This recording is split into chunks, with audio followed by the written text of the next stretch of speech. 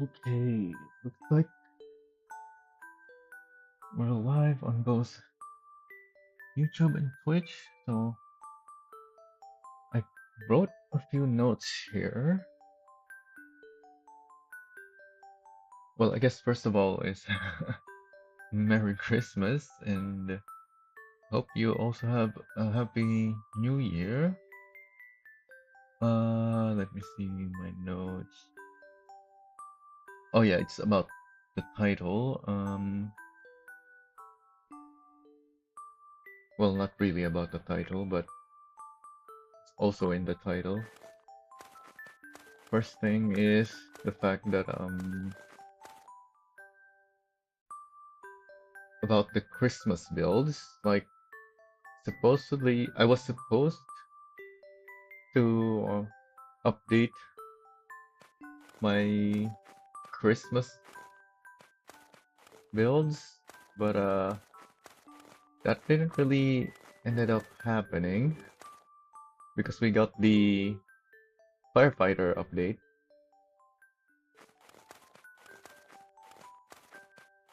In fact, I guess we can just find this screenshot first. Where do I have it?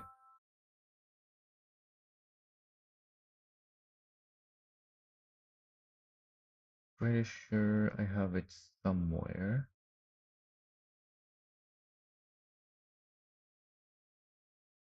So we can see all of my Christmas related builds. Oh, there it is. Oh, I guess we don't really need it. Huh. Yeah, because they're all here already. Except for one which is not even really a Christmas build. It was just red and white, so I included it. But yeah, I was looking at my screenshot of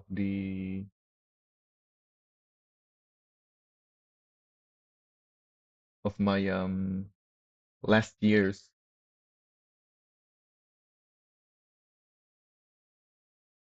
garage sets, which I haven't done for this year yet. That's also one more thing that I wanted to do, but didn't haven't found time for because of the update. Well, partly because of the update. The update is keeping me busy. Where is it again?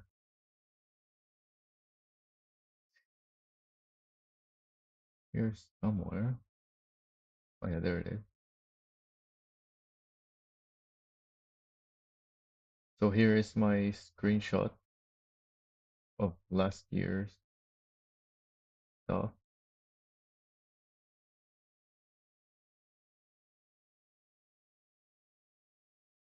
Oh, this resizing doesn't work as I thought.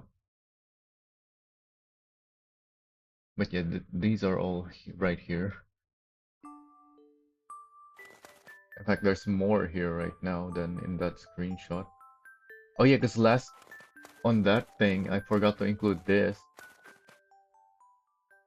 Because I messed with my boxies before I bought more. So I had to download from the workshop my ice cream boxy because I didn't have it anymore after messing with other boxy designs. Oh yeah, what else is next? Where's my notes? So yeah, no Christmas build update this year. No Christmas garages. Well, not Christmas. No full garage showcase yet. I still want to do that. It's kind of in a weird spot to do that though, because they all need an update at this point.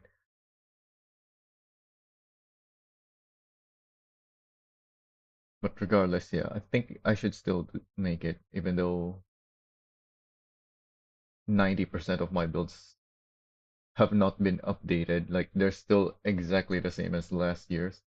Because this year I've only updated a few builds and most of them are new, I think. Or there's I guess part of the problem is that I have so many builds now. So I can't just say, oh yeah, I'm gonna update everything. So yeah, that's out of the thing yet. Oh, and speaking of, that's my next note actually, is I'm calling it my New Year's resolution for Motor Town.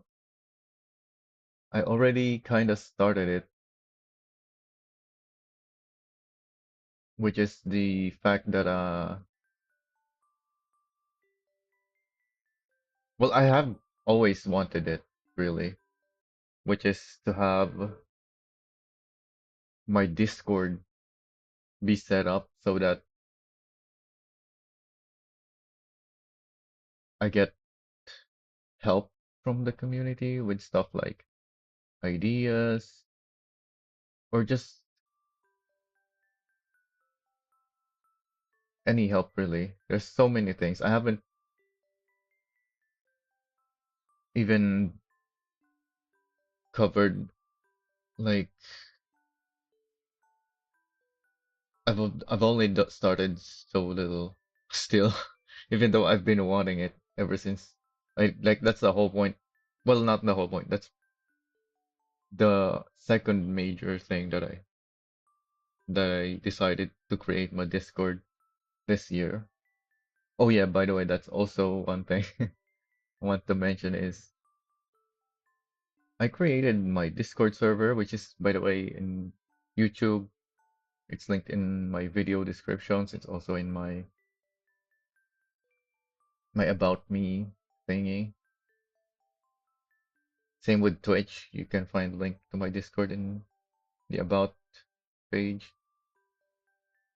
But yeah, I made my Discord this year, 2025, not 2026 yet, when I'm live streaming this. Um, for one is so that I could share. The main purpose was so I could share all the stuff that I do in Motor Town and other games, I guess, because that's just what I've been doing in my YouTube channel. It's just uploading gameplay and whatnot. But yeah, the other thing was to connect with my community so that they can help out.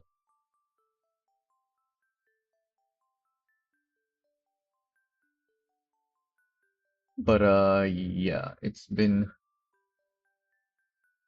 tough. I've the start of this year for me was tough, and that's really what pushed me to finally create the Discord server. Cause why was it so tough? I think my mother was in the hospital.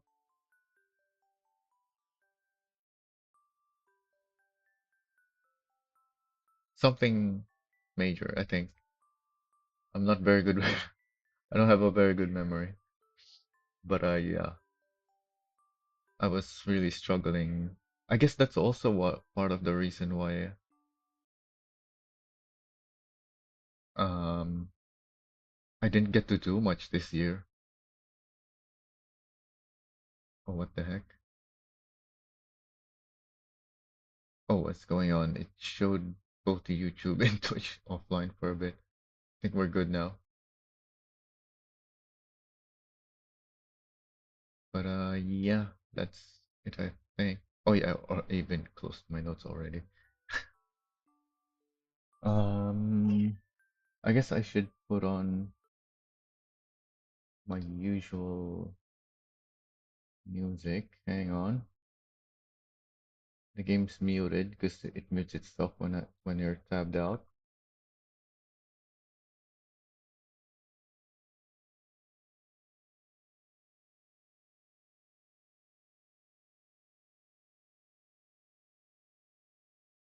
just get this stuff.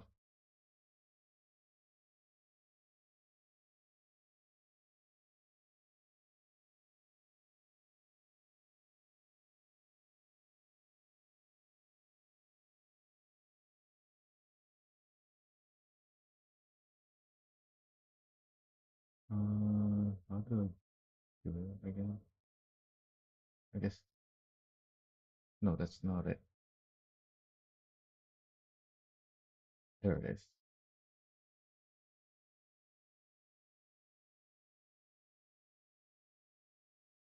Mm, history. Yeah, there it is. Oh, that's too loud.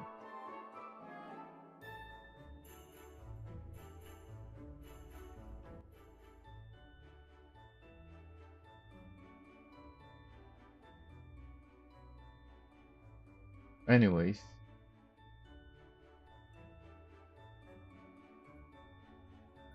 what we're doing today is um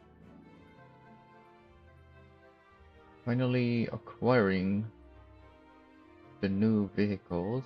I believe I want the E-Ban first. Where do I buy the E-Ban again? I forget. Is it in the modern dealer? I don't think I saw where to buy the E-Ban yet actually. Yeah, because it wasn't sold here, this place. Let me check the patch notes.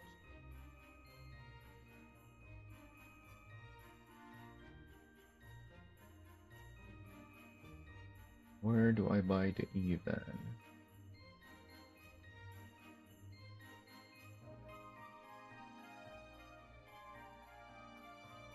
Oh yeah, it's at the truck dealership. For some reason.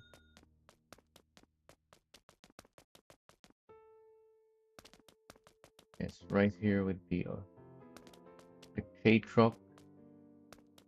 I guess pickups are also called trucks, huh? Yeah, pickup truck. Not vans though.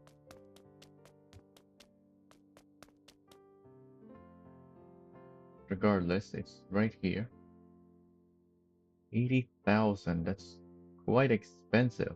In fact, that's more expensive than the Kira trucks. Except the rollback. The rollback is very expensive. How much is the van? 45. This thing is expensive.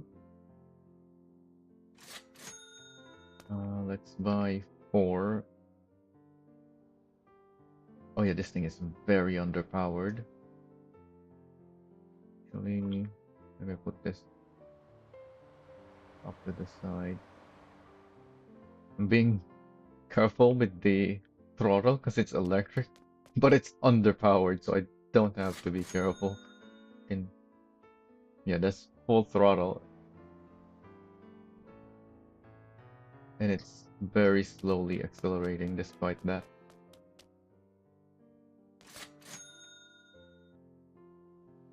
So that's one of the new things that I've started doing this year, I guess, is buying 4 of everything because it just makes it so much easier to um do the testing and whatnot that I do when I have multiple of each vehicle. So is that 4 already? Yeah, that's 4. The one that I'm in right now plus the 3 that I despawned.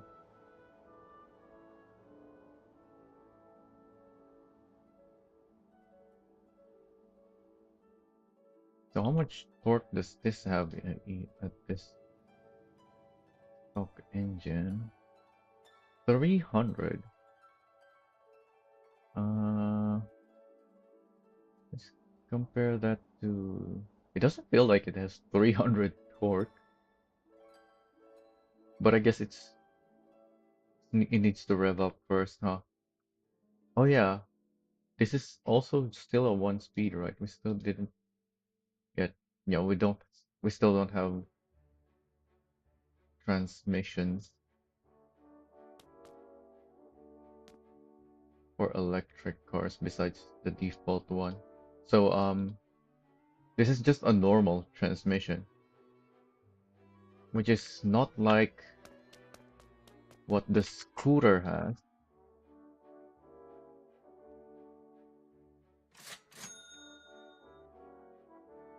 So the scooter can either have the same one-speed electric transmission, or it can have a torque converter, which is great. And it's lighter too.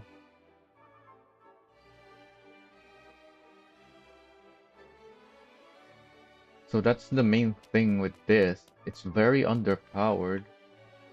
Well, not really. It has the torque, but the torque is at a certain rev range, which I think you need like 35 kilometers per hour to reach. So you don't have the torque in the low end. You have to accelerate first.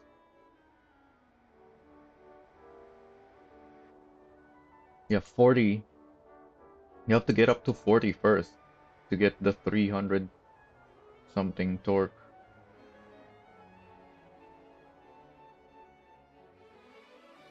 At least with the FDR that it has. This is what affects that. Oh, it's already very high. 11, well, not 11, 10.65. So you can lower that. You can make it so you have the full 300 something torque at a lower speed by increasing your FDR. But also you start losing the oh wait, this graph says you have it at 4 to 8 actually. No, that's the power. The torque is actually at the start supposedly at 4. That's not how it feels like though. It's not accelerating very well until you reach the max RPM, which is 10. At least that's what this thing says. But this graph is saying more than 10. It can go to 16. Huh. I don't know what's up with this, but that's definitely not matching how the vehicle feels. And now that I mentioned that, oh,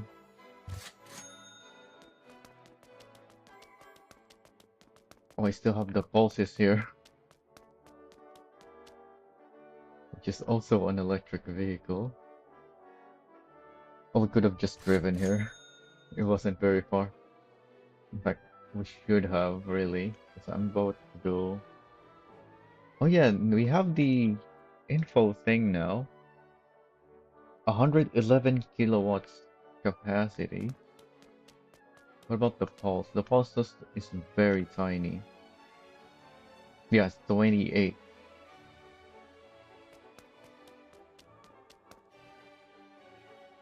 So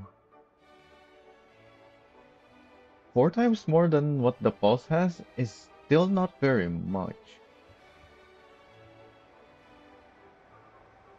Because the pulse, when you put the 670 horsepower electric engine, the strongest one, it runs out after just like 2 laps, and here at Ansan Speedway, maybe 2 or 2.5 or 3 if you're conservative. very conservative, in fact. Again, we have adjustable regen. So we have a very high FDR right now, 10.65. It looks like we can go up to 100 at least before we start losing our revs. Cause yeah, the optimal, you get optimal acceleration when you have the rev at the limit with the electric vehicles. That's why from a standstill, it accelerates super slowly. Because you have to rev up first from a standstill. And you only reach the maximum revs at around 40 kilometers per hour. This is actually a pretty good FDR for this thing. It being able to reach 100 before it loses the revs. But yeah, it looks like it can only go 132 now. Alright, let's turn around. Well, this thing is quite slow, so let's just teleport. Instead of turning around. So that's not bad. And with that configuration, you can drive this thing for a long time. But yeah, you're gonna be quite slow.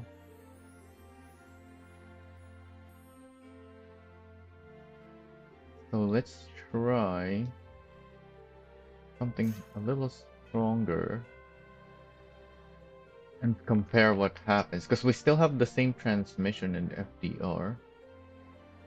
So what's the difference now that we have a stronger engine? Looks like we need to go faster before we reach the optimal rev. Yeah, we're more than 40 already, but we're not at the limit. It's like, it looks like 65 or something.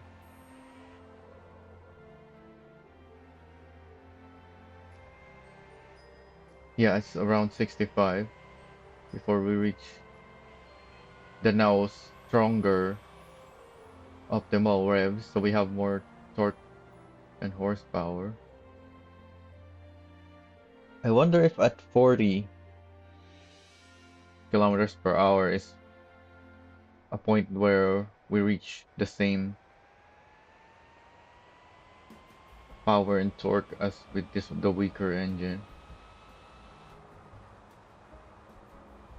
Yeah, I'm guessing that's exactly how these engines work, now that I think about it. Oh, I didn't see when it started losing power. 116, that's not much higher, which makes sense.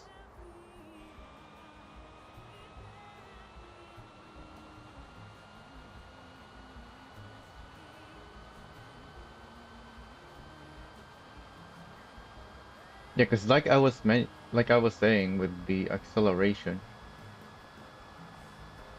we have a higher horsepower and torque now. So even after we start losing our revs, we still have a decent amount more than before because we have the stronger motor now.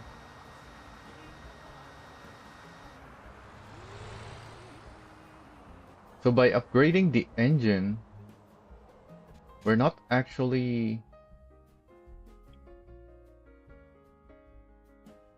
increasing our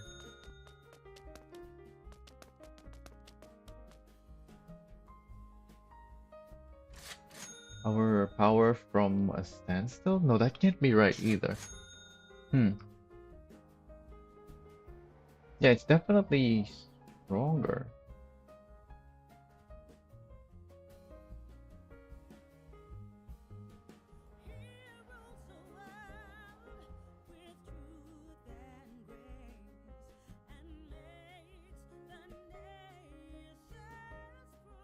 So how does that work out mathematically?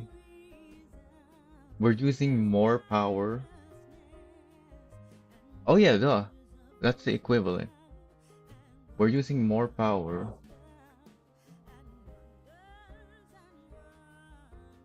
So we're getting up to speed faster.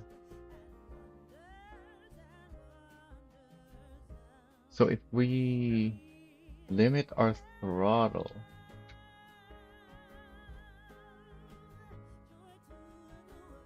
I'm in sport mode, yeah. If I limit the throttle so that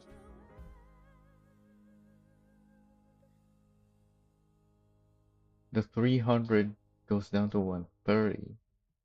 130 divided by 300 is 43%. So if I limit my throttle to 40%, I think it's gonna drive very similarly to the 130 engine. No, it's much weaker. Hmm.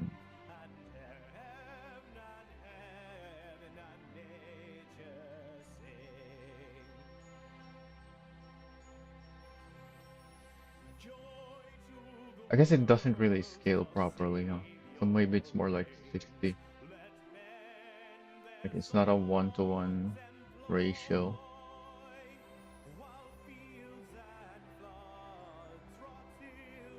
It's gonna be easier to test at speed, I think. Oh, we can't even, yeah, we can't even reach our max rev because we're not using all of the throttle. Whoa, what the heck? What is going on? Why is this thing turning when I just want to go straight?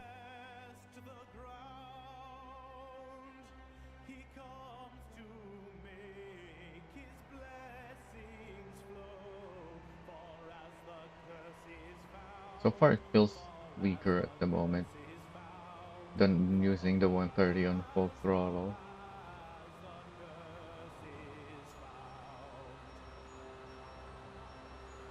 But we'll see if we can reach the same 135, was it? The maximum speed we reached earlier?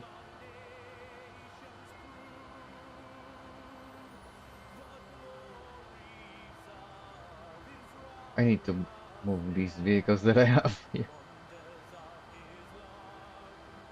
My FPS drops so much when I'm driving by those.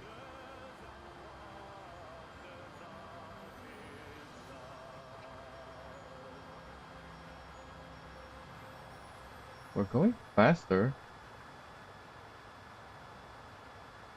but it felt like it took way too long to get here though.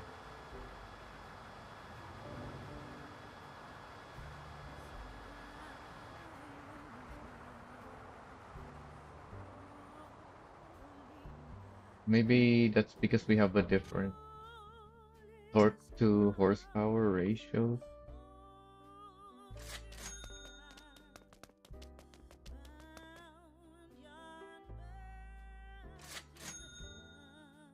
Oh, I didn't take damage from all the raping. Yeah, our torque didn't increase very much, but we got a lot more power. So yeah,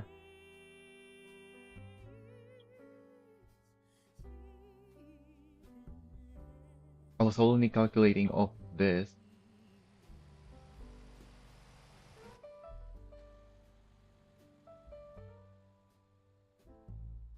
Oh, so it should be. So yeah, I think if I do drop this to 40, we are gonna have slower acceleration because the 40% of 448.9 is only 180, whereas this thing has 300 torque. But why is it not accelerating? There we go.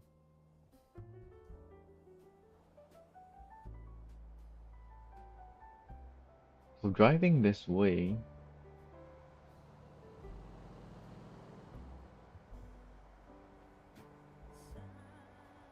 we accelerate slower because of the lower torque, but we should reach the same speed, maximum speed.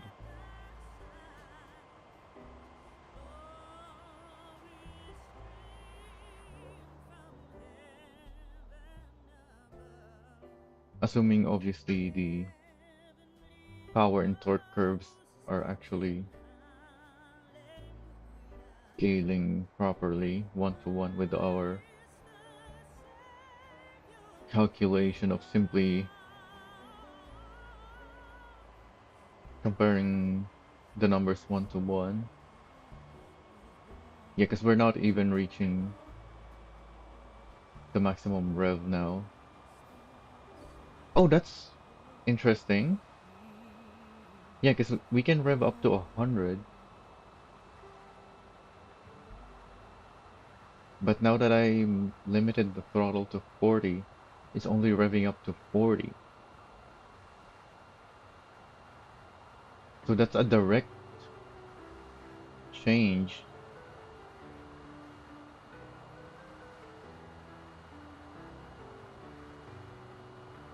Looks like we're slower though. Not by much,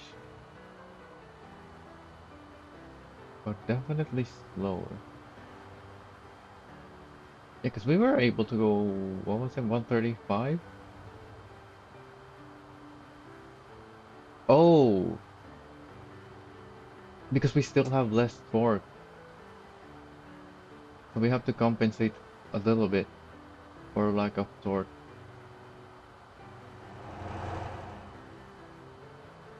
Can I quickly adjust this? Okay, there we go.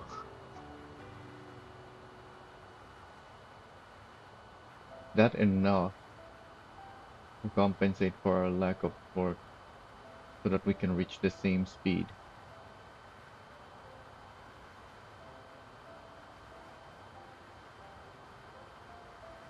Mostly, yeah.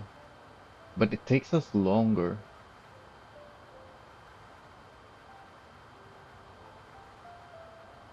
We are able to reach a higher speed. So my last question now is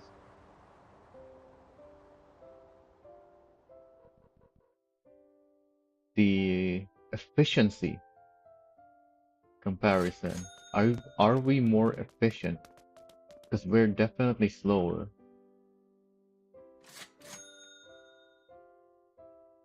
And how much slower are we? So by respawning it here, I reset the efficiency numbers.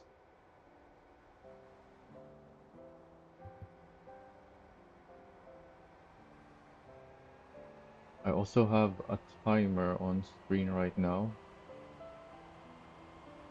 so I can see how much time it takes for me to do this.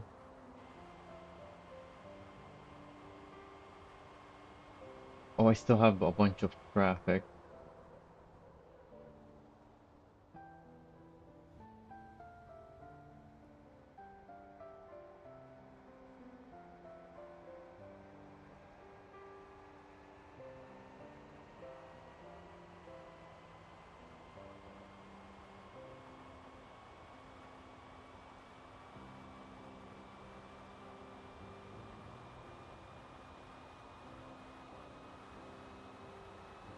Oh yeah, I forgot something I was supposed to show at the start. Oh well, I'm just gonna have, I'm just gonna add the images on screen anyways.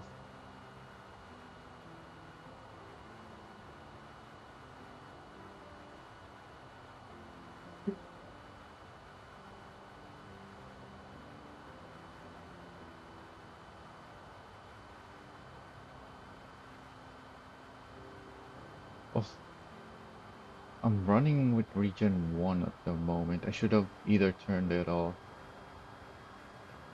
I think. Oh yeah, the regen.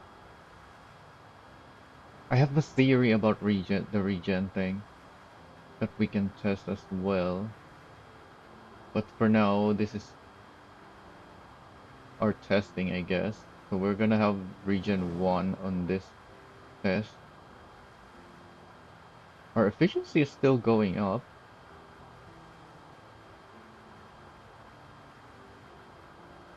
and I think I'm gonna keep going until we reach the part of the bridge with the turn, so we can get a more accurate number, because it's getting more and more data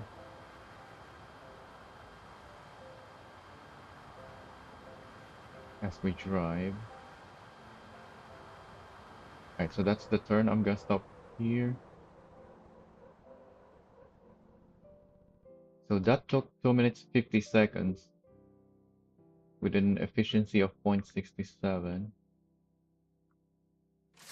So let's now try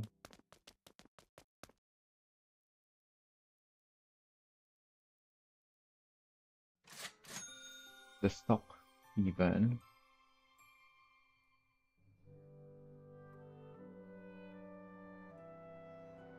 I'm using all the throttle now, but we only have 130 horsepower.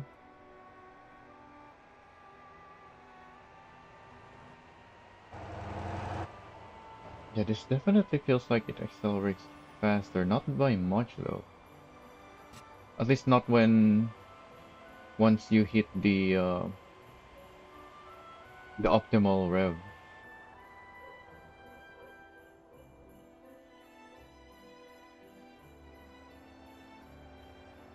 The efficiency is way lower at the moment. I think with the other one I was at what, point 0.4 something right at the start here. A high point 0.4 that is, more closer to point 0.5. So I think around this point I was already at point 0.5 efficiency with the other one.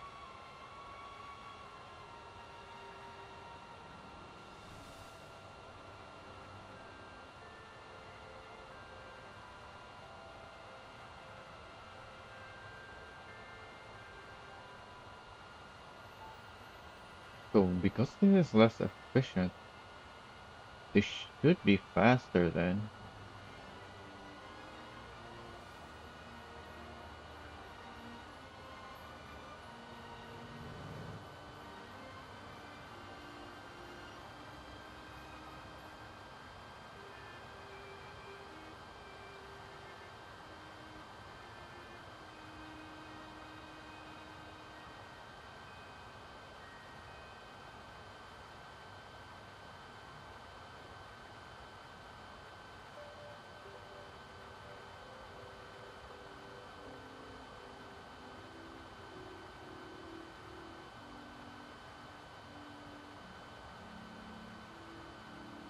The efficiency is going really high now though.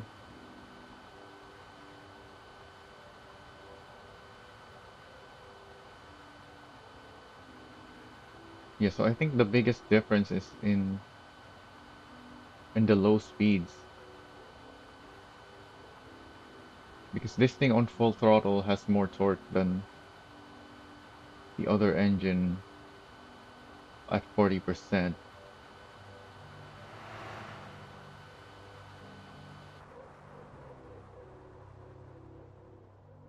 We're slower by 5 seconds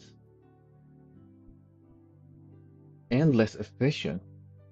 That's interesting. And this is despite the fact that we're a little bit lighter because we have the lighter engine. I was expecting this to be faster,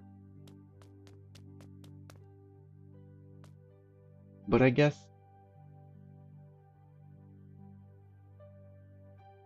that's mainly because we're testing the high speed where this thing is able to use the extra torque. Because how much torque do we have?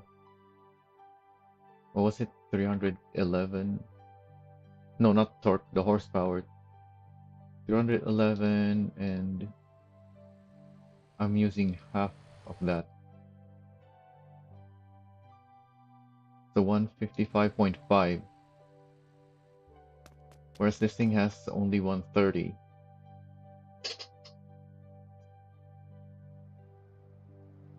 So if we had a shorter test, this one should be faster. But also this thing is gonna be less efficient.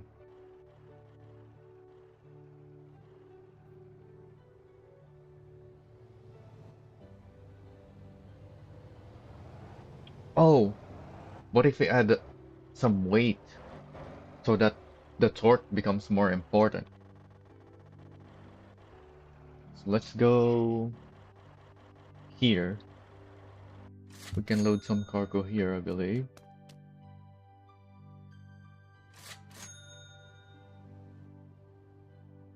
Yeah, this thing is so slow from a stop. And this is without cargo. This is gonna be even slower once we're loaded. Um, that thing's about to expire. That thing's also expiring. Where else can we deliver? To the warehouse? I guess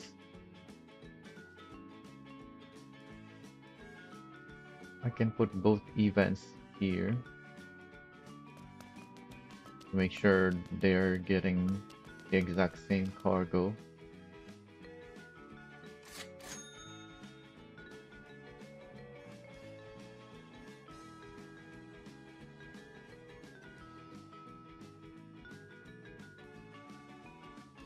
What? I'm right inside the box. Why is it not letting me interact?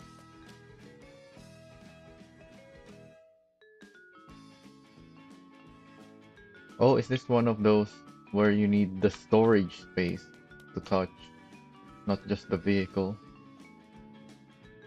So our storage space starts somewhere behind us, which makes sense.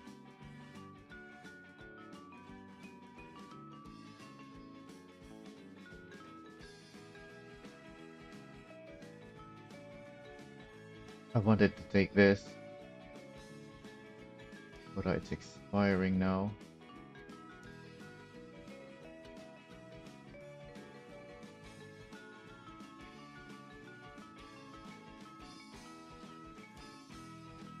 Maybe it just refreshed though. No, it's not here. I need something that gives many cargo, because we can fit a bunch here. Don't really want to do Ansan. I want to do the whole bridge.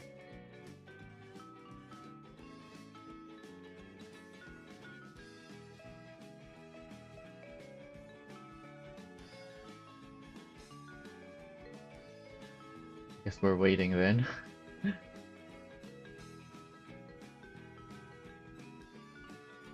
How many can we fit though? Only 4 pallet A. Only 4 pallet B's as well. And then only 2 pallet C's. On the pallet C's, oh, their weight is random.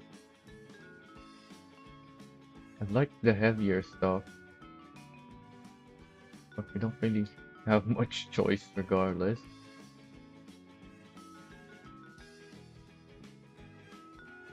Actually, this might work. Yeah, I'll take Sangdo. This is gonna be a better test. Oh, this thing doesn't weigh much though. No, it does, because we can load 4 of these. Let's take that. Where is it? Oh, it's right here.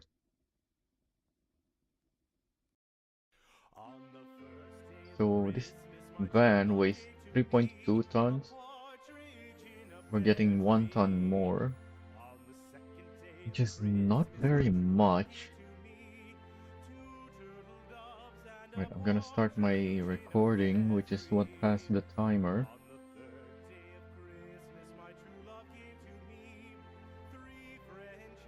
Yeah, this thing is so slow from messed up.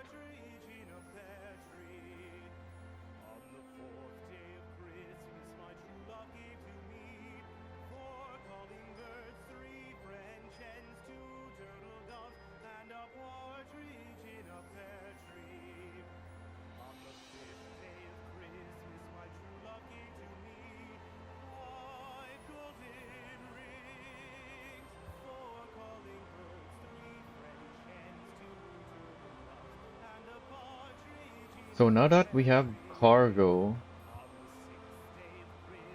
the higher torque from the other van should not only make it faster, but possibly more efficient.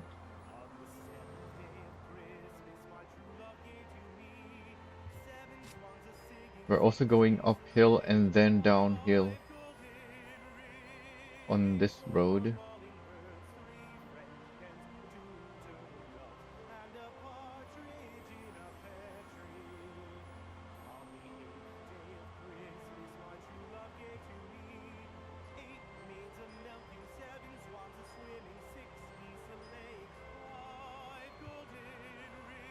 So I guess half of the uphill will make the torque more important, and then the downhill will make the horsepower more important.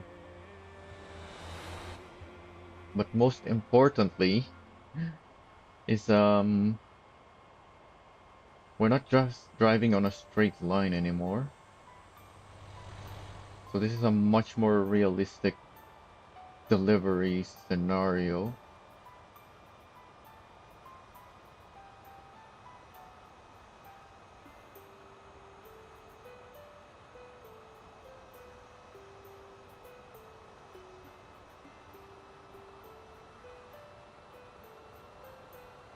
Although to confirm whatever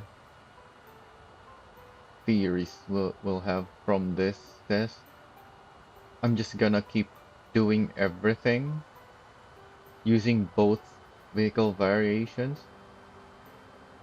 One with the stock engine using full throttle, and this one the upgraded engine but only using half the throttle.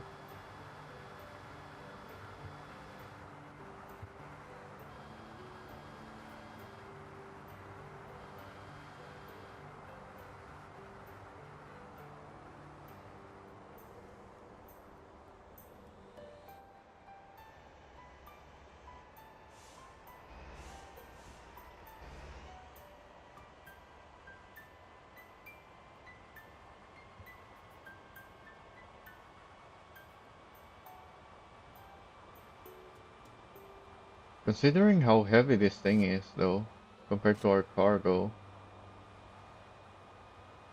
I'm gonna guess the higher horsepower, which is the one with the upgraded engine, is gonna be more efficient and possibly faster too. Definitely gonna need stiffer suspension on this, though. We're already scraping a bunch. And I don't even think this is... Yeah, this is definitely not even the heaviest cargo we can load yet. I don't know what is, though. Because some cargo has random weight. The heaviest variation of these pallets with random weight might be the heaviest we can get. But it's hard to test that because of the randomness compared to always loading the same weight cargo. the heaviest cargo with which doesn't have random weight.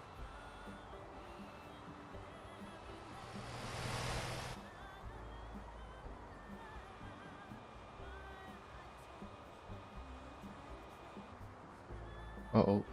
Ooh. Definitely gonna need better suspension.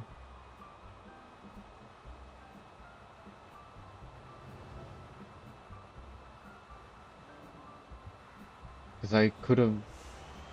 I thought that corner was gonna be easy, but then I actually got to the corner and it felt like it wasn't gonna make it, but it still did.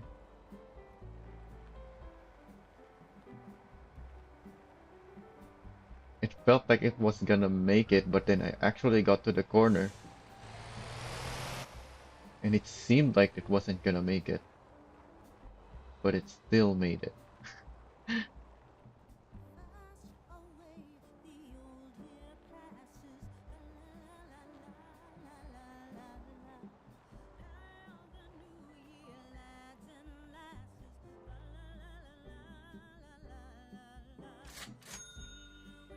Alright, that took like 6 minutes 10 seconds, and our efficiency is 0.58. Uh, go back here, take the other one.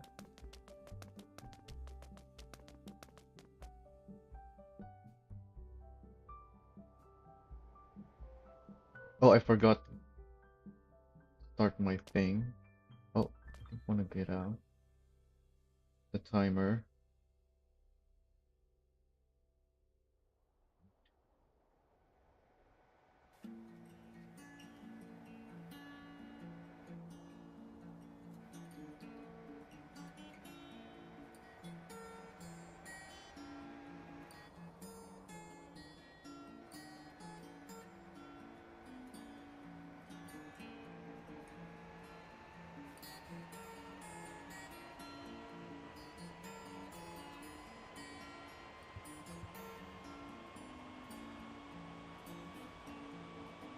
So this one has more torque,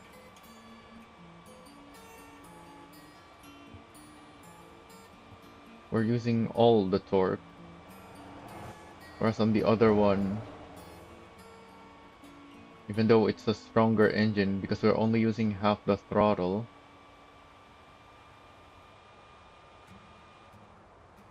we is we end up with more horsepower but less torque than this stock engine one.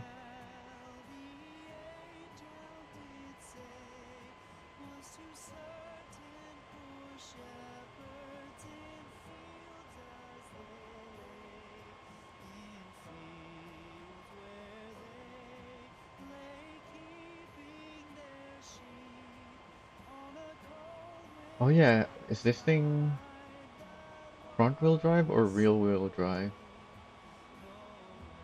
Because I'm pretty sure the regen only works on the drive wheels. So you can't use, you don't have all wheel regen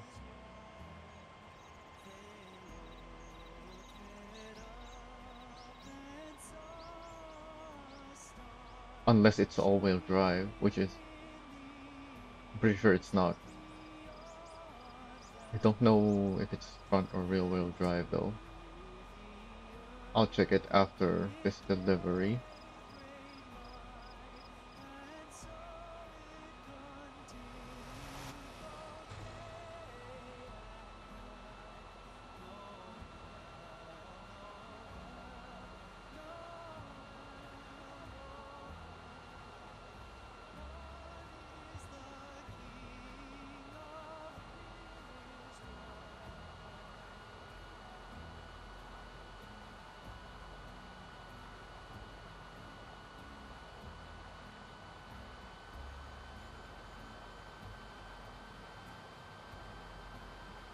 I feel like we're going slower.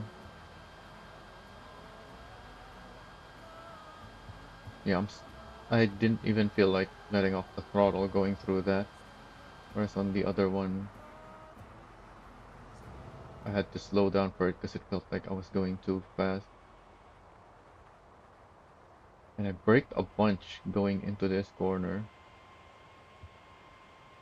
partially because my company truck was in the way. But even if I also had my company truck in the way this time, don't think I needed to brake as much. So I think I'm going slower. But that's why we have the timers, so we actually know whether we're faster or not.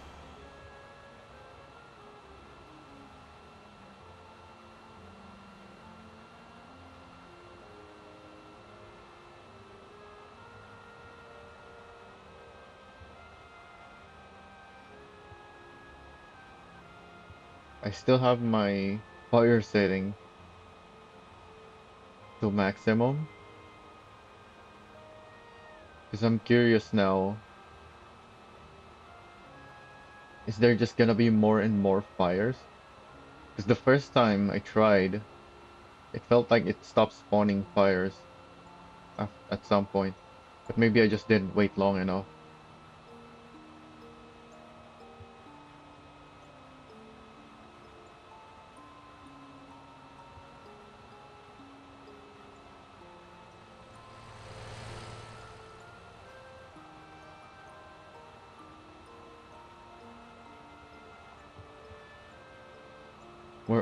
We're less efficient once again.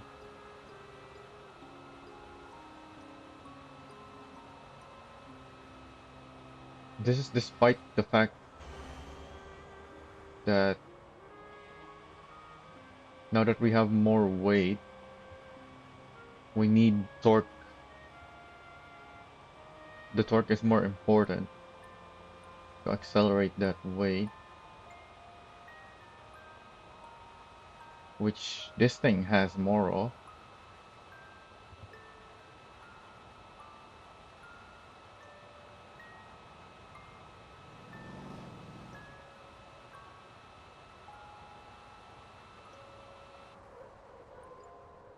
Oh yeah, I have a fire out there on the island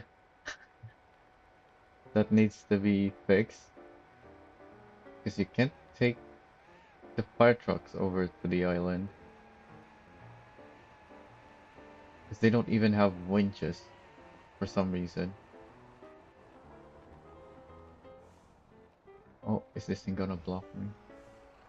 No.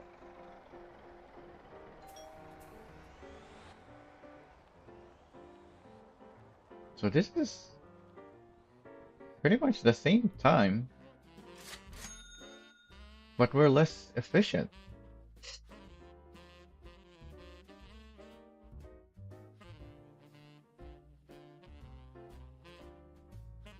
And I think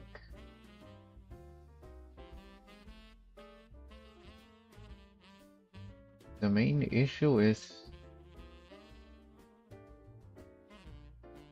the truck itself, even when empty, is quite heavy.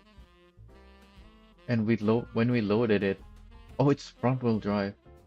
When we loaded it, the cargo wasn't really all that heavy. So what's the heaviest cargo we can load on this thing? What's the cargo space? Only 3 by 1.7.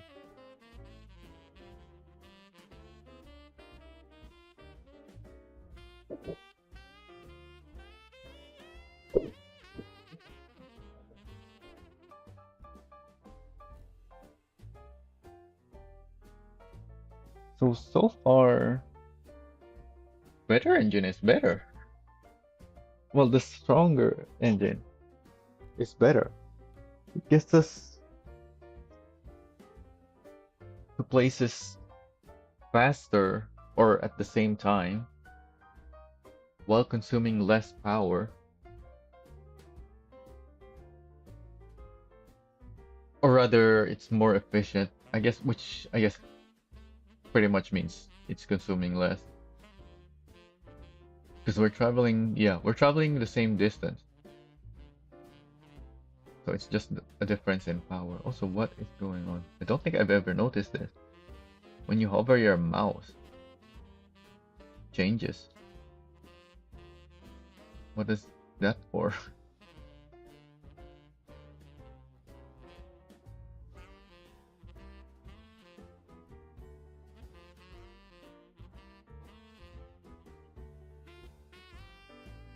So, what cargo should we try?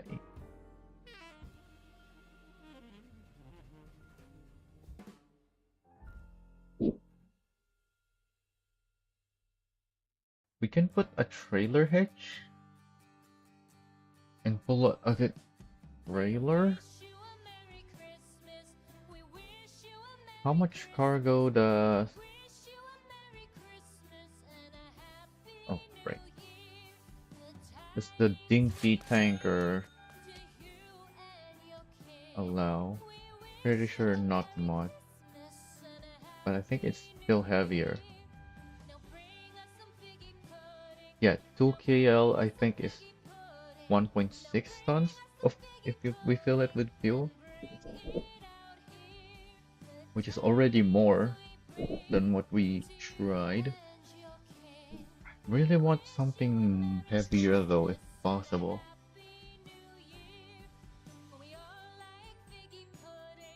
Not too heavy.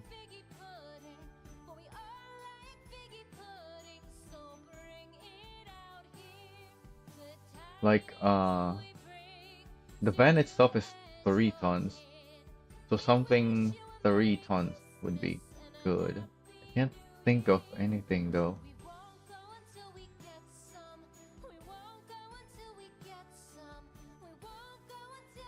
Think you have this, which is very tiny. Flatbed, which is even smaller space than the van. Oh, that's the only variations of the dinghy so far. There's only 3.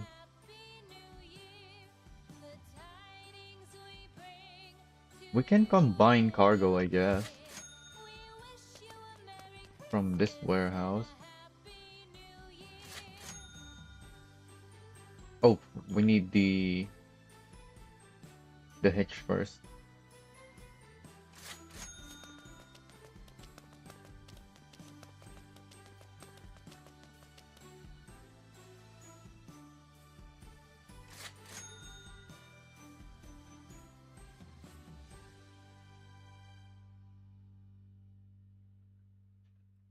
Oh, I think I'll take the riser because that's really low.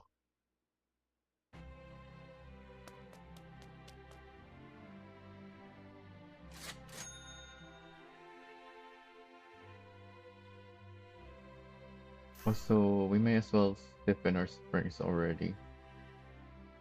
Let's try 150.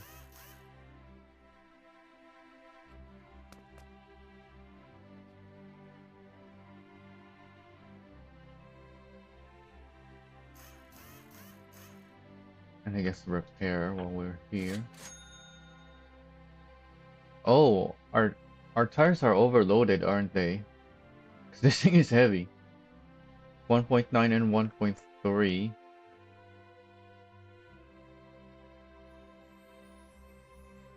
These only allow 1.4. So the rears are not overloaded.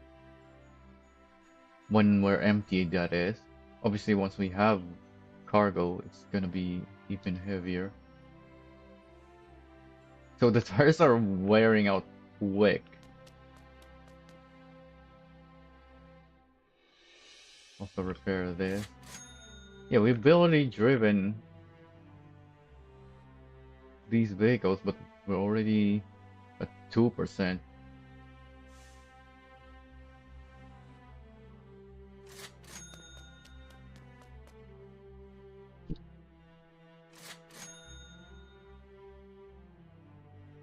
I don't need to upgrade the dinghy, do I?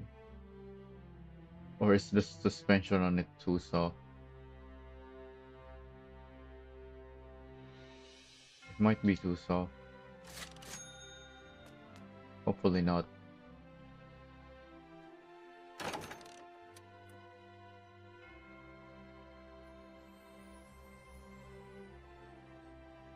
We can take cargo from here.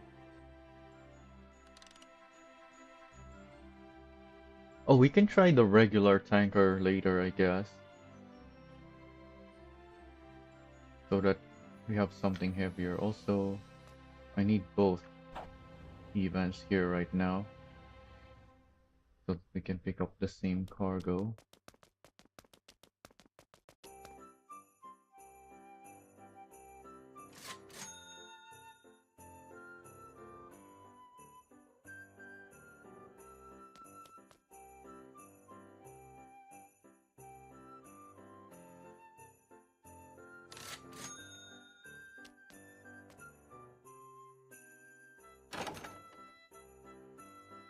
Oh, this thing has a wheel at the front.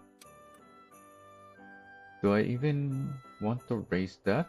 Or can I just keep it down? It's a wheel.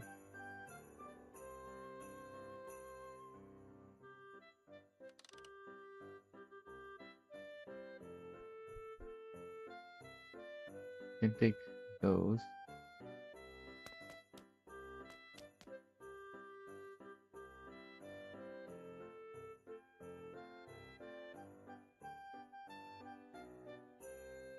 We're going to Gangjung.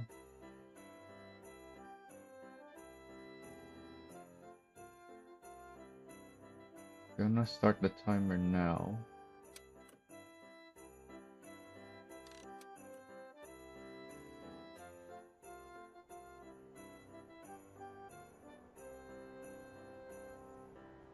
Actually, no. I need to take both of these. Pick up fuel first, because the fuel might not be available when I go back for the other one.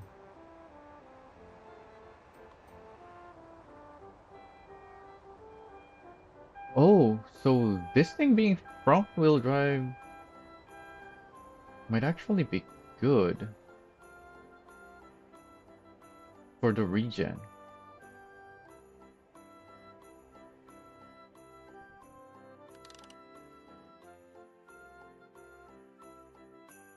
Because you brake more at the front.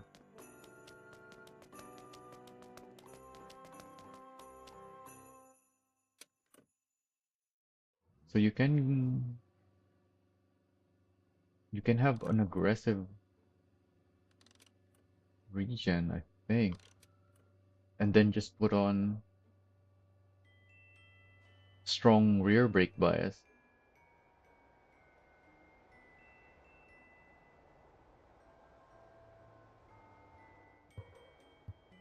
Assuming you even want the regen, which you probably do.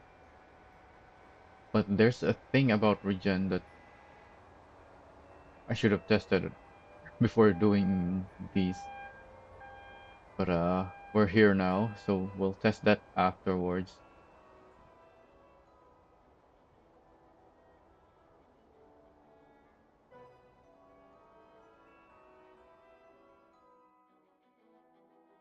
We want to deliver to no, not Guangjin, Gangjung. Don't have anything to Gangjung.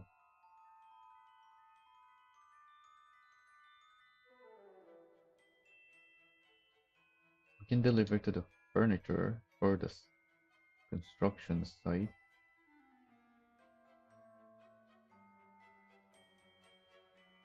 Uh, Construction site is a pain to drive through. I'll take the furniture.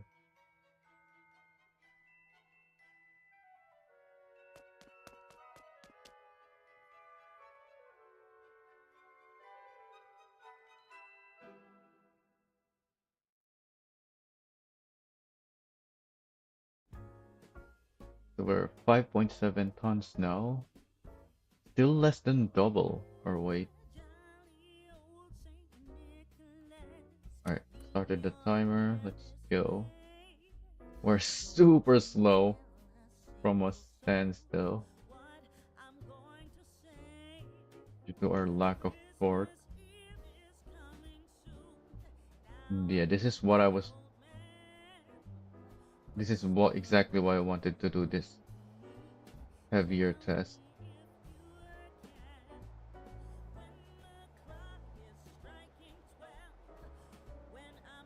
So this thing have enough torque and power to still do the delivery quickly and efficiently, or is this finally where the stock engine using full throttle is gonna be better? Because so far this thing has been better, so even though we're only using half the throttle, which I guess is part of the reason why this thing is better. Also, I should have raised the landing gear. I think it's having issues with the landing gear down.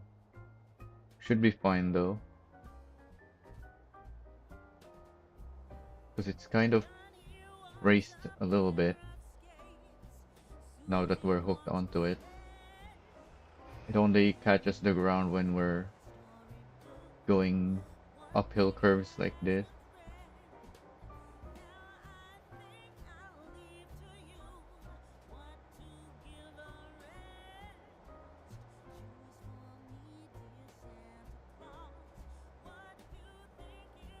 Yeah, this thing is so slow now. Oh,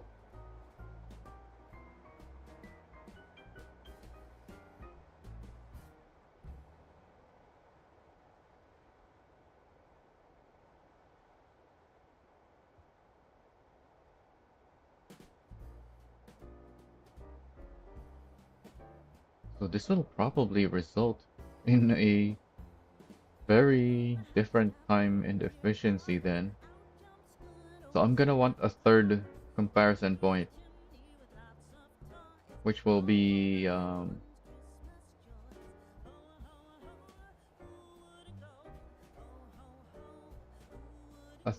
third one will be also with the upgraded engine, but using full throttle.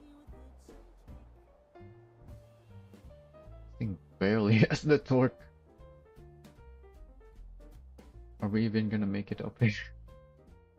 We should be. It's not very steep.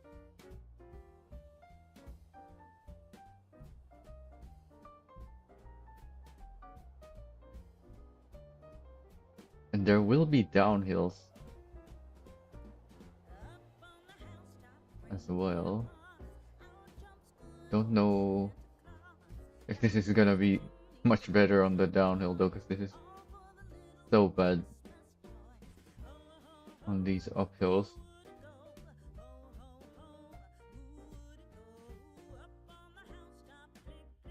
What is going on? Why are we so slow?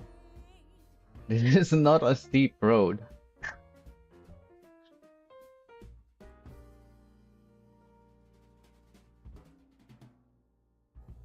Why is it so slow? Oh, I'm thinking now. The other one might struggle too if we're struggling this much.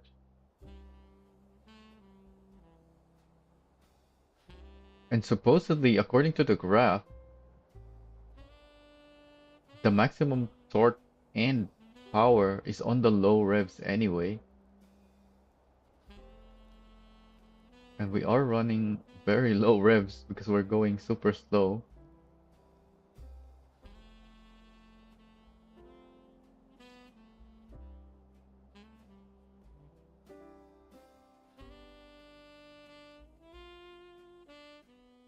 Oh, but that's the dyno thing though. Oh, are we not gonna make it? Ah, we can't even go up here. Alright, I guess we're gonna need to get it up to 60% at least. No? Still can't? Seriously? Well, this test is a fail already.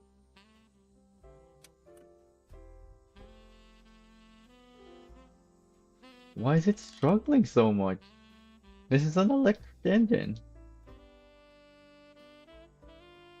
It's 80% now. Okay, there we go.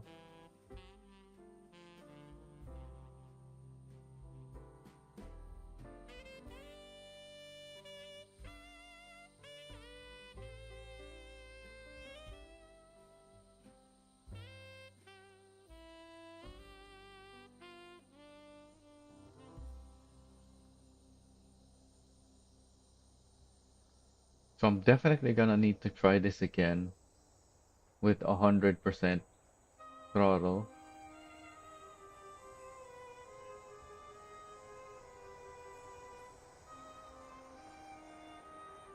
So the other one might not even make it at all then, in that case. Unless the key is to really rev up with the full throttle.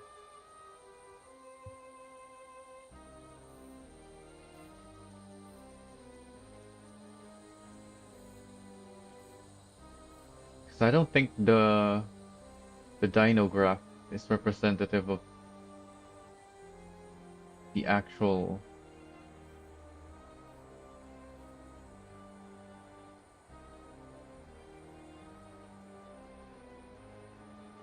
Well, I guess it is showing power and torque, not acceleration.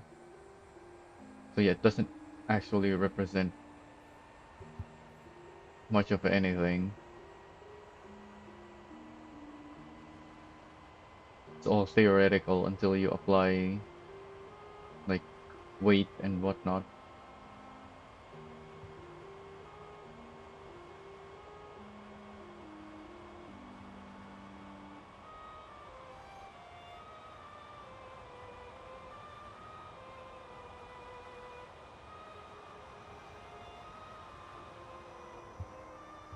Oh, dang it.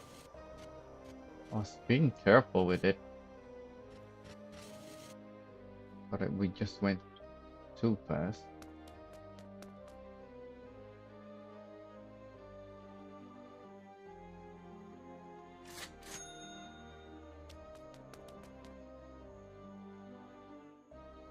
So the time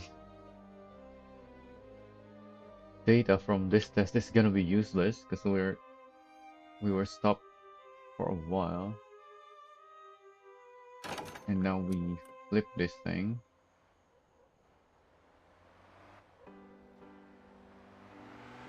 Well, this whole test, I think, is gonna be useless, especially if the other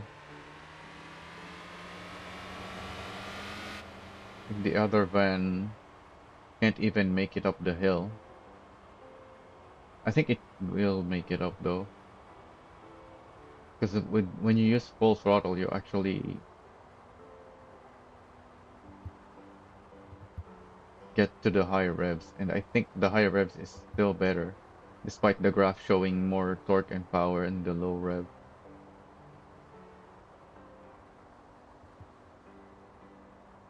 Because even with the diesel engines,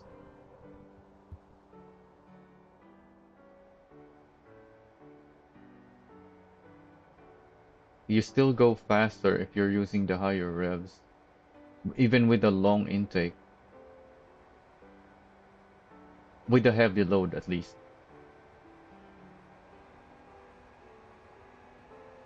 So no, not much gear changing and whatnot. Just constantly running around the same speed, and the higher revving it high. Oh, what the heck? Revving it high resulted in a slightly faster, but not by much, because you still have the heavy load to pull.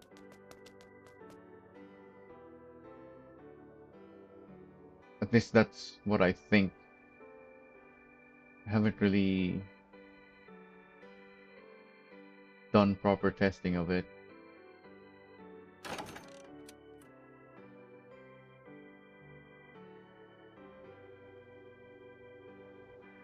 So is it the landing gear causing the issues?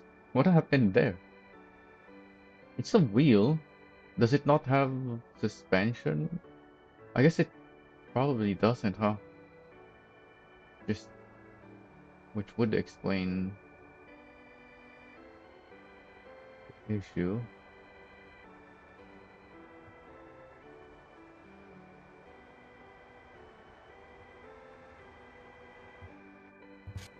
Oh yeah. Dang it.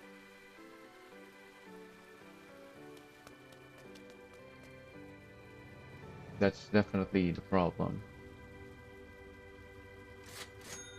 Oh, what the heck? It towed way back there. Didn't have any other closer option.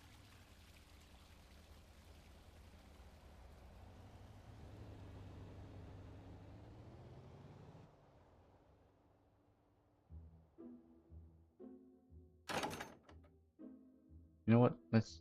Since this is a useless test anyway, may as well raise that up now. That was definitely the one causing issues.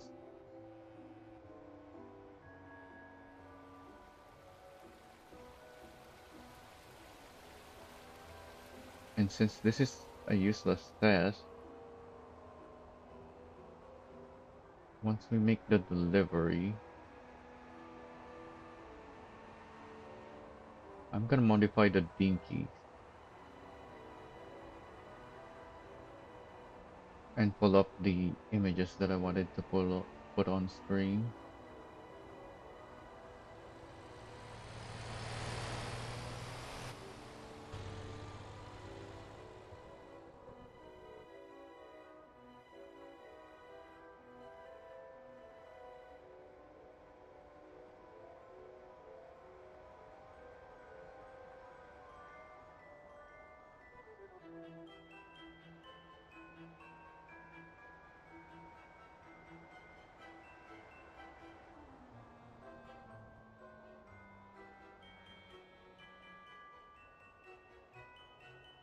Don't think there's a contract for 2 fuel.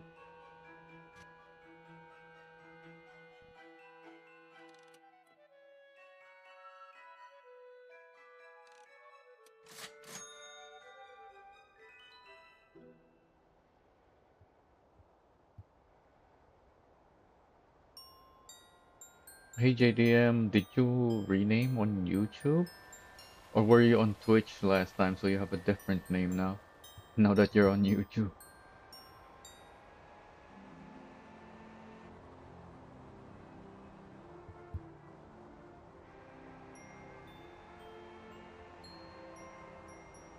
You are the same JDM person that I was talking to in one of my recent live streams, right?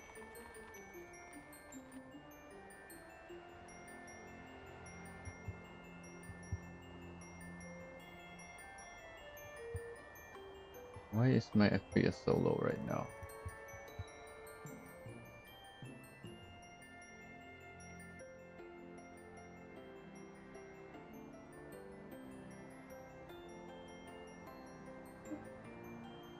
By the way, you joined my Discord server, but last I checked, you didn't grab any role.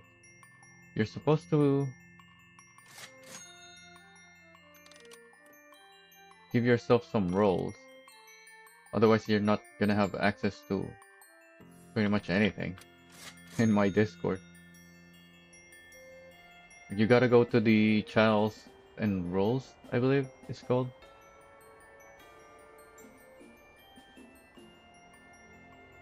So this took 14 minutes, well, nearly 15, and our efficiency is a very low 0.35.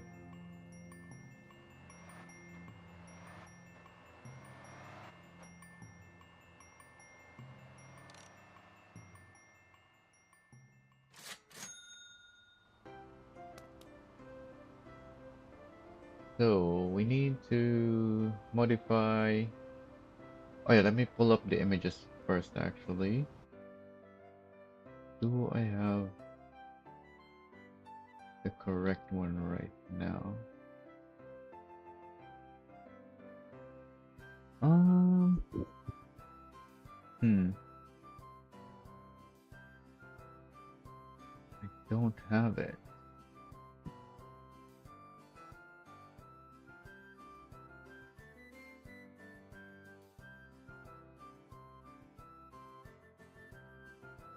But I think I can make it.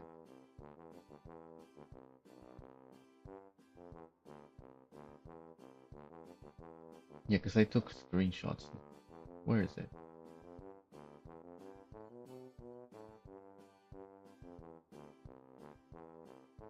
So that's gonna be 3 more.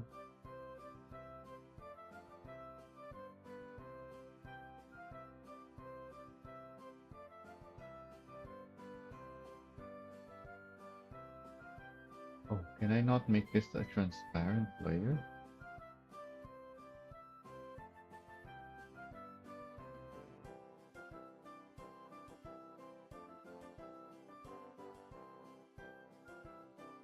I want a transparent background. How do I get that?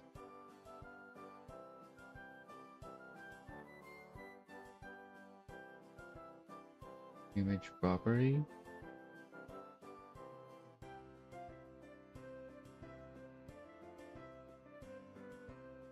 No? Why don't I have the transparent background?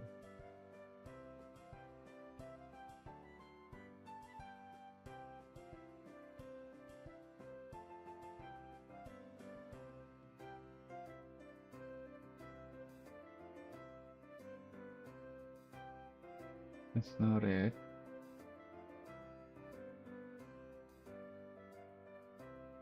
Okay, I don't know what I'm doing here. I need to look it up. Um,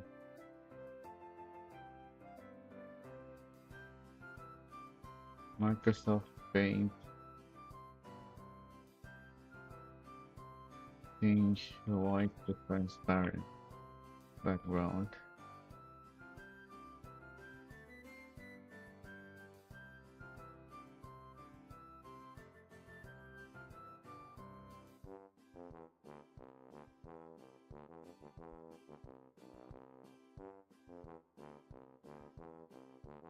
It's telling me to use Paint 3D, which I'm not gonna do.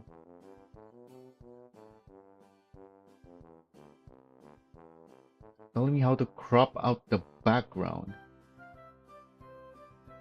I don't want to crop out the background. I want to remove the white background so that it's transparent.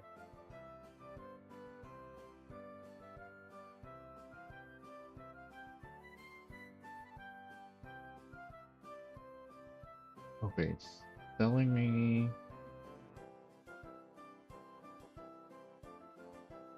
create new. That doesn't work. Select transparent selection. What?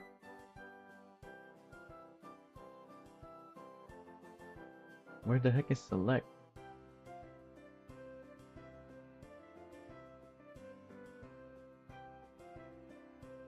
Or do I have to save it as PNG first?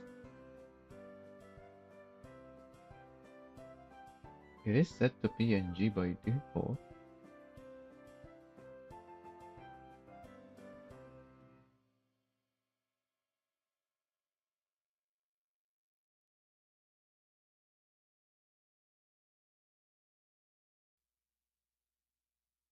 Okay, that's useless.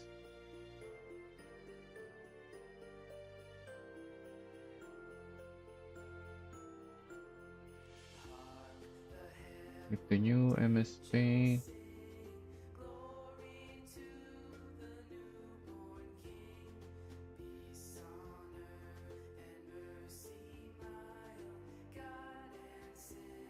Oh, did they remove it? I don't think I updated my paint unless An update went through somehow, even though I disabled automatic updates.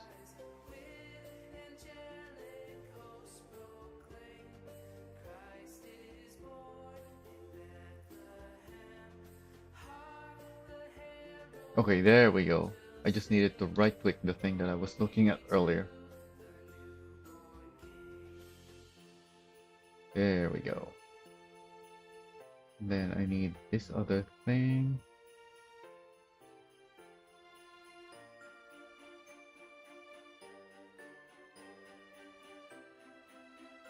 Copy that.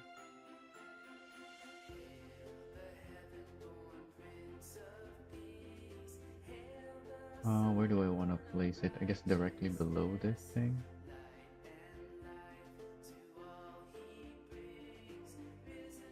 And then grab the other thing.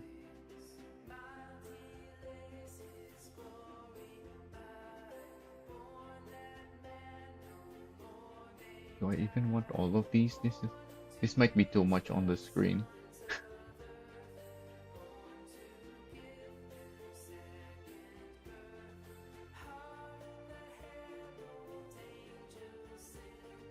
But I have these, so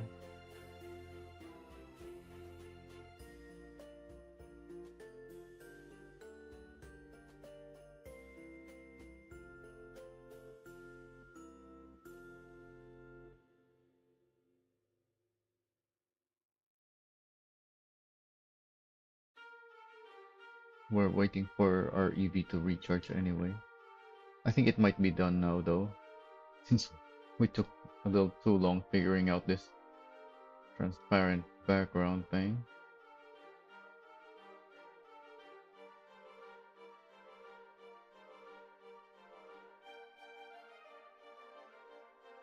Oh, why is there a gap there?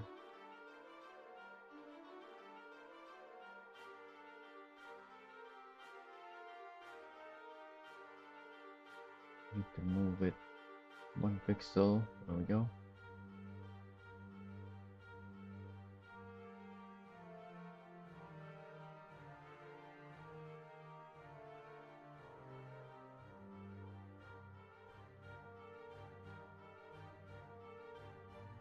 Okay, finally. Save that. Select it.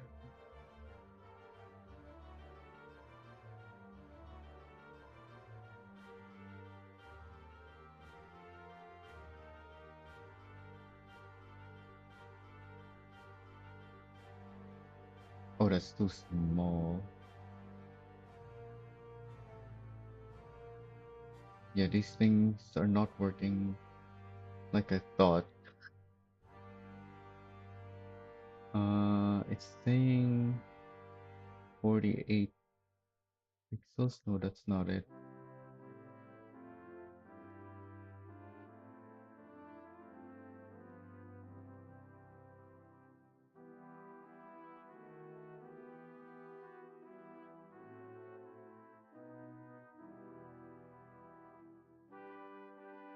Gotta do a little bit of math here.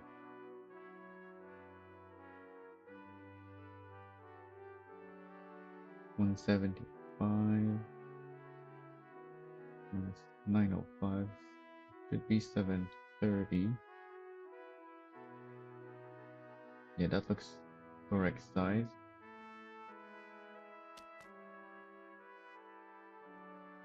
And yeah, we are done charging.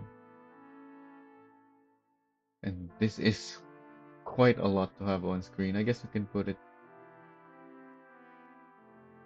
there.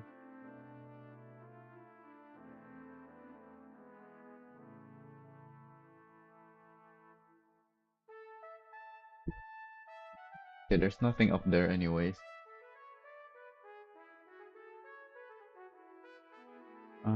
We can drive this to the garage.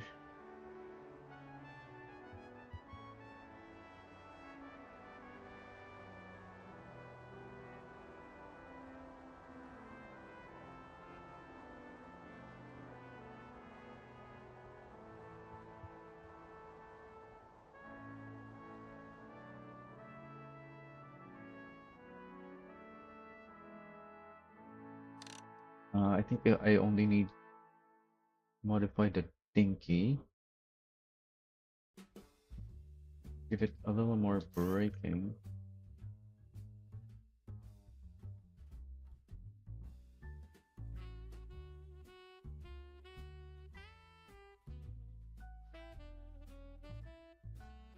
Probably gonna want maximum spacer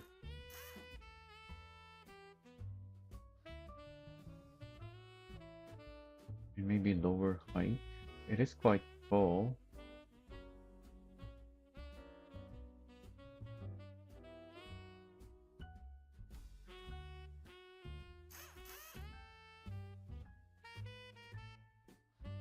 And since I lowered it, it's probably gonna need slightly stiffer spring.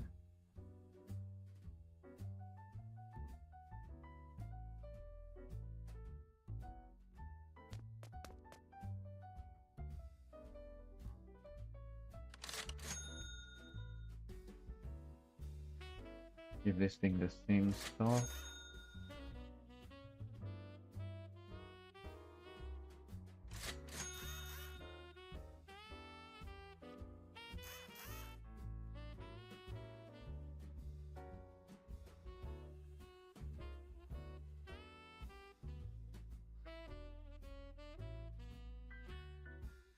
We're gonna need to reload the van. Well, both of them really.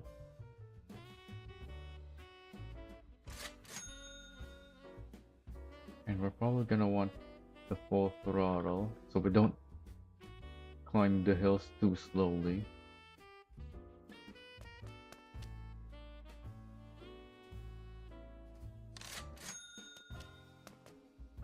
We want to raise the landing gear.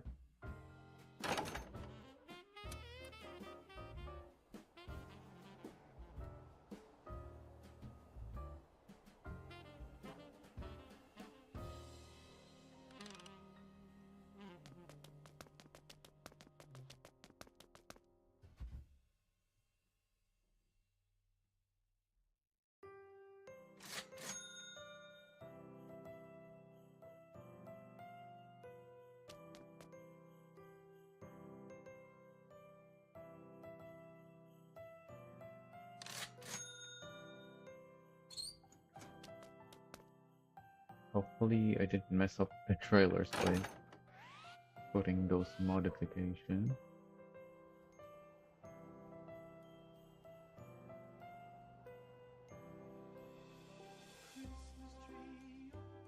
And hopefully they are much more stable now. I don't want to deliver too far away.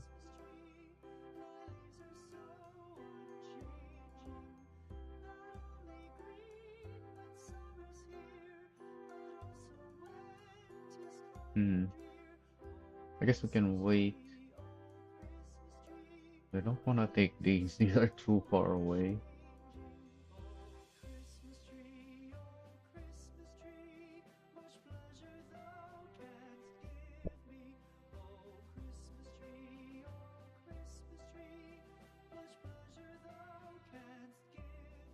No, it's not gonna give me. There we go. That's only 6 pieces. We can load 4 of these, right? Yeah, it's not enough.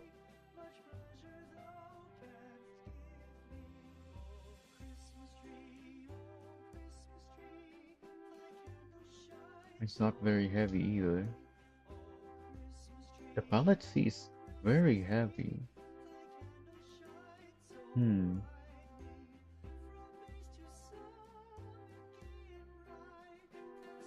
Yeah, I think I should just take this.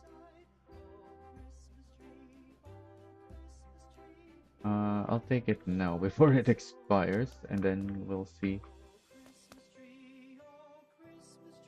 if we get something else.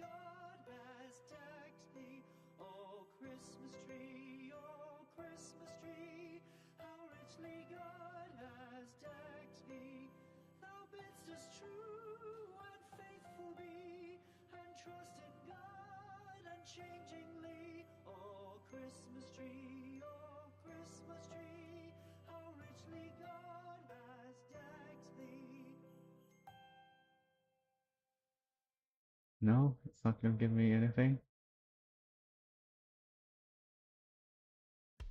Don't wanna wait here too long.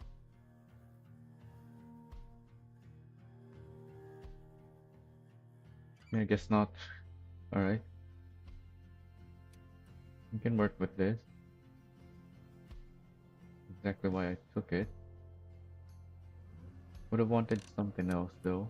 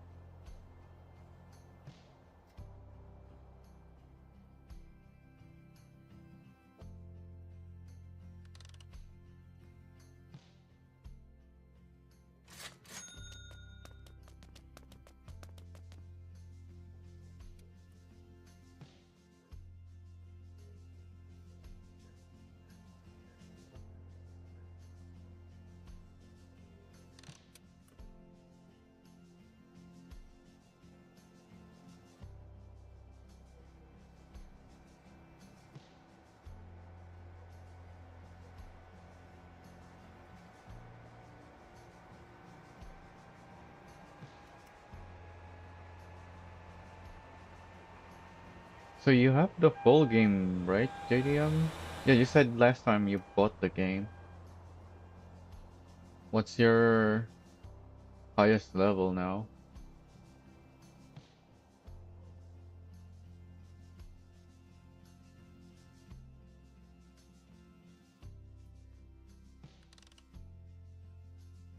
So we have fuel that goes to Japan. Well, not fuel. We have pallets. Needs to take into Japa. No fuel deliveries there though.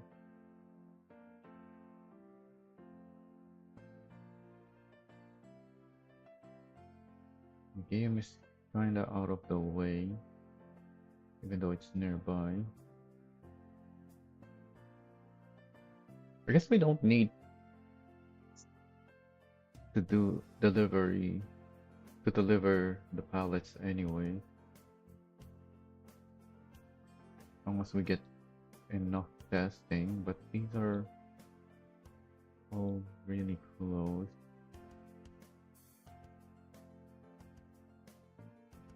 Yeah, we can go deliver to the furniture factory again.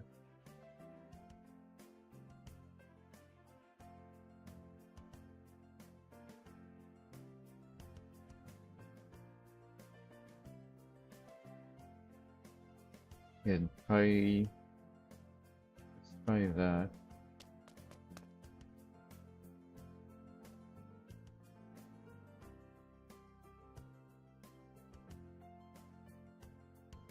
So I'm in the 300 one. Yep.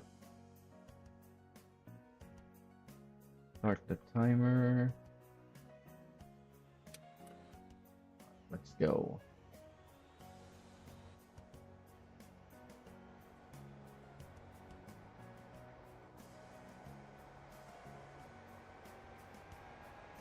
We're lighter right now, 6.9 tons. I thought having the pallet piece that I took would make us heavier. Or am I just misremembering? I thought we were more than 7 tons earlier.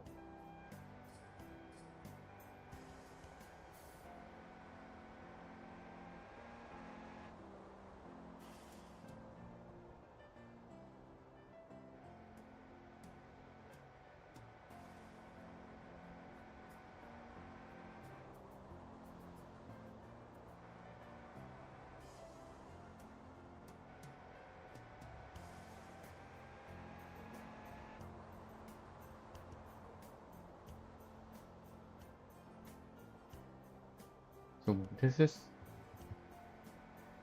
a decent amount of power, 300, and we're using full throttle. I'm actually having to brake a bunch because we're going quite quickly into these corners otherwise.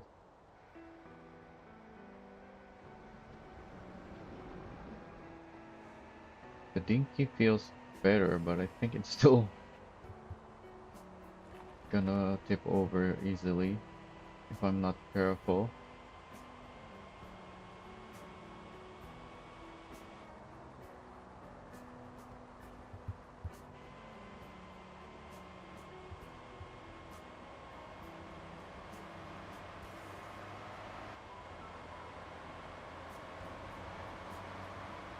Oh, this guy's gonna race me, I guess. Okay, he's not going any faster now. Oh, because we're at a 90 kilometers per hour speed limit road. That's why the other car was going so fast.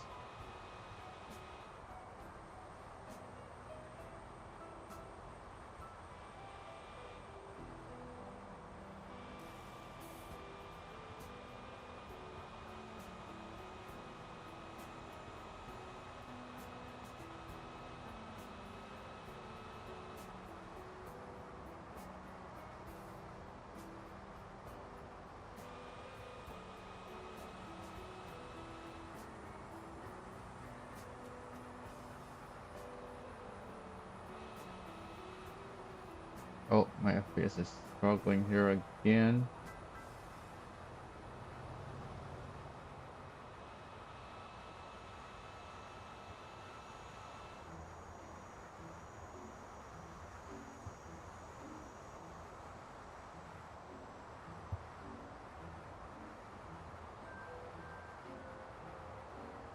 Okay, we're fine now.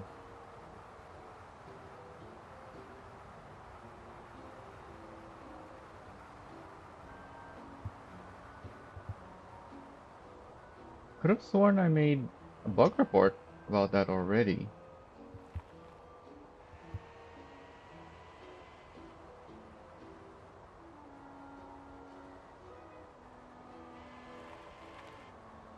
Unless I just thought of making the bug report and didn't actually ended up making it yet. Also, I was supposed to go to the furniture factory, but I have the waypoint for Gappa instead, so I actually took the wrong way, but that's fine.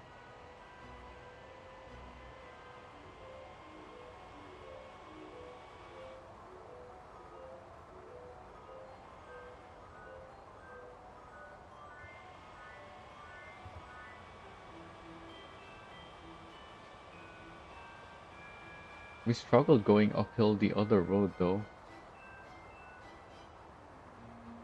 and I don't think the road we took this time is as steep, and we're using full throttle now, so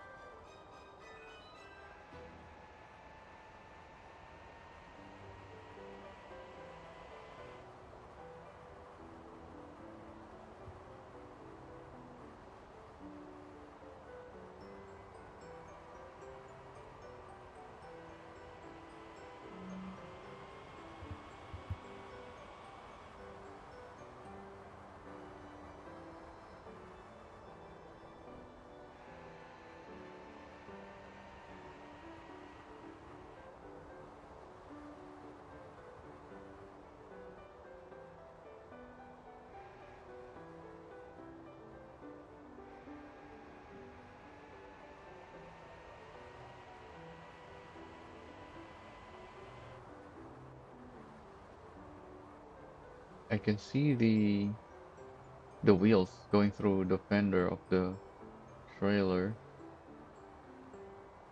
but I think it's stiff enough that it's not a problem. And I haven't noticed any.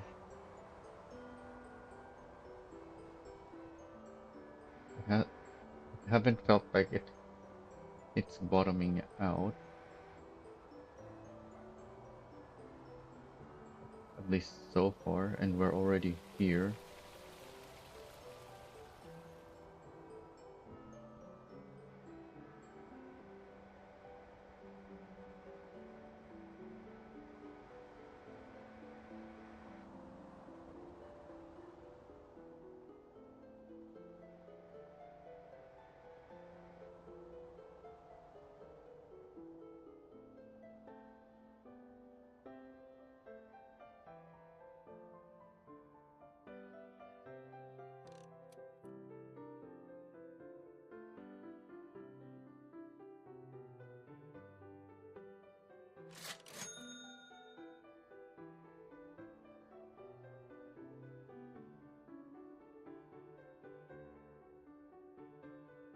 Alright, so that took 7 minutes, 20 seconds.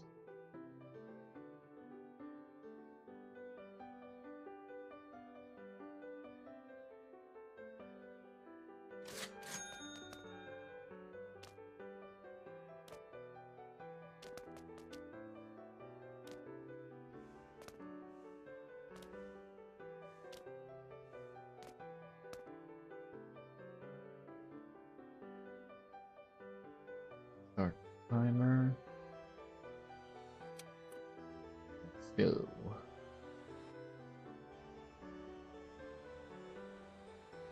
So hopefully, since we're taking a different route this time to the factory, hopefully this thing won't struggle on the uphill.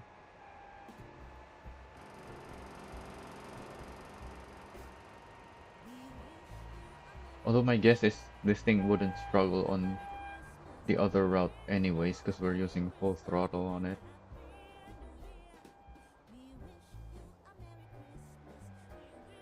Wait, my rotator is still there? I thought I spawned my rotator elsewhere before. Does the game just not remember that? Yeah, I can still see my rotator there. I haven't loaded any of my backup save.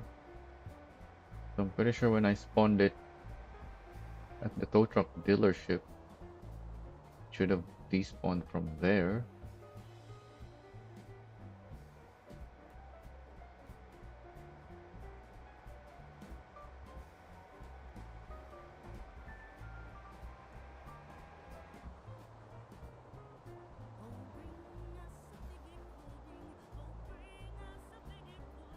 Oh, I didn't spawn it.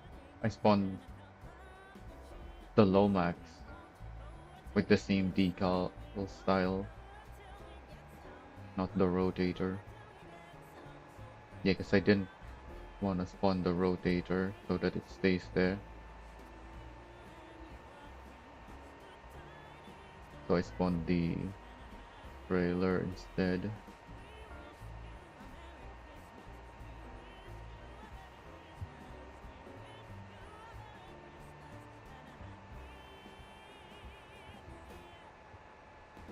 So this thing has the weaker engine, which should be more efficient. Or rather, you'd think it will be more efficient since you're using less. But we're probably gonna take longer because we're going slower. And because we're driving for longer, I think it will cancel out any efficiency gains from using less. Well, not using less, but having less power output.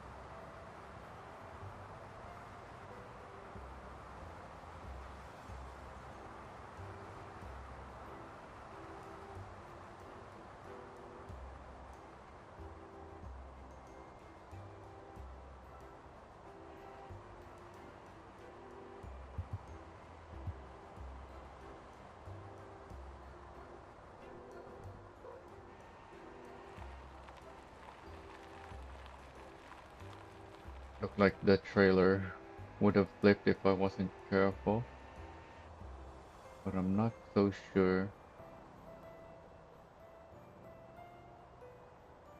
Definitely they would have flipped over if I hadn't modified the suspension.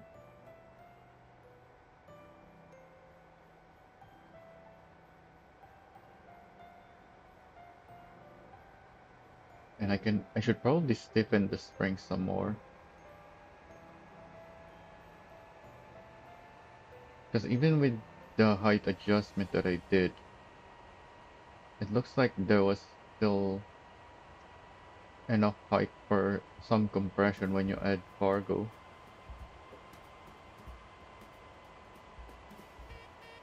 before it starts clipping through the fender.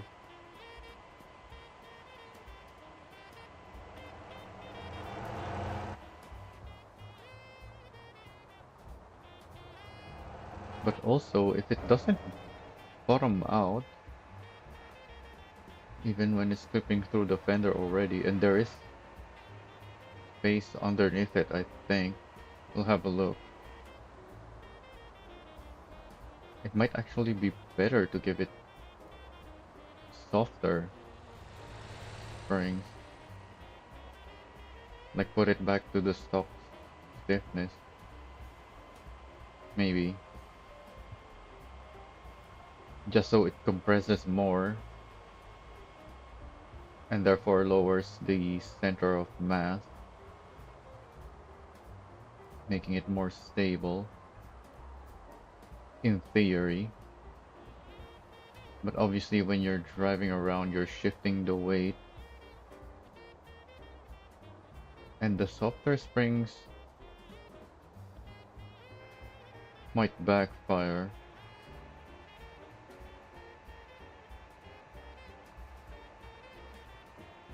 And push it off when the weight is shifting around.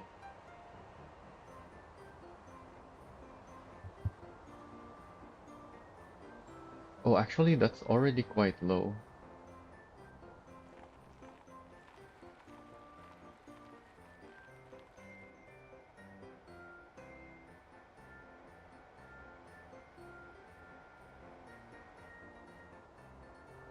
Maybe I already have my preferred suspension set up on it. Anyways, we're not here for the trailer today. Our focus is the van. And so far the van is actually holding nicely.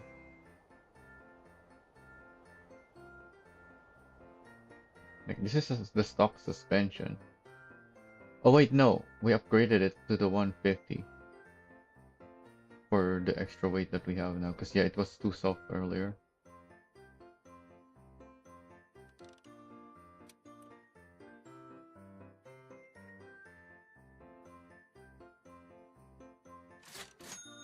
So this took longer.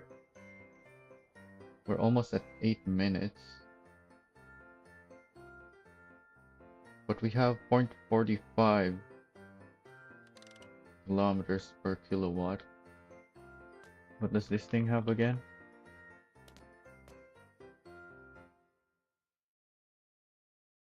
0.42. So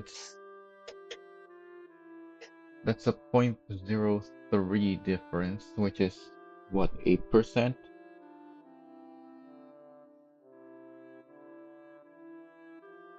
So 0.03 divided by 0.42, 7%, which is actually significant. But also we went from 7 minutes to, well, 7 minutes 20 seconds, I think, up to 8 minutes. So that's a difference of 40 seconds. So 7 times 60 is 420 plus 20 is 440. So an increase of 40 seconds over 440 is a 9% difference in time.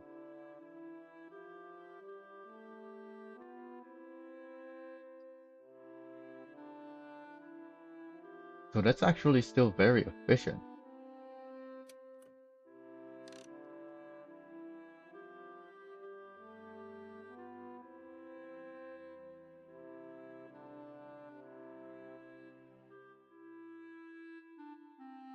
But I think, but I don't think that's efficient enough. That's the problem. You you should value the time more than that small energy efficiency difference. Hmm.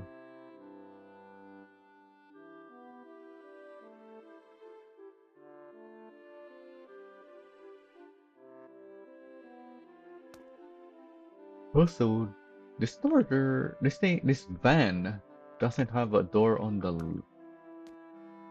the left side of the cargo space. Does have this back door and doesn't have a door on this side either. It's only this door. And you can't even walk. Oh, you can. You just have to jump. I thought they said you're supposed to be able to walk in. But I guess it only applies from the back. And it does look like they didn't put collision, at least not as much collision, on the stuff here at the front, so that you can walk around and through into the back. Although I can't really do that right now because there's a palace back there.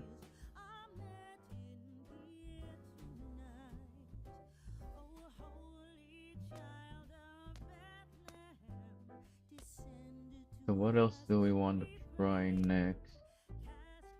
Something heavier? This was quite heavy already.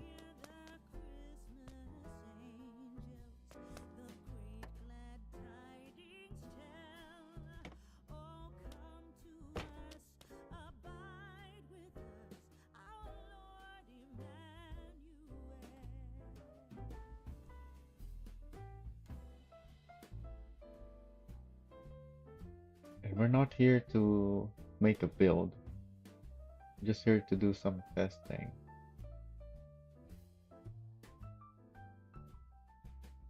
At least not for these the van.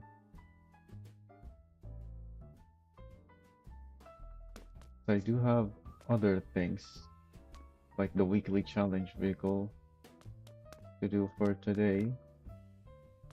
So what else do you want to do for this?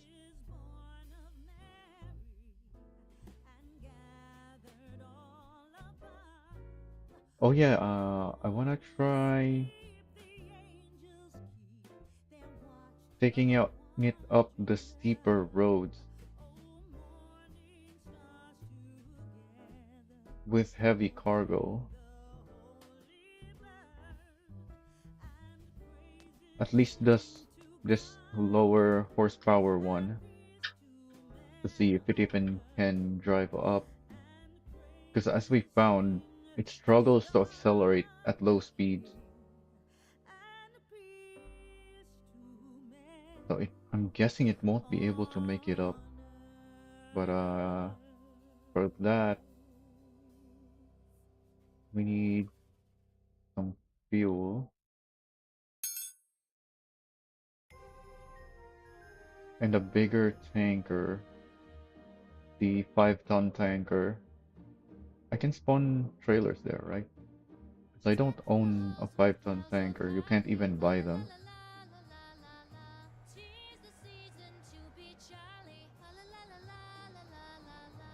Although people with mods have bought them.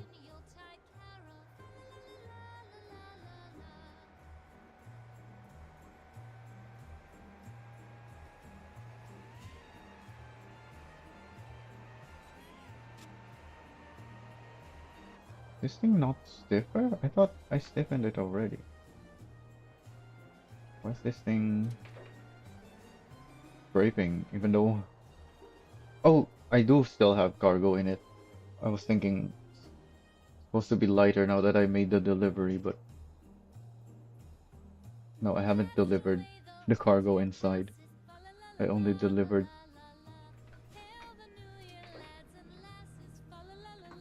Yeah, only delivered the tanker stuff. But regardless of that, I think it does need stiffer stuff.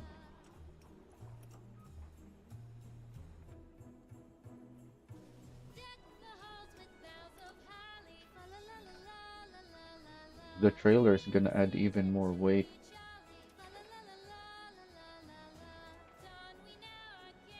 If we're already scraping. Well, I guess part of the reason we're scraping is without the weight of the trailer, we're able to go quite fast. So once we have the heavier trailer, it's gonna be compressed more, but we're also not gonna be driving as quickly. Looks really low though.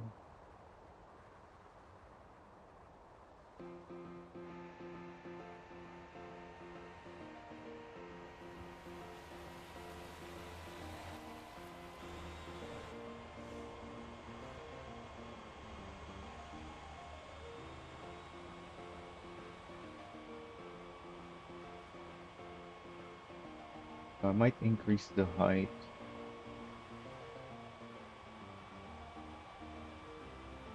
instead of having the stiff springs. Oh yeah, I wonder... We're past the garage already, but we will pass another one. Well, actually, no, we're not. I can go try it out at the other dealership in this way.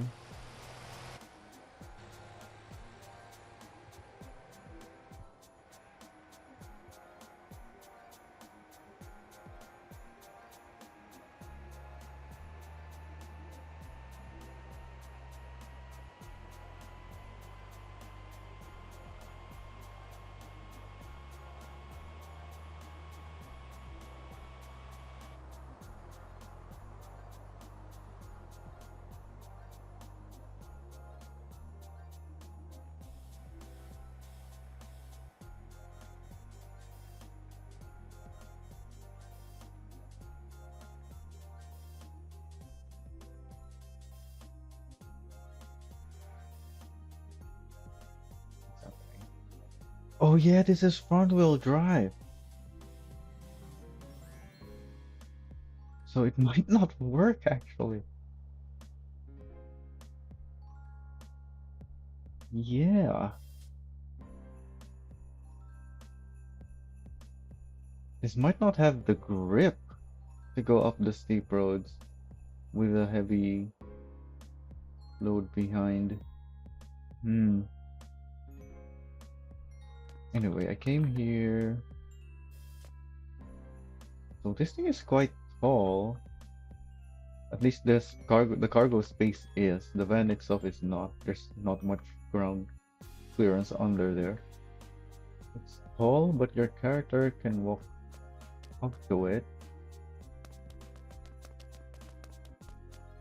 This is lower, and our character also able to walk up that.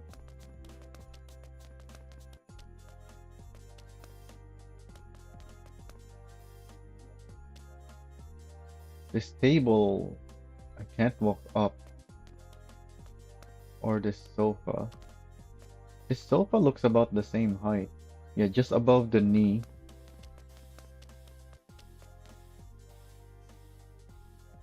It's only slightly higher, I think. Yeah, it's only very slightly higher.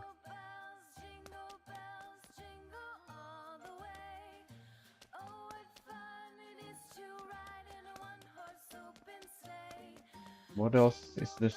It's about the same height. I guess a car, like uh, something with a really low part.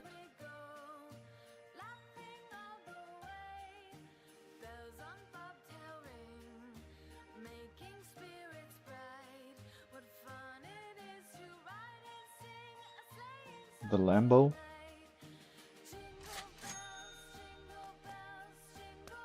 No, that's very too. That's the Lambo in this game is too big.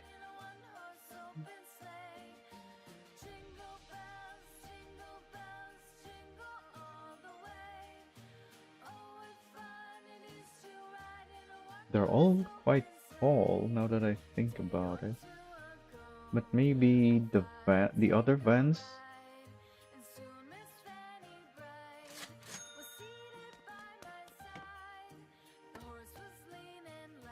That's very tall still. Can we even walk in there? If there's stuff in there.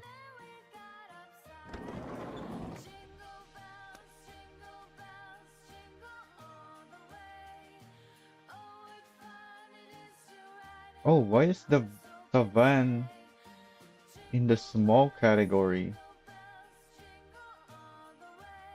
Yeah, the ambulance is in the small, even though it's bigger than the regular van. The van is also here. Oh yeah, the Vanny has. Well, let's see anyways. Got that massive bumper. Yeah, that's definitely taller. And we can't walk in there anyways.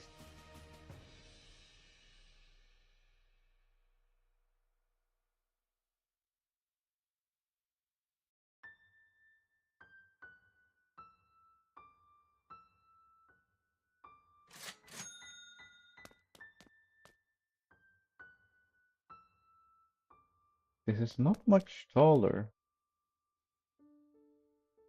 So maybe if I lower the rear, it's gonna be lower? No, it's still higher.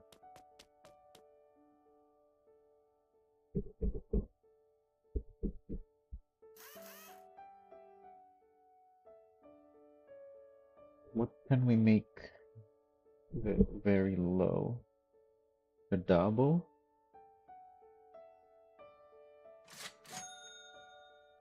Looks very tall too.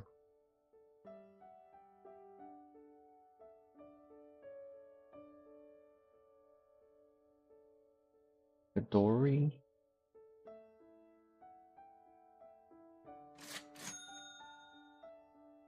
Oh, this is already lowered.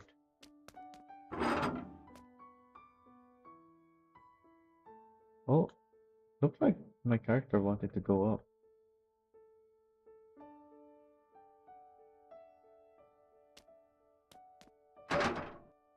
Can go up the hitch.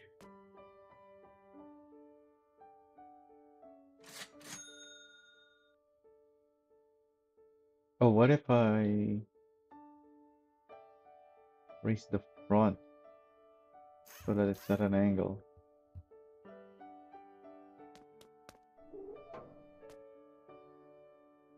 Still can't. It looks lower now.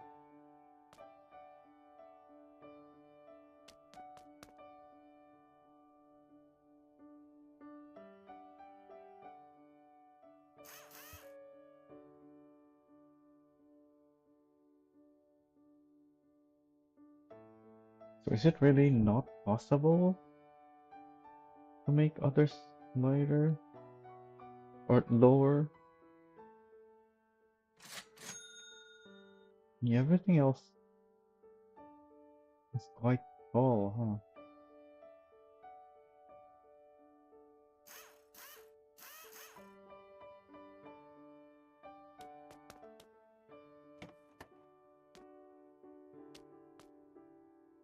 Not that we can even fit in here, but yeah, that's too high.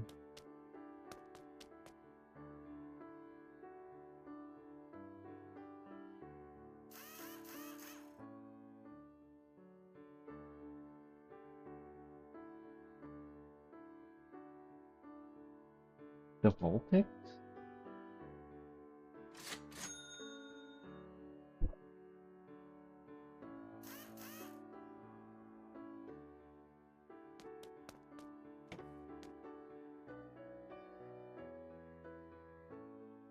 Don't know. It looks taller than whatever the other one was, the Dory.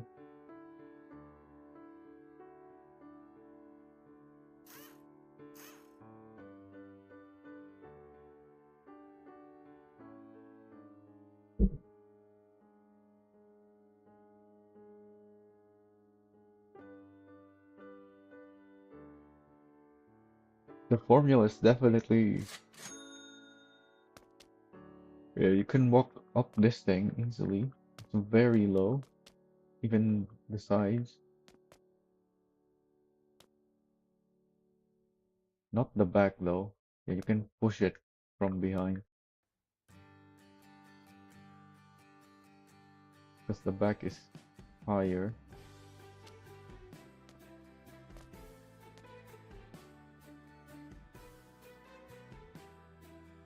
So they didn't make it to even have a unique feature. It just happens to be low enough to be the first vehicle that you can walk into.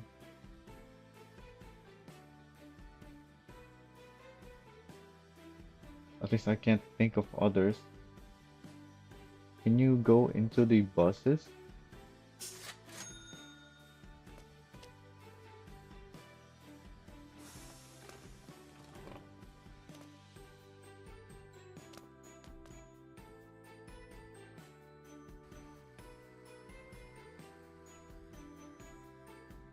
I know you can go into the Lilliput, but yeah, these ones you can.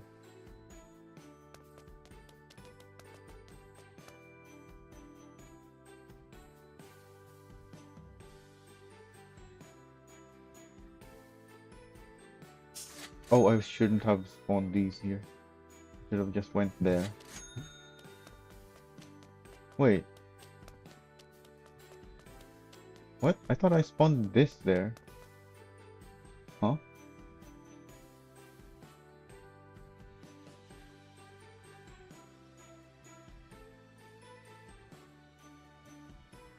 Oh, did I spawn the wrong one?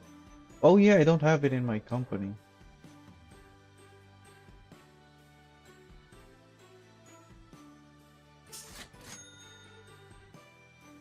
Alright, let's despawn that.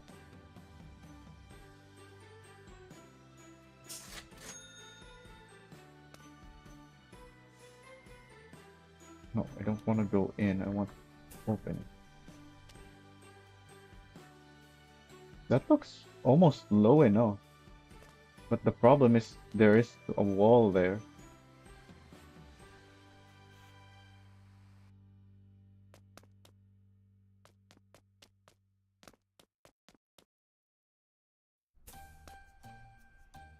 This looks very low.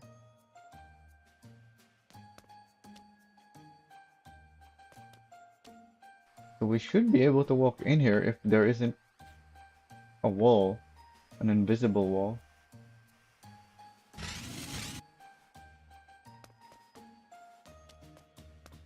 Also, why can't we use the space here to spawn?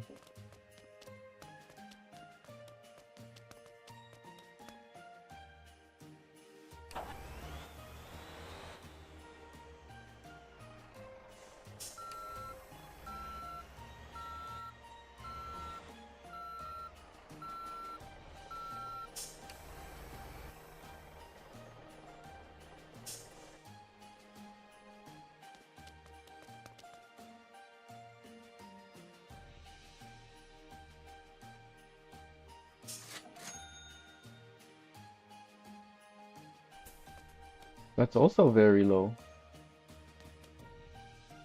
It's just that there's an invisible wall.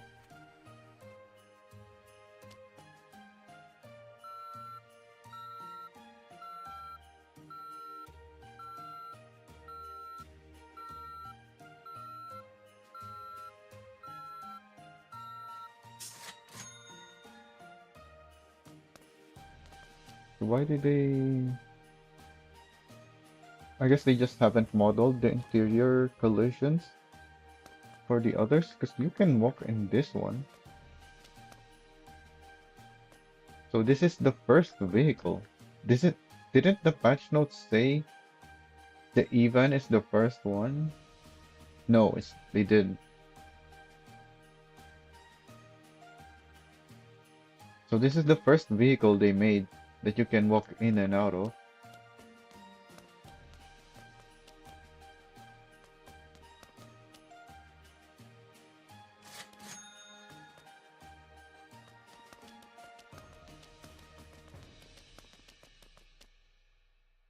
But not because it's a feature of the vehicle. It's a feature of the game, where if things are low enough, your character just goes up it.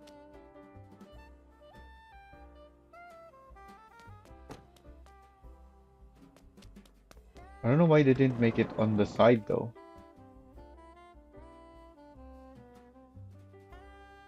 That looks low enough, but my character can't walk into it. Do I need to lower it?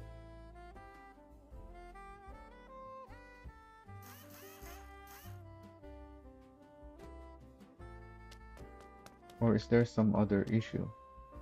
Oh, yeah, you can walk into it if it's just low enough. Which, for whatever reason, it isn't. You have to lower it yourself. So I want this thing to be low enough then to walk in with by default. Well, not default. Yeah, I want to be able to walk into this thing.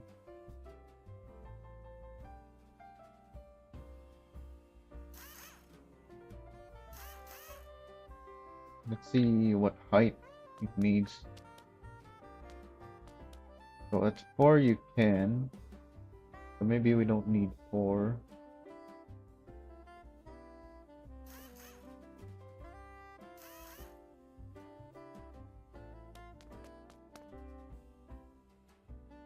Three is too high.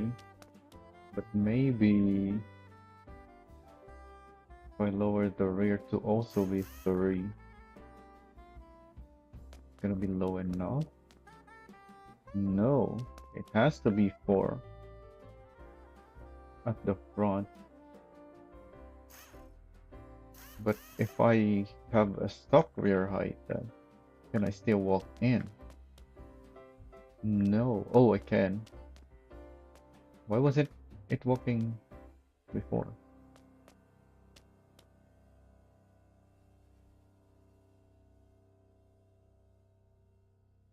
Huh?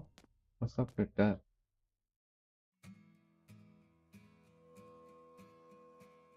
Why does it not walk up right away?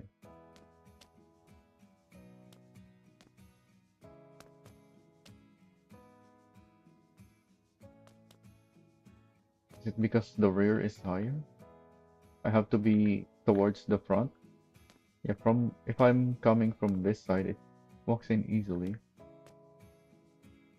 But if I'm coming from here, it doesn't even walk in at all.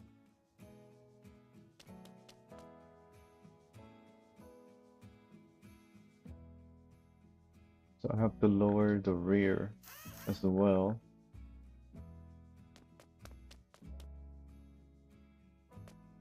And now it walks in easily. Well, still no. Oh, because when your character starts pushing it, it gets higher. It lifts this side when you're pushing it. So once your character starts pushing, it's not as easy to walk in. But I think this is perfect already.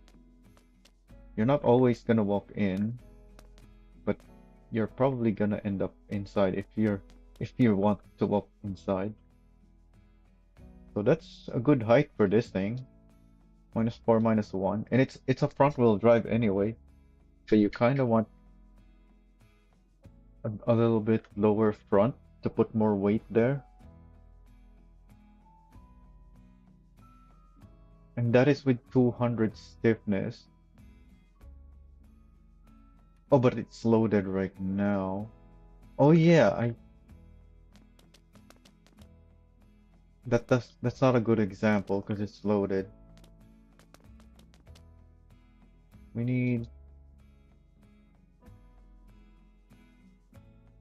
to test when it's empty.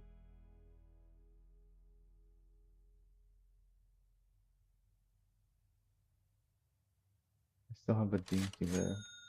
This dinky is empty though.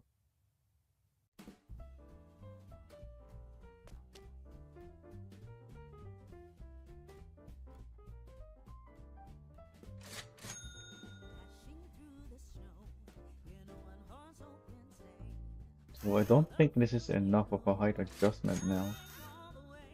Because it's taller. Now that it's empty.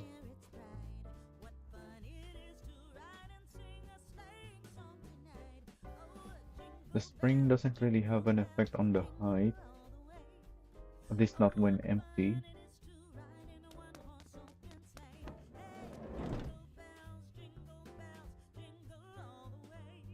Yeah, it doesn't walk in so easily anymore.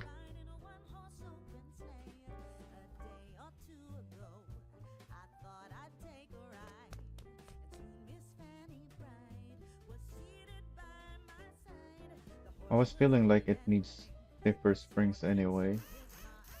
Let's go 300.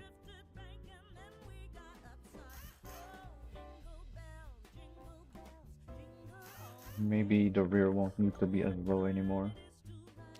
We can walk in there, right?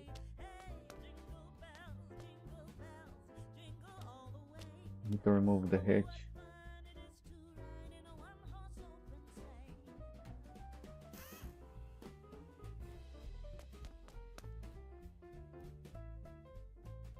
I can't walk in there anymore.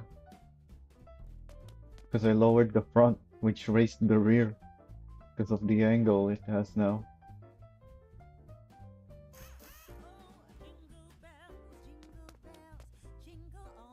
Still can't.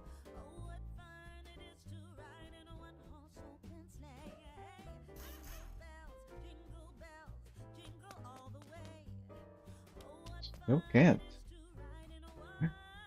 Alright. So it was just the weight of the cargo that made it low enough. You actually can't just walk into this thing without lowering.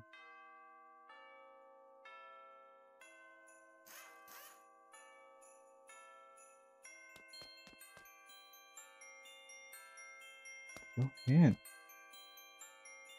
It's already. I mentioned earlier I wanted to make this taller because it looks very low. But if I can't even walk into this thing with lower height, then I don't want to increase the height anymore. I want to be able to walk in there.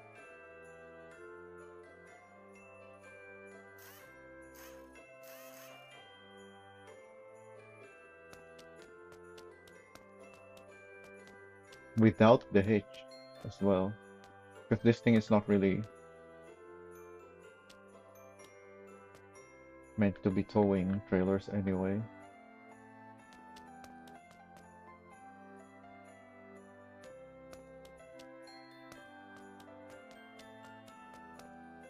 So maybe the problem is I was lowering the front more than the rear.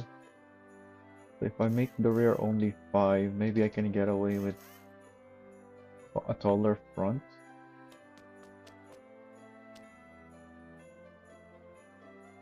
No, at least not on 3. But yeah, I can still walk on the back.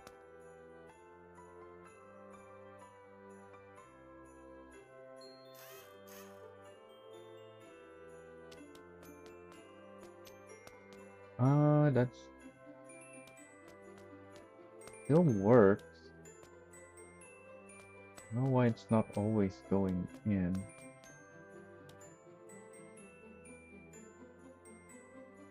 Interesting. Huh.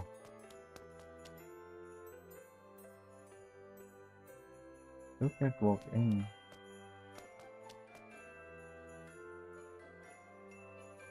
What's our height? 4 and 5. That's gonna make the rear harder to go into now.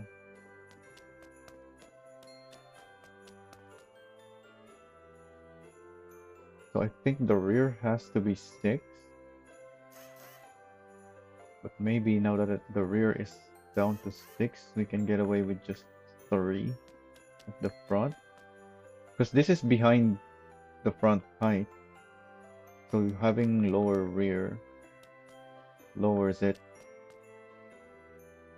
But obviously, it's very close to the front.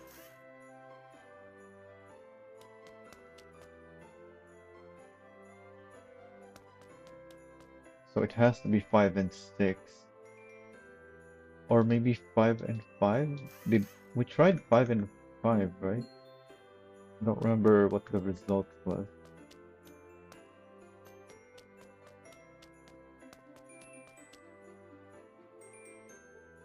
Maybe we can just use 5 and 5.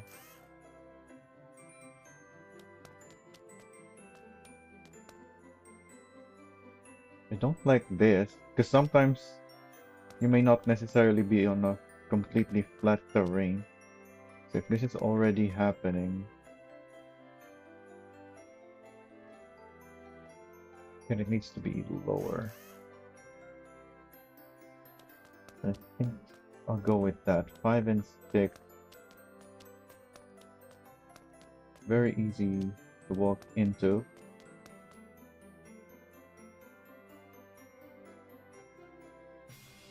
And it's very low now. So I think it needs to be 300 stiffness.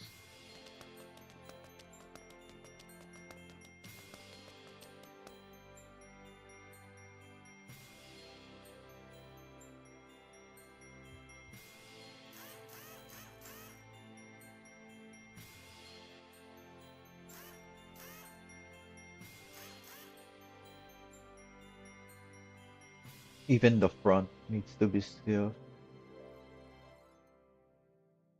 Because the jump between 200 and 300 is massive. Like that's a 50% more stiffness.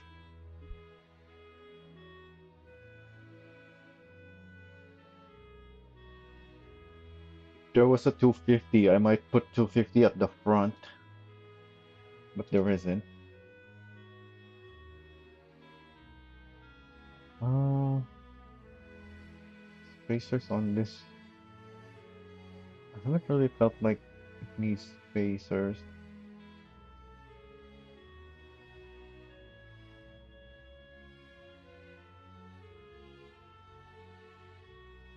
How is this new wheel positioned anyway?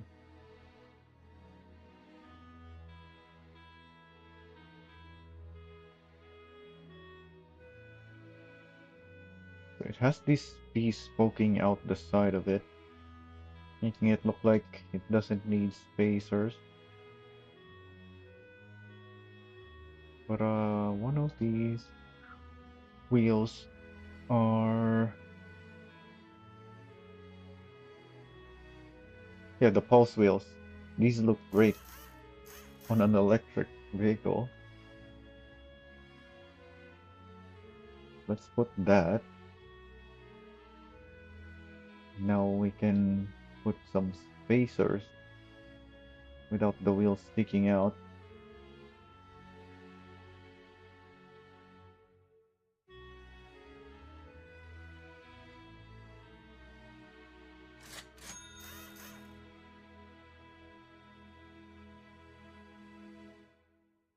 Only on the rear though.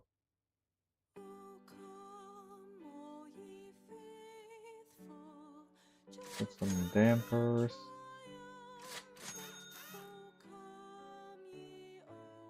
Actually, let's max the dampers on the rear.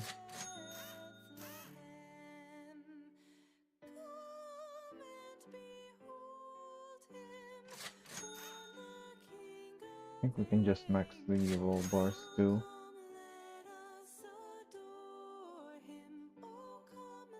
Do we have the brake bias info updated yet in motortown.info? Well, do we even have the E van here yet? No.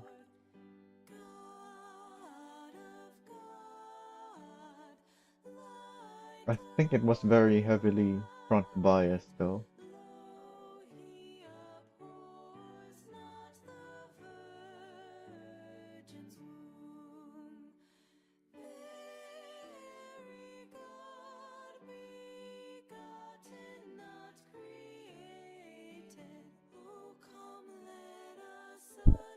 Oh, this thing doesn't have a diff by default.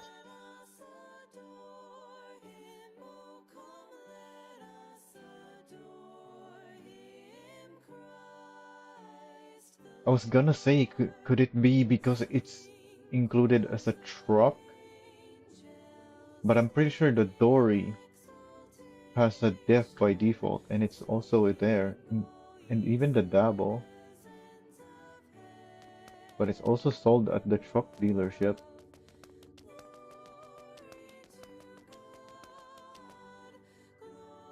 I have stock Dabbles. Why do I have all of them spawned?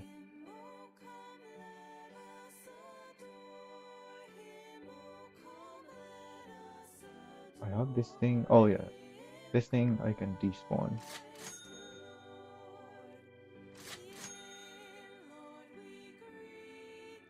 Oh, this one doesn't have a diff by default.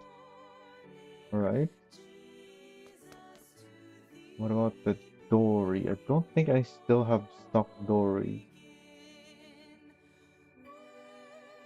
Maybe the Wrecker? Yeah, I have stock Wreckers.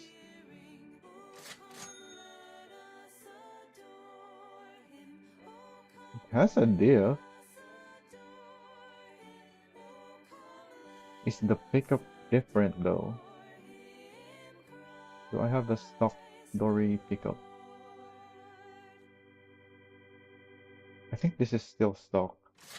I just renamed it because I wanted to make a Mad Max build on it.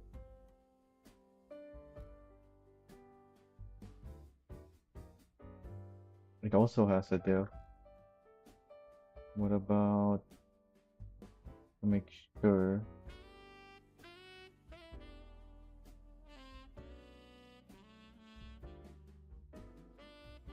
Oh, there. I have them all spawned somewhere.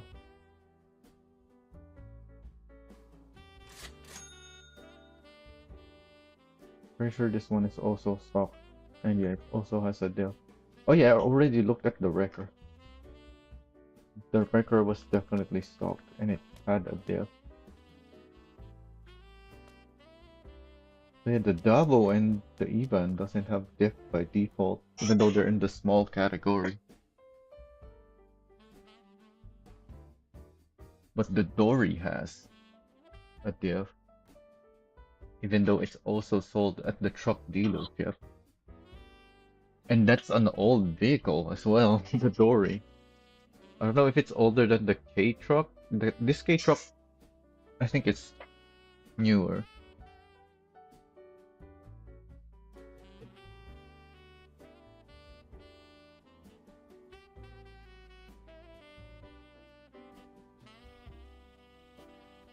Alright, what else? Oh yeah, we haven't modified this one. Is this the one with the stronger engine? It is. Actually, maybe I should have given this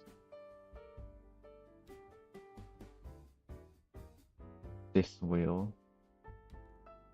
And maybe this for the other one. Is there any other wheel that looks good on an electric vehicle?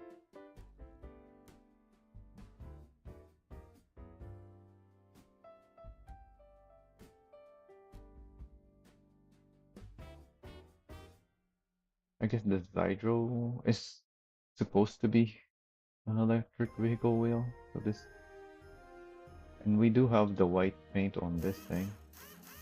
So we can go with that. Keep looking. Don't think there's any other wheels for electric vehicles.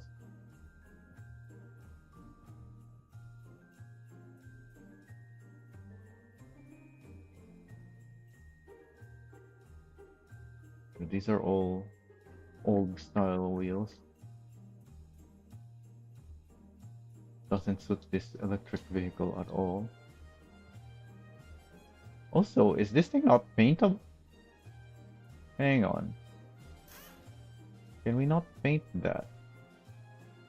Because it has a shiny color. We can, it just comes with the shiny paint. Okay. I was worried about that. So every wheel they add now, I think, is paintable. It's just that they come in different colors sometimes, whereas these ones are just white. They should change them to be this gray color by default, or some other metal looking color instead of the white. I don't know why they're white. Other than they didn't set any value, so it defaults to 00. No, because white is not 0. It would have been black if it's 0. Unless there is no value, it defaults to white instead of an empty 0 value.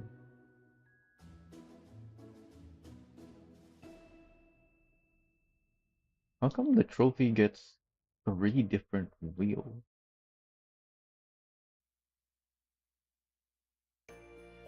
This one is very different.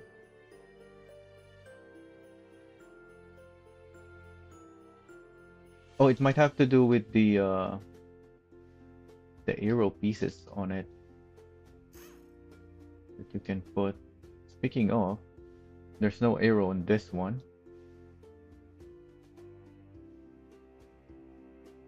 Not height, spacers.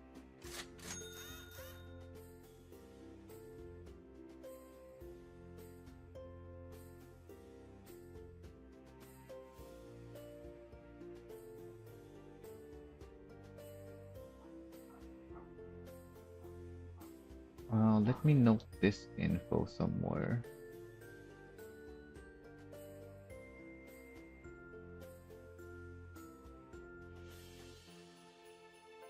Because in case you still didn't know, a lot of my old builds have 20mm spacers.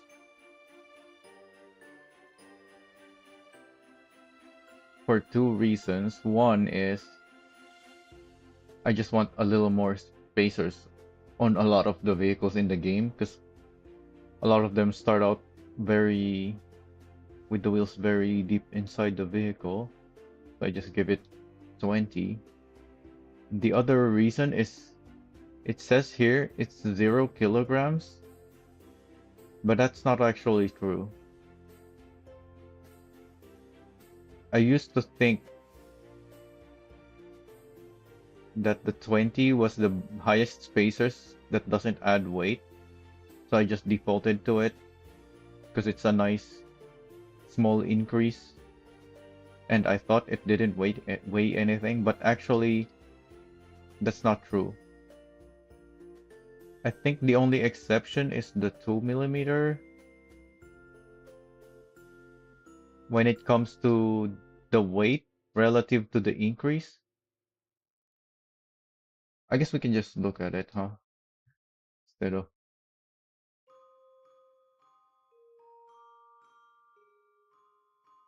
So I have here the parts from motortown.info. Where is the spacers? Suspension. Yeah, so 50mm is 1 kilogram, and all of these other ones scale equally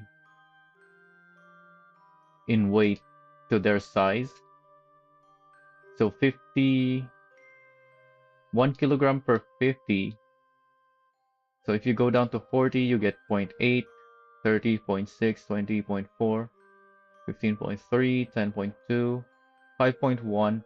But the 3 and the 2mm ones also weigh 0.1. At least according to this, there might be some hidden decimal values. But considering in game, we don't even have any decimal values at all. My guess is this is the actual value. There's no more hidden decimal values. And now that we're here, let's look at the other stuff. Yeah, none of these have decimal values. What parts might have decimal values on them?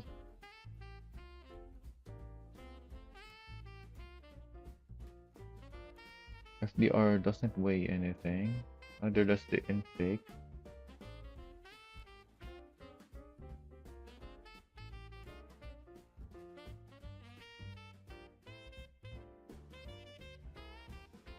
Oh yeah, I keep forgetting.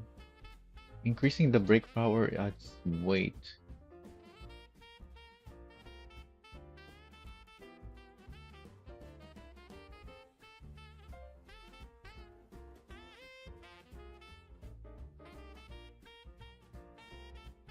Most of the suspension doesn't have weight either.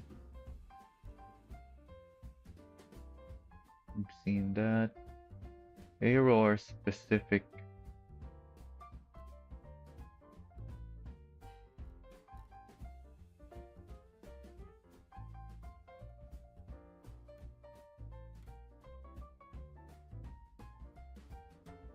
So yeah, I think it's just the spacers that has decimal values.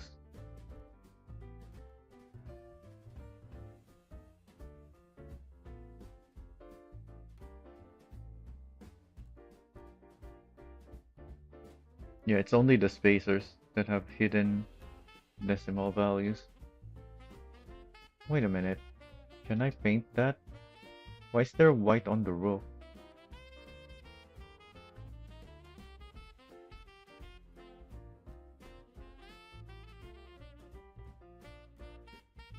No.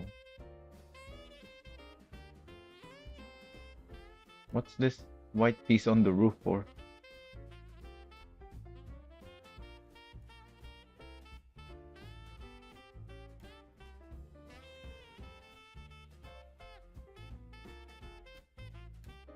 Right, so I now have an easy way to differentiate this thing with my other one.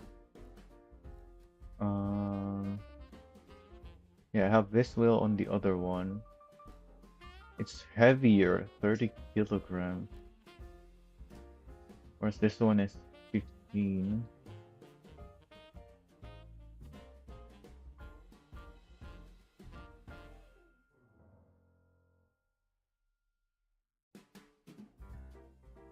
So now we can continue with what we wanted to do, which is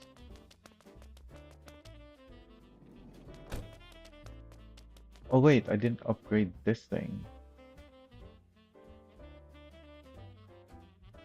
What else did we even upgrade? Oh, I already have the roll bars here. Or was it the other one that I didn't upgrade?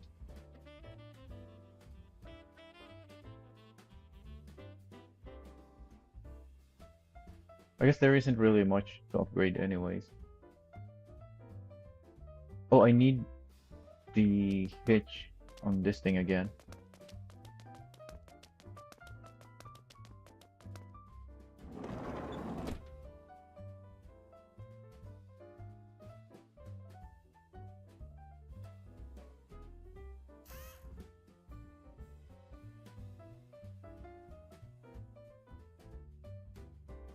Oh yeah, it is. This is the one that I didn't upgrade.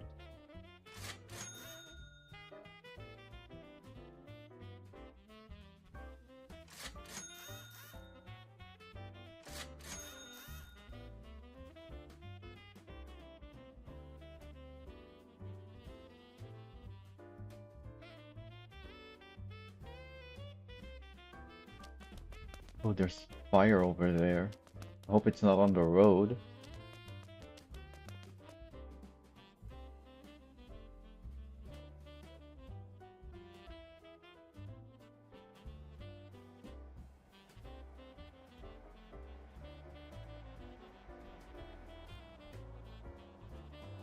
So why is this van front wheel drive? Is this is this even a real life van? I haven't seen a van that looks like this in real life photos.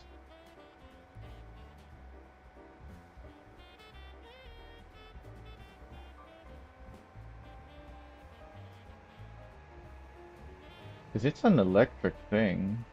So why not just have the small electric motors in the back? Why did they put it in the front? It's a van.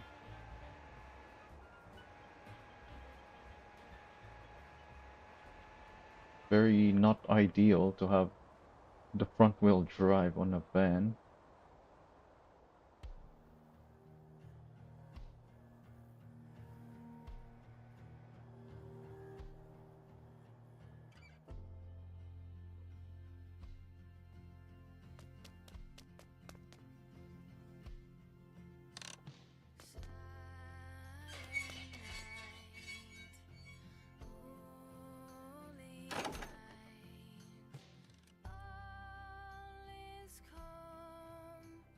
I was even thinking of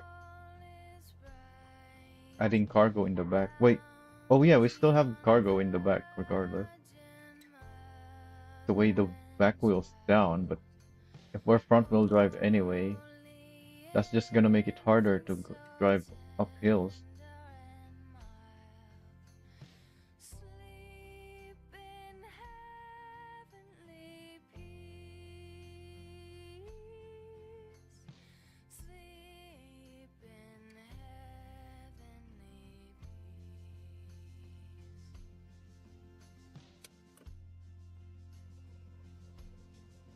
Our traction control's already kicking in even though we don't have much power. In fact, let's try drift mode.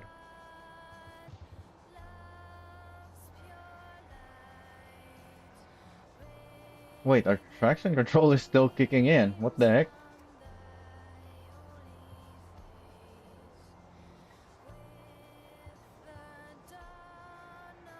I'm in drift mode. What is the traction control doing?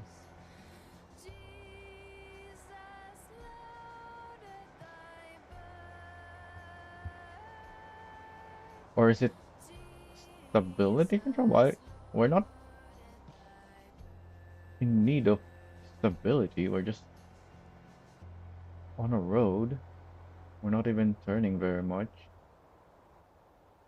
What's going on there?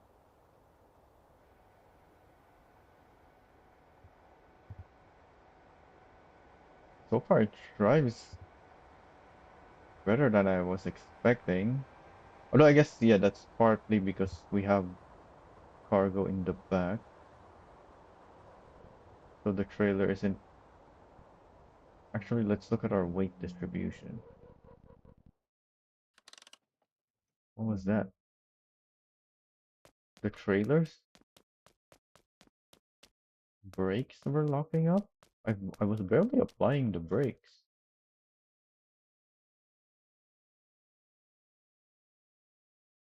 Also, did our music end already? Is it time for a break now?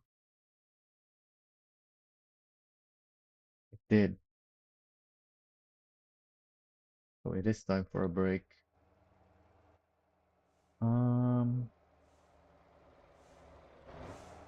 what's our weight distribution? Yeah, we don't have much weight in the front, but our van is still slightly heavier than the trailer.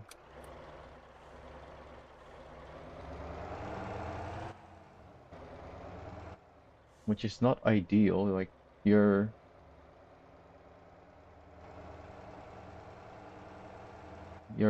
vehicle should be a decent amount heavier than your trailer, unless you have like a semi truck and a trailer and what's it called? The other trailer type that works like a semi truck.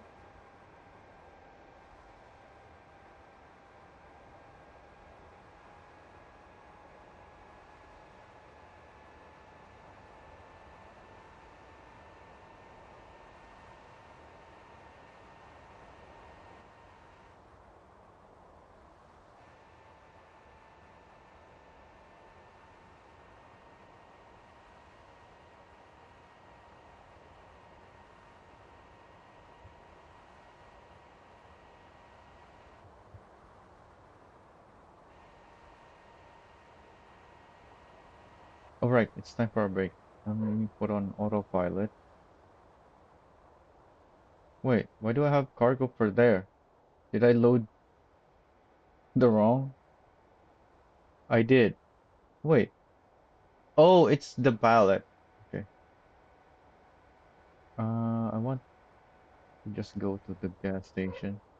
Alright, time for a break. Should I put this back on? I think we had something we were watching last time that didn't finish. Yeah, the races. Is this gonna put me on the playlist? No. I need the playlist.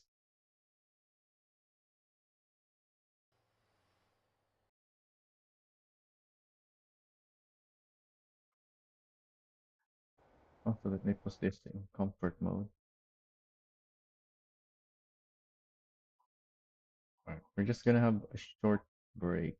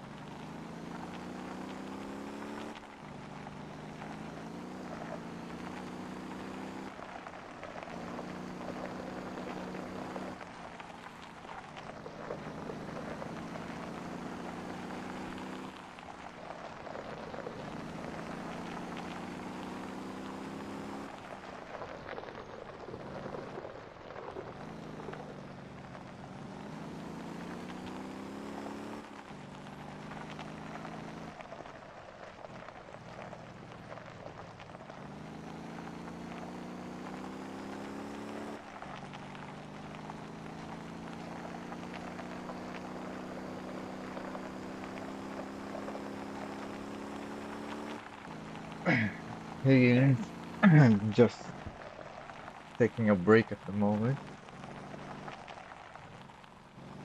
This race is almost over though. It's actually perfect timing because the van needed a recharge,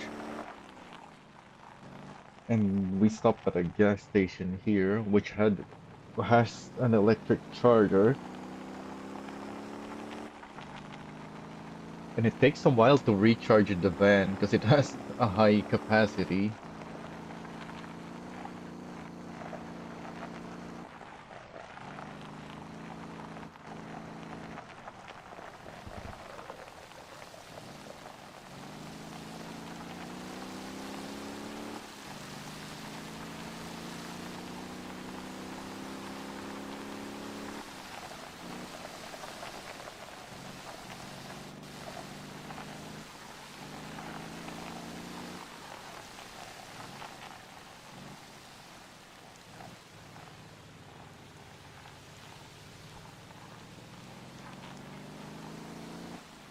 Even though it has much higher capacity than all the other electric vehicles, it still runs out pretty quickly. Like you can't really drive very far.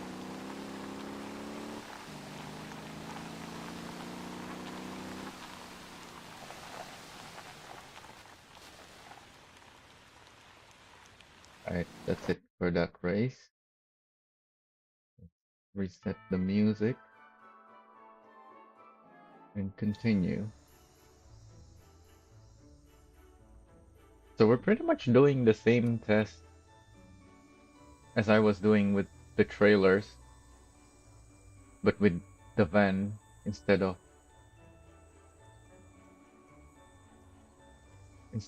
the semi trucks.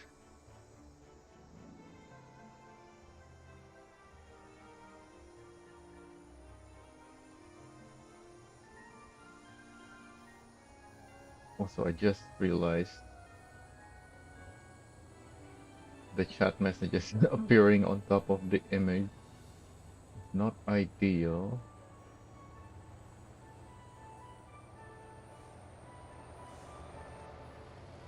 The image has a bunch of text in it.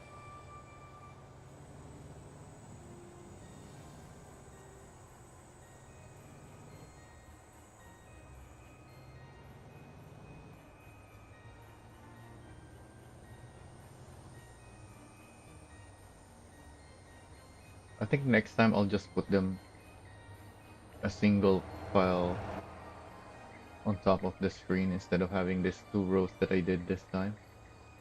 Also, the traction control is still acting crazy. I don't know what's up with that.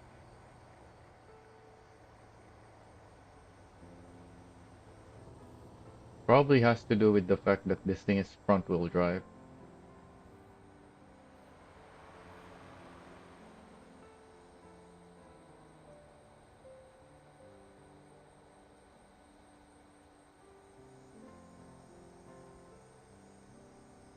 which is yet another thing about this van that is not ideal. So it has short range because it's electric, and it's a front wheel drive, even though it's a van.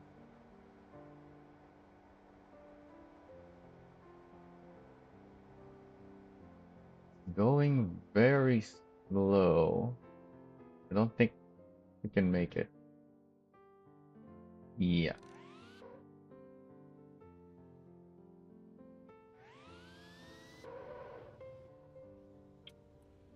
yeah, that's not happening.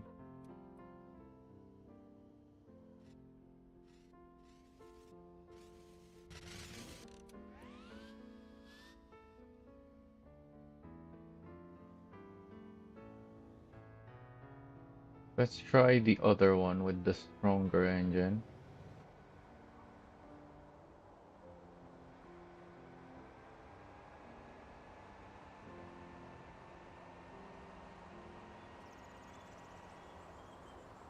I don't know why it's so weak on the low revs, even though it's electric.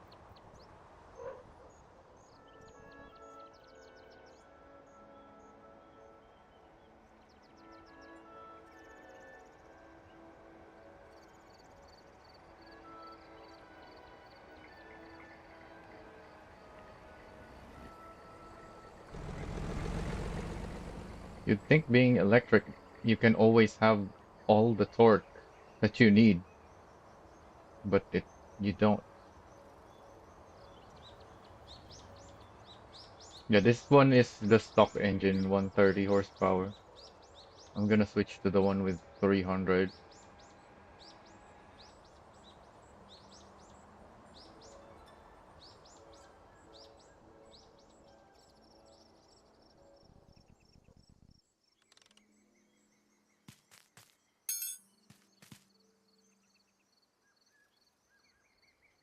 Considering this thing barely made it up the...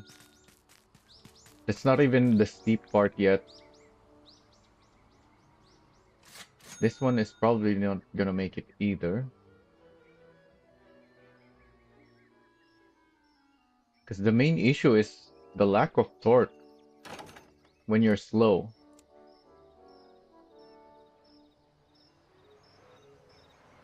And we can't just go fast because we're going up hills.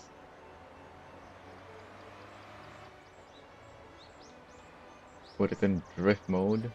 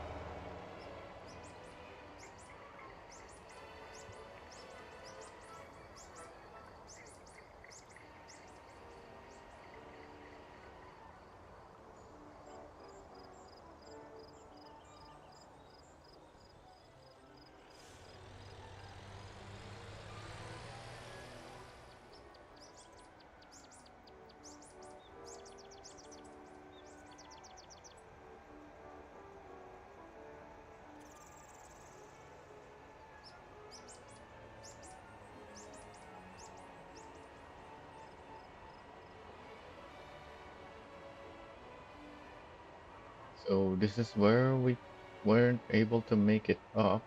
But that's not the steep section yet. We're doing much better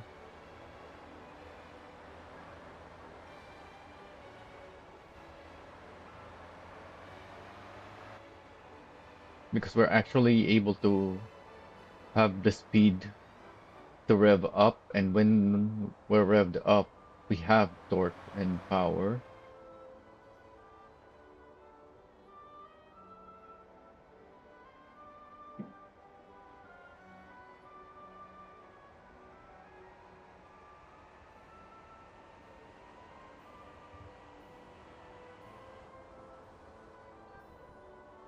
But that may not be the case in some of these places.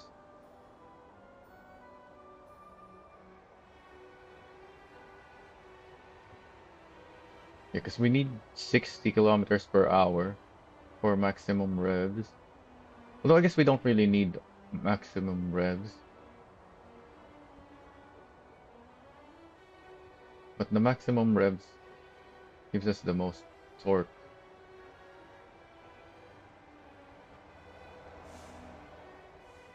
Yeah, we're slowing down, but we're able to keep enough speed to make it up.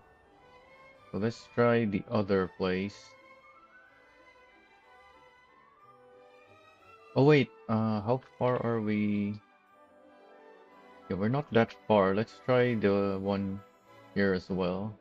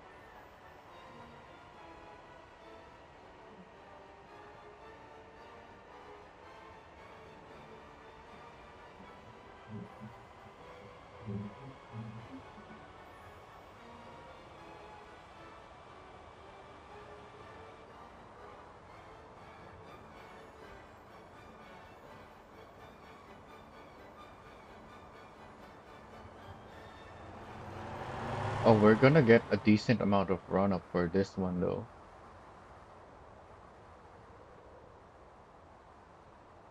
Yeah, it's same thing with the semi trucks when I tested this road.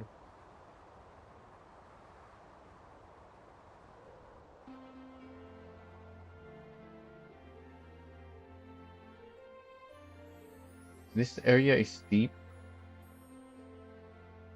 but not steep enough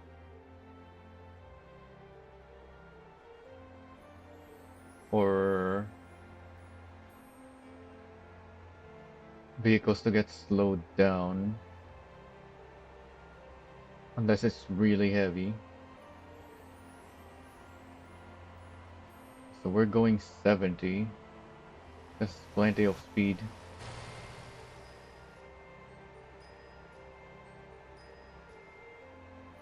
We were already at the top, but we're still around 60, which is where we have optimal torque. Okay, that makes it up easily, assuming you were going fast enough.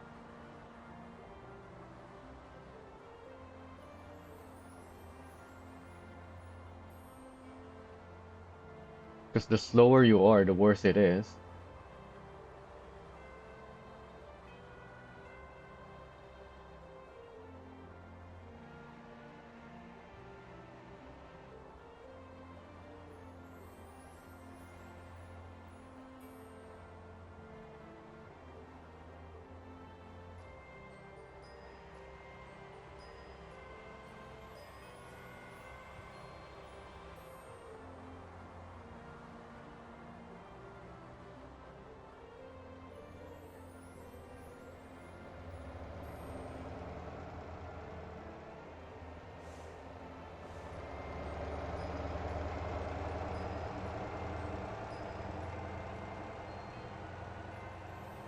Yeah, there's pallets in the van. 900 kilogram ones. So there's two of them inside.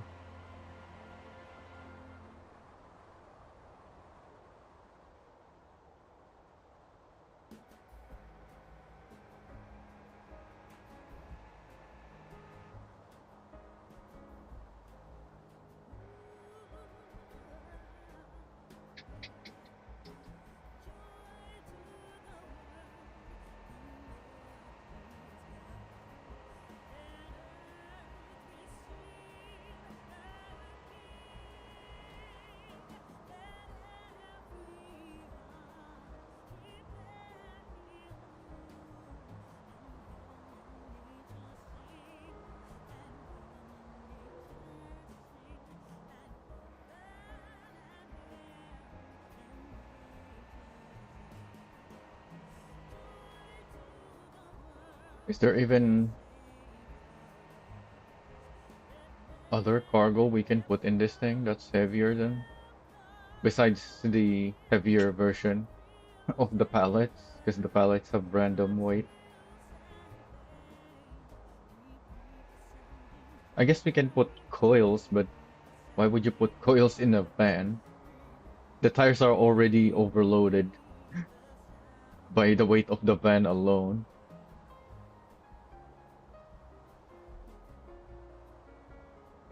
So I don't think it'll make it very far with when you put a coil. It's just gonna pop the tires due to overloading.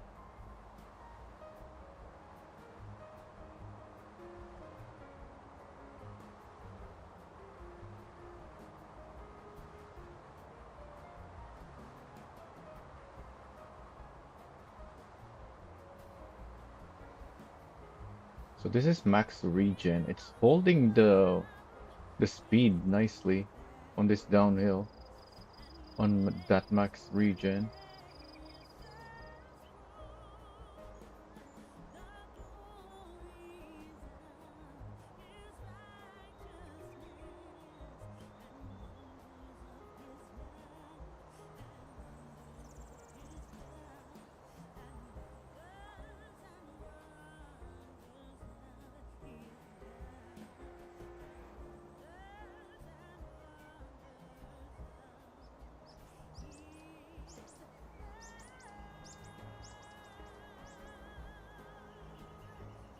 Yeah, but even blanks is not really gonna be that much heavy compared to coil, even a single coil.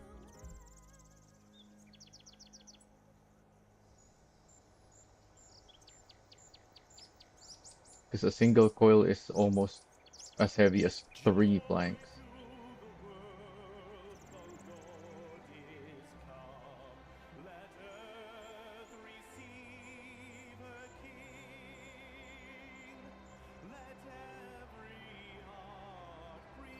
So this road is a very long uphill,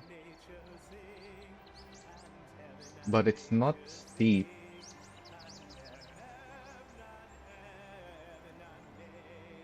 So what happens if you stop? Can we even pull the trailer from a stop from here? I think we can. Very slowly, but it pulls. Yeah, this doesn't make sense to me. Like, is this really how electric engines work? Like, why is there so little torque from a stop? This feels wrong.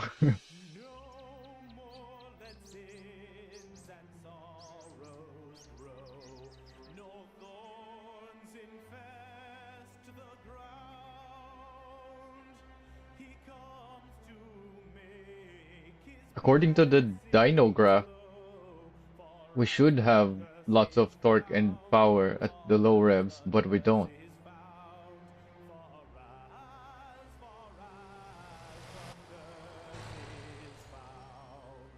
Okay, so we're here now. What if we stop here?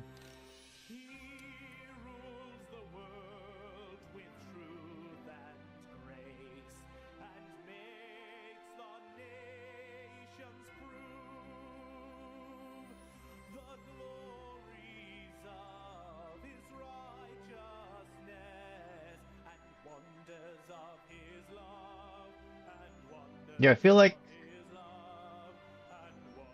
whatever's shown on the dyno, you have to multiply it by the revs to get the actual relative torque and power. And since the graph goes down, the higher your rev, the higher revs compensate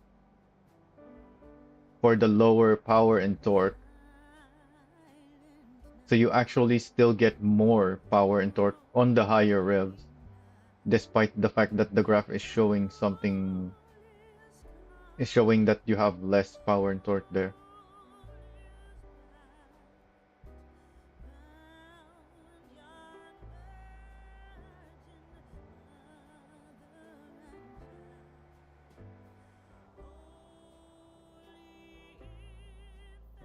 Alright, so it does make it up this, which is not very steep, but it's struggling.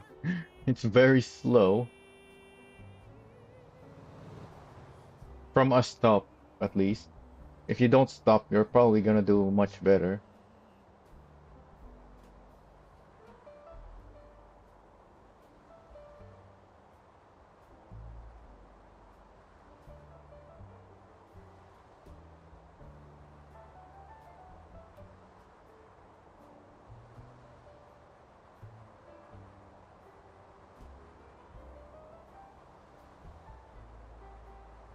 Yeah, I first noticed it on the diesel engine vehicles, actually. Because the diesels also have lots of torque and power in the low end, supposedly. But they don't. You have more torque and power on the higher revs. Even if you put the long intake to increase your torque and power in the low revs, you still have more torque and power on the high revs.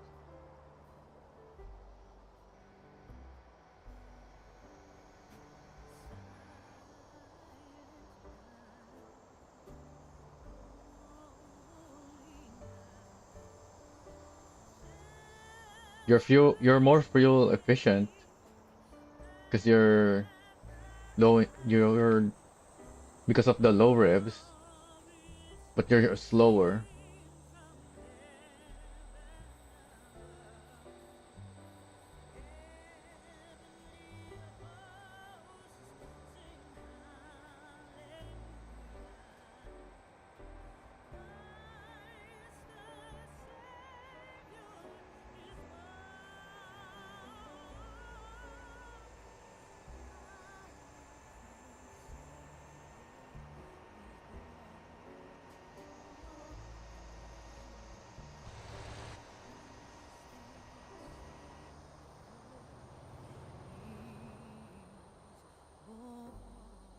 So before we continue,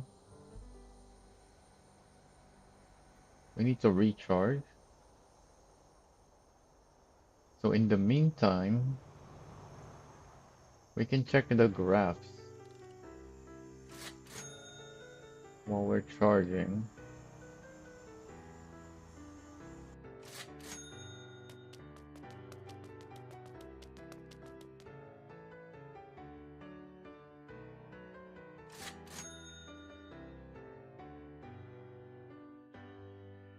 So it shows here what power and torque, what we supposedly have. Oh yeah, I need to mess with this. How do I, yeah, unlock that? Oh, but I can't. Where is it?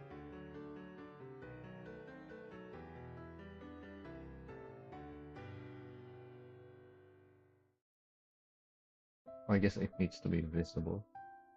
Alright, let's move this.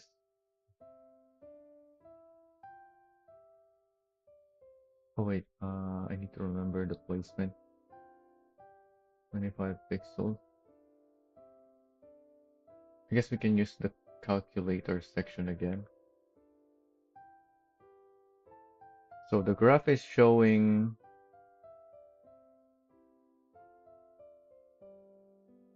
300 horsepower and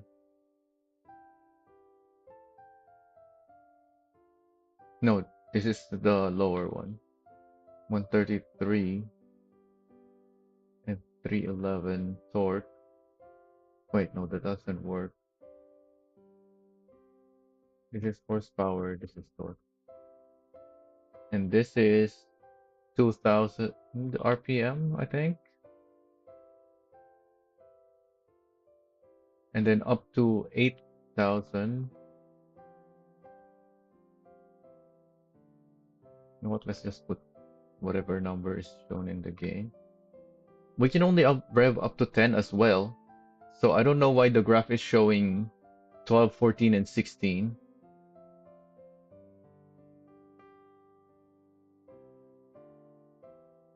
So what does that look like on the graph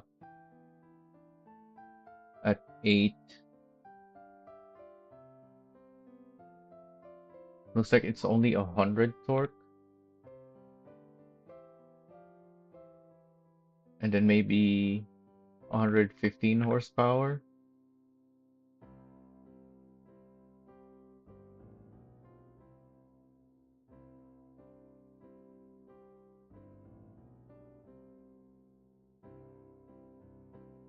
Oh yeah, that's at 3K, yeah.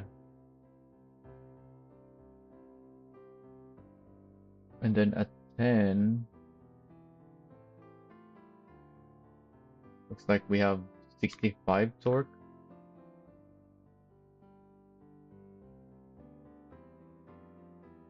And maybe 100 horsepower.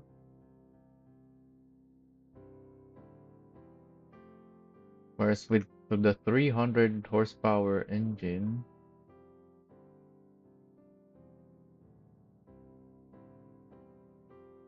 I guess I only need those.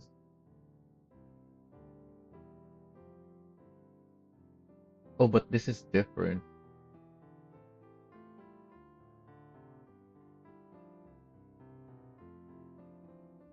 Let's just do the 2 and the 4 so that it matches.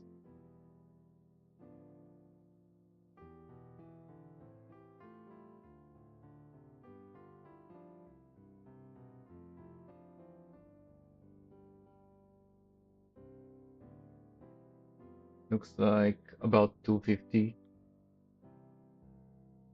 Oh, this is 4 though. At 2, it's even less. More like 125.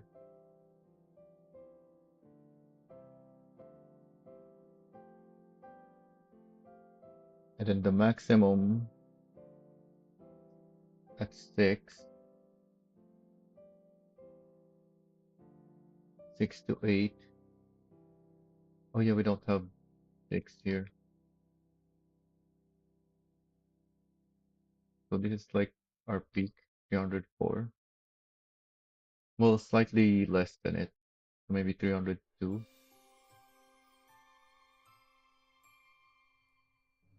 And then at 10, looks like 250.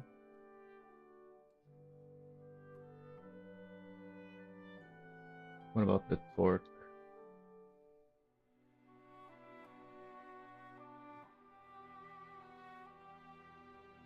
We have pretty much maximum torque at 2K, which is 448.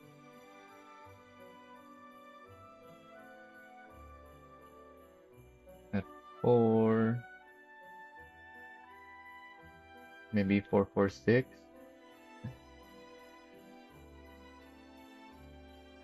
And then at 6, it already drops at 6, so it looks like 360.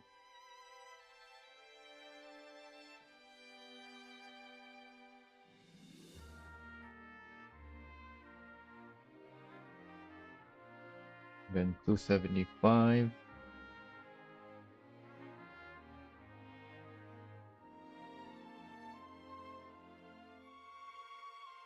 And maybe 175 at 10.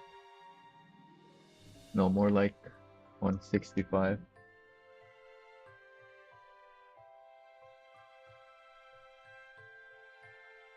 Let's look at the 130 again. So at 6, we have like maybe one more horsepower than at 8. And the torque, this looks like 150.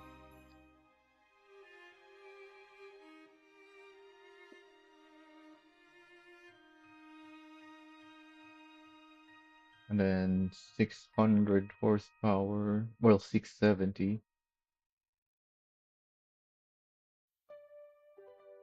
Pretty much maximum torque of 900 up to 6,000. No, at 6,000 it already drops a little, so it's only like 800.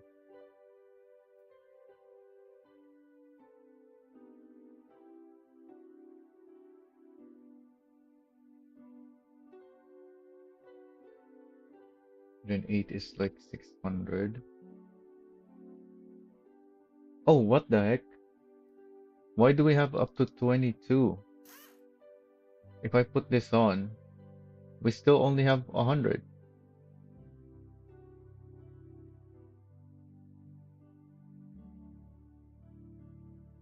So why is this showing higher rev? So is the gauge showing percentage instead of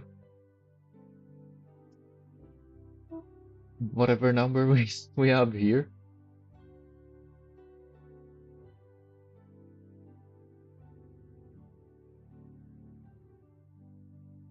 Or is that like the regen?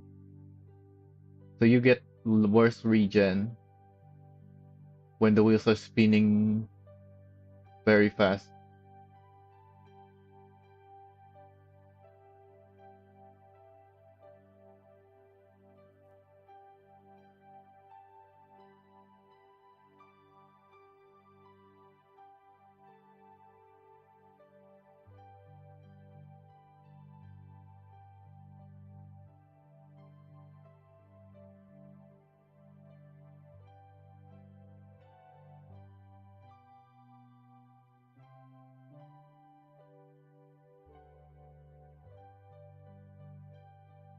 So you get maximum at 6.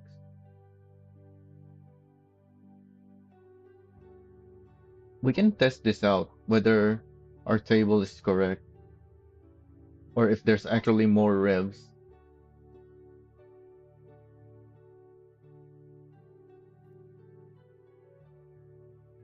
because of the way the electric engines work. We can actually test this. So this is the maximum power of 672.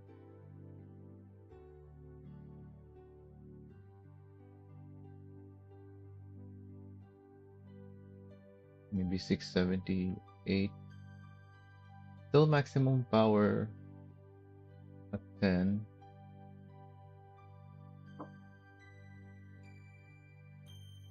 Alright, we'll come back to that table later. For now, I guess I'll put on the 130 on this thing again.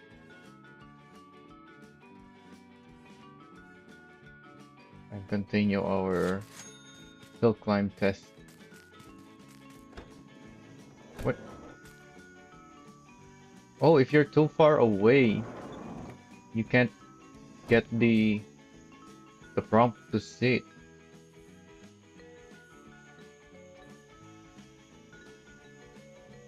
Also, you're not actually sitting here, you're just standing.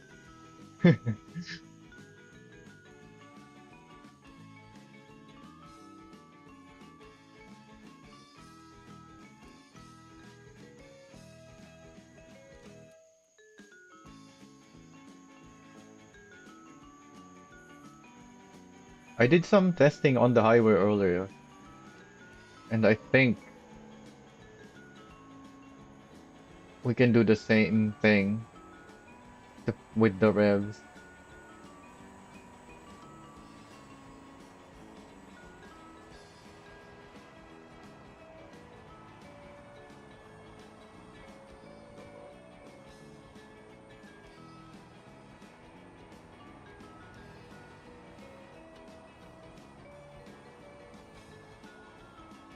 We can't test the torque that way, but we can test for the power. So if the power scales the same thing as our data, then that means the torque data is also correct.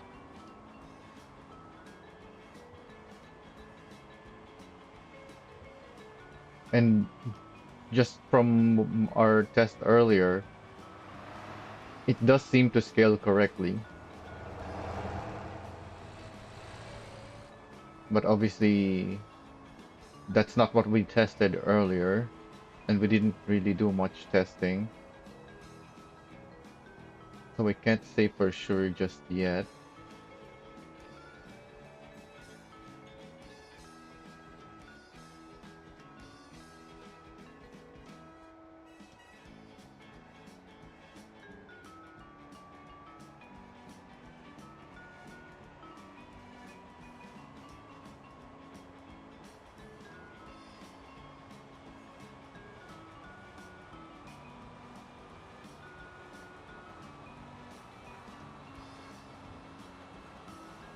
Oh yeah, I was supposed to also make, yeah, because we already know it's wrong. I was supposed to add formulas.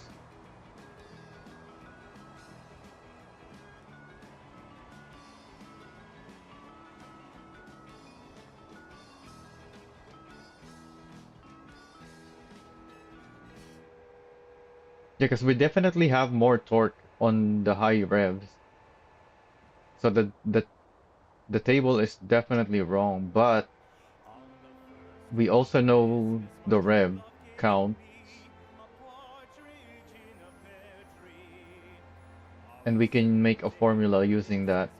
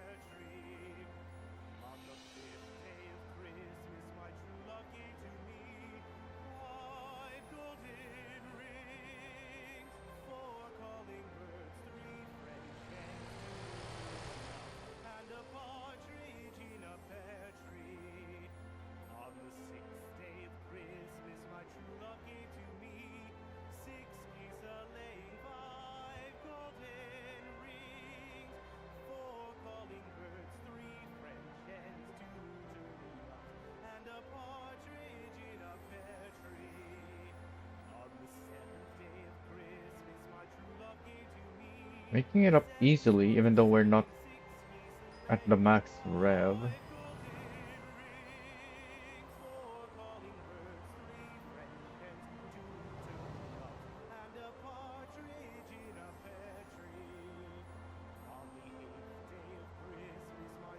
But we're also going quickly. And we already know the slower we go, the worse our torque is.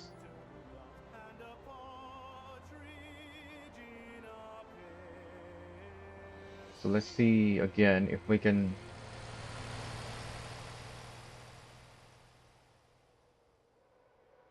go from low speeds.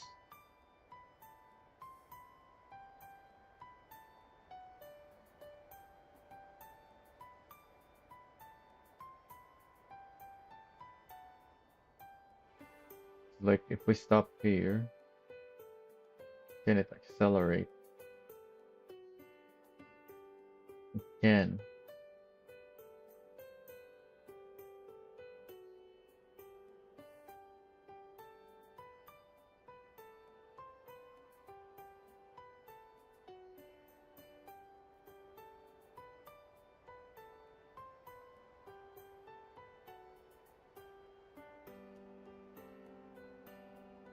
But that wasn't very steep anyways.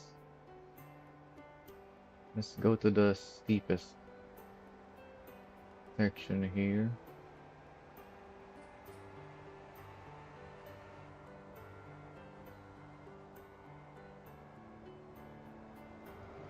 Oh yeah, I guess we're kind of doing the torque test right now. It's just harder to gather the data from because torque is for acceleration and acceleration means constantly changing speed.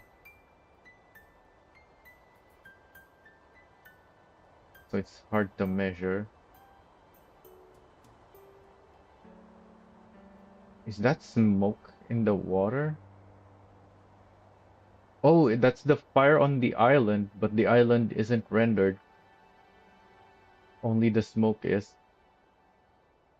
Yeah, it's that fire.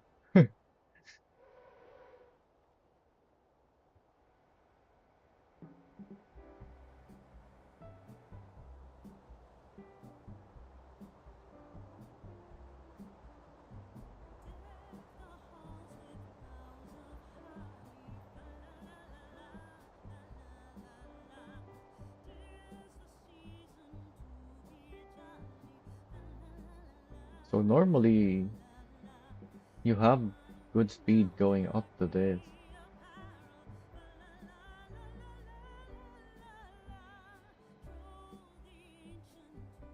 but you still end up very slow towards the top.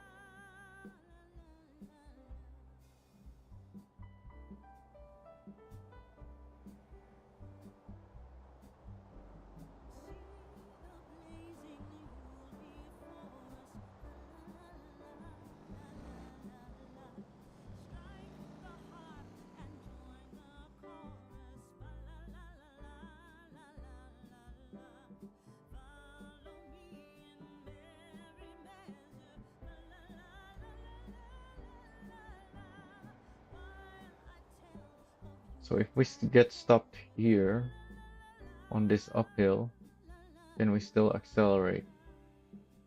Looks like no.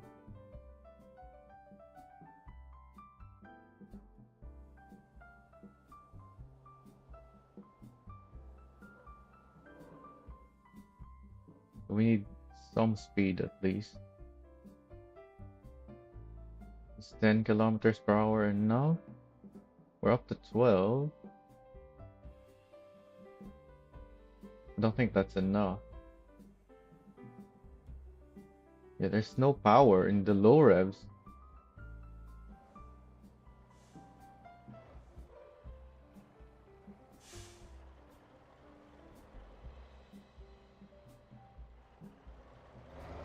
Yeah, the smoke's rendering, even when the terrain around it is not rendered, doesn't make much sense.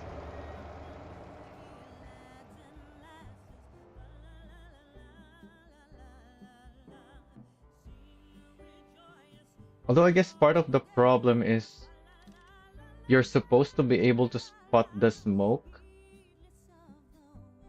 from a distance, but I don't have a high distance. But also, I still can't see the island, but I can still see the smoke now that I'm in cinematic. If you can't see the terrain in cinematic, then you probably shouldn't be able to see the smoke either.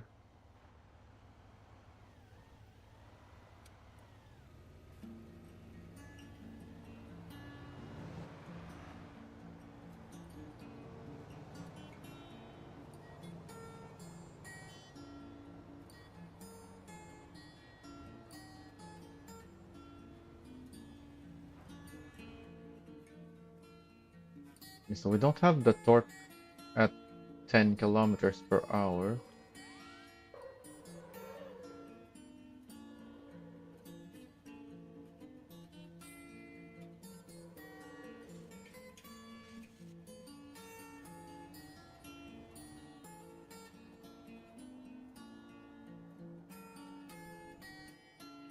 So this is a torque test now. I don't think we have grip issues in this setup.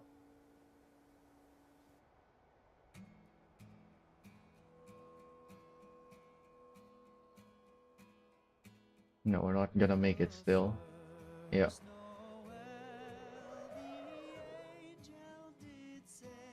Oh, we have grip issues going that way.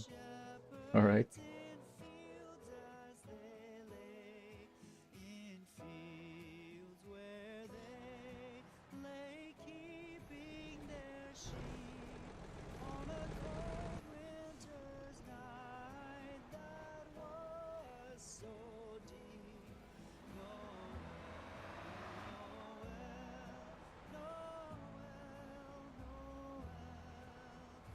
That was faster, but not by much. Yeah, I'm still not gonna make it.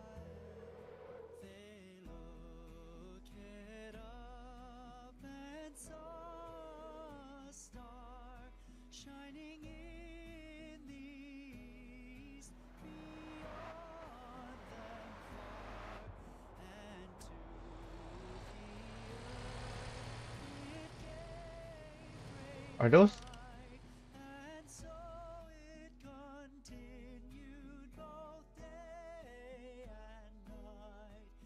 No, that's not an actual mirror.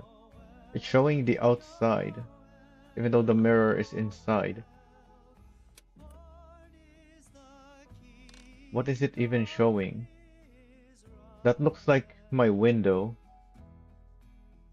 So it's rendering. So it's not a mirror, it's a screen. It's rendering what my cameras can see.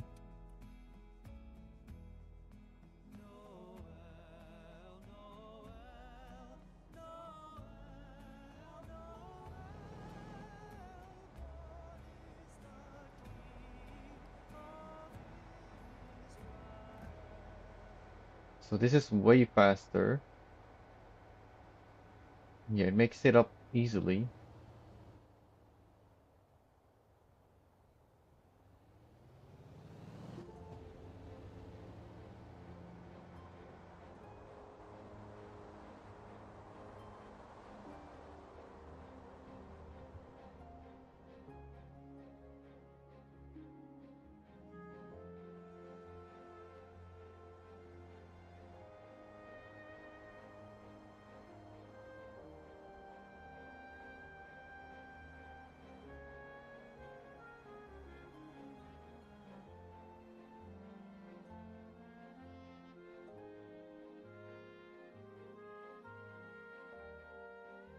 Oh, is it not gonna make it? Yeah,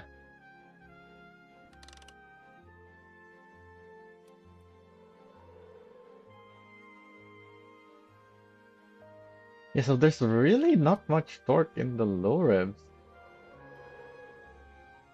Even though the graph says we're supposed to have plenty of torque down there.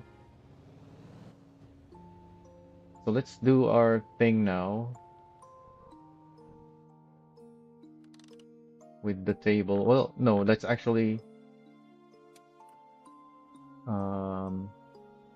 all right. I can't just drive up here. Let's go to a charger first.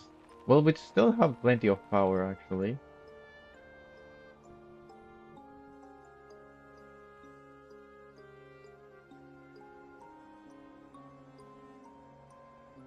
That's not fast enough.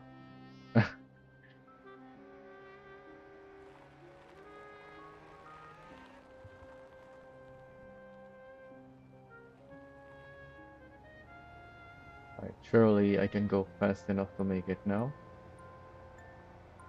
Yeah, 40 kilometers. That's enough.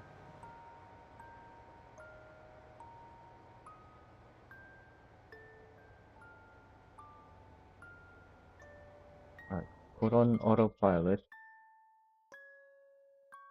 and use a formula. So I need more space. Well, actually, we can just use this. We don't have numbers there, but that's fine. Oh, this will be easier if I copy these there.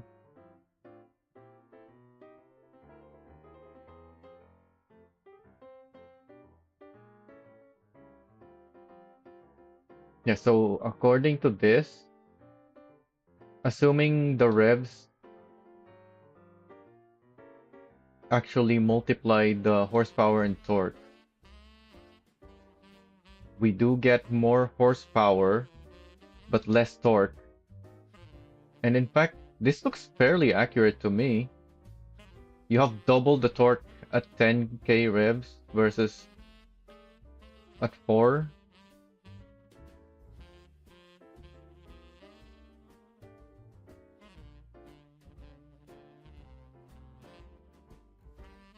This is a flat torque. Although we can't really do much testing for torque. It's hard to test the torque. Especially on this front wheel drive thing. Also, let me put on Regen 1. We can definitely test the horsepower though on the long bridges. Well, we don't even need a very long stretch of road really. Except for the high rev.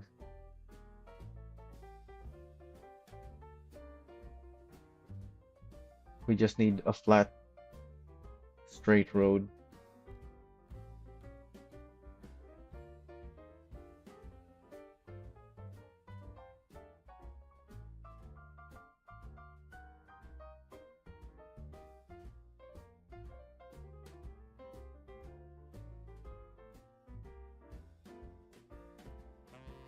What else can we see here? Oh, this one has the torque peaking here. Actually, let's mark the peak values on each one. So on all of them, it peaks the horsepower at the max rev. On the weakest engine, the peak torque is still on the low rev. Interesting. In fact, you have half the torque at max rev. Oh, this is also the same. 4.8.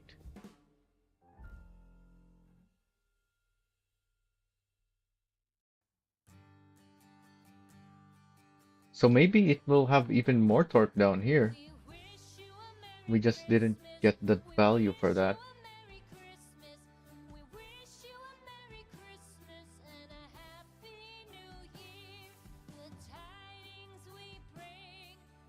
This is very close.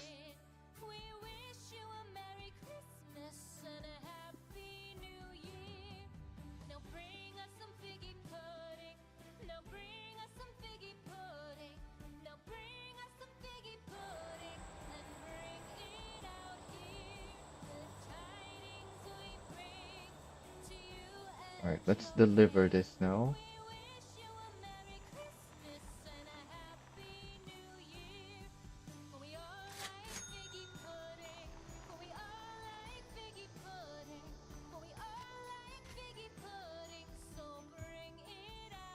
despawn that. We won't need that anymore.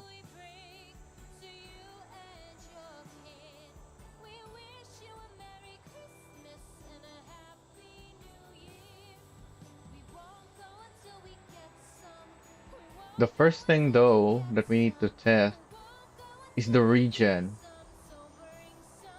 before we input our values for the horsepower.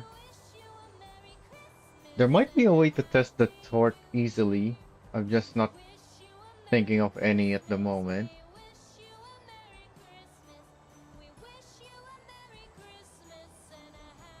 So the first thing is the regen. I'm pretty sure even when you're on the gas, your regen is working and slowing you down. So let's see how fast we can go. Like what's our top speed? And then increase our regen once we reach it. If we slow down, then yeah, the regen slows us down even when we're on full throttle. We're still accelerating. Alright, I think that's it. 160. But we don't really need to reach our maximum speed. And if I now put on regen 3, we're not losing speed. Okay, let me turn off the regen. Yeah, we'll go up to 162. I guess this is easier with the weaker engine. No, we don't need to switch to a weaker engine. We just have to reduce our output. So like only 30%.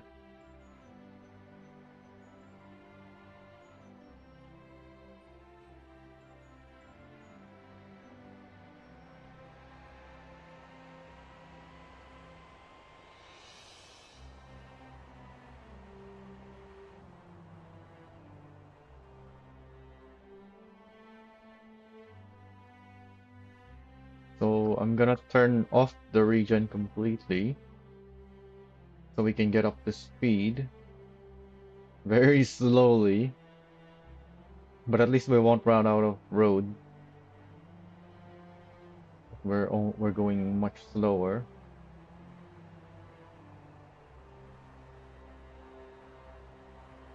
So our revs have stopped going up, but our speed is still going up, and there's a downhill here.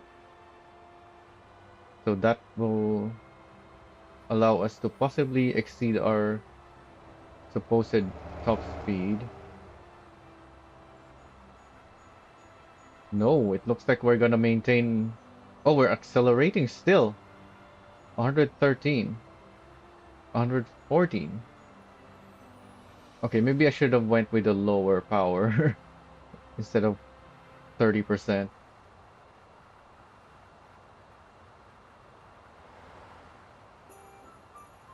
We're still accelerating.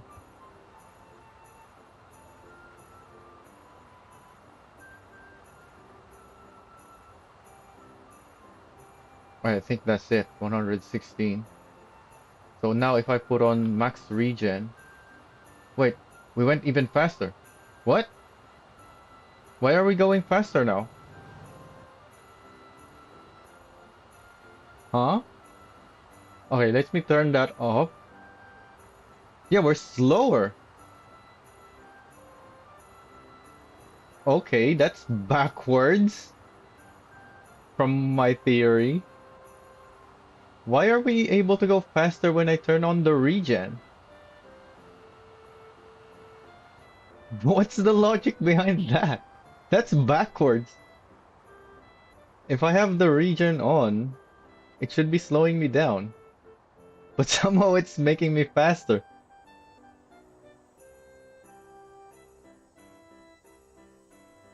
Alright, let's go all the way down to 10%.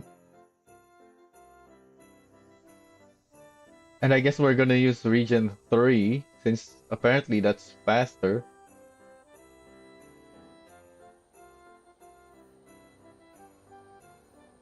Well, I guess we can change. Yeah, the revs are going down with the regen. Did they add some kind of compensation for having the regen to cancel out the speed penalty? Is that why we're going faster?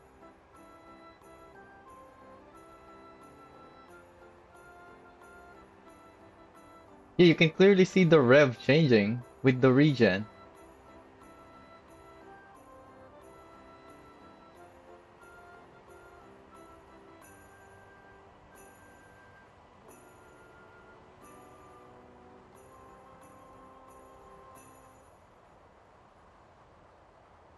They were topped out at 79 with regen. In fact, we're slowing down without the regen, but if I turn on the regen, we can go even faster.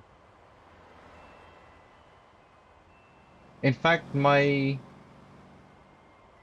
rev is almost at 20, even though I limited it to 10.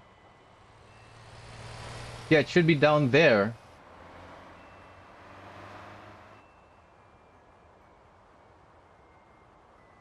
Because that's the limit that I set. But the regen is giving me more revs.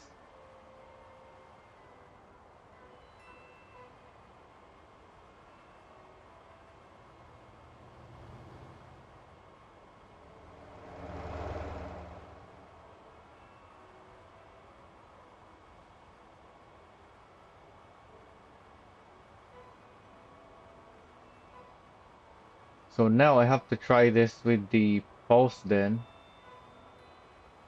Because I could have sworn the pulse was slowing down when I increased the regen. So either this update added some kind of compensation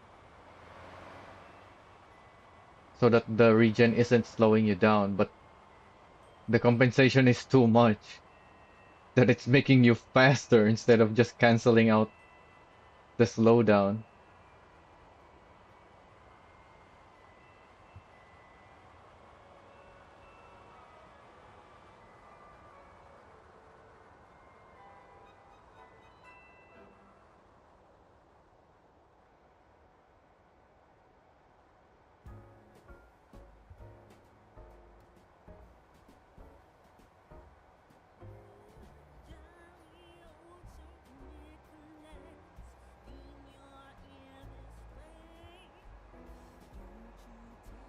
Okay, I need to move these vehicles. I can't always have an FPS drop every time I'm here because I use this road plenty of times for these tests. So let me go hop into these vehicles so that I know which ones from my recent list are here.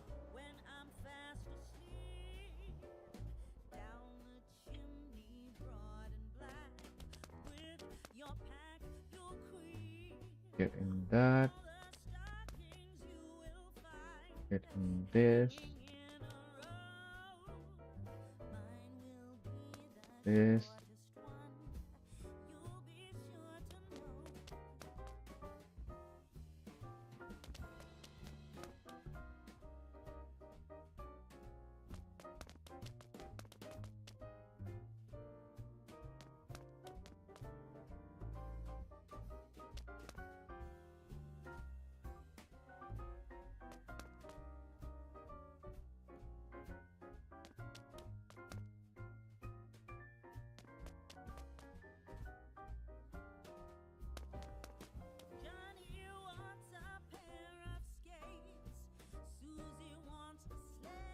And I guess I can put them here at AOL.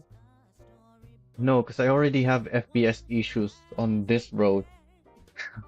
I'm not gonna make it worse. The drag strip is useful for testing. So where else can I spawn lots of vehicles in that isn't gonna bother my testing? At the landfill?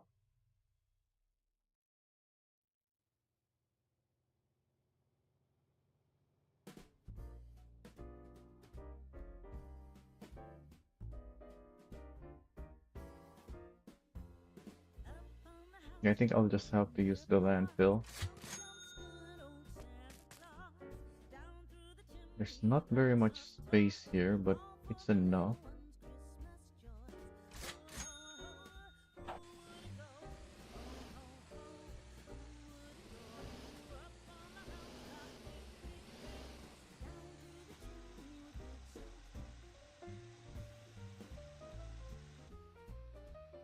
Oh, I didn't put on the handbrake.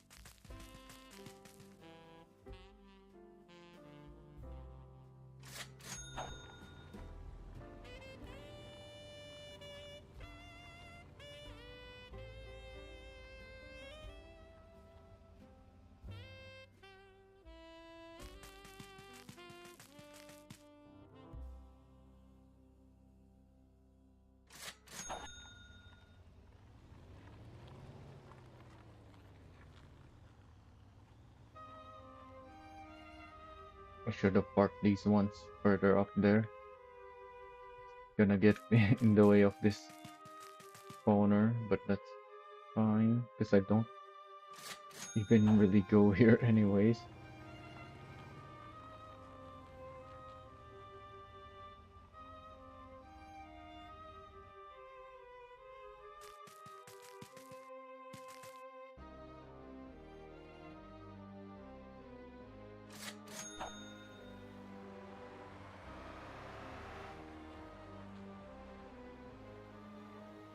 Looks like we have just the right amount of space. Alright, where were we? At the speedway.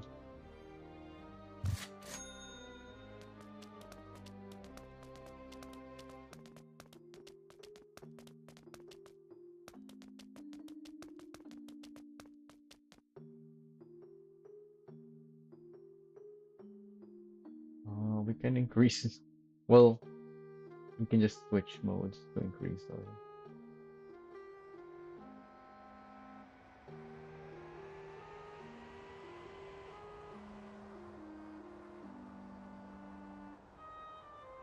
I still have a bunch of other vehicles here, but it's not as bad anymore at least. There's only a few here.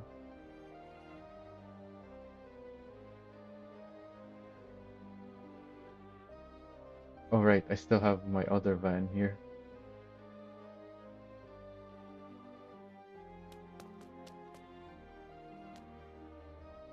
Um, Move this out of the way.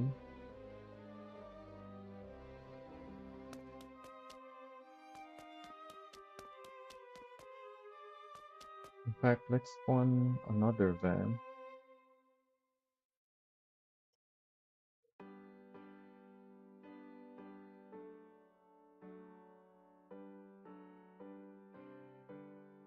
Are these? Yeah, they have the same paint.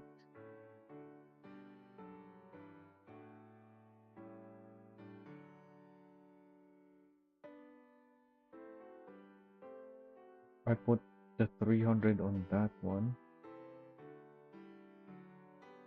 Let's actually have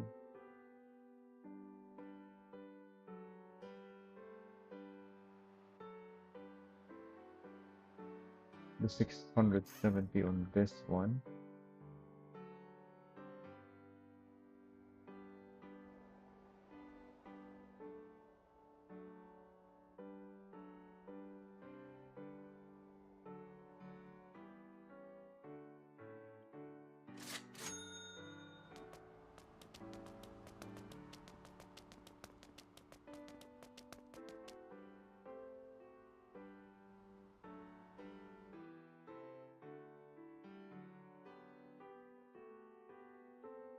And then the 300 on this one.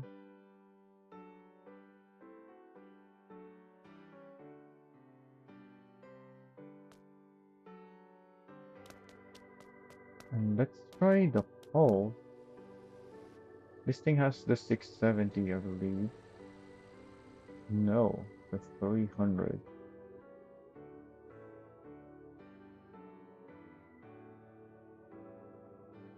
You know what? I should have been using comfort.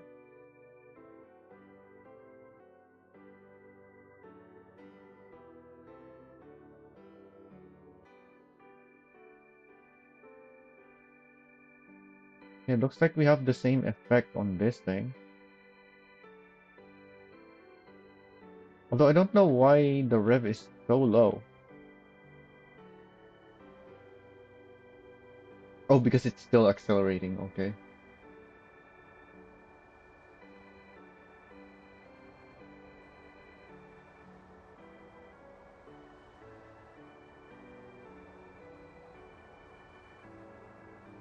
Why is this one taking forever to accelerate? What's my FDR on this thing?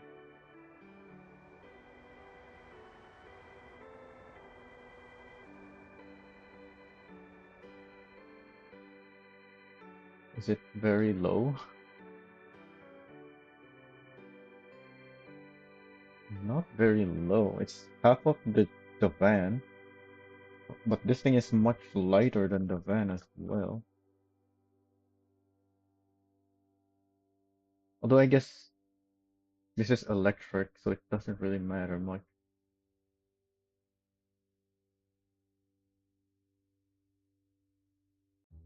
But yeah, you can clearly see the regen affecting the power output. There's more power when you have strong regen, but this is also 300. So my new theory is, well, not new, but what I said earlier was that is to compensate for the regen, but the stronger engines, the 670 has a stronger regen. So it may have been adjusted for the regen of this one.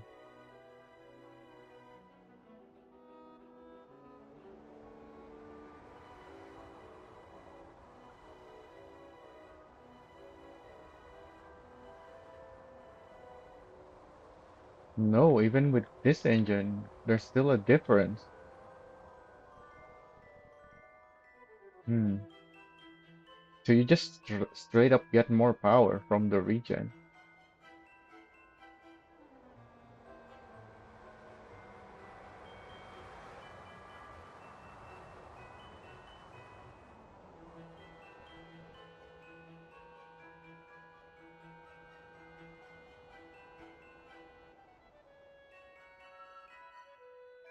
Because I could have sworn when I tested the pulse not too long ago, so in 7.16, it was eating power, but now it's the opposite. So when they added the van, they must have noticed that power loss effect from the regen and just reversed it so that now you get more power from the regen instead of losing power.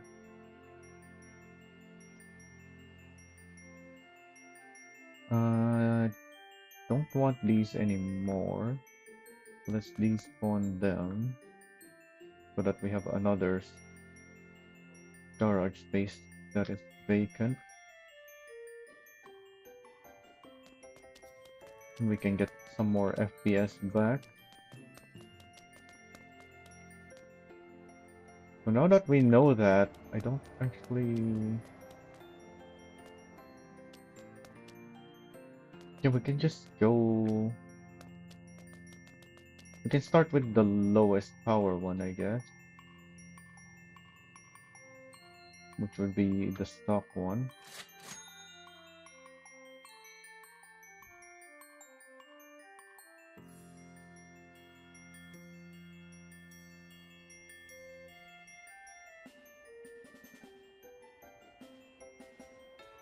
So because this one is front-wheel drive,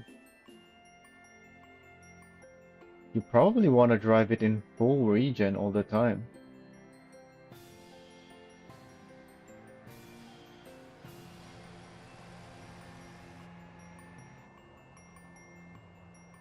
Unless you're understeering, which you shouldn't really, because the regen, even at maximum, is not very strong.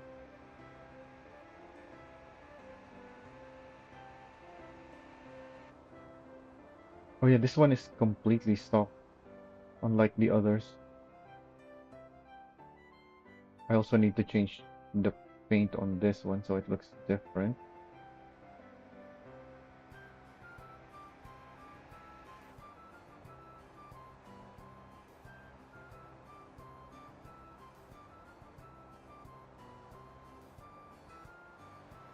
So this is 10% throttle, which puts me... Oh wait, that's not even on our graph though. I need at least 20.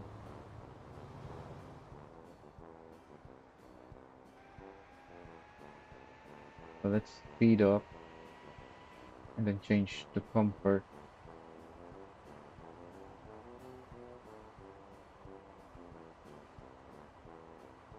It looks like our top speed is 77. Well, actually, we're still slowing down. Are we going uphill? This might be a slight uphill.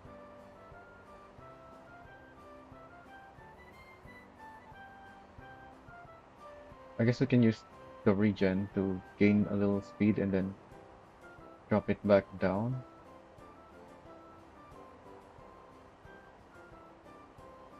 Alright, it looks like 75. Let's increase it now.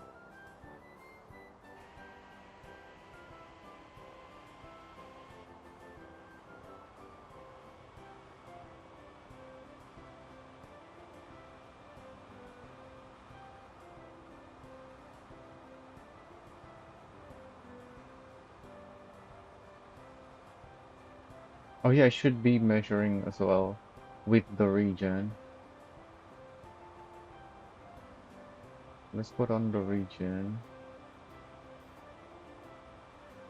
Still getting slowed down.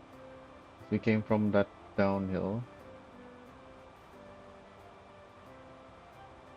So with the regen, that's what 3,000, 3.6 RPM and 97 kilometers per hour. Without regen, that should be 3.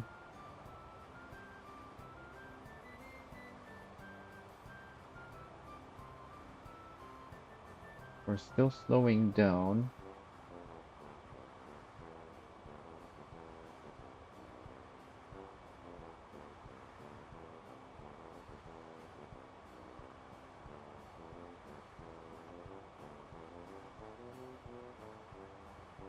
Oh, but once again, we don't have the 3,000. I guess we can just add it.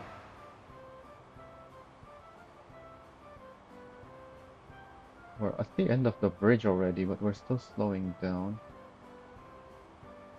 I think 91 is the speed though.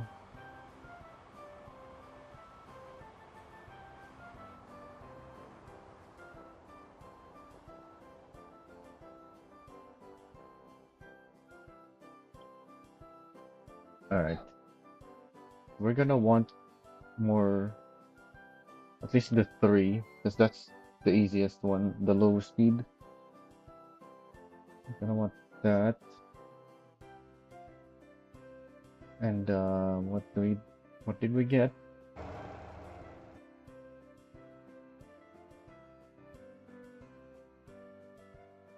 I already forgot. How fast were we going?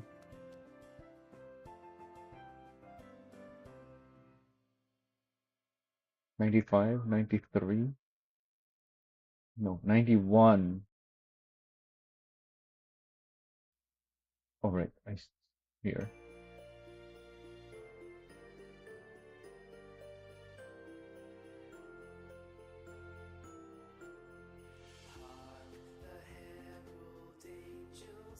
Oh yeah, we tried 2 as well. How fast were we able to get?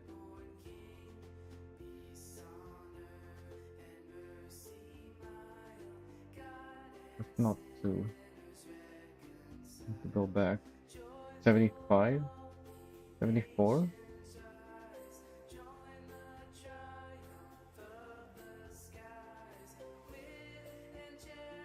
75.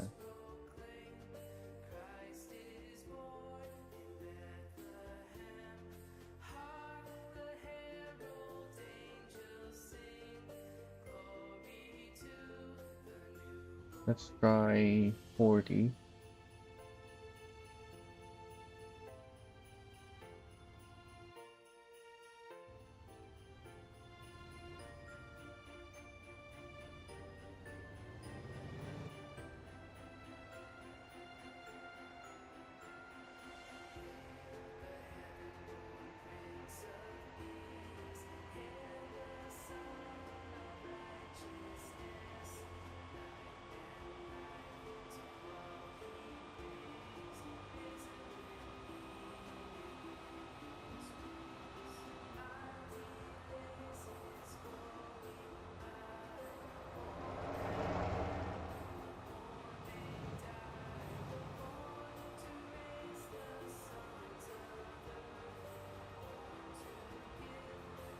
Looks like 105. No, we're slowing down even though our rev is going up.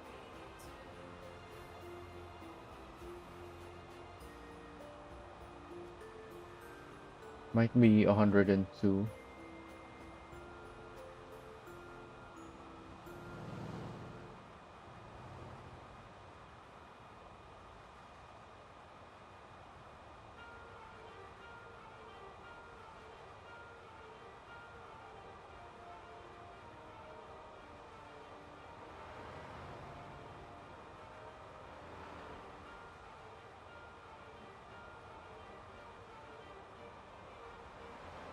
down to 101. And that's with the regen. Now I've turned the regen off completely. Seems to be holding 101. Well, we're going uphill now.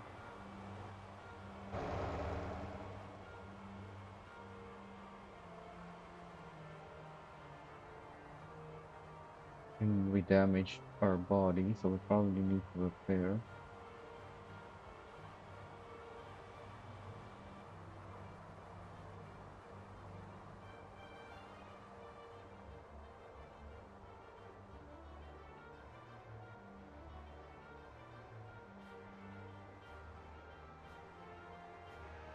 Right, we're done testing that speed.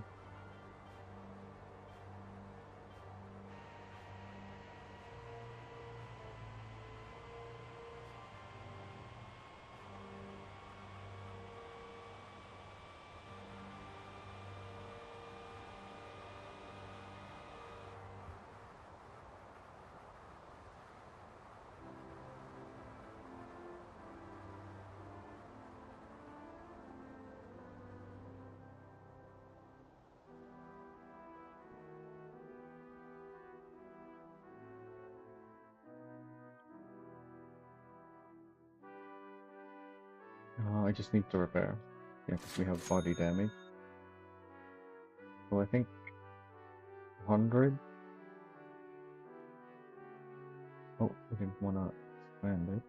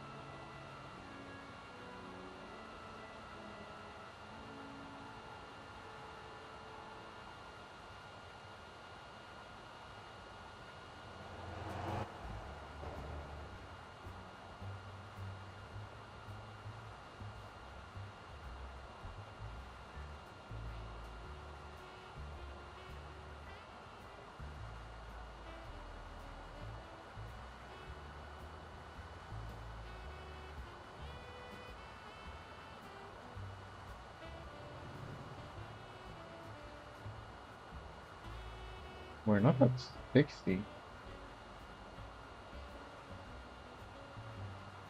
We're supposed to be at 60. But maybe our FDR is high enough? Well, low enough that we're actually losing red? No, it's still going up the red. I need to accelerate it again?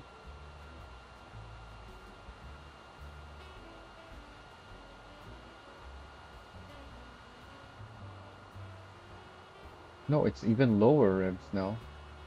Okay, so we can't really use that as a data point then, because we can't get to it.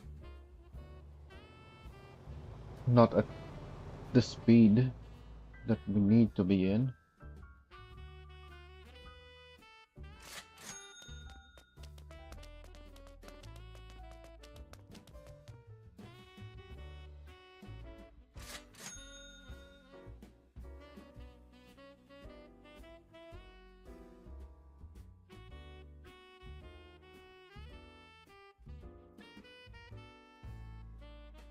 Let's try this other one now.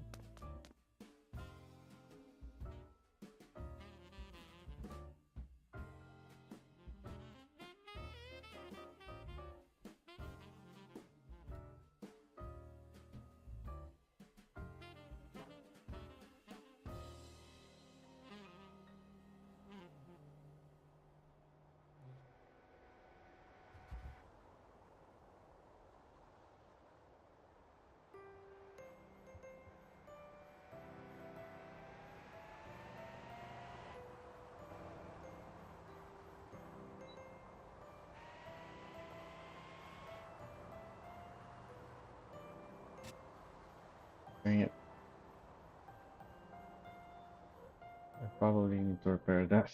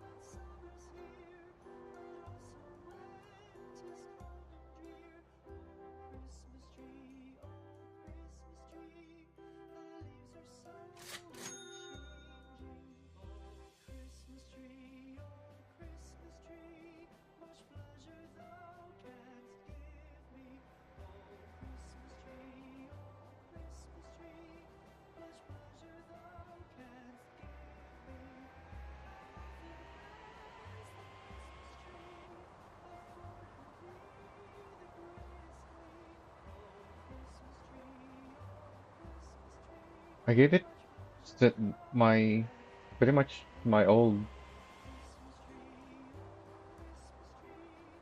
set, which is the same as my other semis,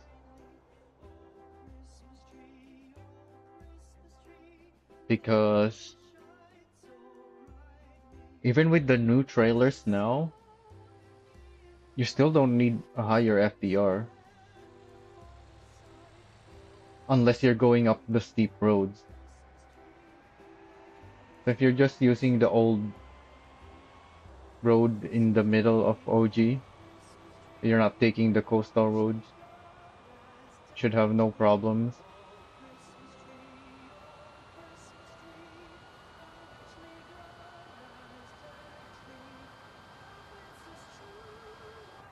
Alright, I need to be testing the low speed first.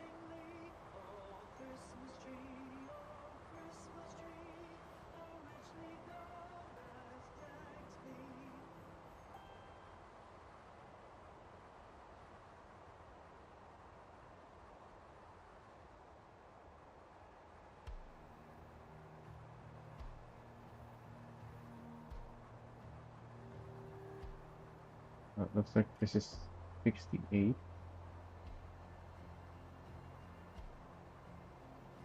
Oh, it's up to 69 now. 70 even.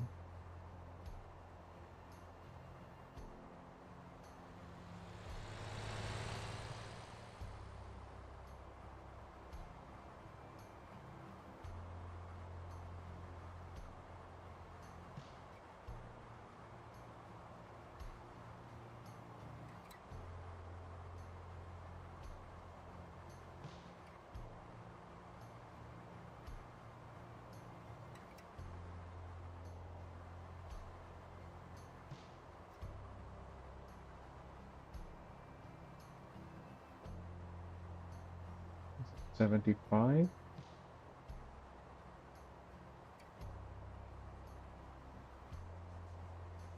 Looks like 75 to me. Alright, let's put it up to... Oh, I'm not supposed to be testing 10 because we don't have the... Well, I guess I can add it as well.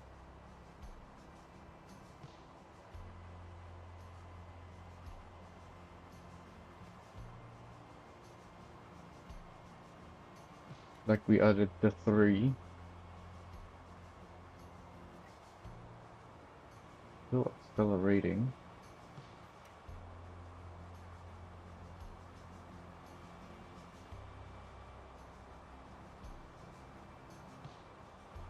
still accelerating.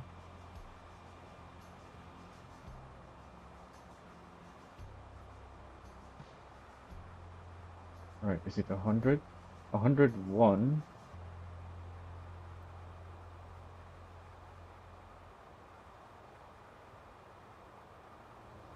So it's very similar to the other one. Around 100.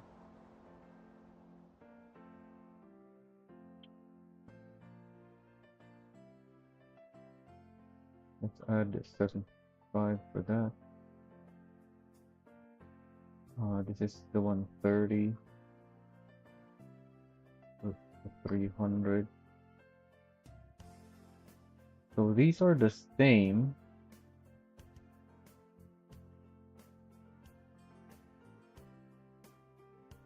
And yeah, they do have similar horsepower.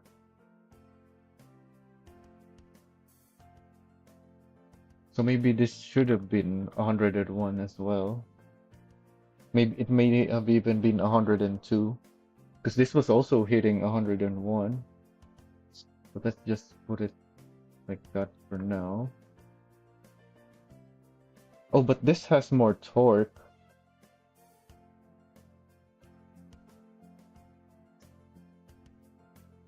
Yeah, so they both might be 101 now that I think about it.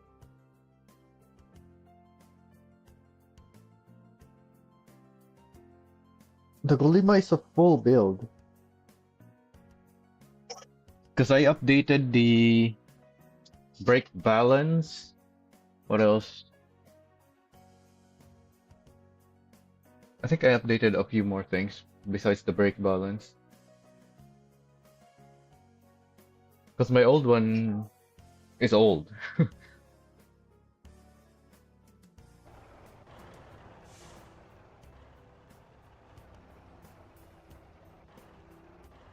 And the light attachment counts as parts. So I couldn't just upload the design without the parts.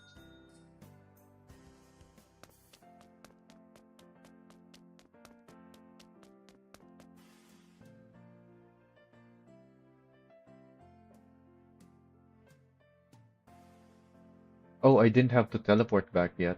I could have tested for 3 and 4. Well, I'm here now. Let's test for 3 and 4.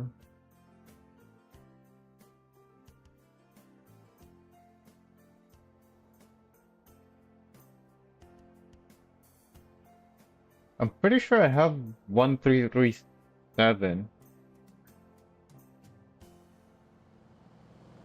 Don't I? You can look at the master list to see all my numbers.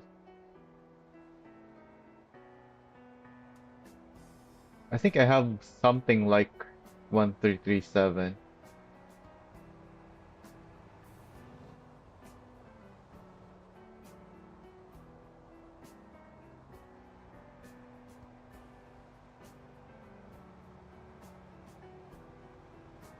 Yeah, because I was working on my Brutus and I saw it was 1326. So I might have 1337 as well.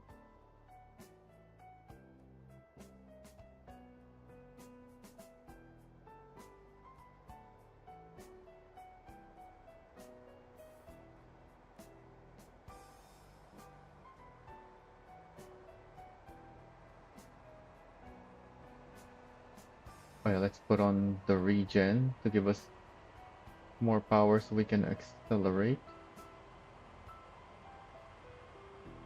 And then once we stop accelerating or it slows down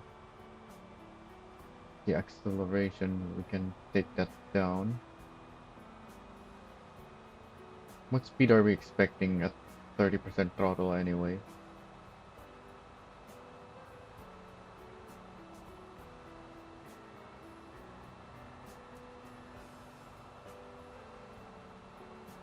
$115 maybe? I'm almost at the downhill. Let's turn off the regen. We're slowing down, I think. Oh wait, I'm at 118.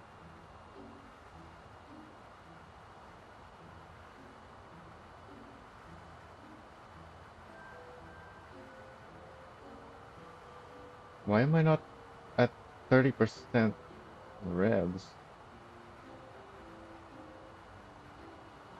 Right, we need to increase that. Right, that's 30%. We're still accelerating, but we're also above it.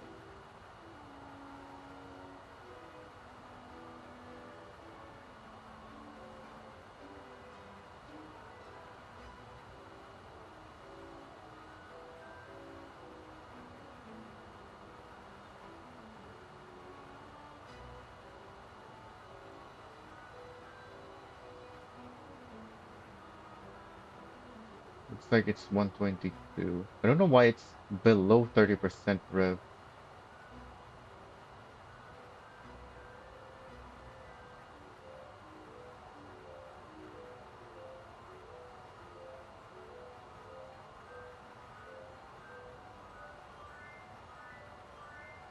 Alright, 121 it is. Also, we could be doing brake tests at this point. But I'm in comfort mode, so it didn't work. Alright, let's go back in 40% this time.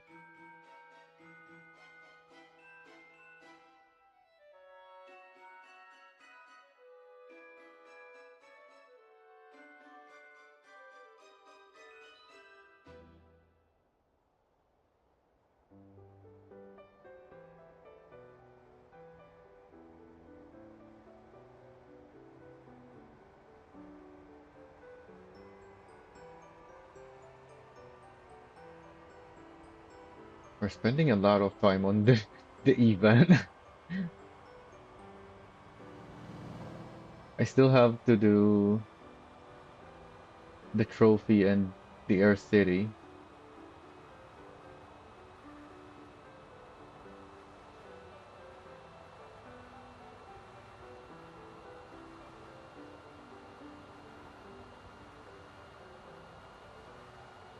Although I guess regardless, we're not uploading anything. Because we're not working on the build yet. We're still just testing.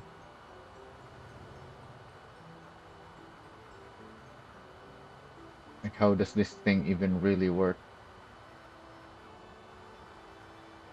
Without knowing that you can't really build for it yet.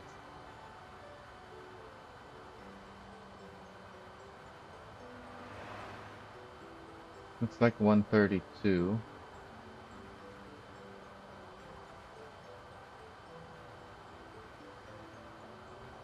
Oh, we're up to 133.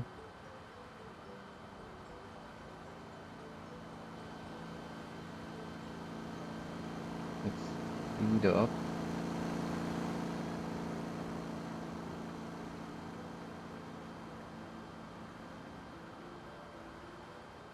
We're dropping revs again. I think. Oh yeah, because we're too fast now. Yeah, we're not getting accurate revs anymore. Because it starts to drop off after a certain speed.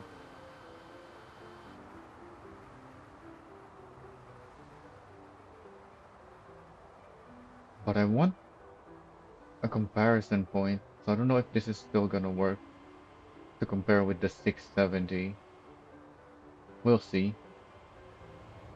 I'll just have to put in 133 for this. And I guess mark it that it's not accurate.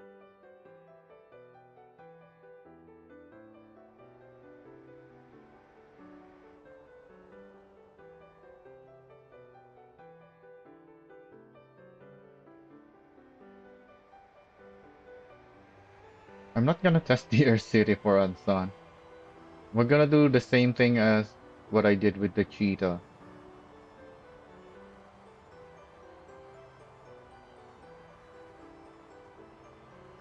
Which is basically update the decals. I already have a decal update on it for a long time now. I never uploaded it because it wasn't really much of a change. And it's a very easy change to make anyways.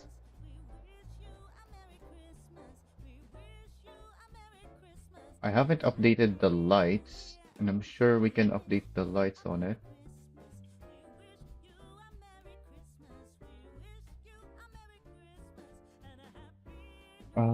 So we're done with this one. Let's put it on the charger.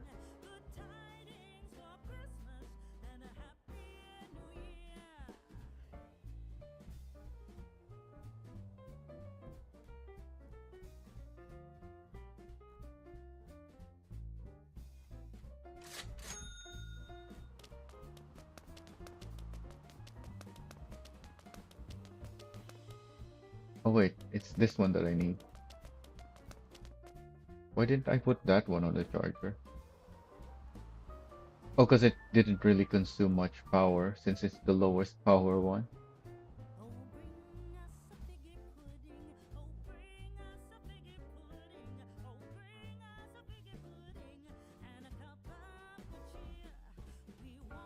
I don't know why I'm checking everything. uh, what is it that I want? Repair? This is what I want.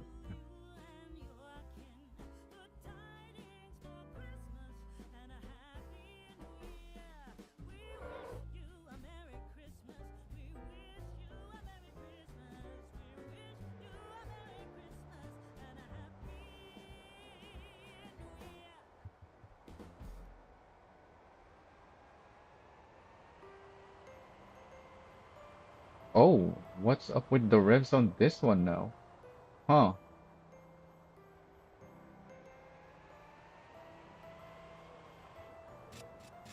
Oh, I damaged it. Dang it. I'm not supposed to damage. I was too focused on the revs. Yeah, the revs look like it's going up now. Unlike what I tried earlier. Yeah, it's going down when I put the regen.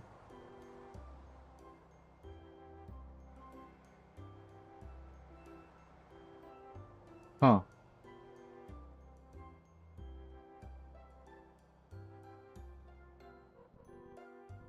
Alright, we need to drive carefully.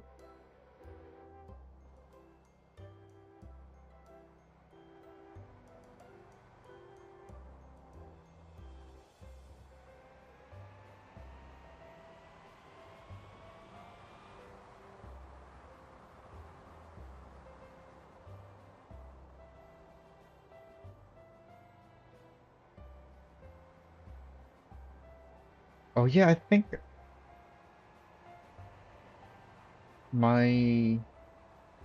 I was thinking backwards before. Because the 670 being a stronger engine has stronger regen.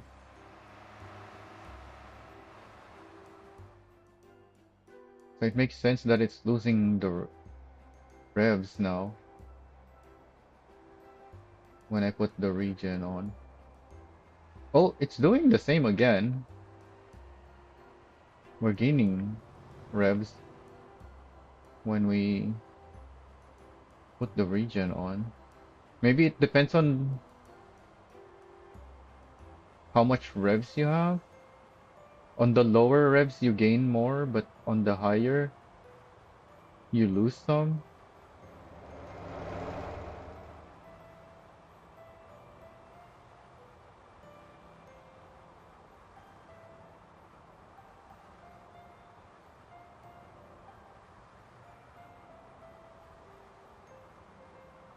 Can we get 100 with this?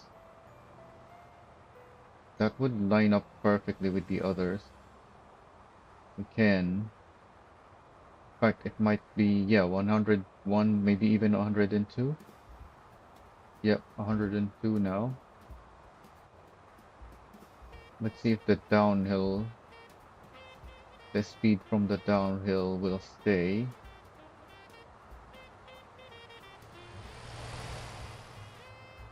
115. Yeah, we're slowing down. 13.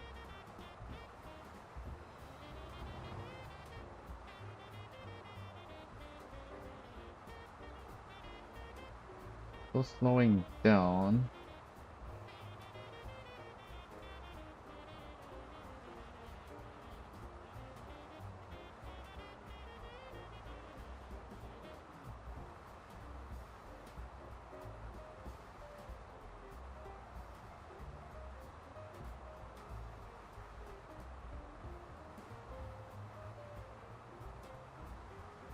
Oh, are we gonna stay at 109? No. Still slowing down.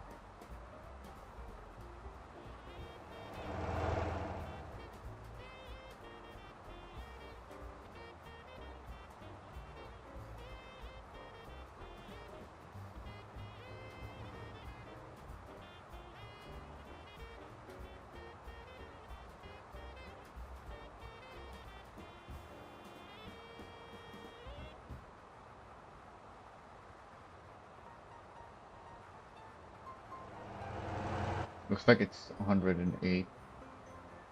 Yeah, I'm not really slowing down.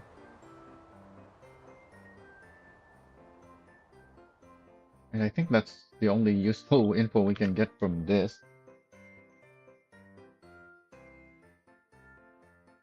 Because any faster and we're also gonna get inaccurate data. Unless it matches this. Let's have a look. Oh, we don't have the horsepower and torque for this mount though. So we can't really tell. So I guess we should try it. 20%.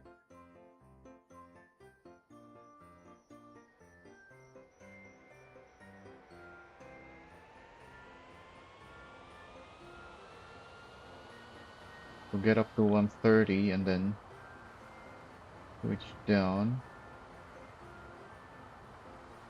We're still accelerating. 132 now. 133. Alright, I'm gonna make it 140 before turning off the regen.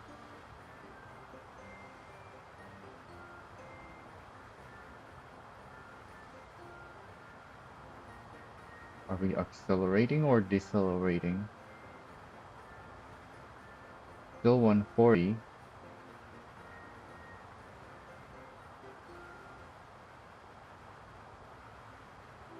It might be exactly 140.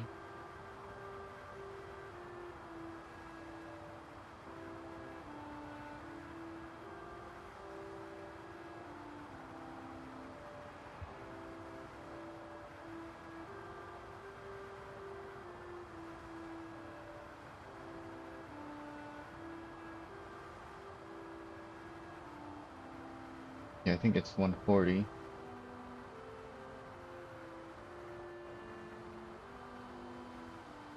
Let's use the regen to speed up again.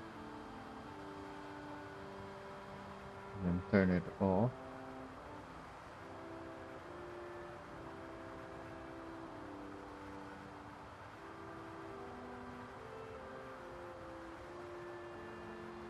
Yeah, we're accelerating again. 138.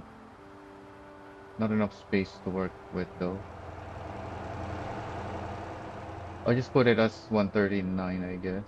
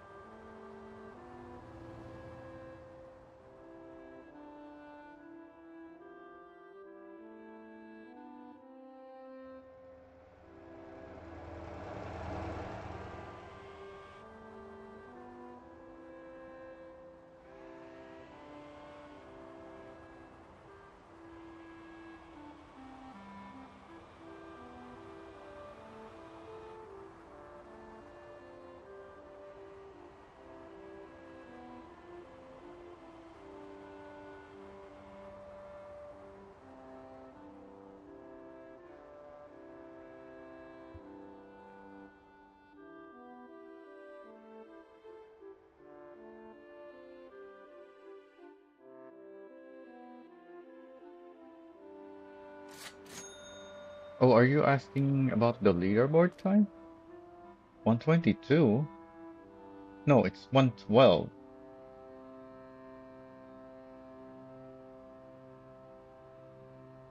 Yeah, that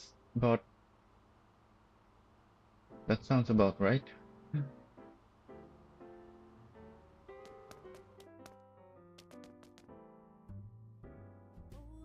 139. So we need to check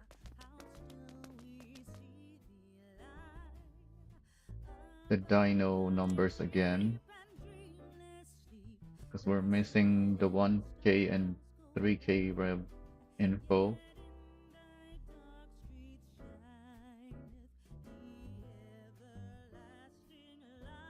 Oh, it's pretty much at the start of the graph. So that's maximum torque of 311.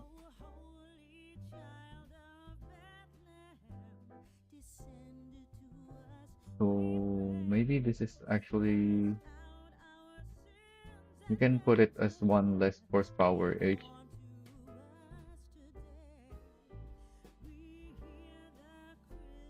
Well, not horsepower, but torque. And then the power is only 50.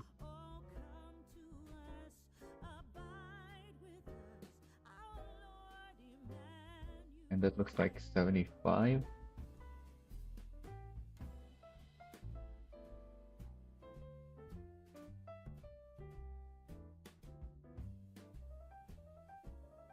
And this is maximum power, it looks like, of 133. Let's lower this one to 132. Then the 300 horsepower one. Let's see. It's like 60. And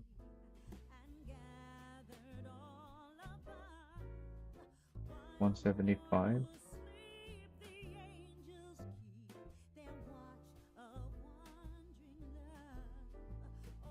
And the torque is maximum again. 449.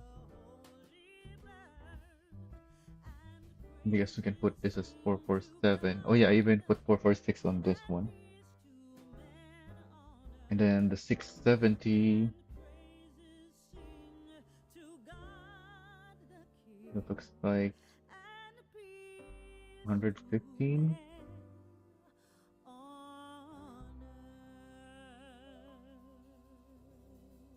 Maybe 350. Then maximum torque is 900. Let's make this 809, 808,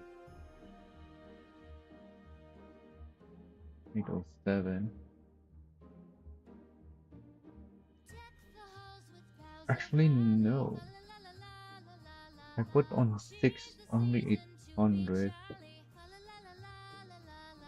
I guess we can go down by 2. It's still more. Oh well.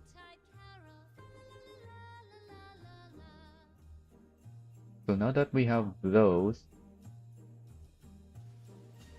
I should have written these in the spot.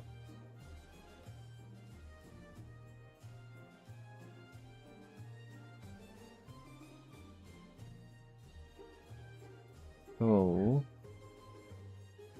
we can do. Oh, this is straight up 1-to-1.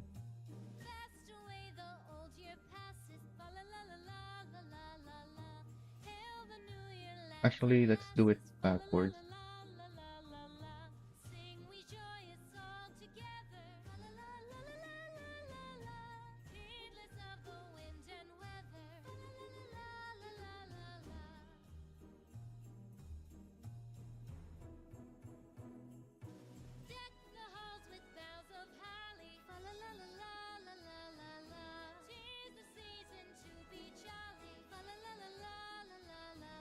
I think we need to include the torque, because this one is mostly from torque.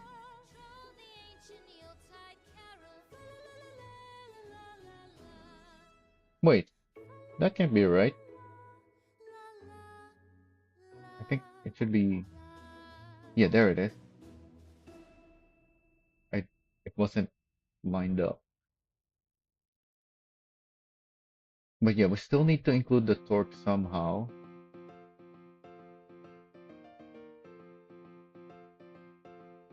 Because obviously, hmm,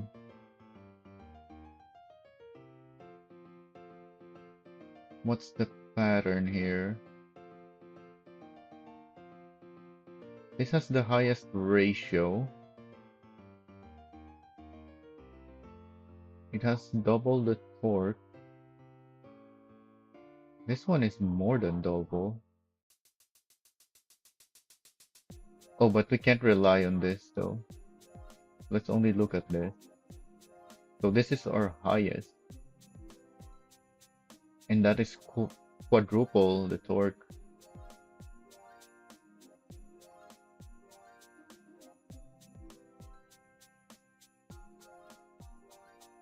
So if we modify the formula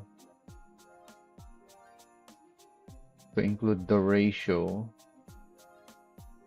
of horsepower and torque, how do we include that?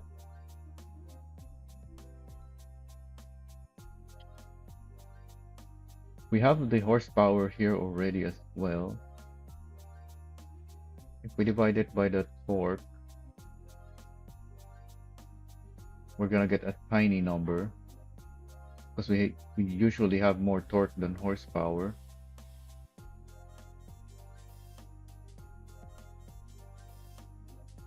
So we need to compensate with maybe times 10. That's still very low.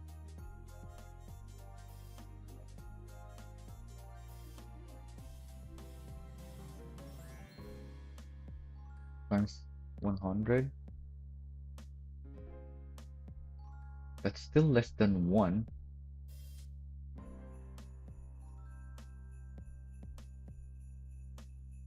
Oh, because we need to double the... We need to square the horsepower. And then we can multiply it by 10. Let's try that.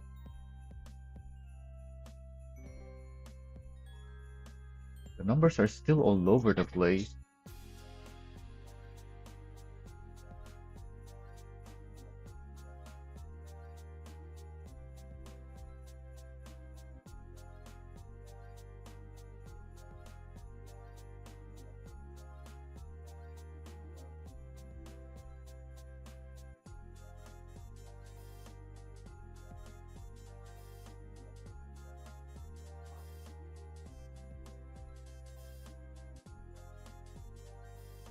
But somehow this is higher now.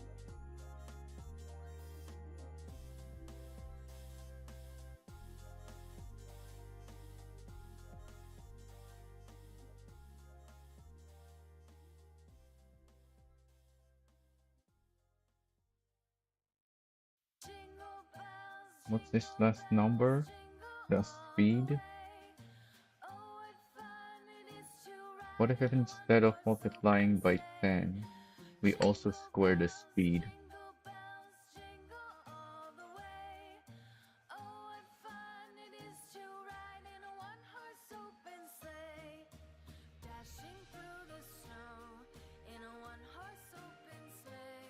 That's worse still. Yeah, we just ended up... Wait, why is this very different?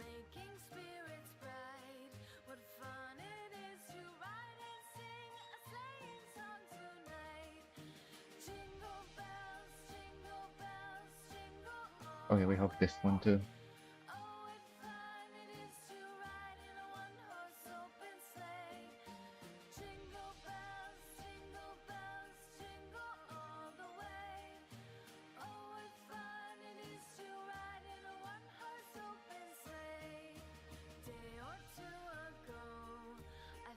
Yeah, that just made the ratios even further from each other. This one is pretty much the same, other than It's less 10 by 10 now.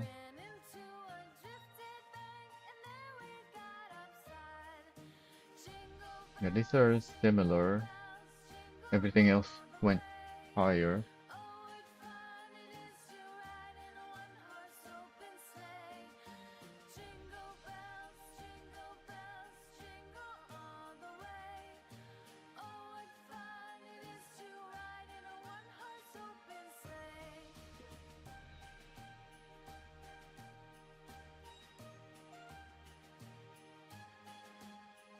Which means I think this is the wrong way to go about it. So, oh, we also have a high ratio here. So that's our second highest even. So what is that's hmm, these are very similar numbers.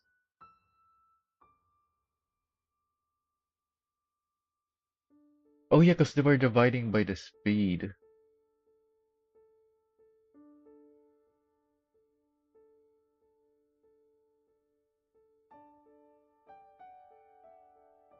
Yeah, the same horsepower and torque, but somehow we're faster. How did that happen?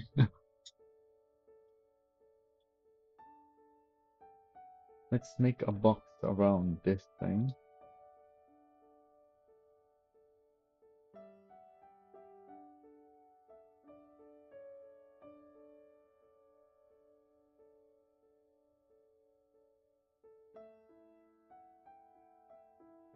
Oh yeah, the main difference is the RPMs.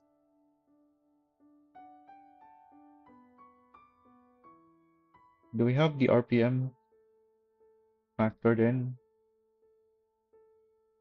Wait, why are these just numbers? Oh, because yeah, those are our data points. We don't have the RPMs factored in. That's the missing thing. Uh, what do we do with the RPM? Just multiply with it?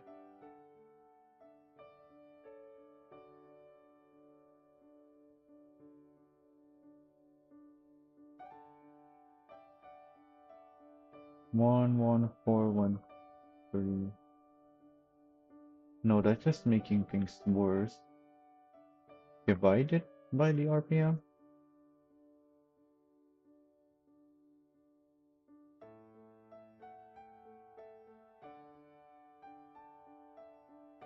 That's also worse, I think. We have 46% difference here and then 30% there. Oh, but at least we have a linear now, where it just goes down, unlike before where it went up and then down. Oh, why do we not have? Oh, because of that. Yeah, it's quite linear now.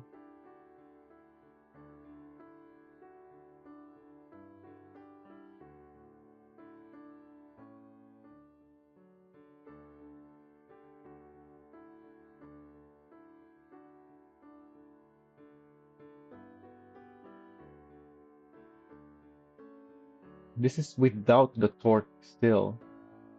We haven't factored it in. So what if we're starting with the horsepower, dividing by the speed and the RPM. So maybe we need to multiply with the torque.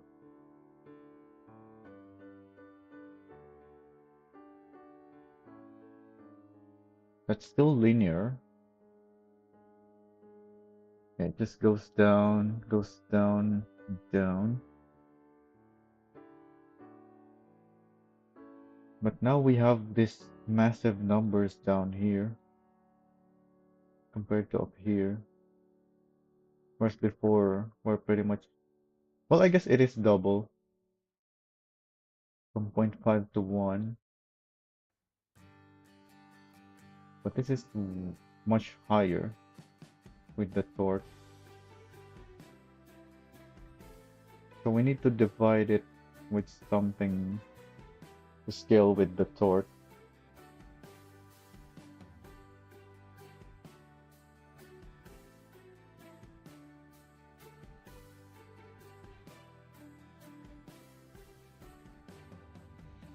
Maybe we need to divide it by the rev twice. No, because this is even lower revs.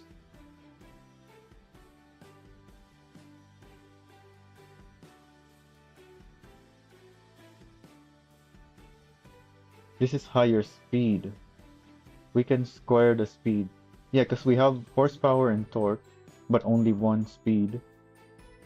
So we can divide it by the speed again.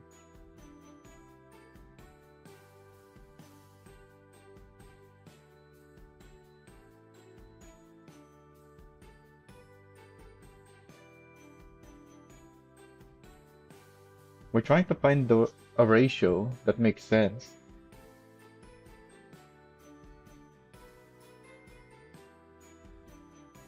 The RPM. Does the RPM even... Yeah, that's what's giving us the...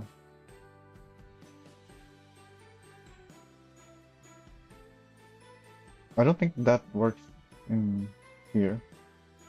Can I just do that? Yeah, that doesn't work. I don't think. Oh, it does.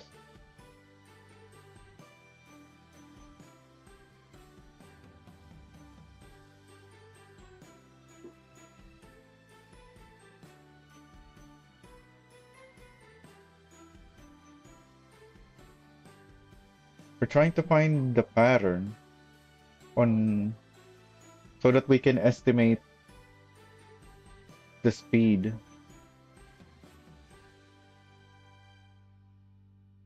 So once we have a formula that makes sense, we can, what do you call it?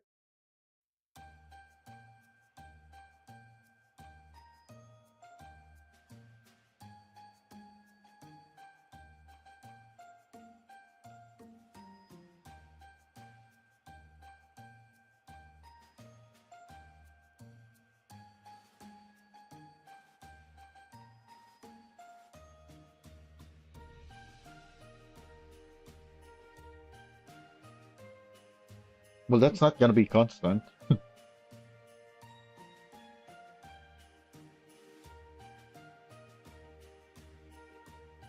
but we can have, I don't know what the term is for it, like reverse engineer a formula so we can, so if even if we're missing one data point, as long as we have the others, we can just adjust the formula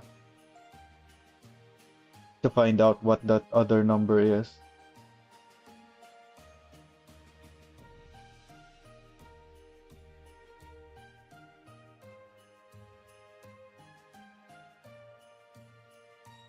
We're looking for a constant though, yeah, I think that's what it is. We're trying to find the constant. Right now we have a pattern, so it's always going down here.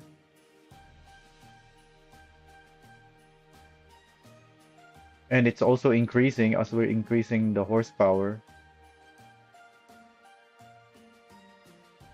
But we need them to equalize so that we have a constant.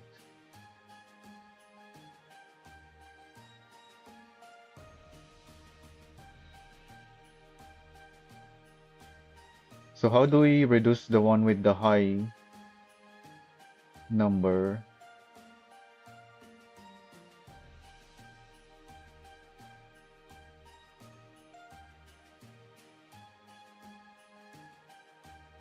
By making the other values heavier than the torque?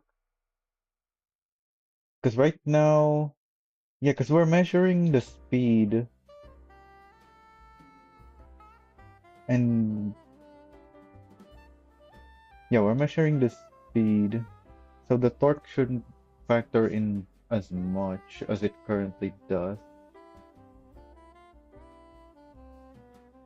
Yeah, that's what I started with, the RPM and torque. Well, not torque, horsepower times torque. No, not times torque. Horsepower divided by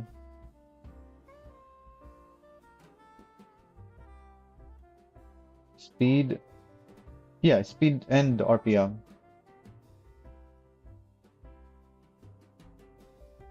not torque. Speed times RPM is proportional to horsepower and torque. But currently, but torque is for accelerating, not gaining the speed. So right now we're having a very high value with high torque. So we need to reduce this somehow. What's the opposite of squaring? Is there a number I can use? Well, not the number, like a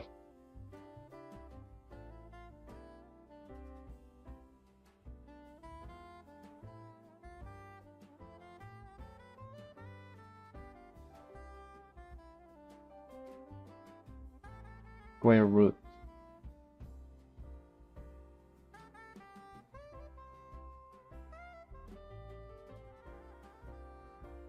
How do I do a reverse square root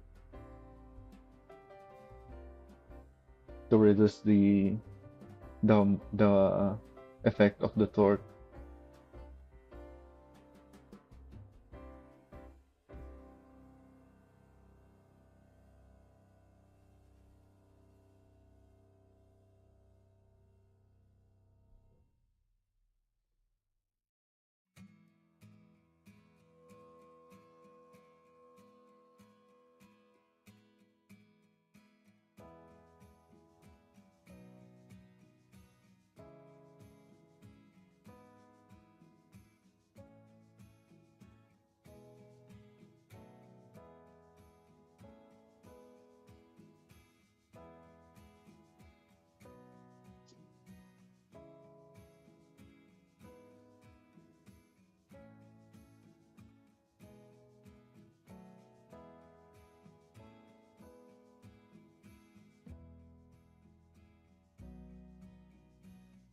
It's just telling me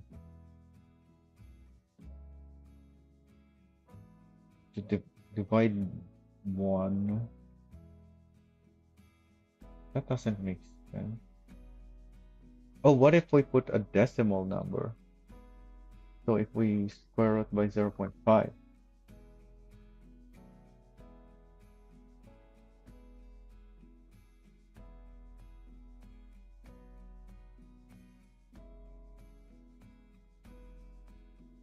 yeah, I think that works.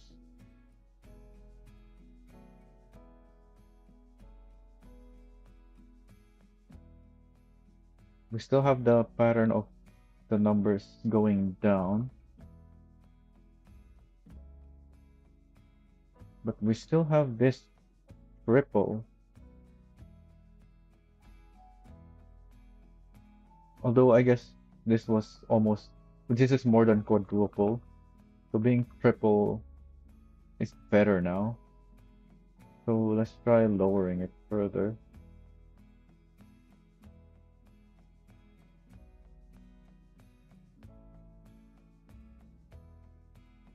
It's still double.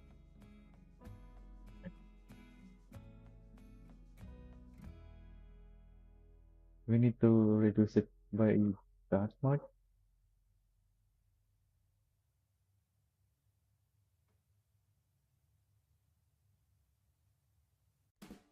These are similar now.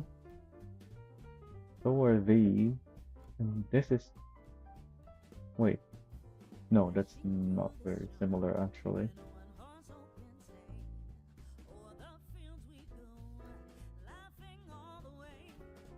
It's times 100, so it's easier to see.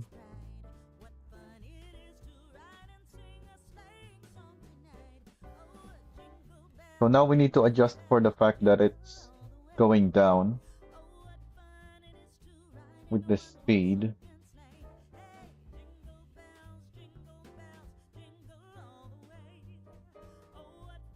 So we need to do the same thing with speed.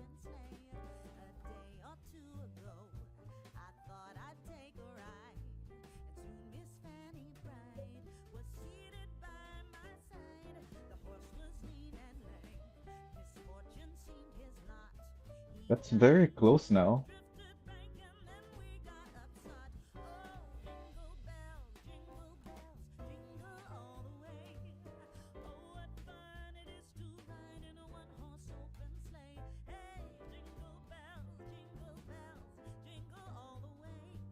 In fact, this is higher now. This is now the highest number. So does that mean this is the best balance of horsepower and torque? What's the ratio here?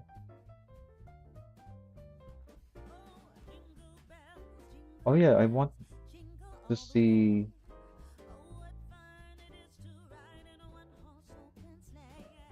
the ratio for all of these.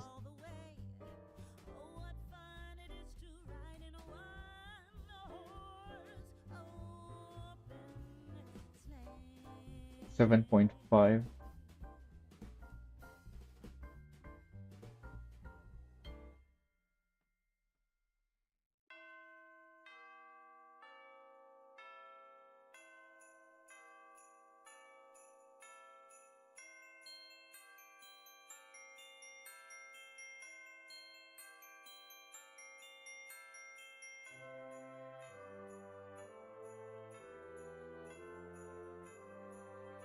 Oh, these two are similar, but then it drops here.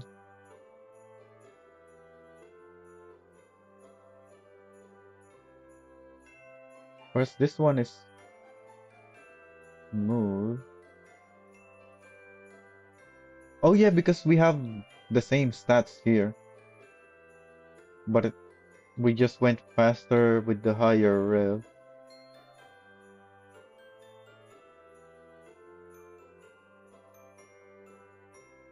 Yeah, you still have the same ratio.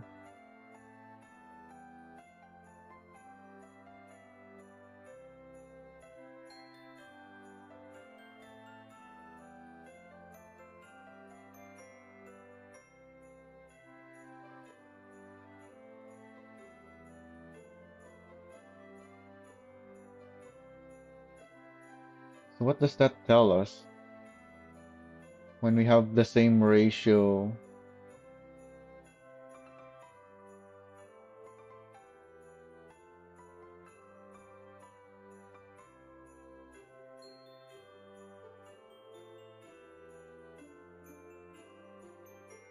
Because the pattern is... Wait, what even is this? Oh, it's just the ratio, so we don't have speed data for that. Yeah, so the pattern is that the ratio goes down, but here it's actually maintained.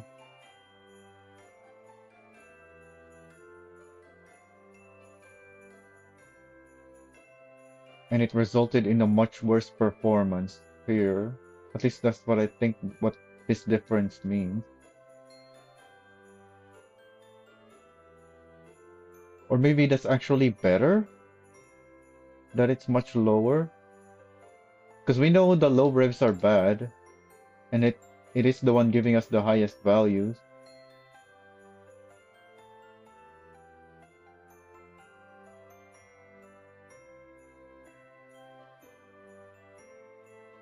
Yeah, that's what I'm talking about. 3K and 4K RPM have pretty much the exact same horsepower and torque. So we're just changing the RPM, and yet we got this. This is where the pattern breaks. Everything goes down except here.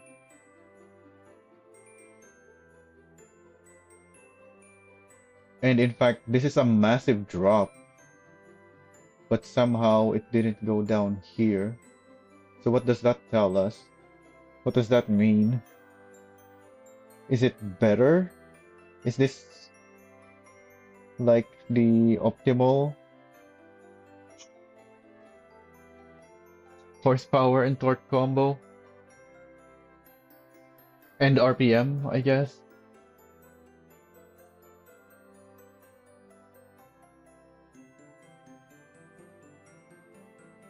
Or is that actually the worst combo?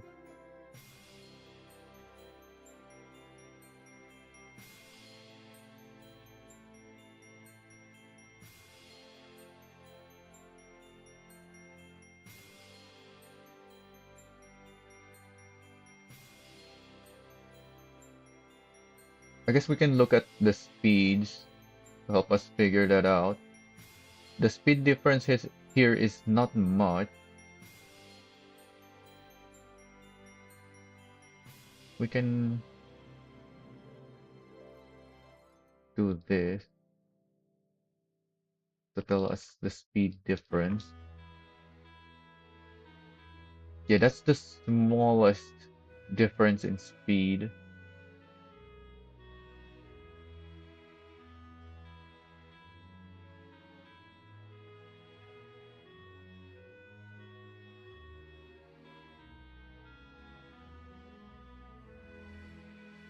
Not that much different than this one though. But on this one, it still drops here. Oh, and it increased here. I just noticed that. This is higher than this.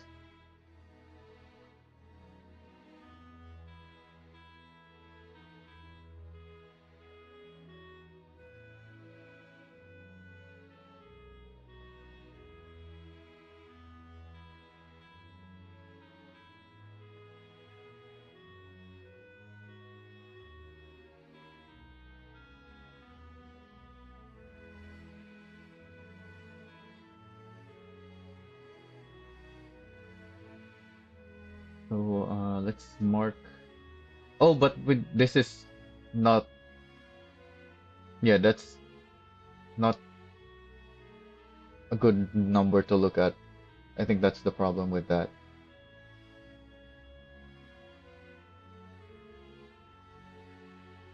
So if this was faster, it goes even lower. If this is also 91, why is nothing else changing? Oh, because it's the only one that uses that value, right? So maybe that's not what I should be looking at. What if this was a higher horsepower? So like 160.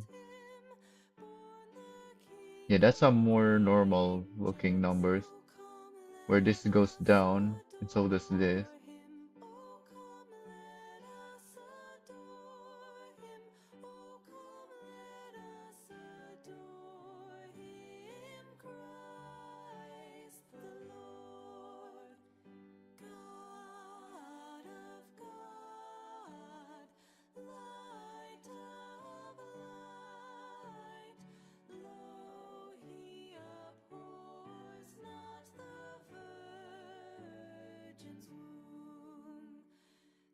These speeds are quite high now that I'm looking at it.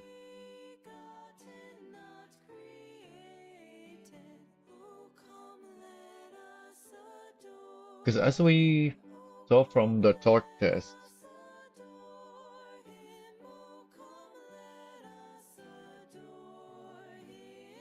Going just 40 kilometers per hour was enough to get us up the steepest hill, or at least maintain enough speed to make it over.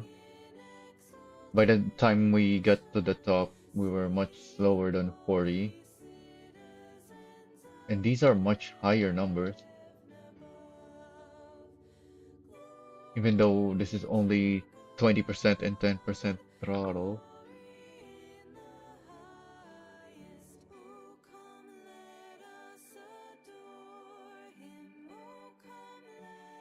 Why don't I have this number here?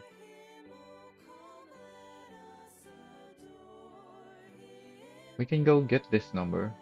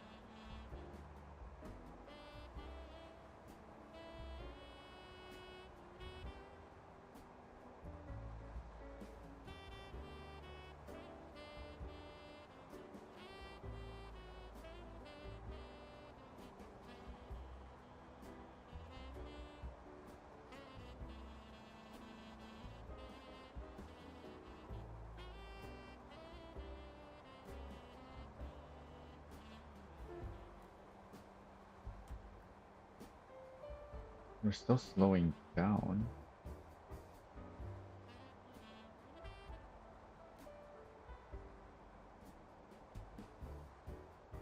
56 now. Is it gonna be 55?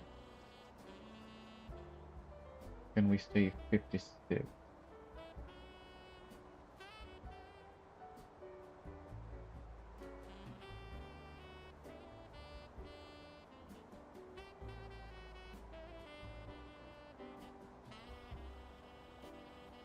It is 55, I think.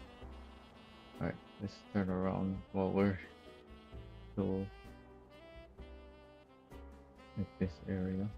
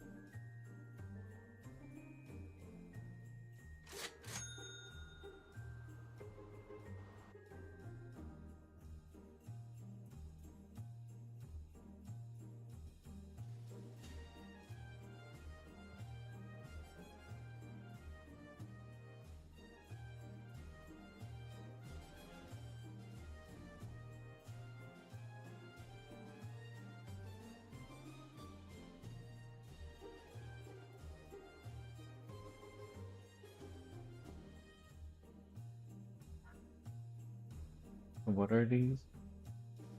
Horsepower and torque ratio.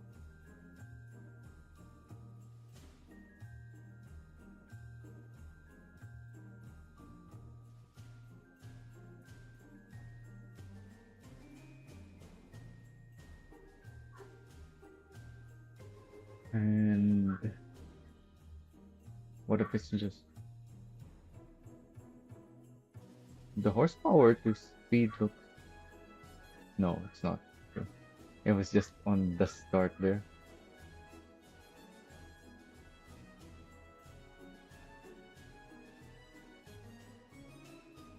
What's this again? Horsepower per torque.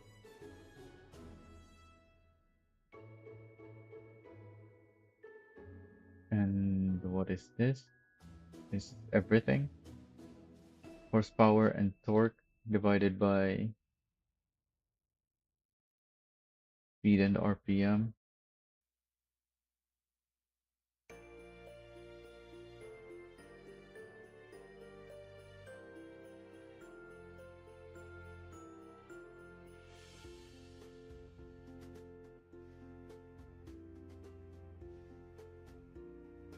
Can't really see that.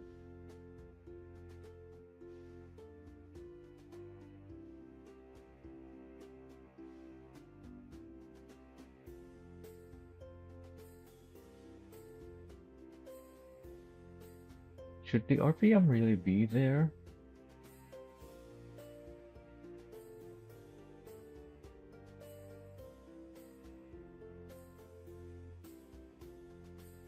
What if we move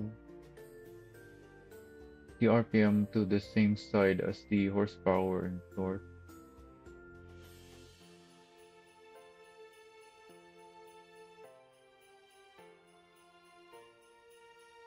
So we're gonna multiply it instead.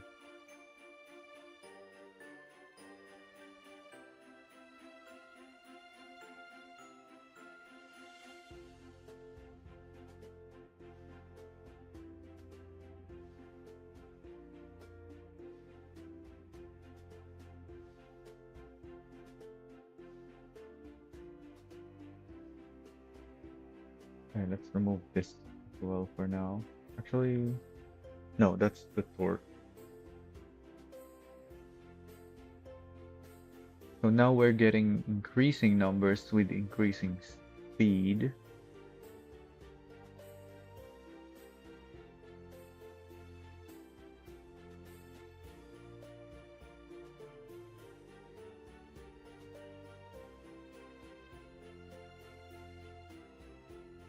Which means if I increase this,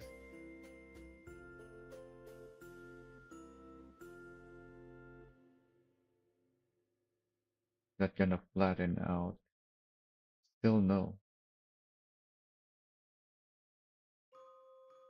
Well, it kinda worked. You got higher number in the low range.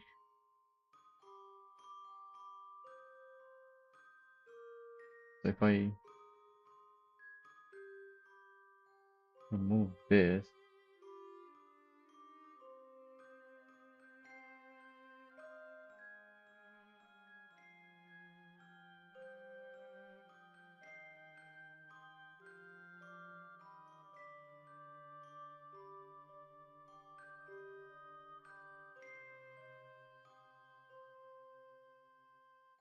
why are we losing value here compared to the other?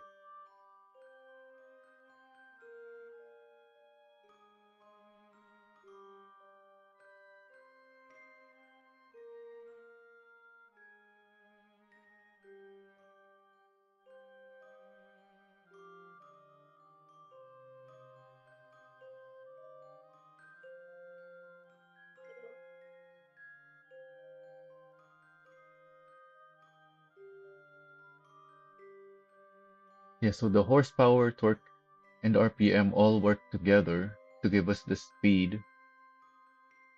That actually makes a lot more sense to have it this way.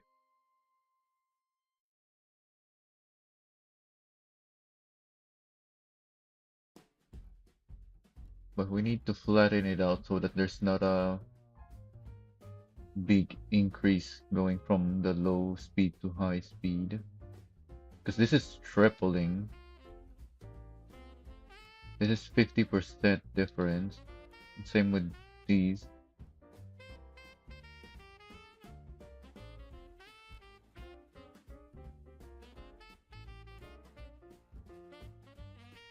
but this is only double.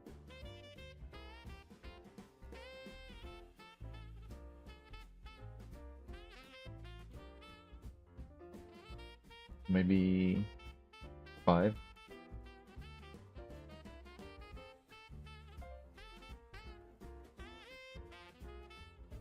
No, that's not really doing anything. Wait, went up to 30?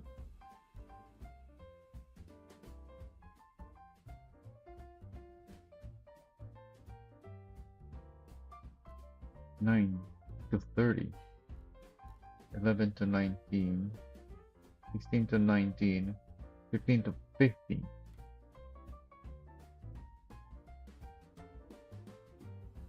What?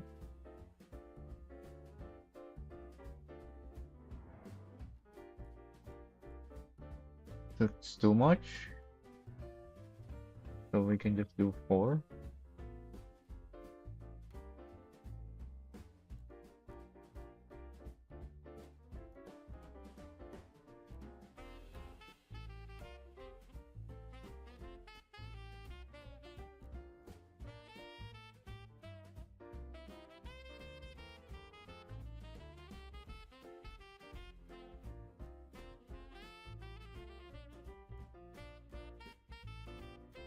This is lower. In fact, this is the highest on this one.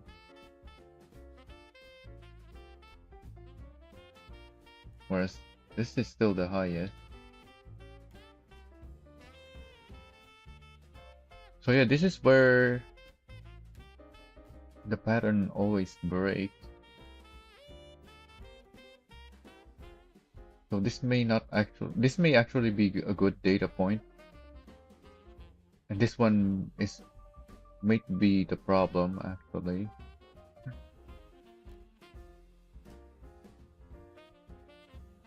Anyways, that's enough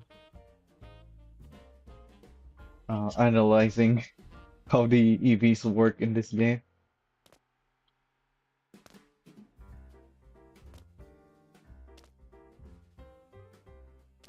The shape of this van is quite simple. So maybe I'll be able to come up with a design idea for this. This thing reminds me of my logo. Except it's much taller. Oh, what is going on with my company truck? What? Oh yeah, cause they do have intersection there. Wait, why is this guy even driving? I thought I disabled you. Cause you keep getting in the way.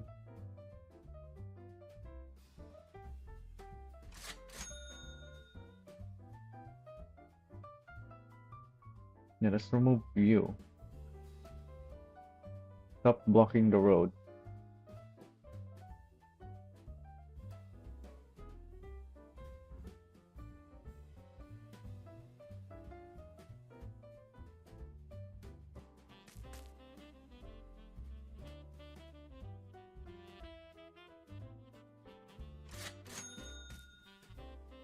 Oh, I don't know why I got disconnected there.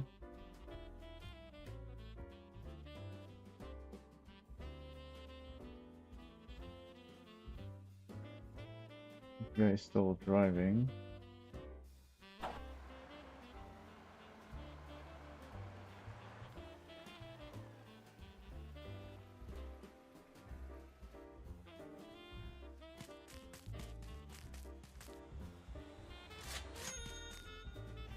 Oh yeah, I wanted to change the paint of one of the E-vans.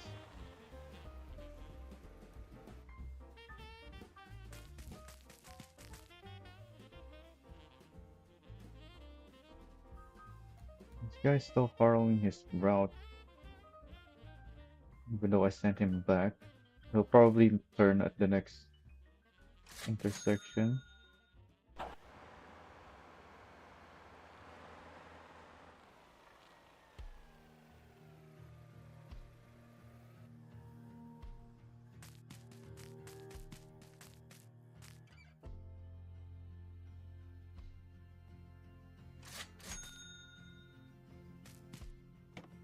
So this thing also has a functional trunk.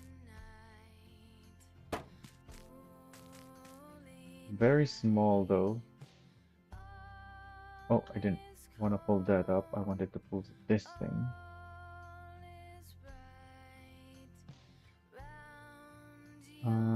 Yeah, you can continue your route now.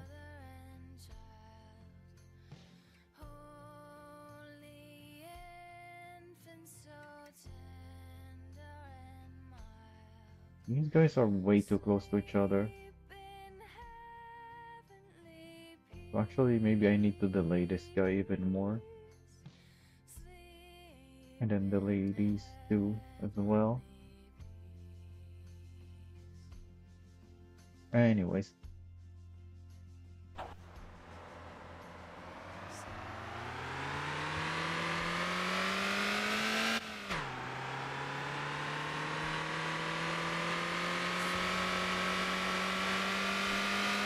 oh, it has an L-shaped taillight.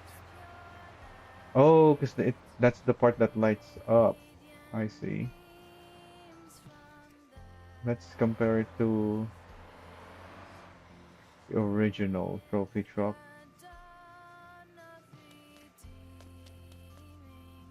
Get this out of the way.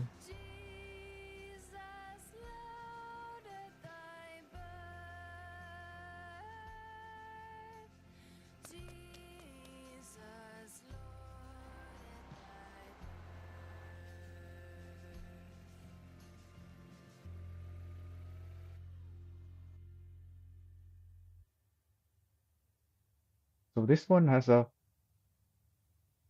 rec properly rectangular front, whereas this one has this taller middle section.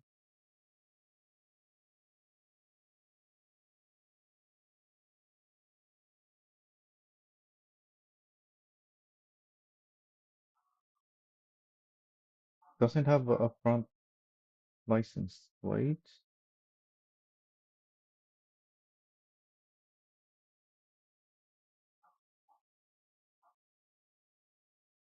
So the taillight is pretty much the same other than the brake light in the middle.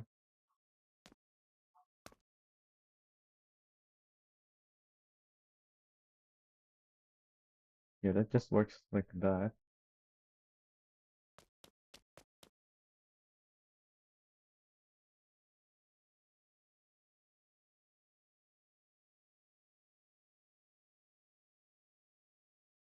Not really a fan of this. Oh, did our music end already?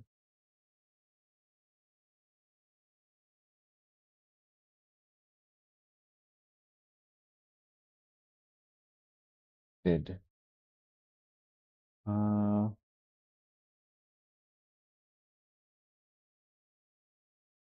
can take a short break.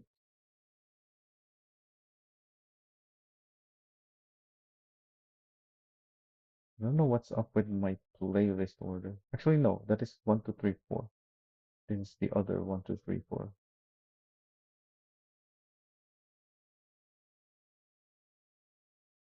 That one happened first, so it got published first and added to the playlist, and then the set 2 got added after. We can start with set 2. That's fine. Alright, another short break then.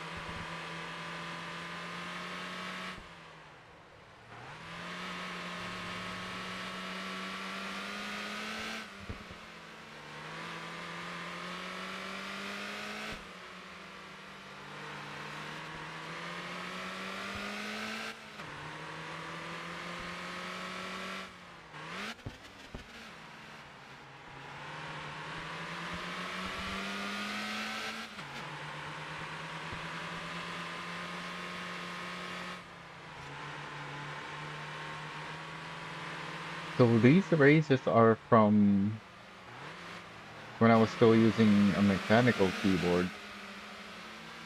So as you can see, I'm using comfort mode so that the throttle and braking input is smoother.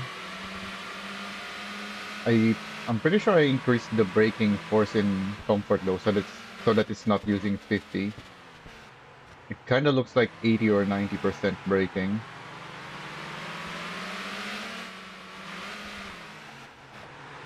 But that's also why I'm sometimes shifting down to first so that I can get even more braking when I just want to slow down in a straight line. Because that braking that I set is for cornering, is for braking while cornering.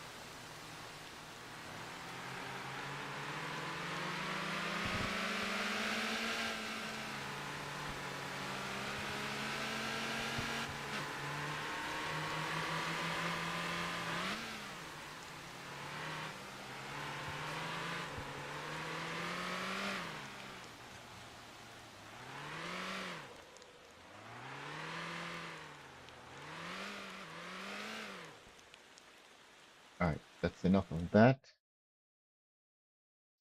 Reset the music and continue.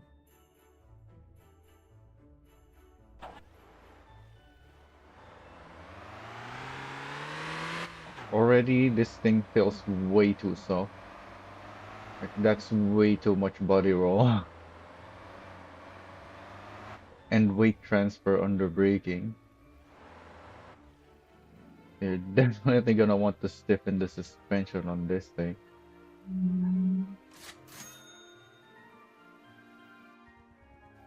Oh, it's only has the 90. I thought the trophies come with the 150.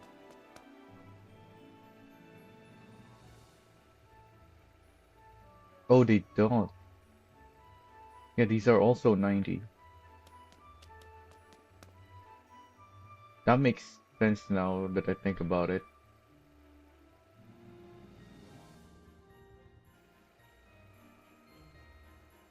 Because they're slow.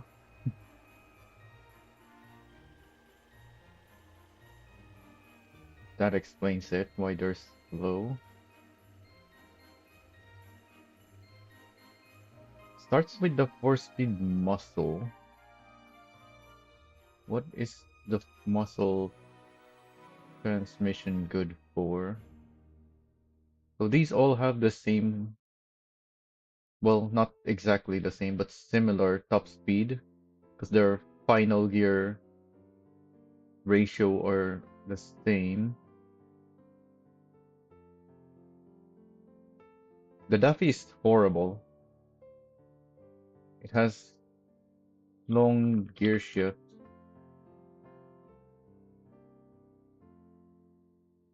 so you don't want that. So Your only choice for four speeds are the muscle and the sports. The muscle starts with the higher lowest gear ratio, which makes it better for vehicles with low power, like this thing, the trophy.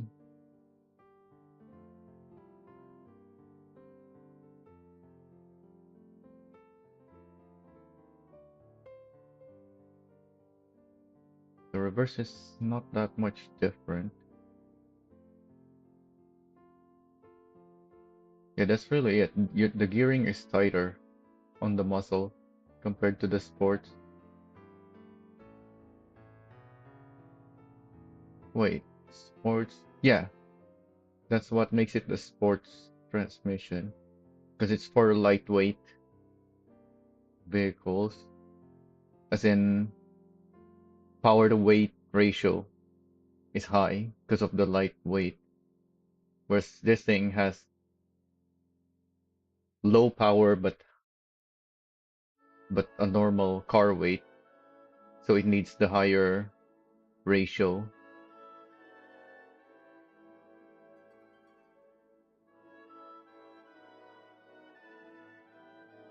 Oh wait, no, the gearing is more spaced out. That's what these numbers are. The difference in these. Oh, I can't do difference down there. But yeah, if you subtract one with the other, that's this numbers.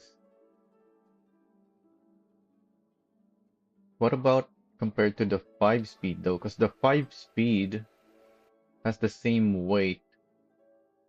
Yeah, these all weigh the same. They really should nerf the weight of the Daffy transmission. I don't know why the Daffy has such a heavy transmission, especially when the transmission on it is horrible anyway. Like, it's pretty much the same thing as the muscle one. It's very similar, in fact, other than the fact that it takes a long time to change the gears.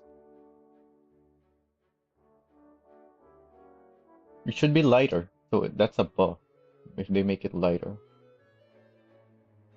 I don't know why it's so heavy. Like that the transmission might be the heaviest thing on the Dahu because it only has the 30 horsepower engine, which is only 30 kilograms.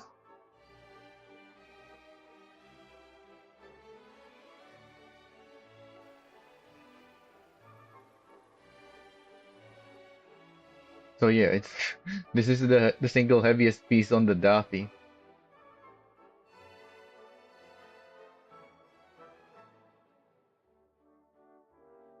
Anyway, we need to change this so that we have the same top speed. So we need to lower it. What are our options? 478 maybe? No, that's too low. 488 maybe. Yeah, 488. So with the 5 speed, you get the same high ratio low gear, but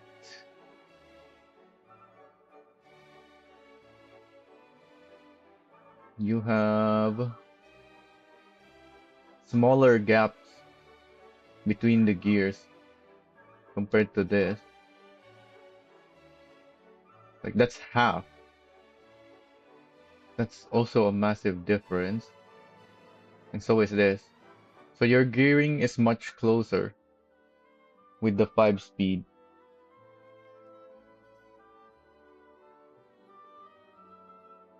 even though you start with a higher ratio.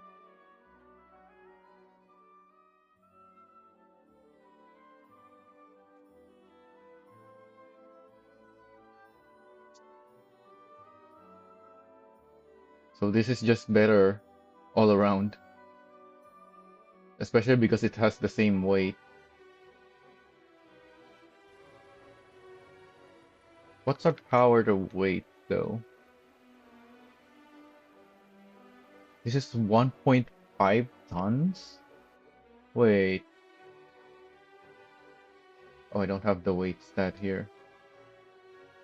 1.5 is the same as the spider. The spider is heavy-ish. Heavier than the Korra. Wait, the Esam is heavier than the Korra? Why is the Esam so heavy?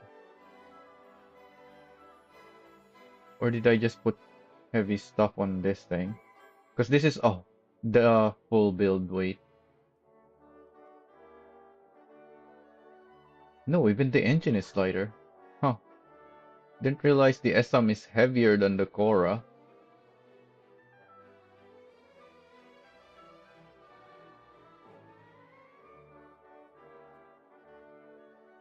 The trophy taxi is lighter. Let's move that up there. So is the Duke.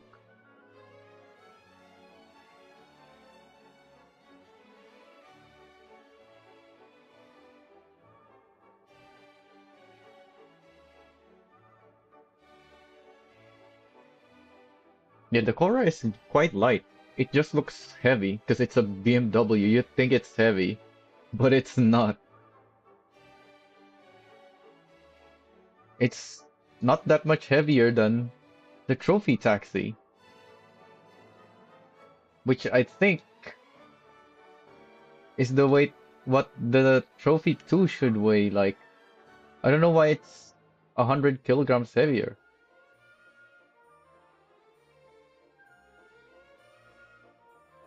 Is it on this thing yet? Because the others are not. Yeah, it's not here yet. Like, you have the Stella right here. Although I guess it's another 100 kilograms though. Yeah, the Stella and the Bora are very light. So the fact that the Korra is only 100 kilograms heavier doesn't mean that these are heavy. It means that the Korra is light. The info is heavy. Let's put that there. So the trophy 2 is heavier than the original trophy. At least now that it's in its stock form, maybe we can change some things and make it lighter. We'll see. Oh yeah, we haven't messed with the braking on the Evan. Considering the fact that it has the regen at the front though, you're probably gonna want a lot of brake bias on the rear on it. But we've already spent way too much time on the Evan today. And we're not even making the full build yet. So I guess, yeah, I don't really care about the brake balance yet. That's not what we're not doing those today. We're definitely gonna want stiffer springs. Let's put those on. And some dampers to compensate for the springs.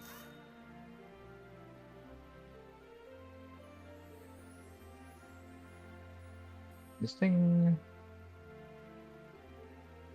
looks quite tall.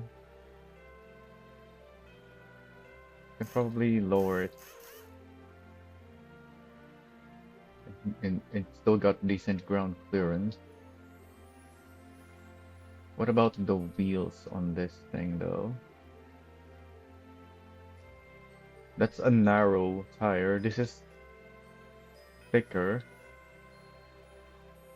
Oh, it's that one. This one is average, I think.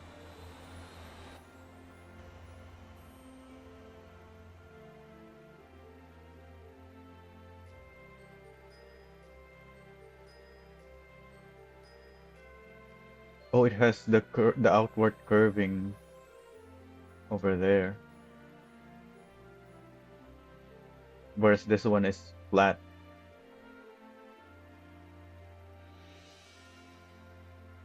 Actually, it looks like the wheels are also further out, not just the fact that it's got that shape on it.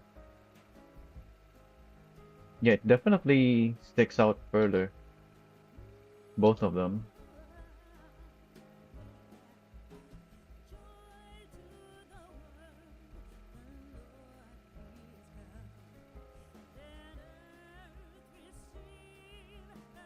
Oh yeah, what's the weight? 30.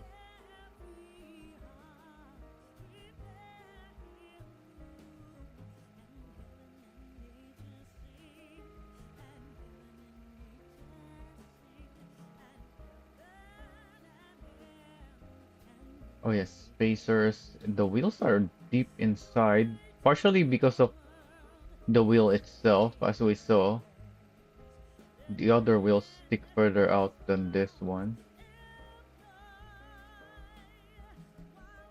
So we'll adjust that later. Let's check the aero before we make those changes though. Yeah, the collision on the wheels match the wheel width. Well, not just the width, everything matches the. Although it's not exactly one to one. So like, what's a good example?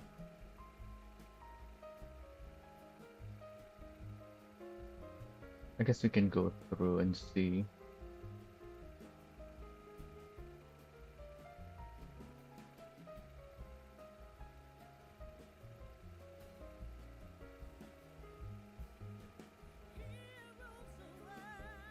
The Voltec? I don't think that's it. Oh yeah, here it is. The most obvious one, the chunky wheels.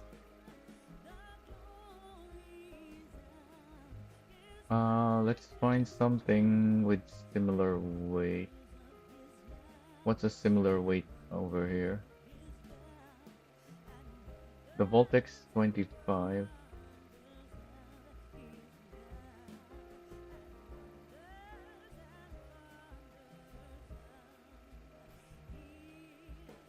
Oh, even the Voltex is kind of smaller.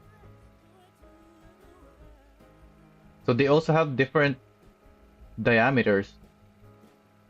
So you can see if I click on the Raton, the wheel is up here.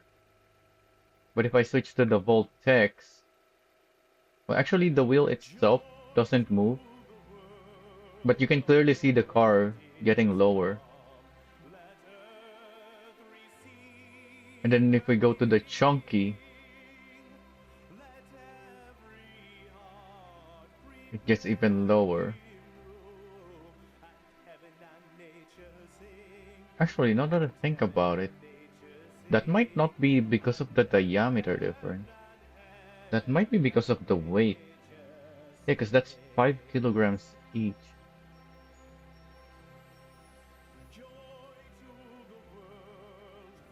Yeah, a lot of wheels are heavy. There's only a few lightweight wheels. Yeah, Duffy is 30. A lot of the wheels are 20 to 30. And then we have the new Raven, which is 50.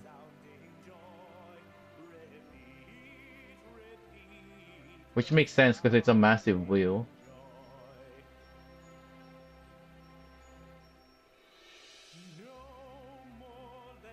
Although we really should be able to customize that, like the thickness and such.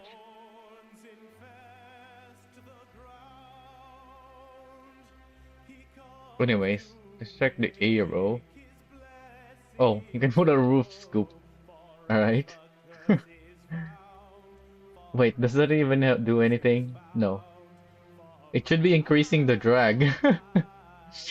Oh, but it's 50 kilograms? What? That's heavy. For a tiny piece like that, it's heavier than the bumper.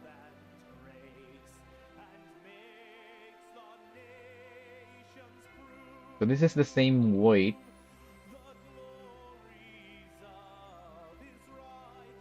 They all weigh the same actually. Don't like how any of them looks. Maybe they're supposed to pair with a fender? No, there's only two fenders.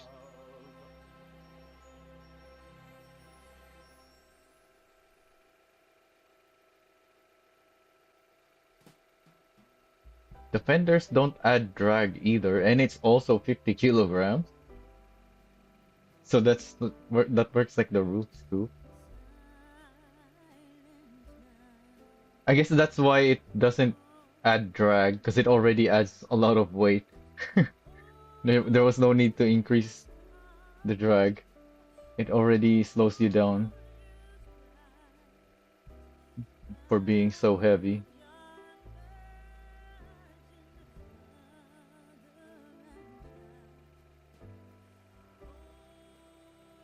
I don't know why they all have exposed intercoolers. Well, I guess two of them, not all. Oh, these are the same, other than that. And so are these. Okay, so that makes sense now.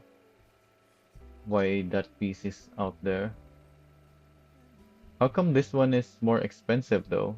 Like, the cooler adds 3,000, whereas on this one it only adds 1,000.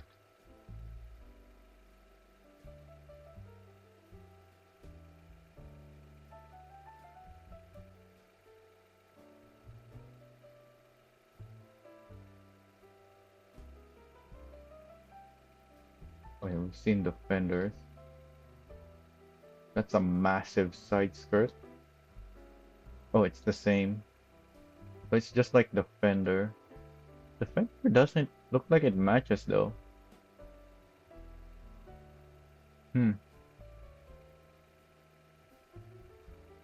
Yeah, that's pretty much just added below the body, whereas this one sticks out the side.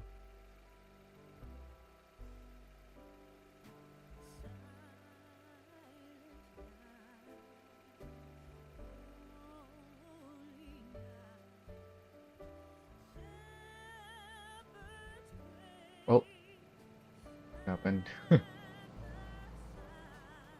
So these are all different. Oh, what the heck? Wait, is this supposed to be like a bumper delete? Is that why there's those circles there?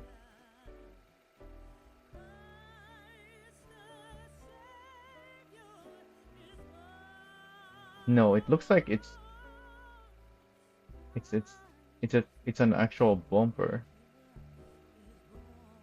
Yeah, because if you remove this, you have nothing there, whereas when you have this, you get that. So that's not a bumper delete. But it still looks like you don't have a bumper when you have this. It's not lighter though. How come this one is not lighter?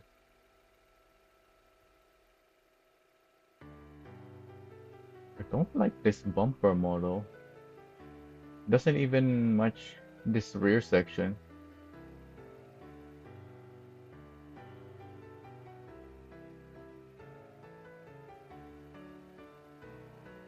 This looks like it's properly matching. I don't know what happened with this one.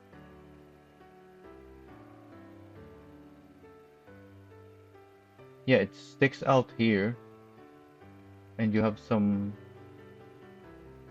stuff going on there. I don't like that. I like the overall look, but the model itself, like you have this thing sticking out the corner as well. It doesn't look like it's curving properly. Something went wrong with the modeling of this bumper, it looks like.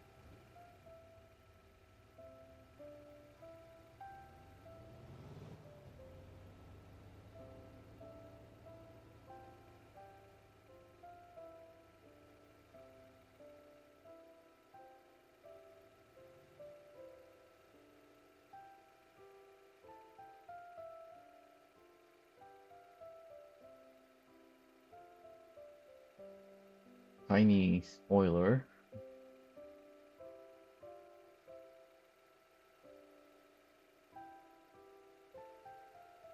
I don't like this one.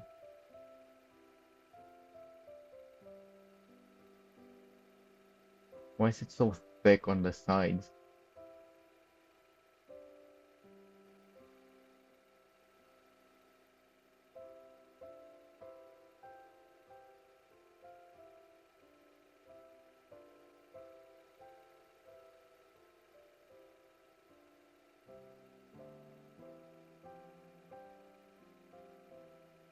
I don't really like any of the options.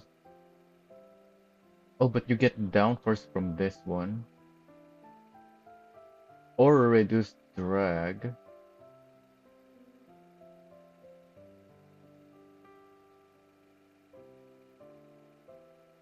Well, for this car, you're probably gonna want the downforce, because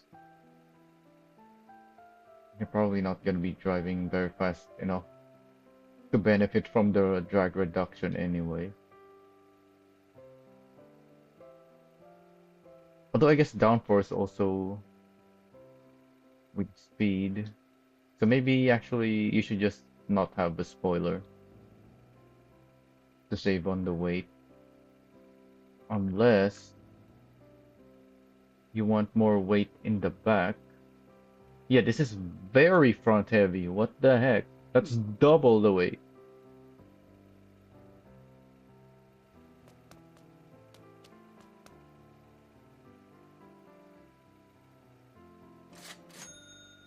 This one is stock. It's also very front heavy.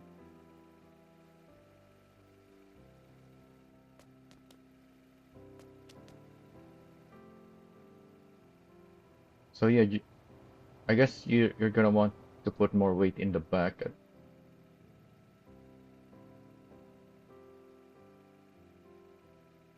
In fact, let's put this on for maximum downforce. Keep the back on the ground.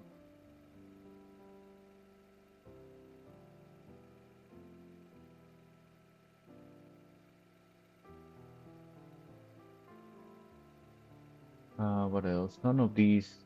Oh, these have downforce. The fender doesn't though, and it doesn't really match anything else on the car because we don't have any bumper big enough to warrant having that side skirt.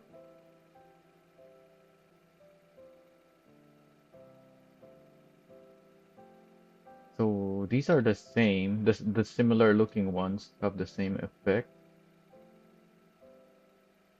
They add the same drag, but you get more downforce from the front with this, whereas you get overall downforce with this one.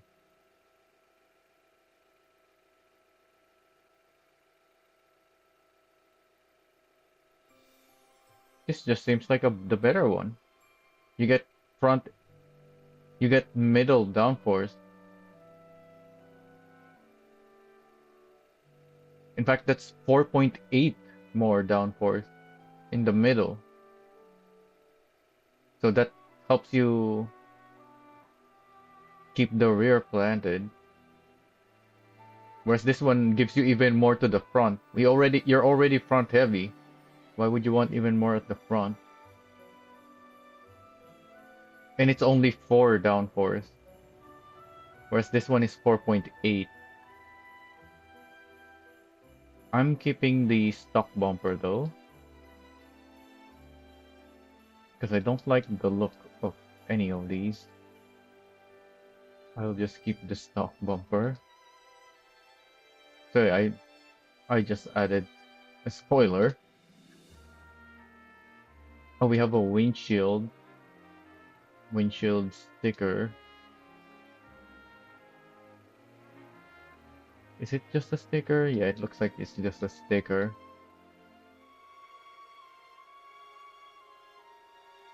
Why do I have so many taxi licenses?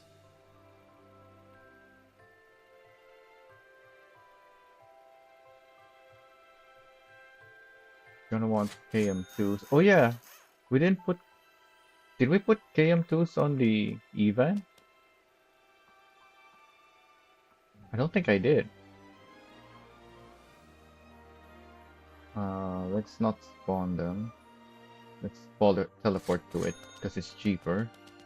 And they're all here already. Oh, but they're not in the garage.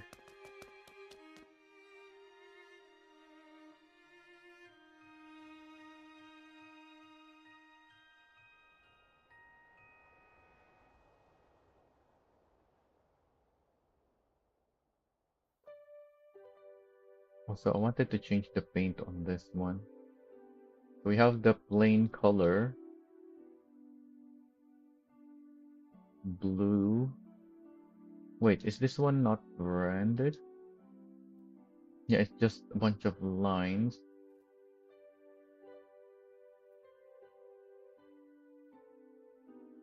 The delta. So there's 3 liveries. And then the plain.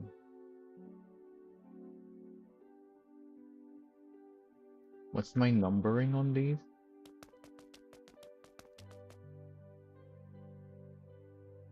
1021 is that one.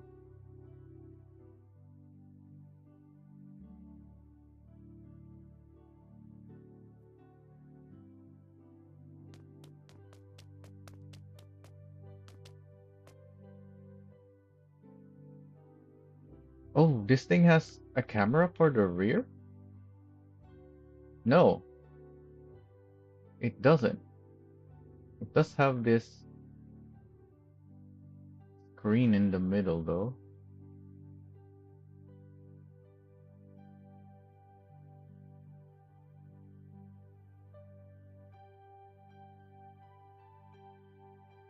Where's the temperature? Does it not have temperature?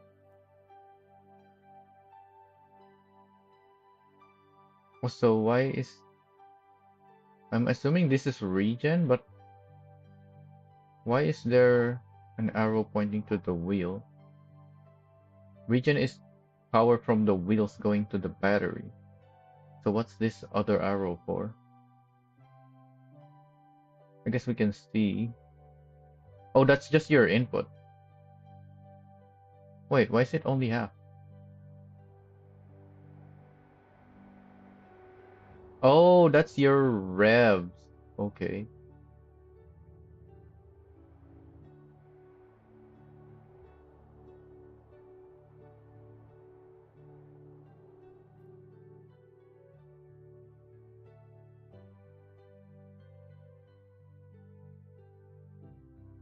What's the point of the arrow? No, it's not the pedals. It's the revs. It doesn't match my input. It's the actual rev. Tires. Yeah, so that's why I keep scraping the barrier because I don't have as much grip as I think I have because I didn't put KM2s. Also, I didn't lower this one yet. What's my setting on these?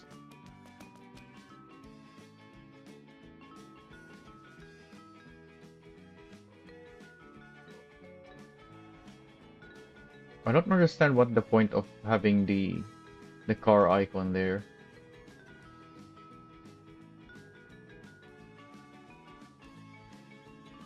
Why is there an image of the car there? And why do I not have... Yeah, even if I put reverse, it doesn't show me what the reverse camera can see. There's definitely a reverse camera there.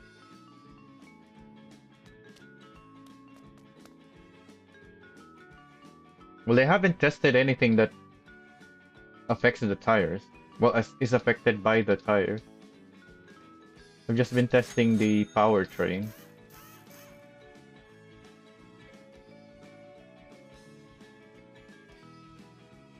5 and 6.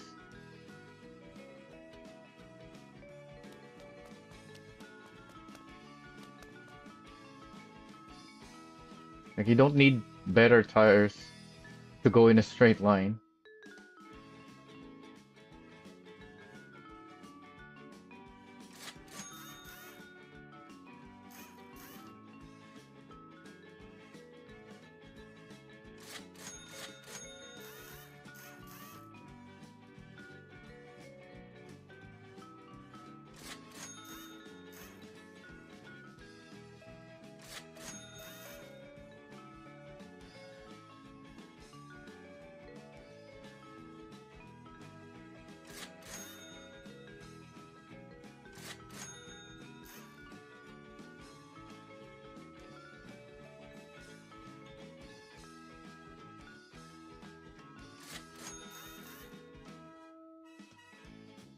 I don't really need to upgrade it anyways. I just wanted to put mostly the height adjustment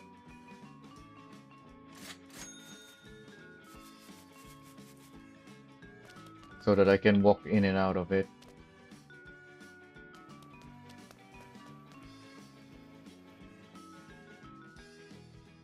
So yeah, this thing has a rear view mirror. The Evan has a full-on screen and a reversing camera, but for whatever reason, you don't get a reverse view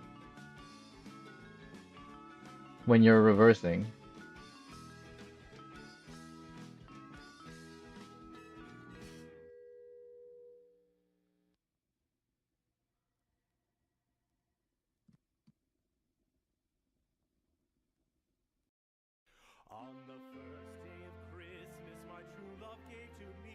We can try...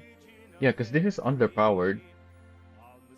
So we can try stock transmission and ratio.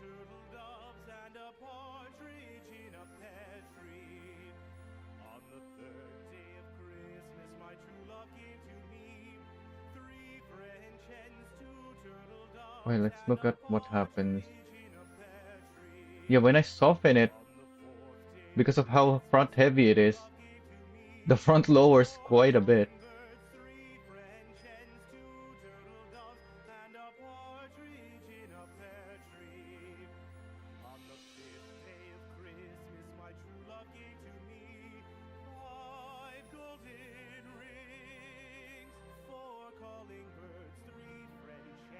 So I'm actually not gonna lower the front.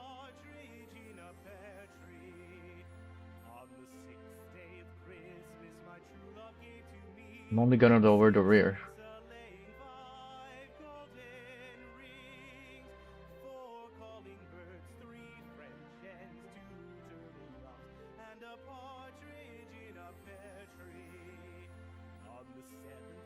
Well, we're testing the car itself. We're not trying to go fast yet.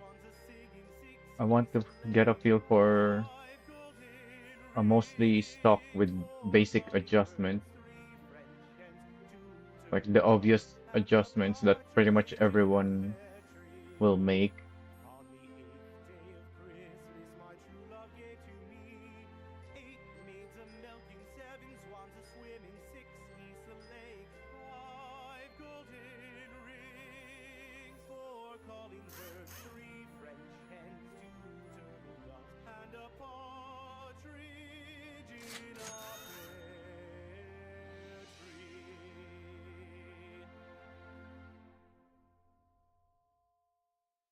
How heavy are these tires again? 30? Yeah, 30. They're all 30. Oh yeah, this one is slightly lighter, 25. And then this one is the thickest.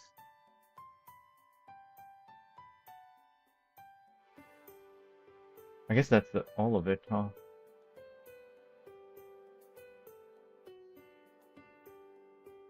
What's our ratio? 5.29? Oh yeah, that's about what we normally expect. Oh, actually, no. 4.88 is a high ratio, but that is what this car needs because of how underpowered it is. So yeah, that's actually perfect that it has 529.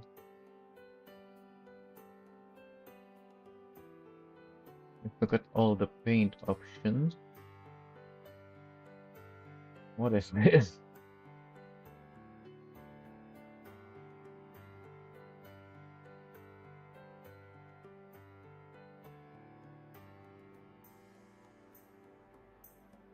Okay.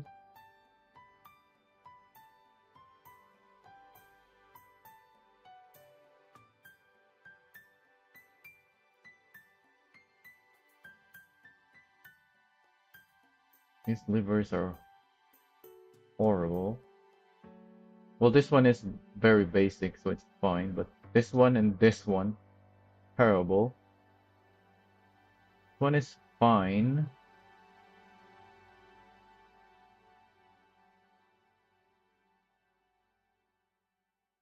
Why is there an L shape here?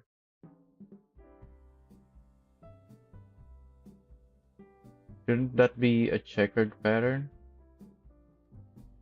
Why is it an L?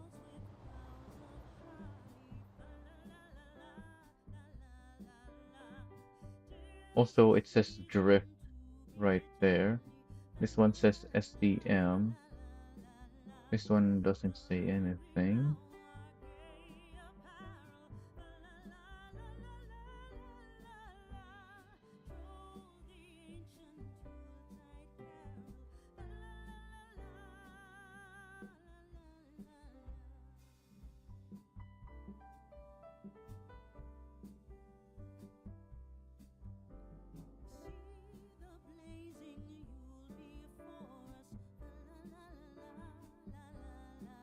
Wait, is that the same? No, that's very different. Didn't we see that somewhere else? The same text? I guess I saw it on Discord, huh? On my when I bought the other one. That's probably it. Also, this makes me think of the BMW. But then why is the side stripe have a thick sky blue color and no spaces in between? They don't match. So also terrible decal. If they match, this would be fine, but because they don't match, it's terrible. And why do you have two different uh what do you call these stuff? Why do you have the motor town here and then on 7HC on the side?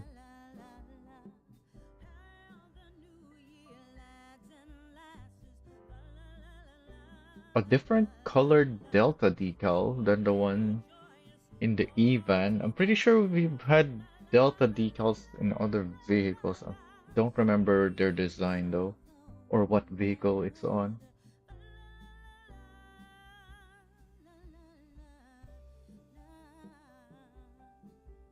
Yeah, so here you have the matching, all the stripes are matching. Why is it on the other one they didn't match the stripes?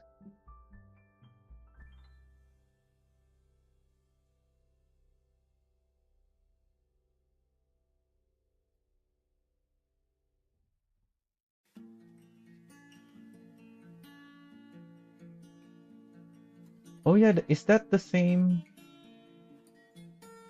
styling at the very least? Not really.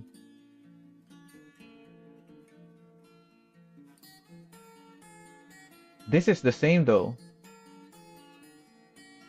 as the taxi. A triangle A. Motortown doesn't have an A. But the letter T matches.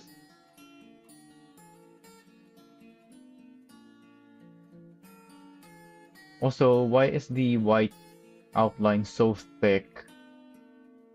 It's as thick as the letters itself.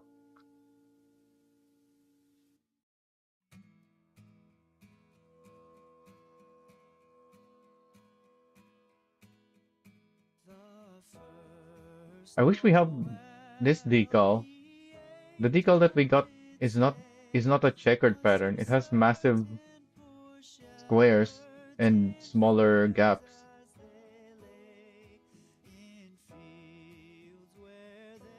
So you can't make a proper checkered pattern with it.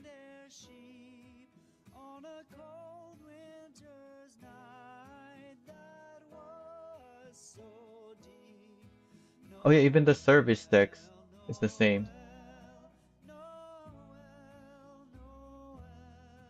But also, that's none of these letters are in Motor Town. So it's just the letter T that they have in common. Oh, I guess the letter R. Let's look at the letter R. Yeah, that's the same R.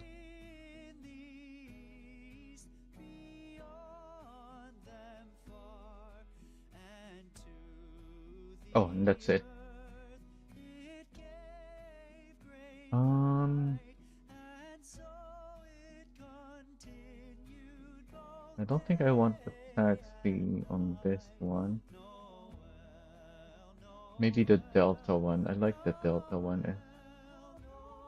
The L shape here ruins this decal for me.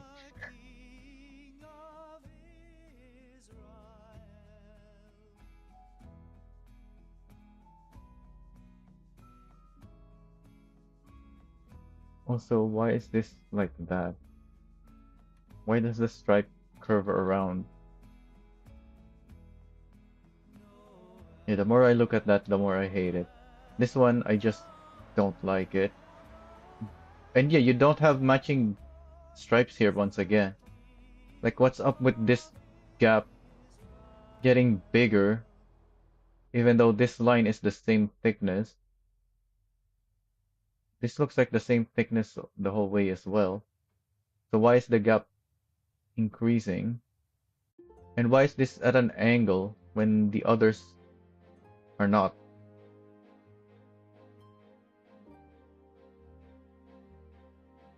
This one goes all the way down.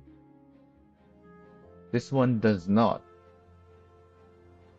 You can paint that like you did here. So that doesn't match either. Although I guess this one already has a longer leg. Whereas this one, they had to make it all the way down there. But yeah, this bit ruins it for me. I don't like that. And this SCM badging is at a weird position. I would have put it on the whole thing on the door or on the fender, not get cut by the door. There's also there's a triangle right there that you can clearly see. It ruins the look of the decal of the.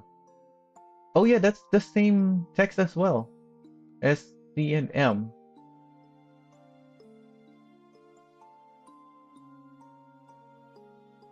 Yeah, that's the same M. That's the same S and C.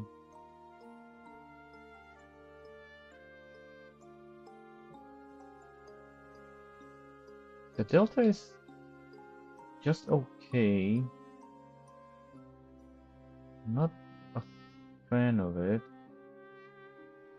but it's the one that I like the most among these. I don't like that this one makes the whole car red. I don't know why we don't have paint options where we still get to recolor the body. Like this one, the white part or the red part should have been left on the body. But maybe that's a technical thing that they still haven't worked out in the game yet. So it's either a full body paint or it's not, or there's no paint at all. Because we have the decal system. I don't know why that's still not how the new paint options are. Other than they want the color, they want specific colors for that paint. Because yeah, if you have this brown, and you went to this one, it's gonna have that brown. I don't know. Um, you know what? I'm actually just gonna put taxi on this one.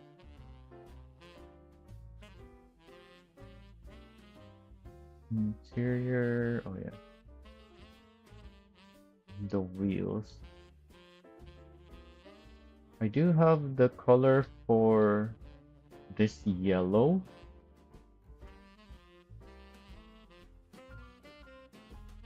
I don't know if it's exactly the same.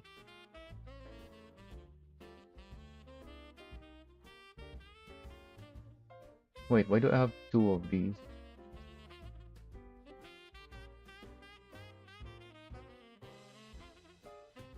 What's the difference? They're both for taxi.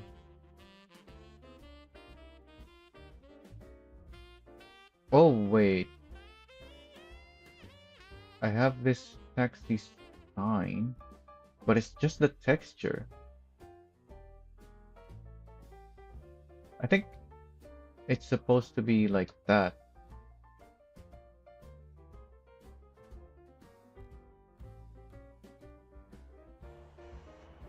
We can check on my get in.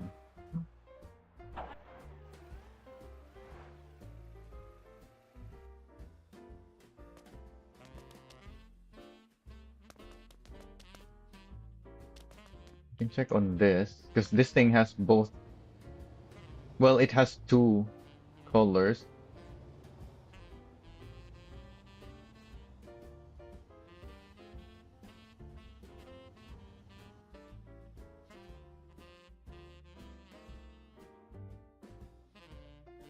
That's this. Yeah, that's just the taxi.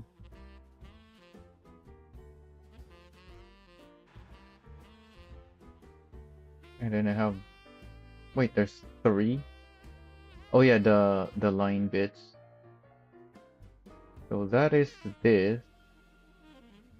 So the taxi sign texture is for that.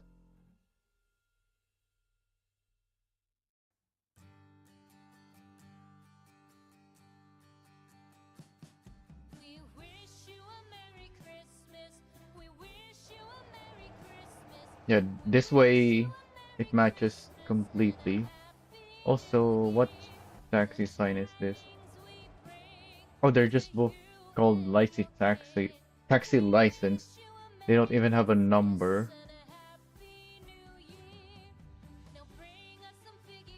Yeah, because when I first copied over this color from a trophy taxi,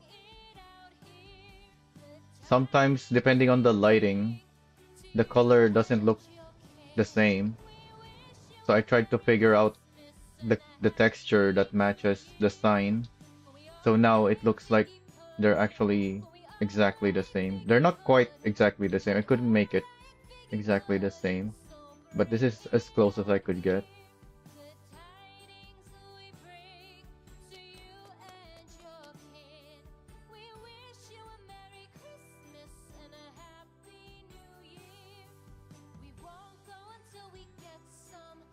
This is a different color though.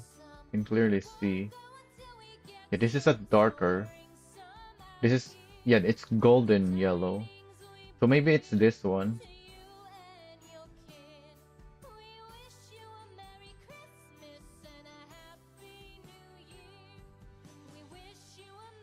Let's save this color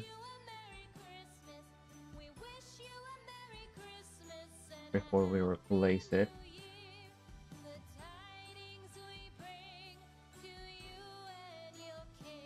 That's just the default metallic and roughness. That's not actually part of the thing.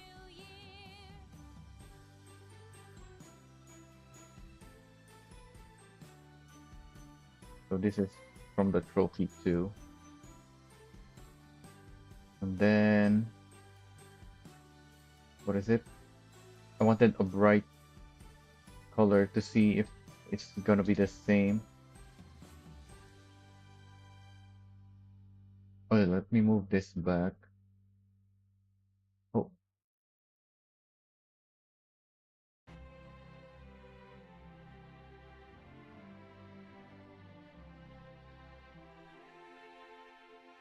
I'm using this menu. You can see it as well. Yeah, that looks the same. Maybe a different texture.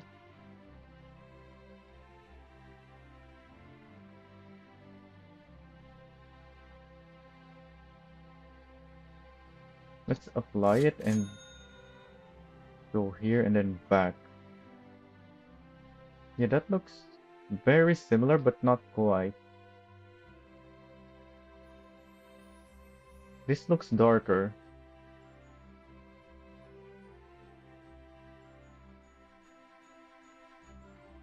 Alright, you guys still can't see it. Um, I put on the yellow color from the trophy taxi, is it?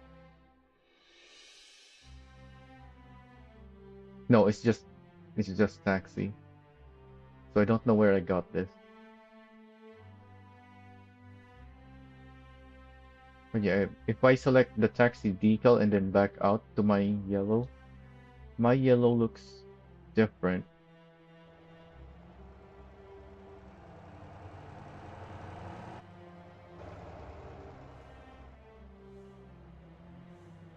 Maybe it's just brighter. So let's darken it.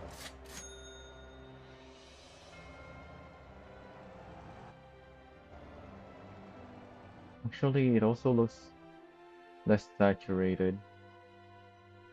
Is there no saturation? Yeah, it's just one.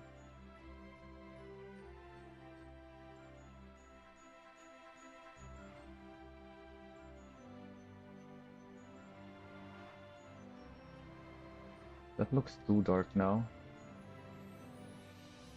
Maybe like that. Yeah, that's too dark now.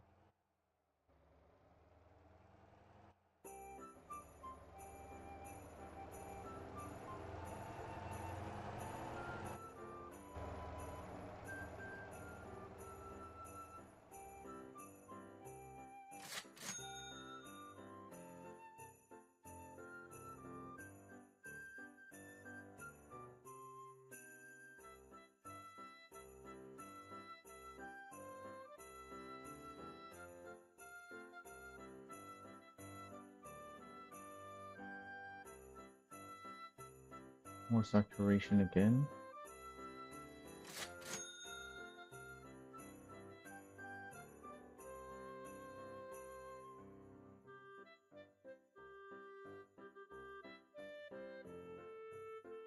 Hmm.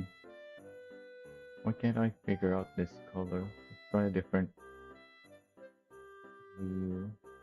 Oh, I think it's this thing that I need to change. It's a different hue.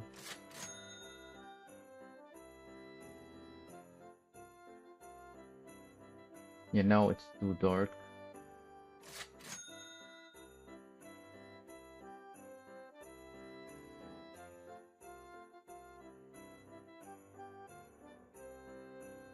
Too saturated.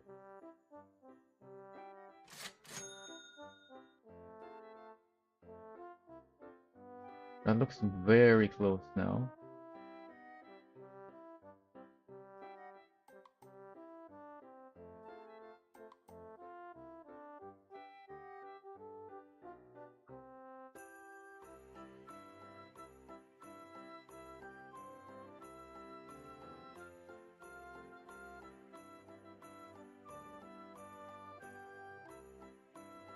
I think mine is just a little too dark.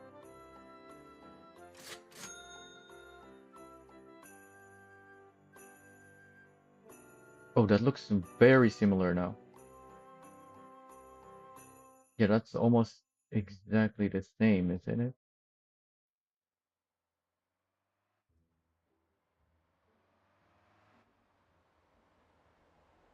Yeah, I think I got it.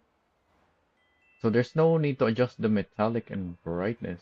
Yeah, the metallic and roughness rather are also the same. Don't have to change that.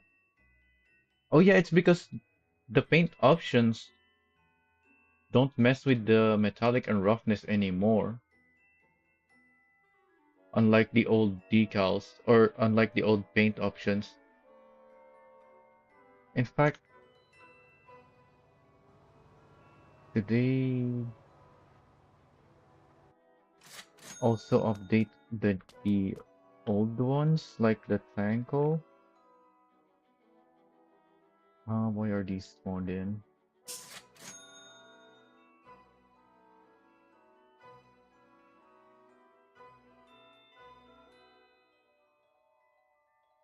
So I have the default metallic and roughness on. Yeah, they don't have metallic and roughness with them anymore. This is supposed to be metallic,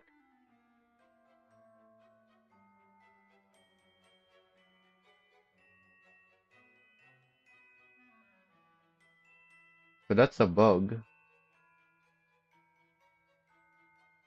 Well, not a bug, but that's definitely not intentional. Like if you don't know about that, you're gonna be browsing the paint options and see like what is this for? I can't change the body, but it's just a plain color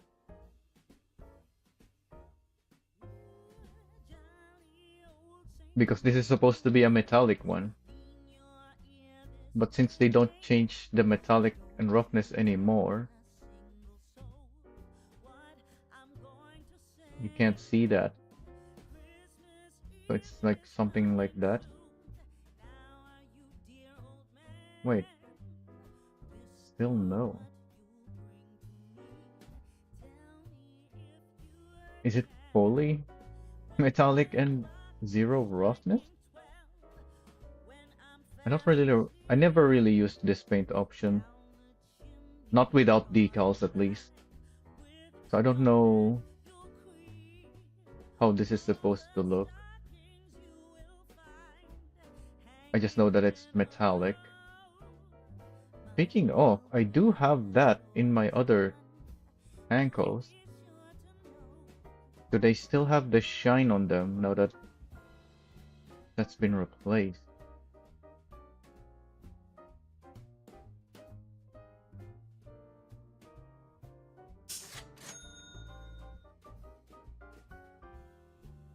Doesn't look like they still do.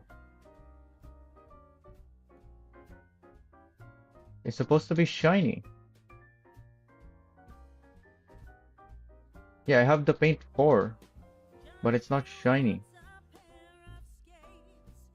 So I need to update these.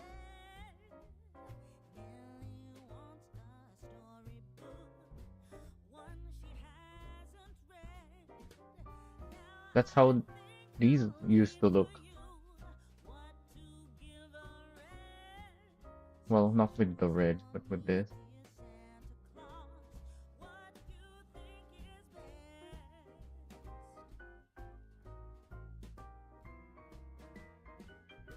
So that's definitely a mistake.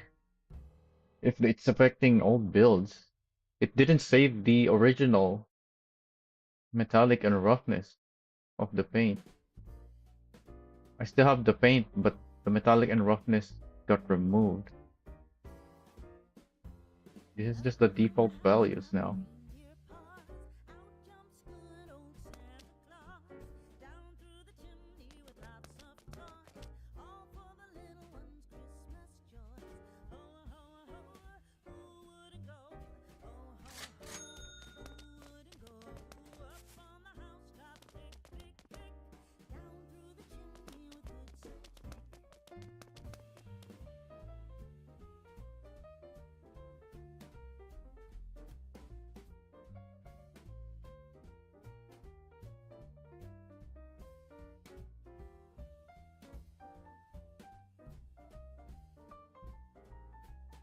Oh yeah, we can check on this car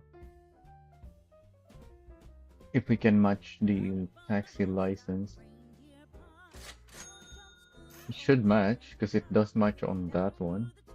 Yeah, this is a different color.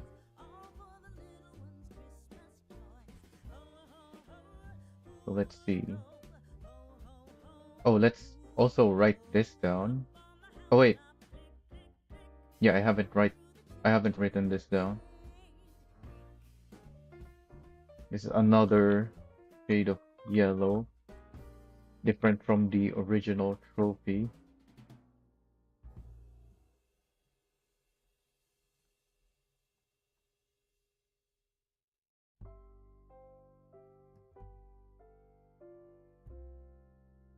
This more like a proper yellow. I think number 4. So let's see if I do this color.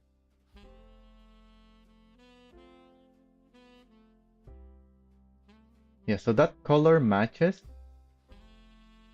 but as you can see, it's not quite the same.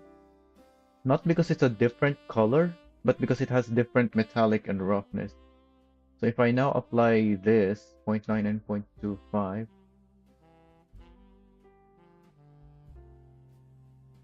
it's gonna look, yeah, that's almost completely the same. Obviously, there's a different shape, so they're not quite gonna match, but that's definitely a very close match of the metallic and roughness. It was easier to match on the servos because the servos is mostly flat. This one has quite the angled roof, so it doesn't look like it matches. And that's why I put this license instead on most vehicles. And also it's a much better size in a lot of vehicles. The servos is massive, but even on that one, that sign looks too big. Or rather on the bigger side than.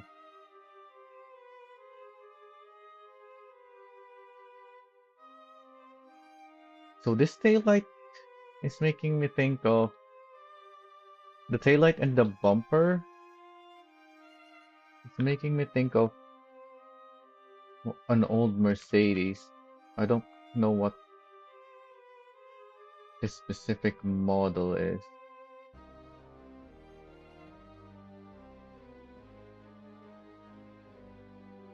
We're definitely not gonna be able to copy the front of a Mercedes.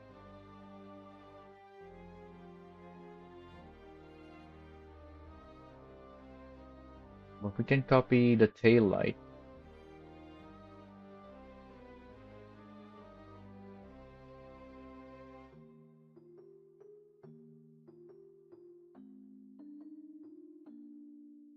Maybe.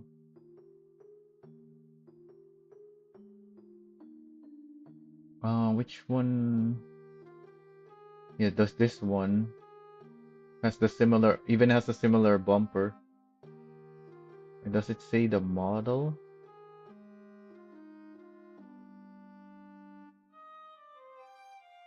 I guess the tail light is really what I care about, not the rest of the car. So any image will do. So it's just yellow, red, white, and then red. Let's see if we can do that on this thing. We already have the red. We need white there. Oh yeah, I have some lights here. Let's go here.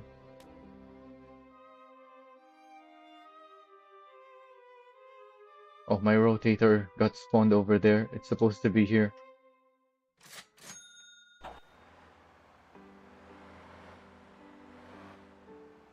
By the way, there's my work in progress. Brutus Wrecker. With the same decals as the rollback.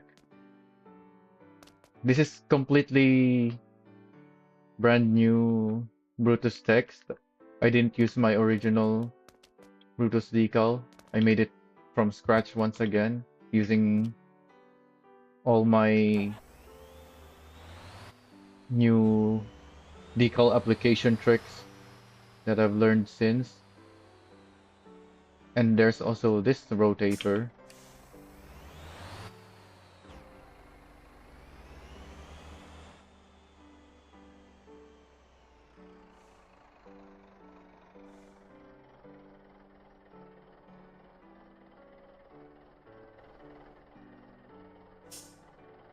that is supposed to be parked here, but for whatever reason, every time I load the game, it it moves around, probably because the rotator piece causes it to rotate until eventually it's too close to the walls that the next time the game is reloaded, it thinks it shouldn't be there clipping through the wall and spawns it by the road. So do I have the normal square light piece? I don't think so. Yeah, I've used the last ones that I already bought. Let's only buy one. See if we can even do something with this. Oh, what the heck? What happened?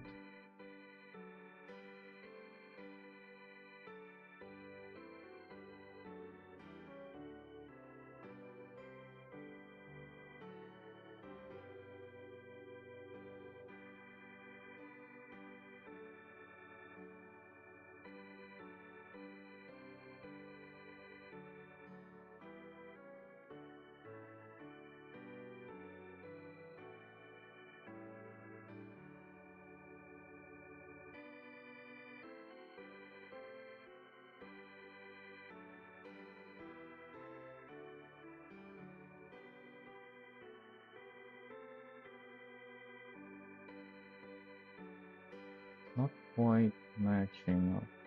Oh, it's this one that I need to adjust. Okay.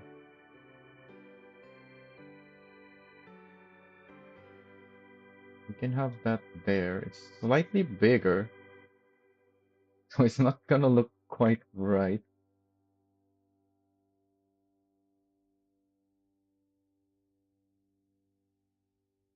And it's wider as well, not just higher. That looks better there, actually.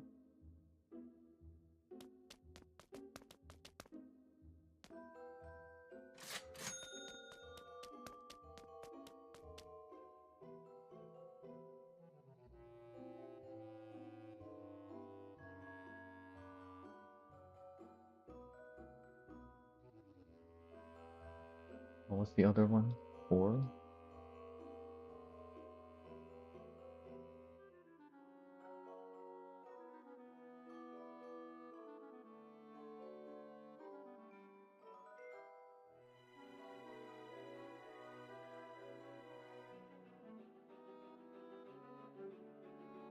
Why are they not lining up?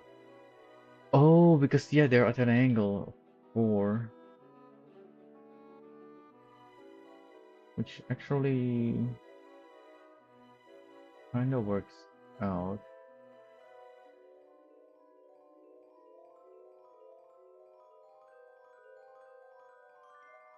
I think.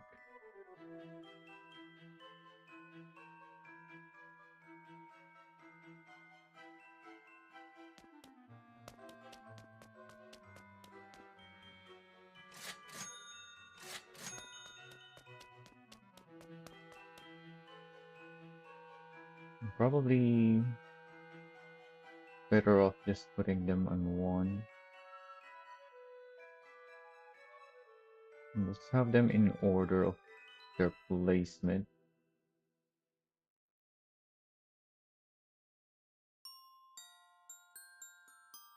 Oh, it's sticking out on this side now.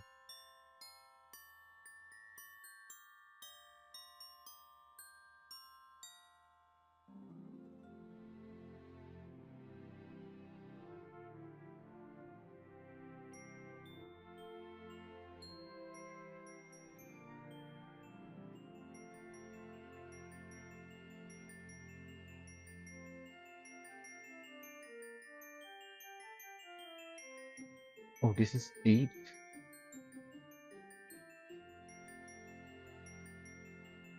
And I think 7 better.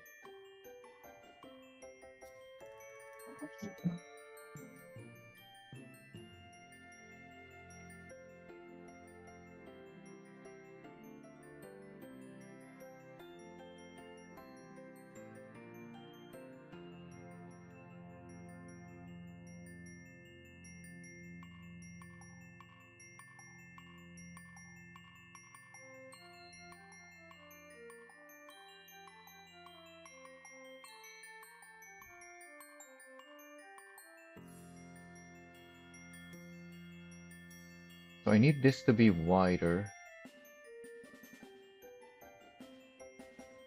than the others, at least. Because in fact, that's a square,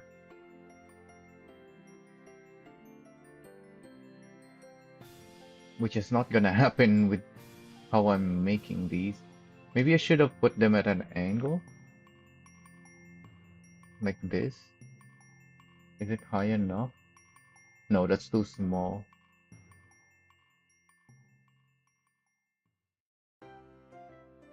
Or is it? Yeah, the default lights are much bigger.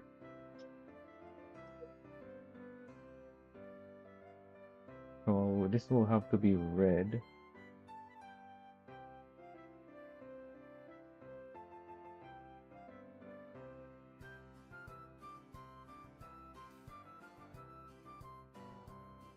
Why are they not quite on the same angle?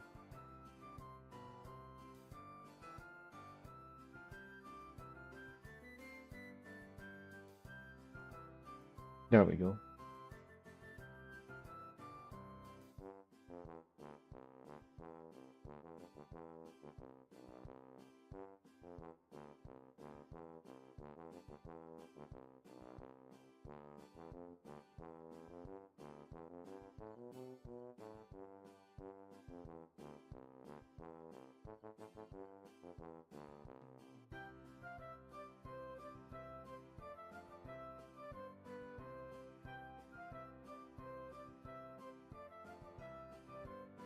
So this is gonna be 5 lights in one side.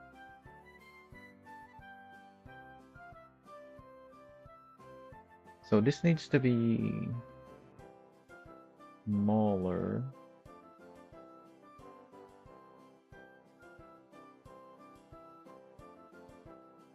Oh yeah, I need to move it so that this one is actually a square. Oh, that works perfectly.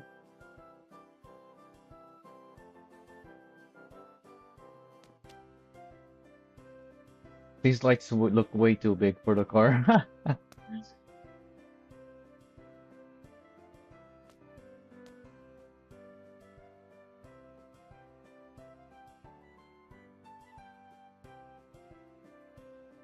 Yeah, that's too big. But the thing is, the default lights itself is still big.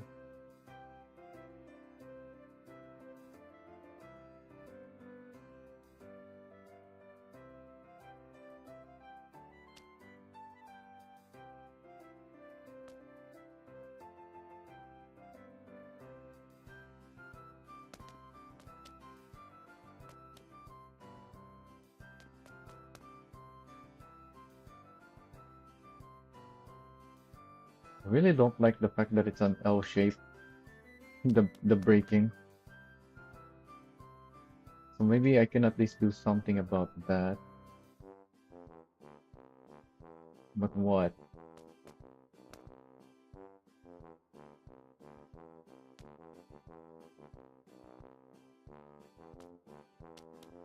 What can I do about that?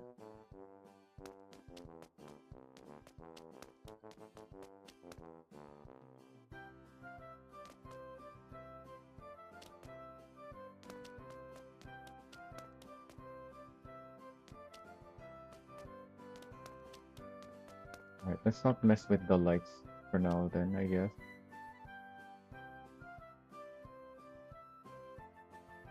Oh, this thing is already at the limit.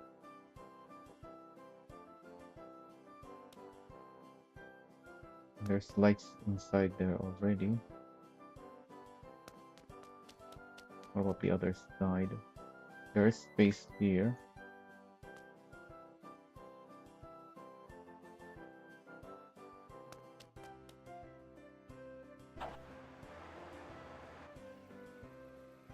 Alright, let's try taxi work.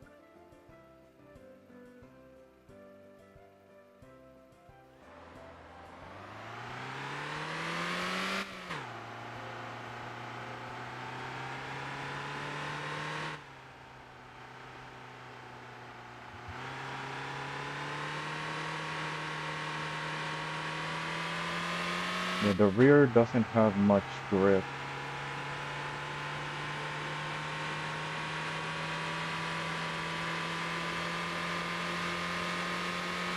because all of the weight is in the front.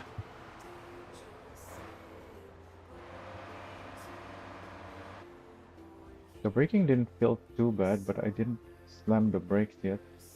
Thank you Let me very much. try drift mode. If that's gonna make it any worse.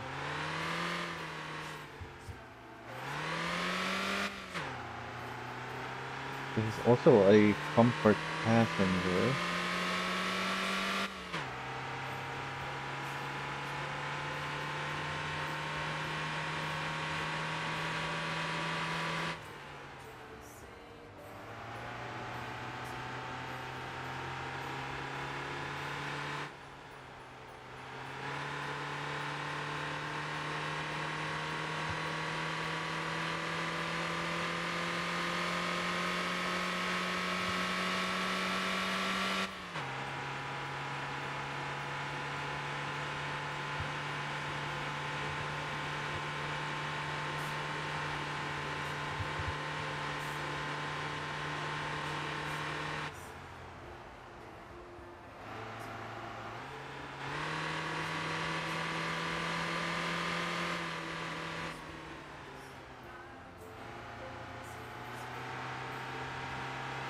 Maintaining the comfort meter very well in the corners.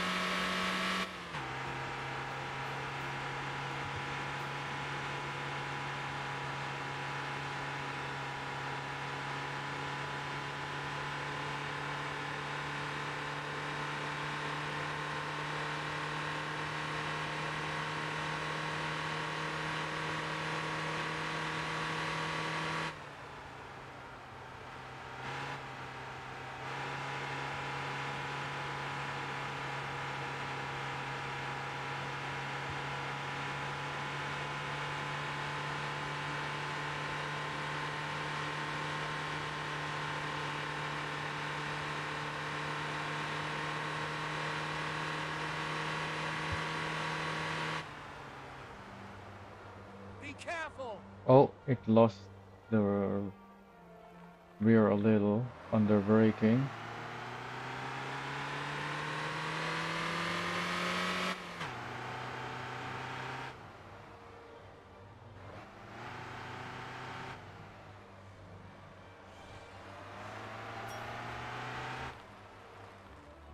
Hello. Thank you very much.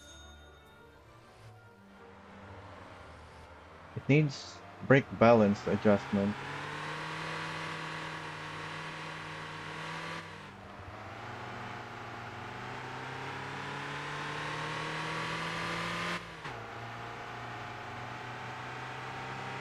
I think.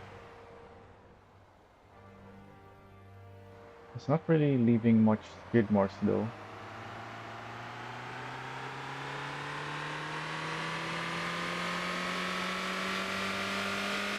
But the rear wanted to get in front during braking while turning.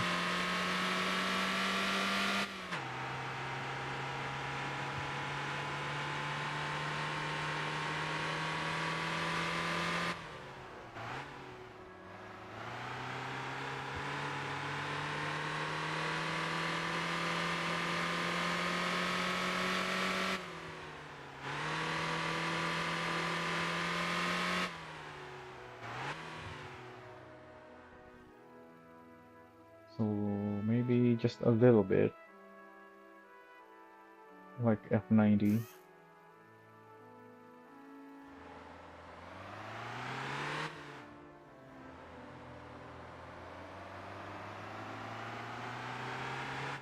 Oh yeah, we need to find another passenger.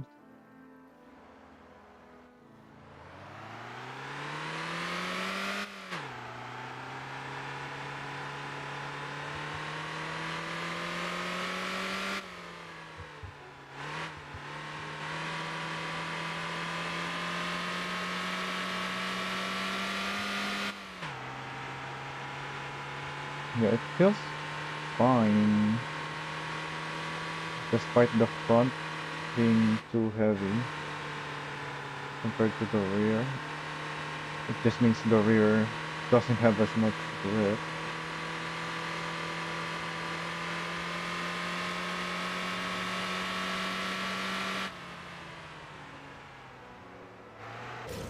Oh, dang it, I went too close.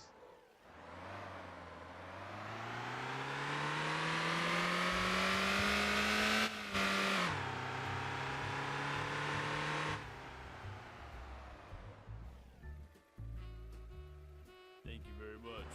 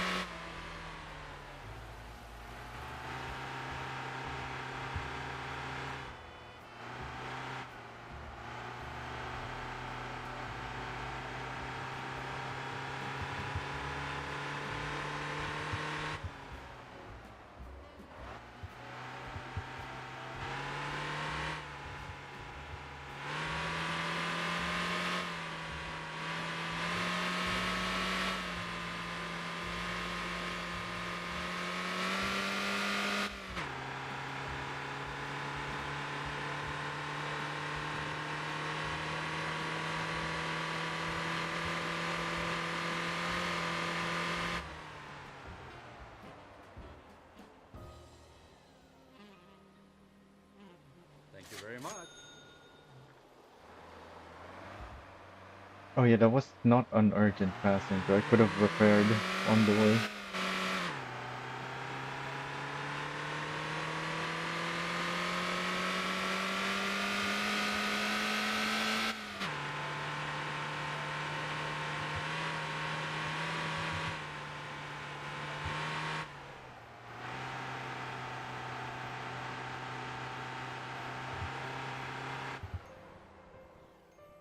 Still need more rear bias, I think. I was still wanting to slide the rear a little.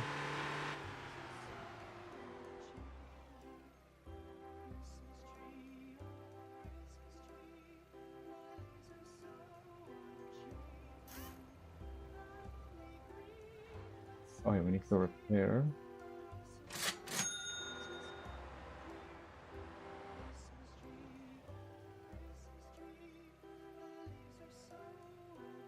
Let's try comfort and urgent.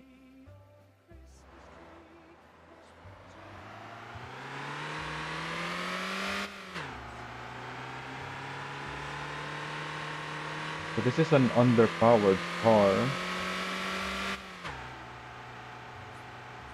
So 5-star urgent with comfort is not gonna be easy.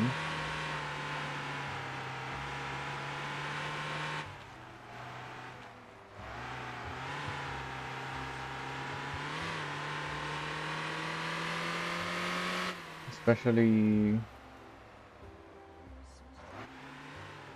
Thank you. because this is a short one like that. Yeah, we only got 3 minutes to do 4 kilometers.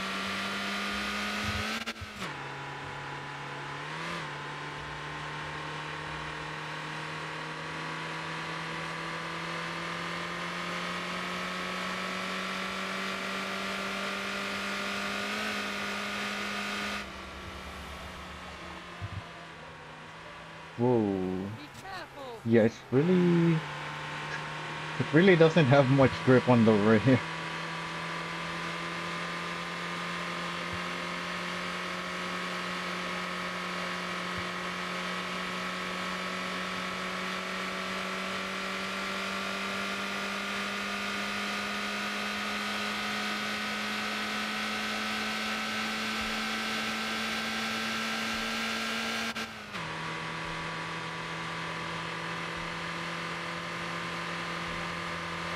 So with underpowered cars like this, you probably want to upgrade the radiator, because you're gonna spend a bunch of time on the high revs.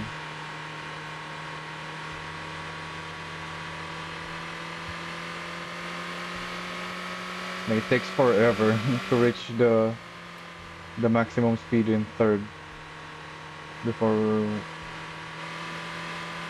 changing to fourth.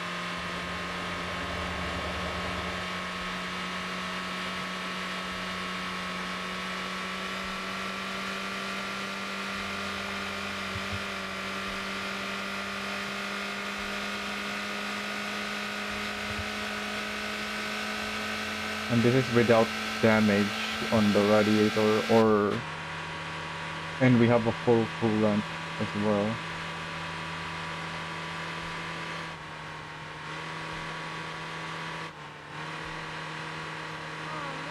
Oh Oh, what? I lost the comfort there? I was barely turning. Well, we don't have any more comfort points.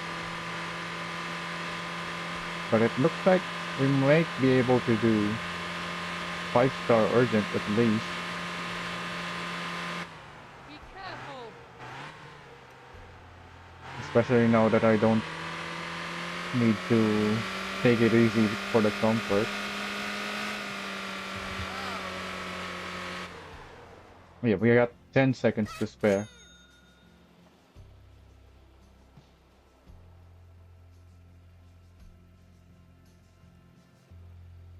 Let's try another comfort and urgent.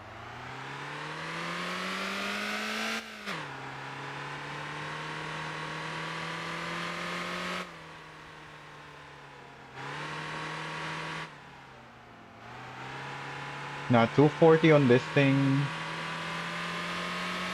is a bit much because it's already front heavy. So I would only recommend 150 even though it's heavy. Like you want the power because it's heavy, but you don't want the weight. So I'll only recommend the 150. Maybe the 180 is still fine though. But you're also gonna make it harder to do comfort with the extra weight of the 180. Because you're gonna have more weight shift and Thank you very much. that's gonna make the comfort meter harder to manage.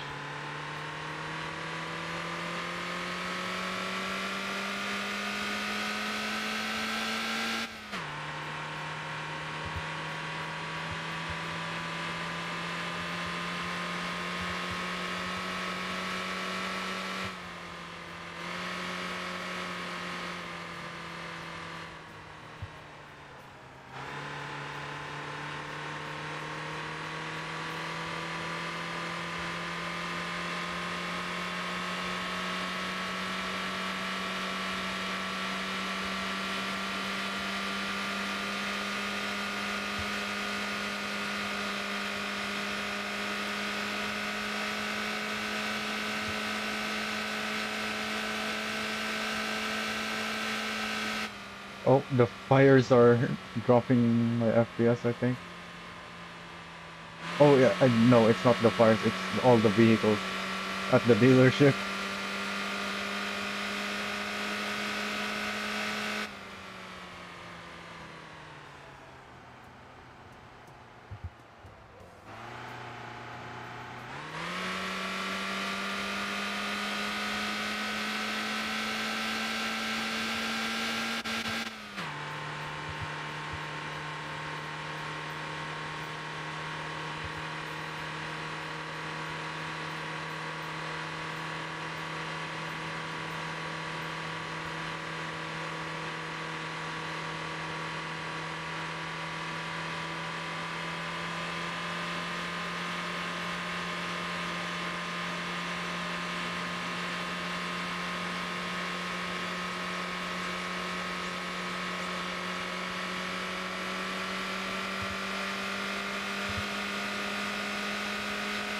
What am I hearing in the music? Oh, I don't think it's music. I think it's just the wind noise. I can't hear the music over the sound of this engine.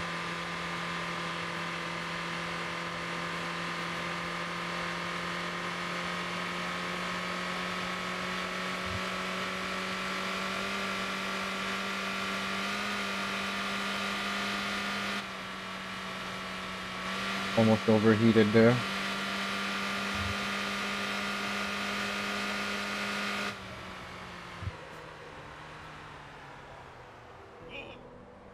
Dang it, the bump messed up my braking.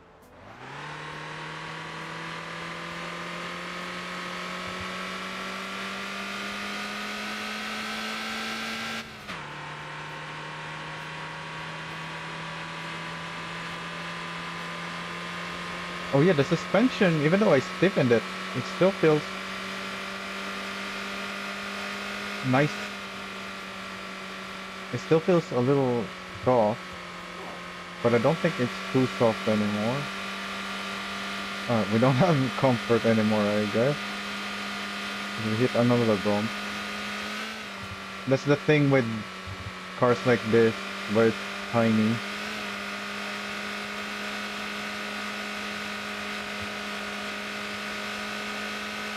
Even with stiffer springs. Oh boy.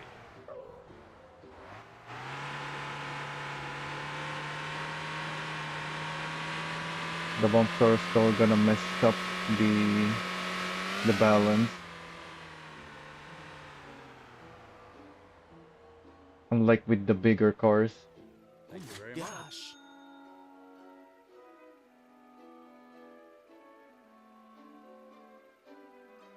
There's another comfort and urgent nearby. Although he doesn't really want to go very far.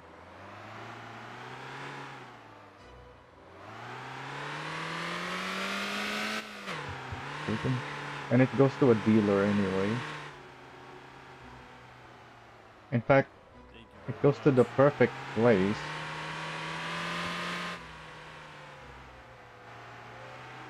Because I think that's about all I want to do with this car today.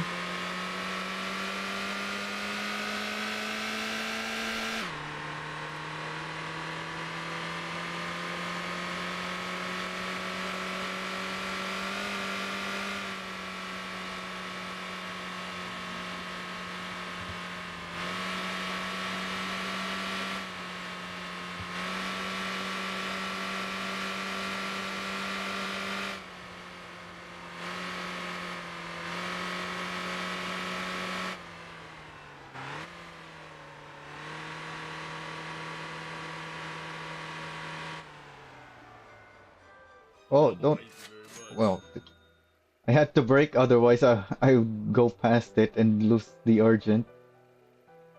So I lost the comfort instead.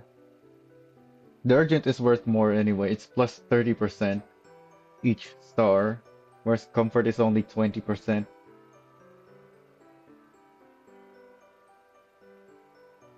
Yeah, it more than doubles our base fare because 5 times 30 is 150%. And yeah, that is 150%. And this is only 20%. I have sound effect very high. I stopped my Arab bus because it was blocking my trucks. I might stop my other buses as well. They do get in the way sometimes, but not very often. Most of the time, it's my trucks that are blocking my other trucks.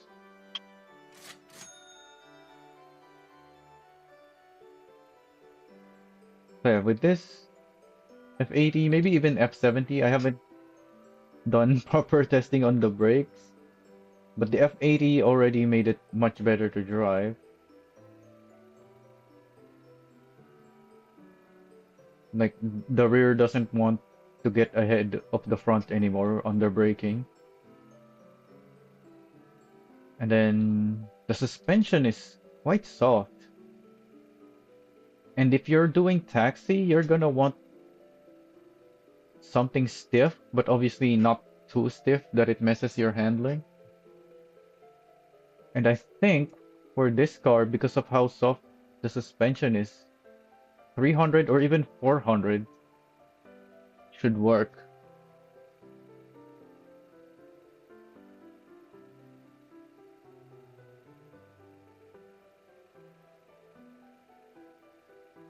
Oh, and yeah, I lowered the rear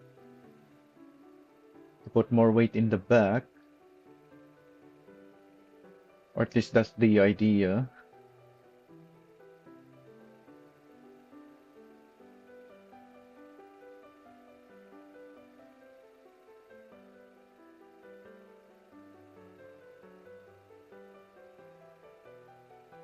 And a decent amount of spacers on this thing. You have,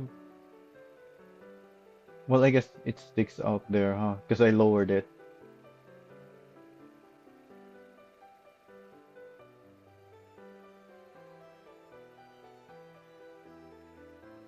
Oh, what you can do is to help with the weight. What's the weight again? 1 and point 0.5.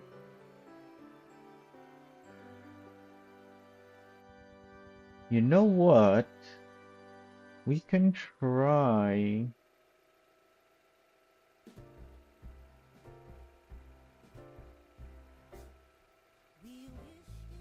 Hmm.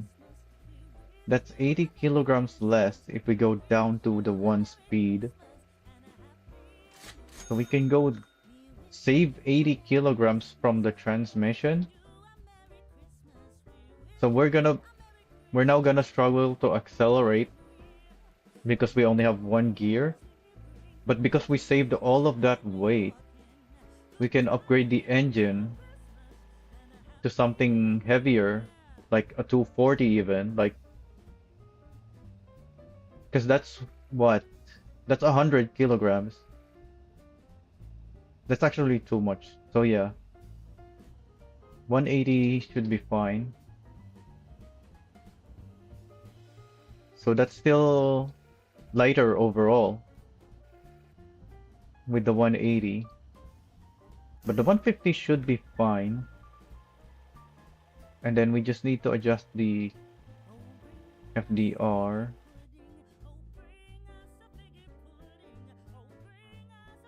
Since we only have 1 gear now, probably want something a little lower than the 3rd gear. No, because the 3rd gear already struggles.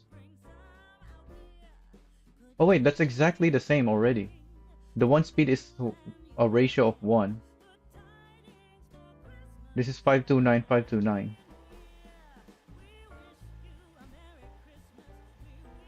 So actually, yeah, I think we should go a little bit lower than that. So that we're not speed limited. We can save weight by removing the diff. You don't want to lock it. You can change to the one-way, that's 3 kilograms saving.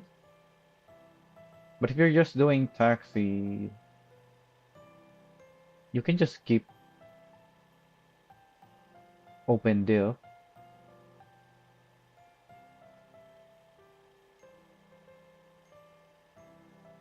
Oh yeah, we can also add the turbo. So our power right now 150 to 20. What if we have the 180? It puts us up to, it adds 40 kilograms,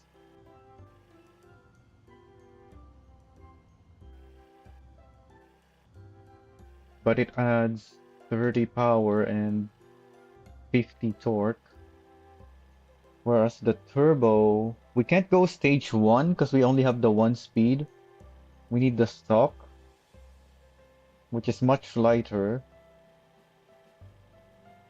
And it adds a decent amount of torque still. So let's put that on. We don't want the short intake anymore. In fact, we want the long one. Because again, we only have 1 speed. We don't need upgraded radiator anymore. Because we're always at our max gear.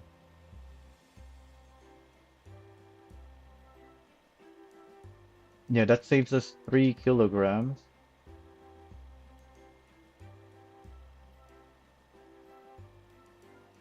Now that we're lighter, we're not that much lighter still, I believe. Yeah, it's still showing the same because we've saved only a tiny amount. But regardless of that, I'm gonna move the bias to the rear now. The rear likes to slide, so I'm gonna soften the roll bar there. We don't have understeer issues, so I'm gonna stiffen the front to compensate for that. Let's go 300 stiffness.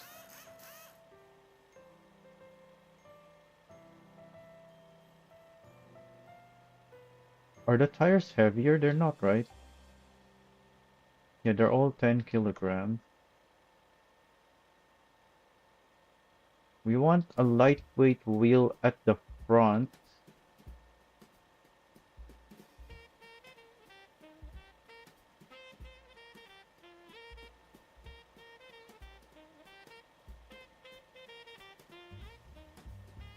What are our lightweight options?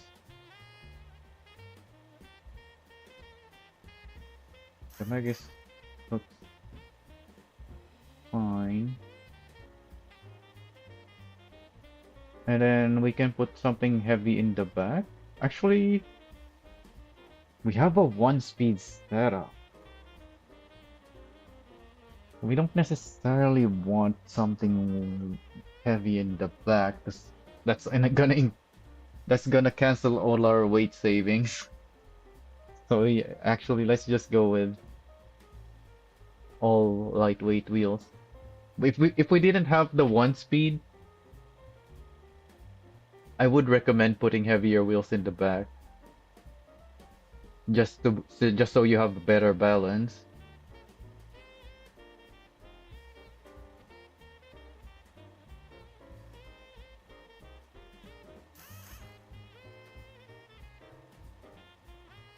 Oh yeah, let's look at the difference between the lightweight wheels. So yeah, these two weigh the same, the Fortem and the Magus. They have the same weight, but you can still see the car moving up and down when you switch between them. That's because, as you can see by the outline here, the Fortem is bigger than the Magus. Or rather, the Magus is smaller than most other wheels.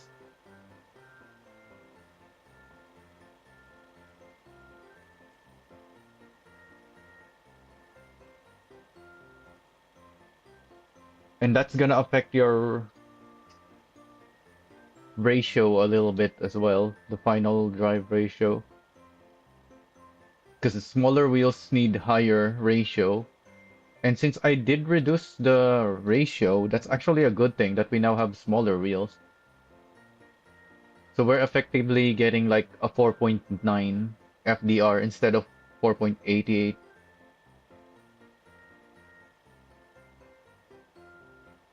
That also lowers our center of mass a little bit.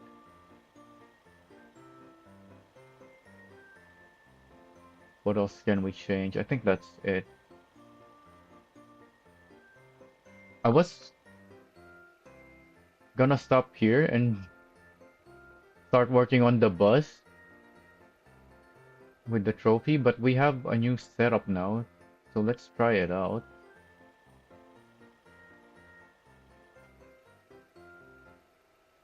So far, this feels not too slow.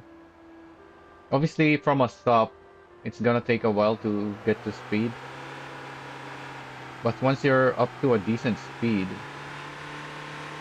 now that we have more power, it's quite quick now.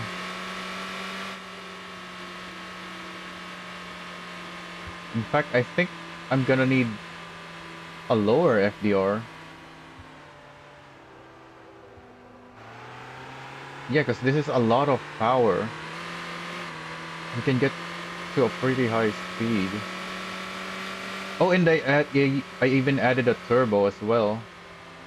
So yeah, we have double the power now. Let's try this FDR first before we change. Because it does struggle at the low speeds. So if we lower the FDR, it's gonna struggle even more. So even though you can get higher top speed, Thank you very you may not much. necessarily want that. Because you're gonna be slower overall.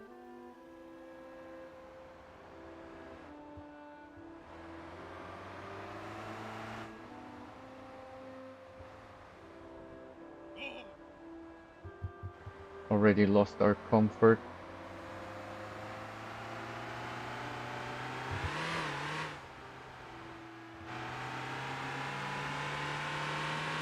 Oh yeah, I should have changed the dampers with because I increased the spring stiffness.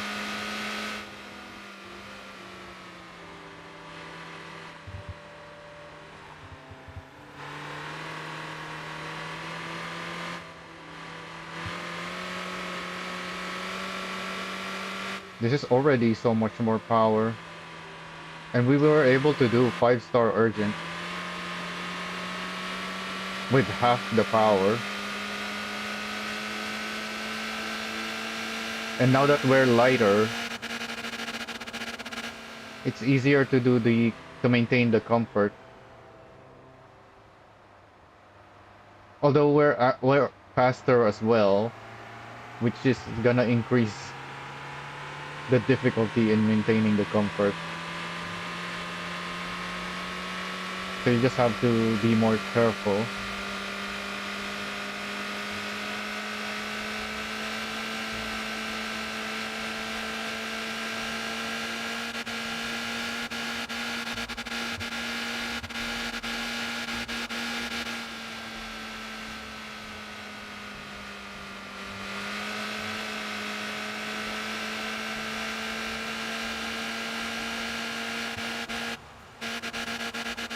Okay, we definitely need lower FDR.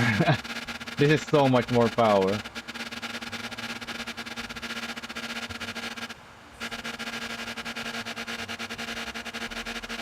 The good thing with this is you're not gonna overheat.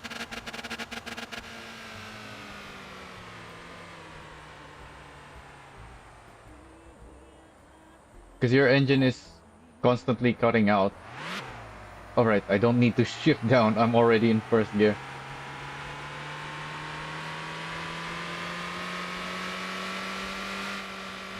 I don't think we need that much lower FDR though.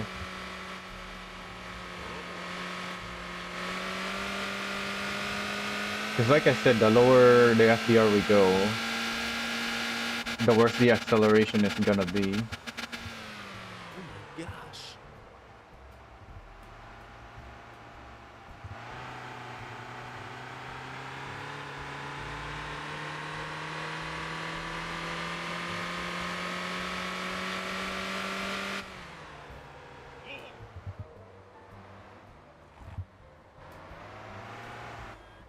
Oh boy. Okay, I think I have too much rear bias now. because it's constantly skidding the rear when Very I'm much. on the full brakes. Yeah, this is so slow to get going. And it's gonna be even worse with a lower FDR. But it definitely needs something a little bit lower. So maybe 478.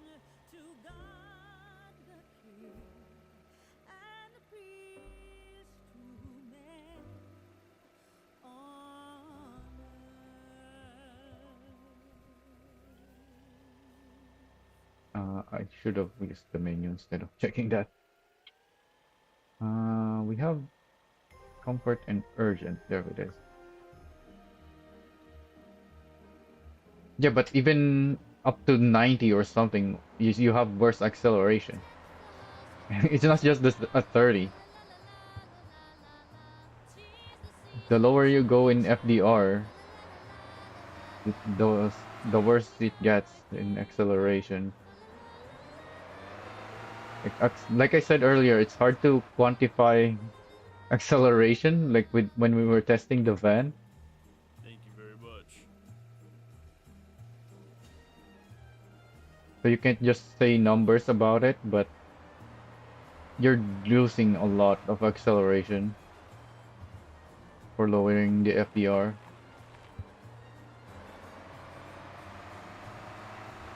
Because remember, this is only 150 horsepower engine.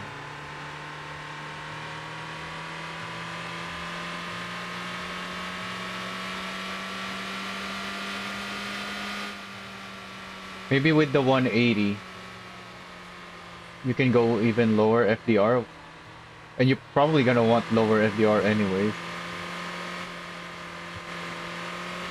With the stronger engine, so that you can go even higher top speed.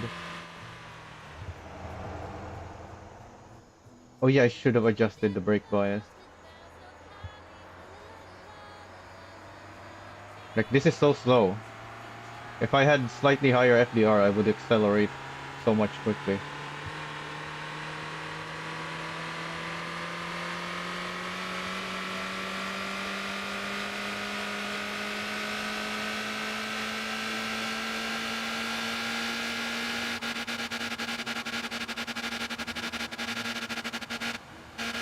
You don't need a high top speed if you can just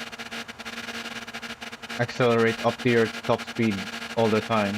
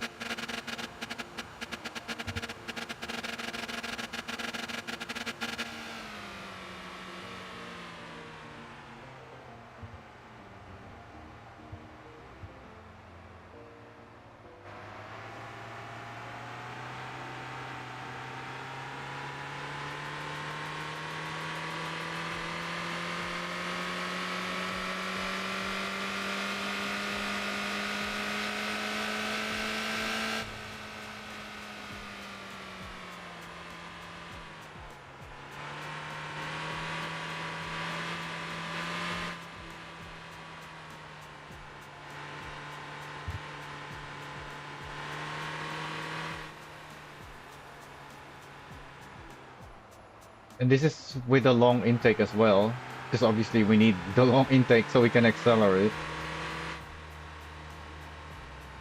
So even if we get up to a higher rev and higher speed,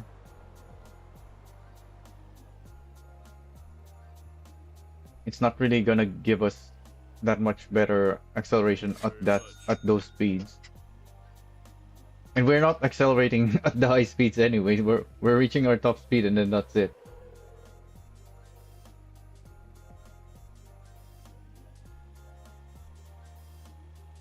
Oh, what the heck is this?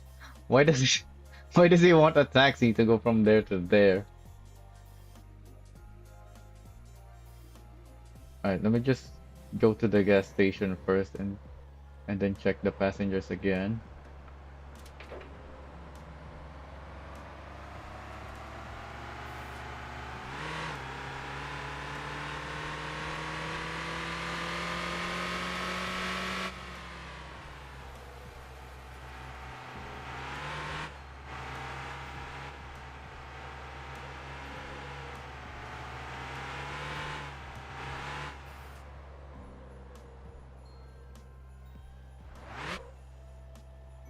I'm not sure if it's even the brake bias, but I think it's part of the problem. It might just be because the car just doesn't have much grip in the rear.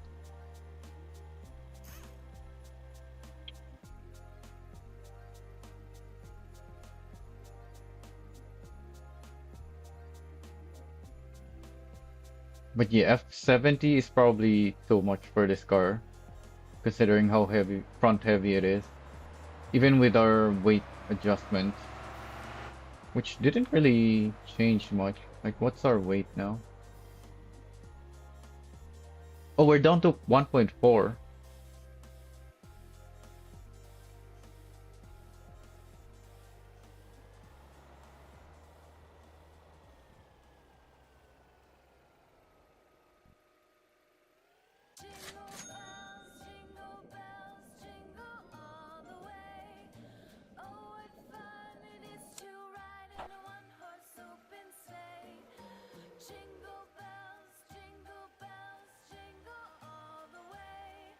Oh yeah, I think the other issue is the open diff as well. Forgot that we're driving on open diff.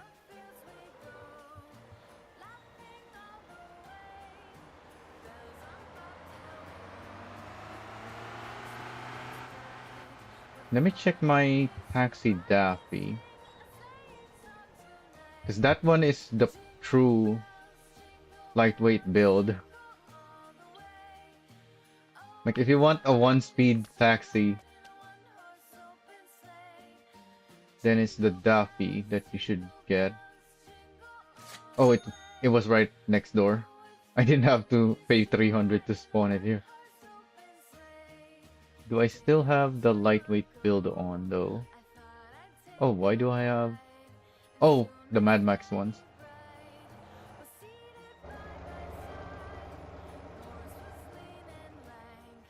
Oh yeah, I don't have this anymore. I just uploaded it, so I have a save of it. But I replaced it already. And this one is just the decals. Yeah, because I changed the light attachments that I have. It's not this one anymore on my Mad Max one. Oh, these are all EV 1 speed. Even the race builds on my Daffy are 1 speed.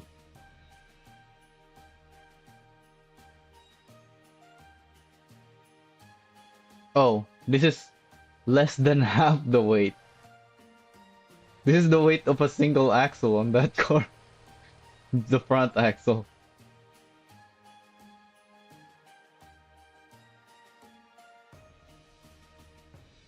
But it has the 150. So with this car, you can have really low FDR. Because you can accelerate so easily anyways, because of how lightweight it is. Having said that, what's the ratio? Yeah, it's a 3.55. So this thing can go really fast. And still, it accelerates fast as well. With the 1 speed. I didn't put... Oh yeah, because this is a front wheel drive, so it needs the diff. Because a front wheel drive without a diff is not really gonna accelerate very well. Doesn't have a turbo because it doesn't need it. It's already got plenty of power. Yeah, because the next weakest engine is this. It's only 30 kilograms lighter, but it's a lot less power. Whereas this one is already lots of power for the weight, so you don't even need a turbo.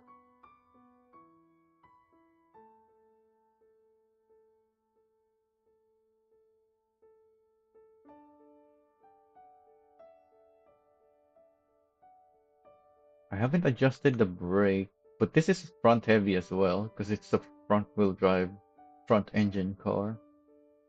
Although when you have passengers, the weight shifts to the back a lot, because the passengers add a lot of weight to the car.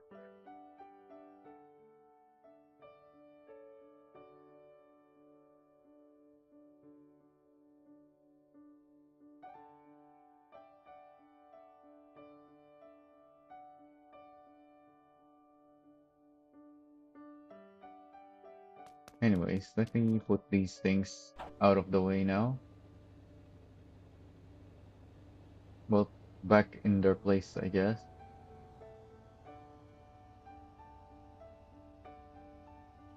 So this thing goes somewhere here.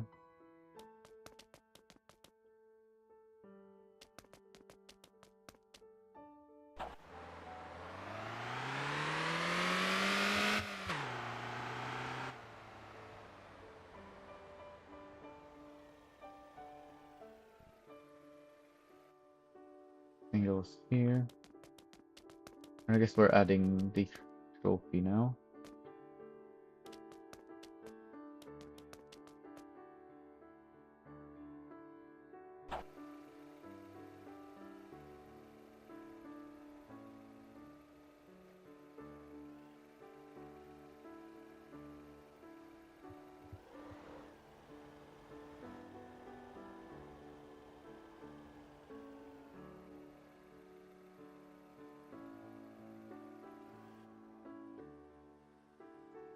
Now we can do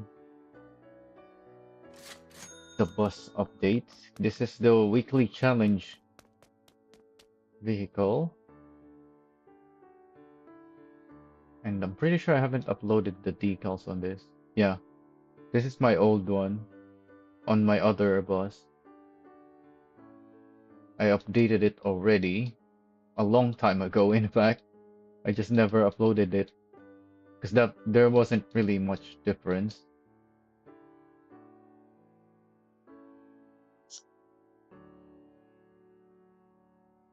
So this is the Airbus XL A330 decal, but this is not an aircraft.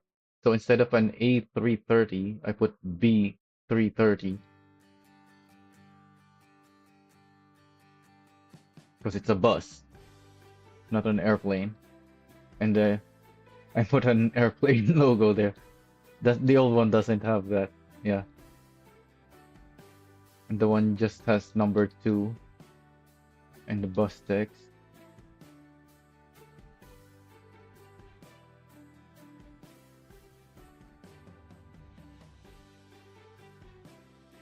Oh, and yeah, you can't really see it very well, huh? That's an XL.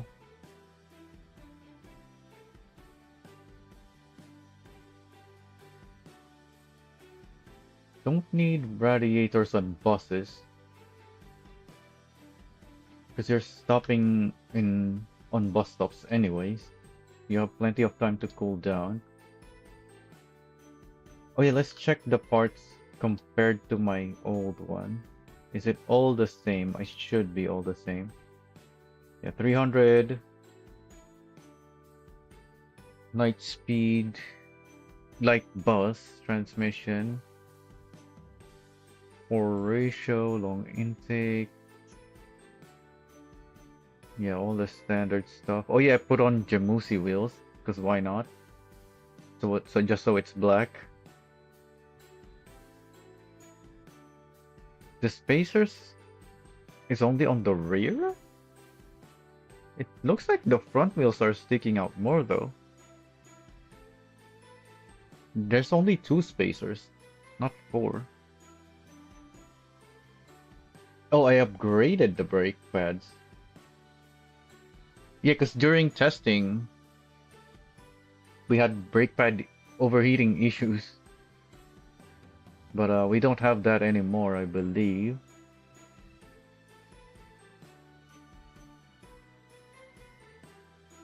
Buses have better brakes now that actually cool down.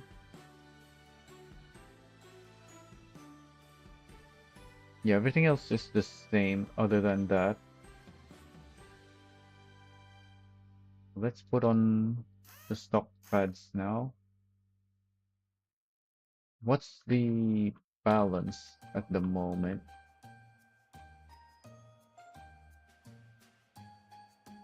70-24. That's too much at the front, I believe. Yeah, because this is a bus. In fact, don't the rear have more weight on it? Because this is a rear engine. Yeah, the rear has more weight.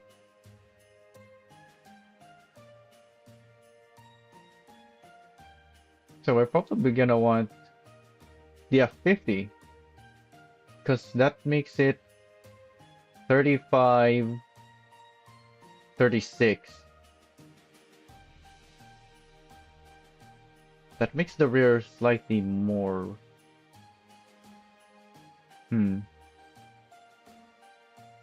We do have more weight in the back, but don't think we need to go that far.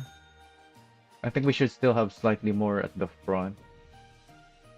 So put on the F60. We have rear anti-roll, not the front.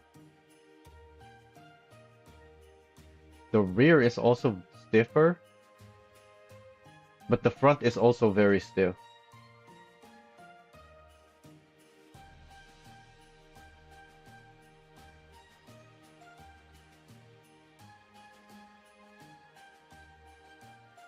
The rear is lowered. Yeah, because it's stiffer anyways. And it helps with the up and down roads. Having the front higher so that it doesn't scrape so easily when going quickly over the up and downs. It is the rear with more spacers. Why does the front look like it's sticking out? I guess it's because of this bit of the wheel. No, the wheels look like it's pretty much lined up with the body at the front, whereas the rear is not. Oh, but that's with 20 spacers. Okay, there we go. Without the 20 spacers, it's slightly inward, which is now similar to the rear with the 20 spacer. No need to upgrade the tires. 150% what?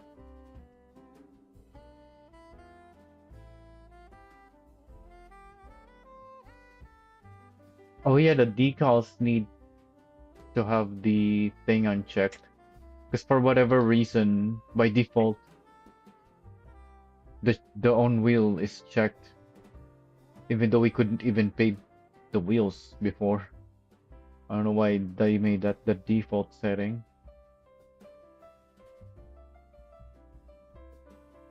Especially because most people don't even want decals on the wheels. They want paintable wheels. But you can't change the paint of the wheels if it's covered by a decal.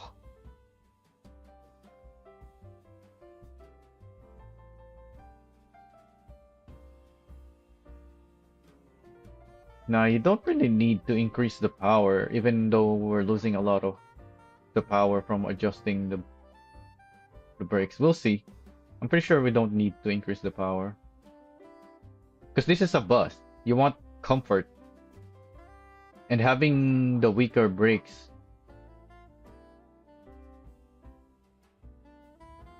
will allow us to fine-tune the braking easier for comfort. Like, we don't need maximum possible power for the grip. We're not maximizing our grip under braking. We're trying to maintain comfort.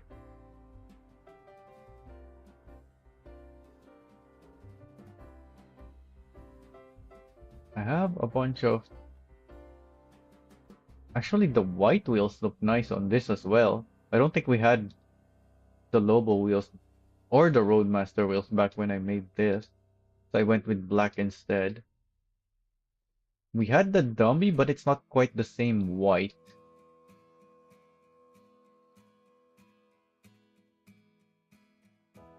I told you, we're doing the same thing as I did as with the cheetah. I'm not doing Ansan Speedway lap times. I'm doing this because it's in the weekly challenge, but not so we can get on the leaderboard of the weekly challenge.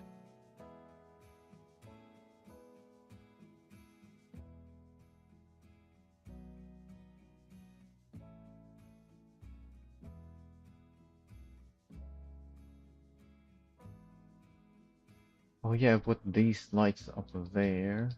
Anyway, we're picking wheels. I kind of like the Lobo wheels on this thing.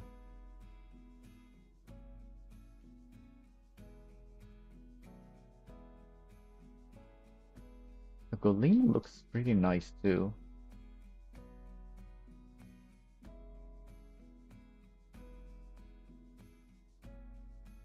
The Atlas is also looks nice. In fact, the Atlas kind of matches the rear better, the rear color. Yeah, the Golema is darker. It's a darker gray.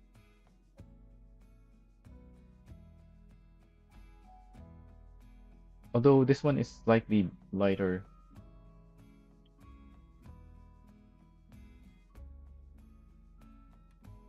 And we don't have the gray at the front.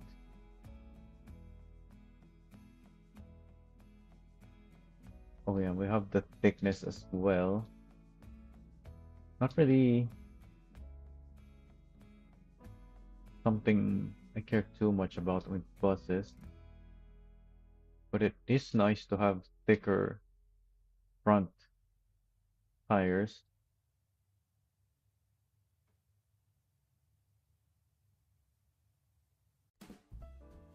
I don't have any spare Golema wheels.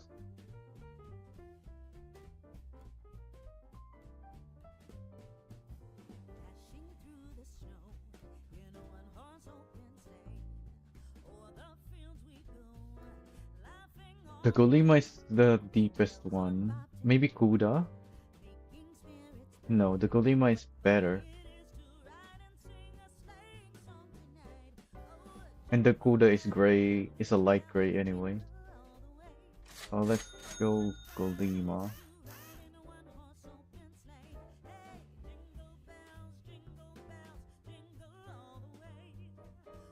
Because I'm gonna do something where the fact that your front wheels are deeper in will factor in.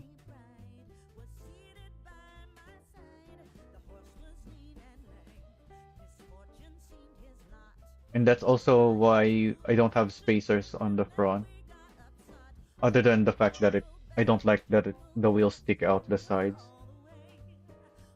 What else?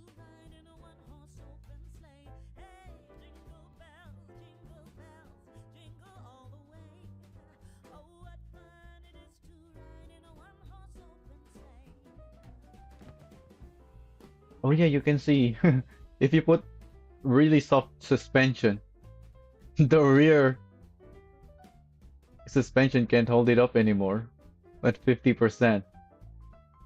And then that's 80, 120, 150. 300, I think, is where it settles at the correct height. Actually, no, even the 400 raises it up. Then the 500 raises it up a tiny bit. Oh yeah, but that's already my rear spring, 500. It's the front that's only 300. We already adjusted the brakes. We have 4 FDR diff. I think that's it.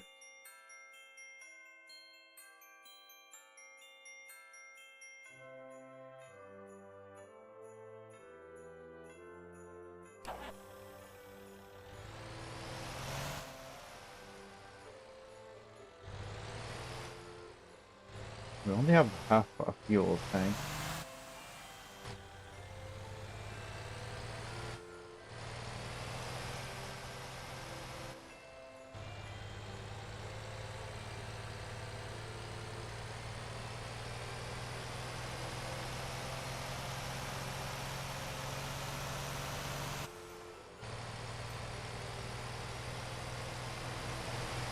Oh yeah, and you can have the the light for your passengers that are boarding and deboarding.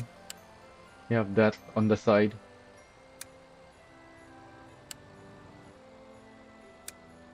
Although I guess even when you're driving around, you really should have the interior light on the bus on, huh? So I might put something that lights up the interior then, without the need for the interior light. Like a dim interior light, not the bright interior light that... Wait, is it even bright? I can't really see from here. It looks pretty bright in there. It's hard to see because we have the blue window tint.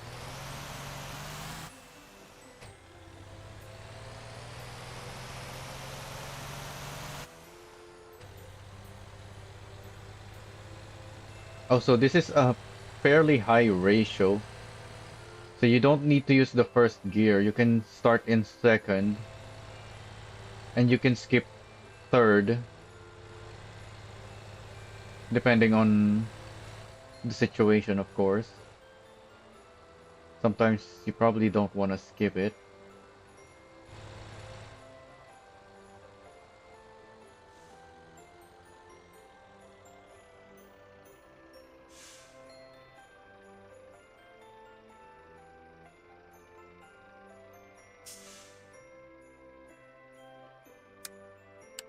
Oh yeah, I already have the interior light.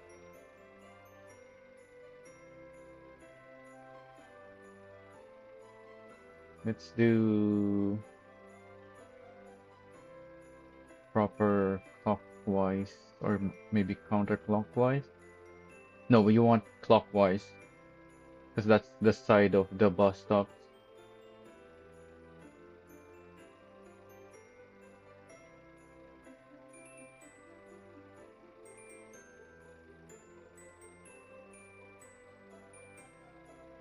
So CW is clockwise. Hello. Hello. Hello. I guess the bus station itself is quite well lit already, huh? So you don't even really need the interior light. At least not at the bus station.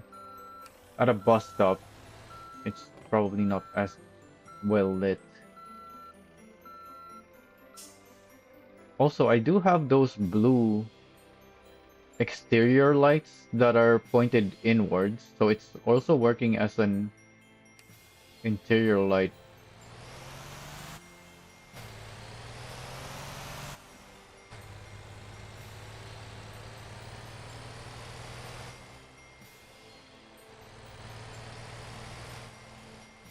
And now that we have a higher light attachment limit, we can put more lights as well.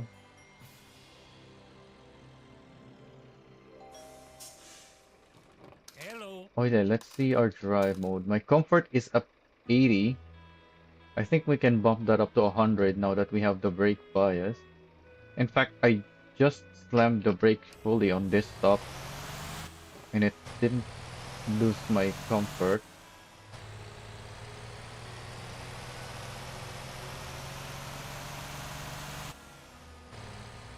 But it did get to the red part of the comfort meter.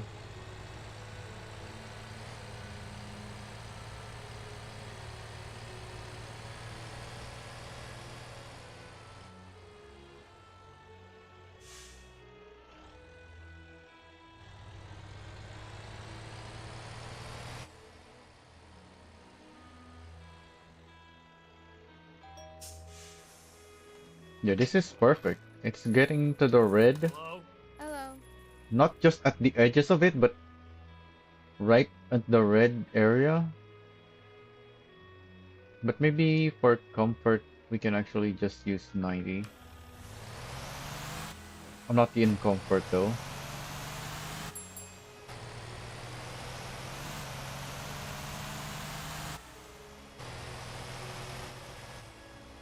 We have these speed bumps now, which is causing the very stiff rear suspension to bounce around. But I don't think I want to change to a softer stiffness just for that. Because that's part of the reason this thing doesn't lose Hello. Hello. comfort under heavy braking.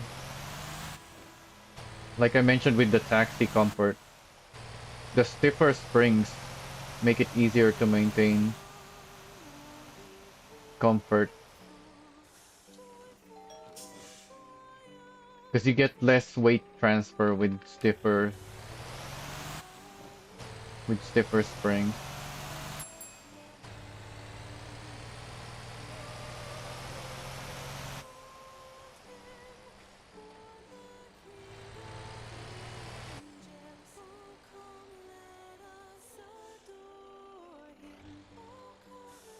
Oh, I Hello. sacrificed a little bit on the handling though.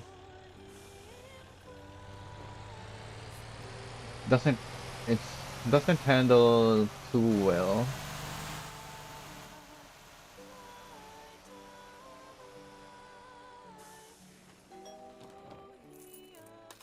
But you don't really need the best handling for bus anyways. Like I'd rather have the suspension setup the best for comfort if it only sacrifices a little bit of the handling. And this thing handles really well anyway. So you can sacrifice the handling a little bit.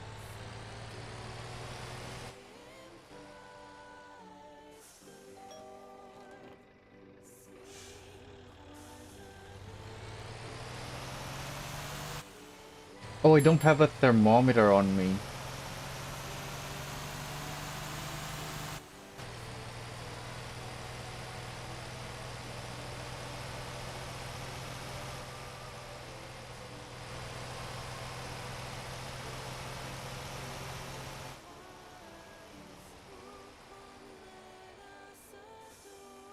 Well, I brake too late.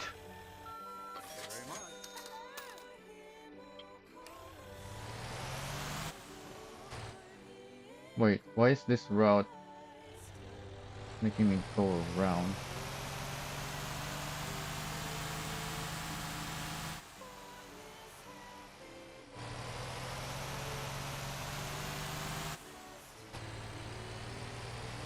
Is this even a clockwise route? I thought I picked a clockwise route. Why are we going back here?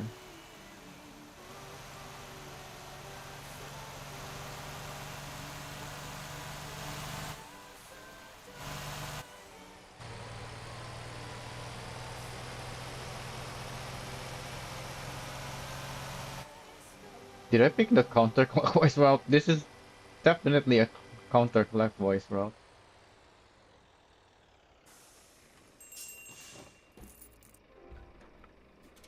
It's CW.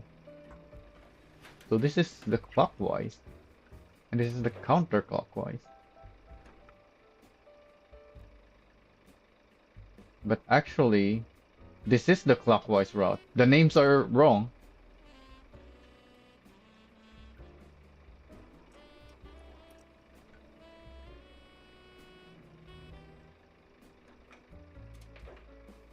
Wait, it's this one.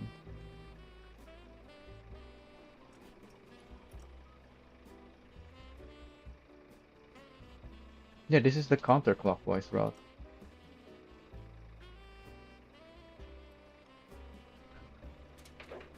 Is my Discord post also backwards on the naming?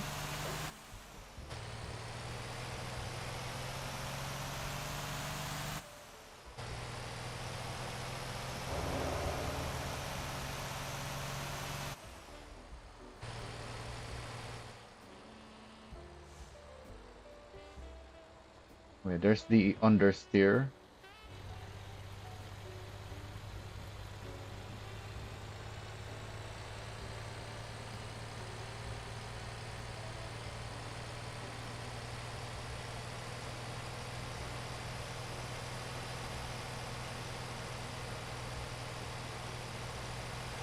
This is more over understeer than I remember.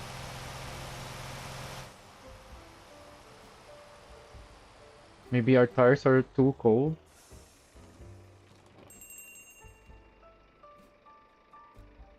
Is this guy not gonna get in? Oh, I didn't open the door yet.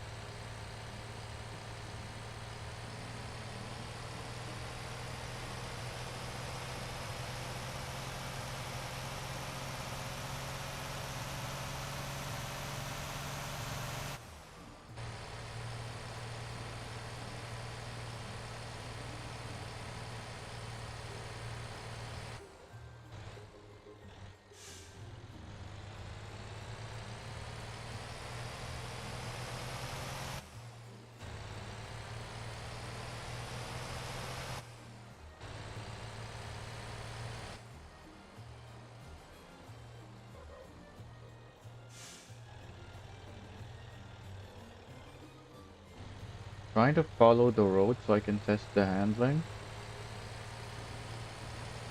But there's really a lot of understeer.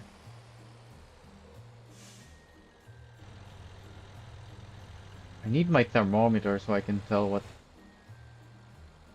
the tire temps are. I think it's just the tires are too cold.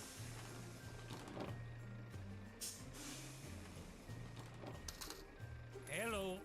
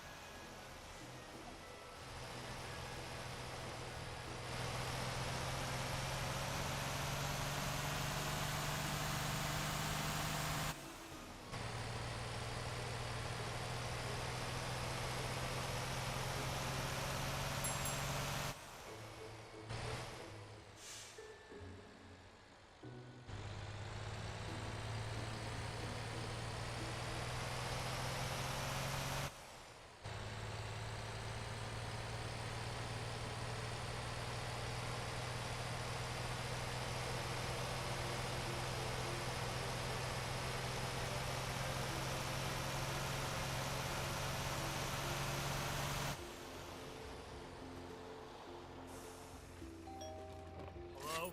Hello. Is it gonna drive Hello. differently in sport mode?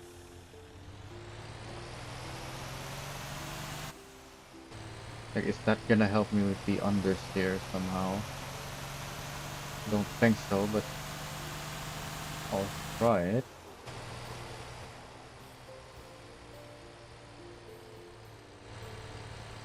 Oh yeah, it is activating the thing when I'm turning.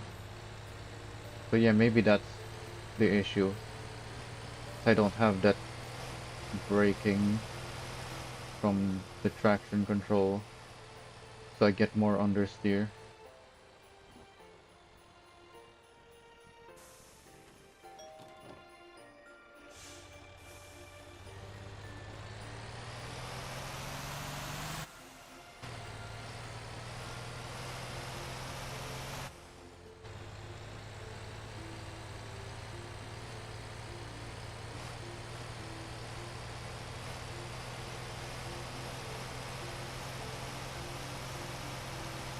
Have I lost comfort yet? I don't think so.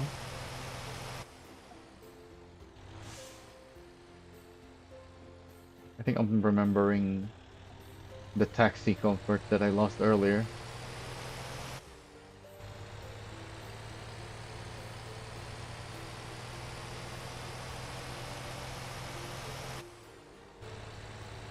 Also, I don't think I've seen a post regarding the road there. That road needs fixing.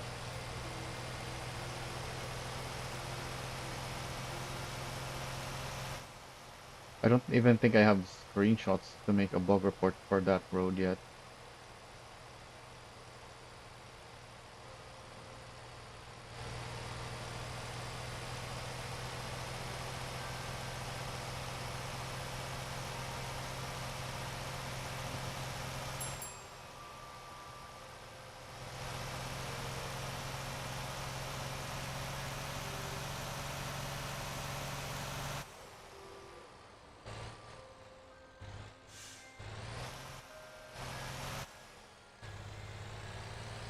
It looks like the front is still locking up.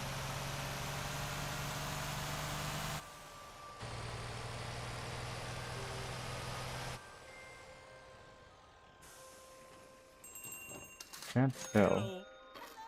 Hello.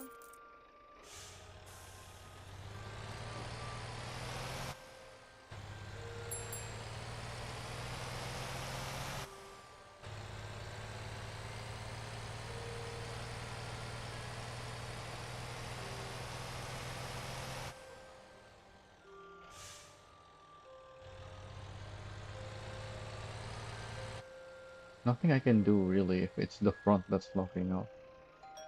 Oh yeah, if it's a Hello. double Hello. Thank wheel you very skid much. mark, then it's the rear. So it has to be the front, because I think it's a single skid mark.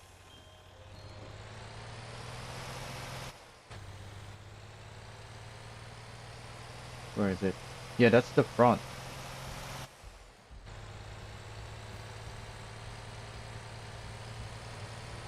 So there's nothing I can do about that. I already maxed out the rear bias.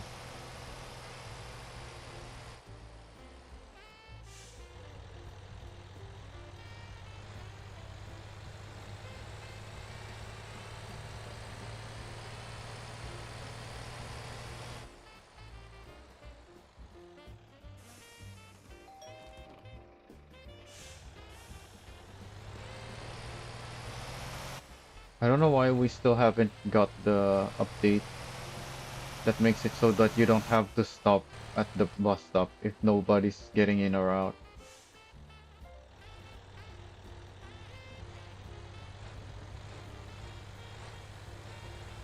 People have been asking that for a long time. When even was the last bus update? When the Roadmaster was added? I guess whenever there's a world update, the bus stops are updated as well. Speaking of, are there bus stops on the new road? No, because there's nothing there. It's just a road.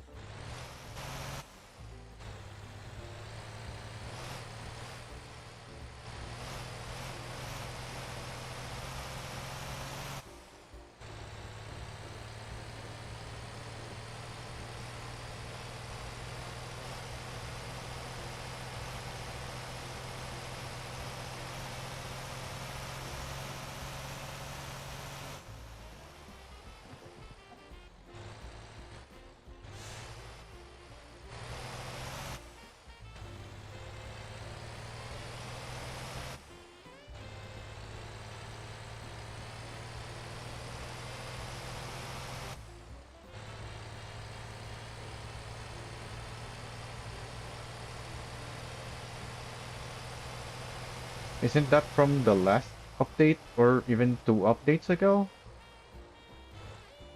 I don't think that's from this update.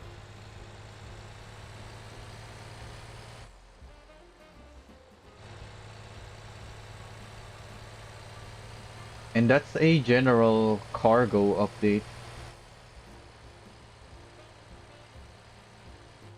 because passengers are treated like cargo,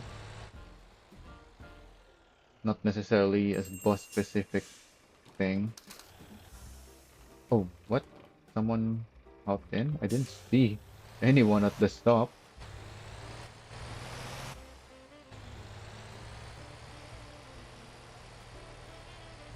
We still can't use our own depots.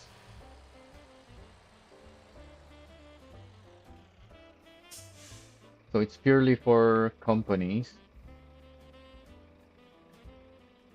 Wait, where even is the passenger? It's not in the bus menu.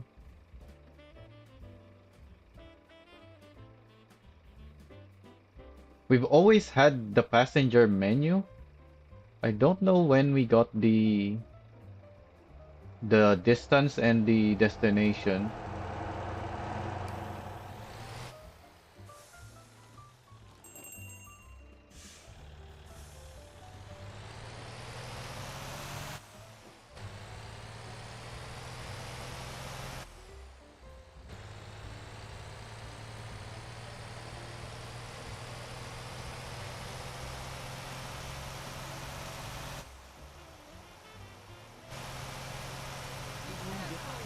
Oh, there we go. We finally lost comfort because I hit the planter.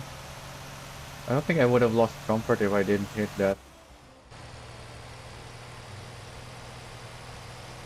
In fact, let's try sending it. Oh, it does lose comfort if you try to corner too quickly.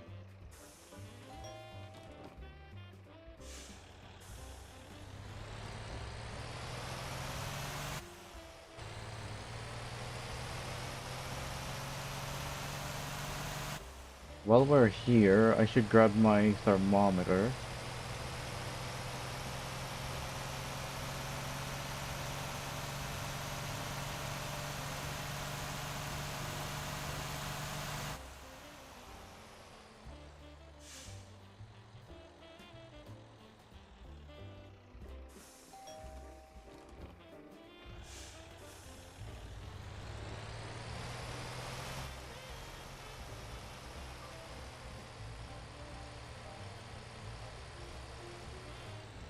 Oh, what the heck, it bounced me off.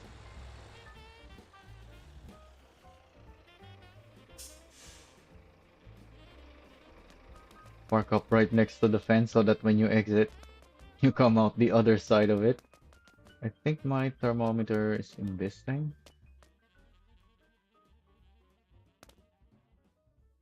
There it is.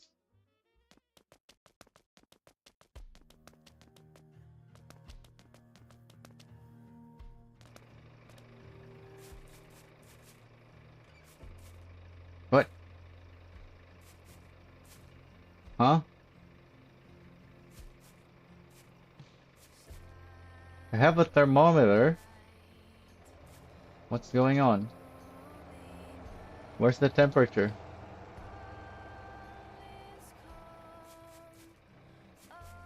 Did they completely break the wheels? Is that why I can't see the condition of the tires? I was wondering about that during the fire rescue. Like I couldn't tell if the tires were flat because the vehicle is on the sand. But I was pretty sure it's flat because the car was burning, so the fire would have burned the tire off. But it wasn't telling me any information about it.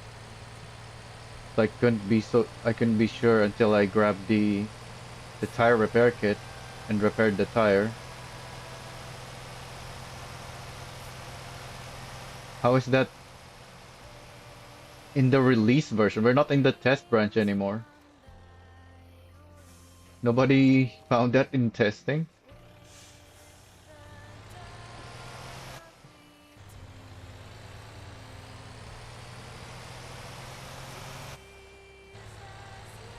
Nobody's checking the tire temperatures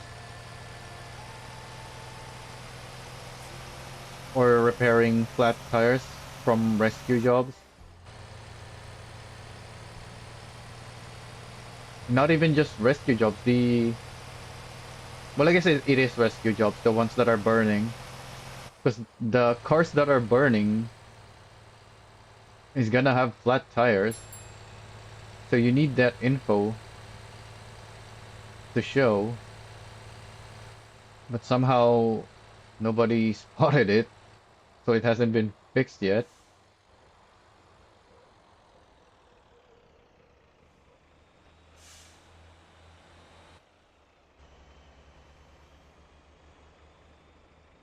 Oh, my other bus is here as well.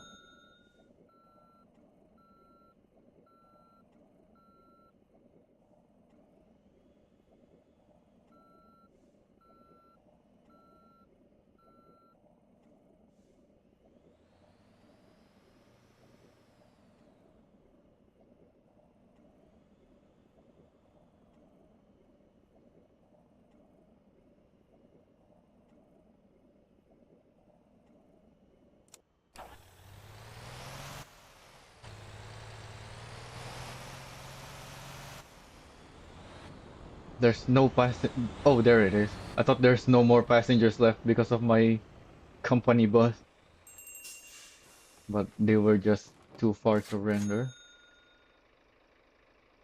But that's it. Nobody's hopping in or out. Just one guy.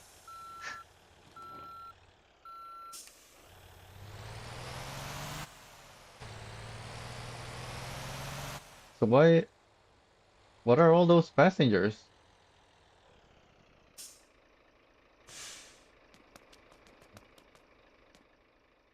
Why didn't they hop in? Hello. Irene apartment. You should have hopped in. Hello. Okay, we're not going to Ara. Hello. Yeah, that's Hello. Ara. Not Gappa either.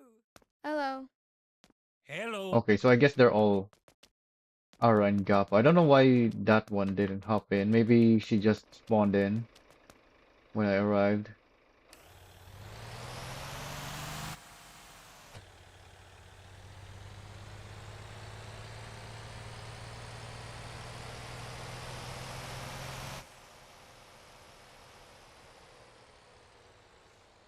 I think it's time for another break. I can't hear the music anymore.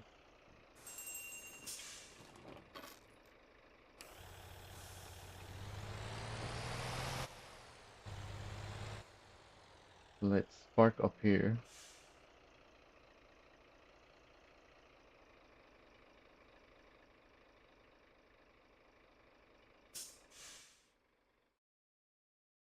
And check. Yeah, the music's over, so it's time for another break.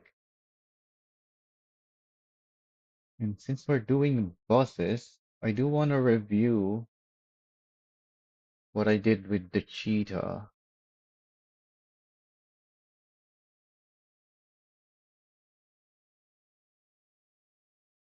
Where's the cheetah?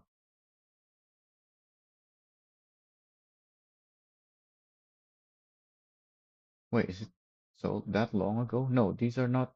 Where's the cheetah? Did I just skip it over?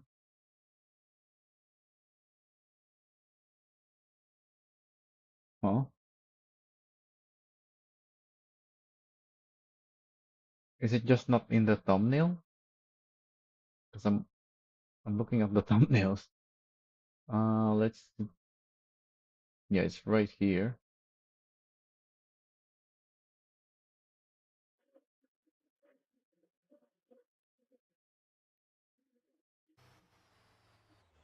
Where are the timestamps? There are no timestamps. Uh-oh. How are we gonna review this without a timestamp? Oh, is it because this is part two? What's in part one? Yeah, this one has the timestamps. Oh, it's just those.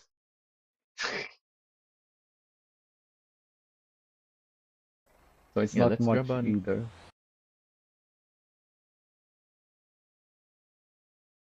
Yeah, I showcased the new decals and light attachments, which this time I don't have. Well, my decals is not in the workshop, but it's not exactly new either. It's just very minor changes, unlike this one, which is completely new. Even though it's the same style, the Best Bus decal, it's made from scratch. So the timestamps here are useless because I was doing multiple things. Like I was testing multiple things at once. That's why there's only one timestamp, which is just testing and tuning. So there's no separate part for the braking test. There's no separate part for any other test. It's just one timestamp.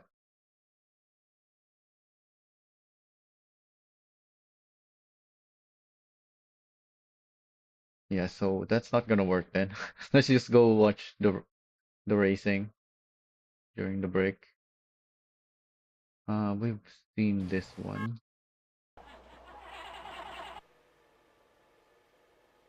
Oh yeah, this set has 4 races. Anyways,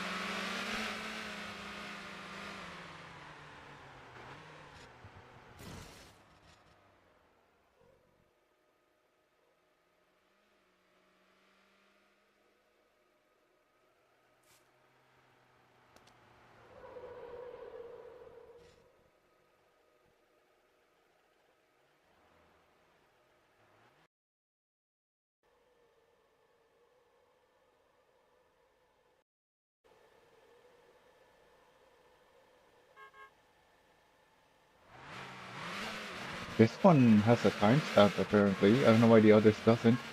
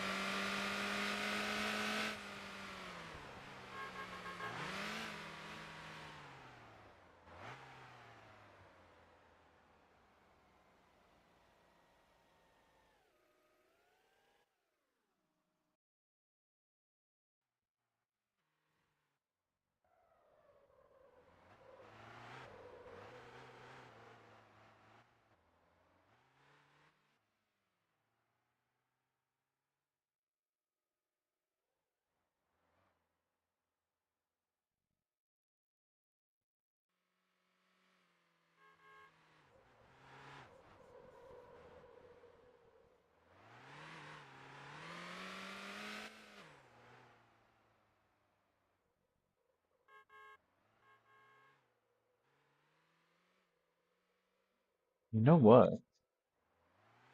We should watch the bus race instead of these. Where is the bus race? Oh, there's only two of them. Why is there only two? I thought there was more. Oh well, I guess we're only watching those then.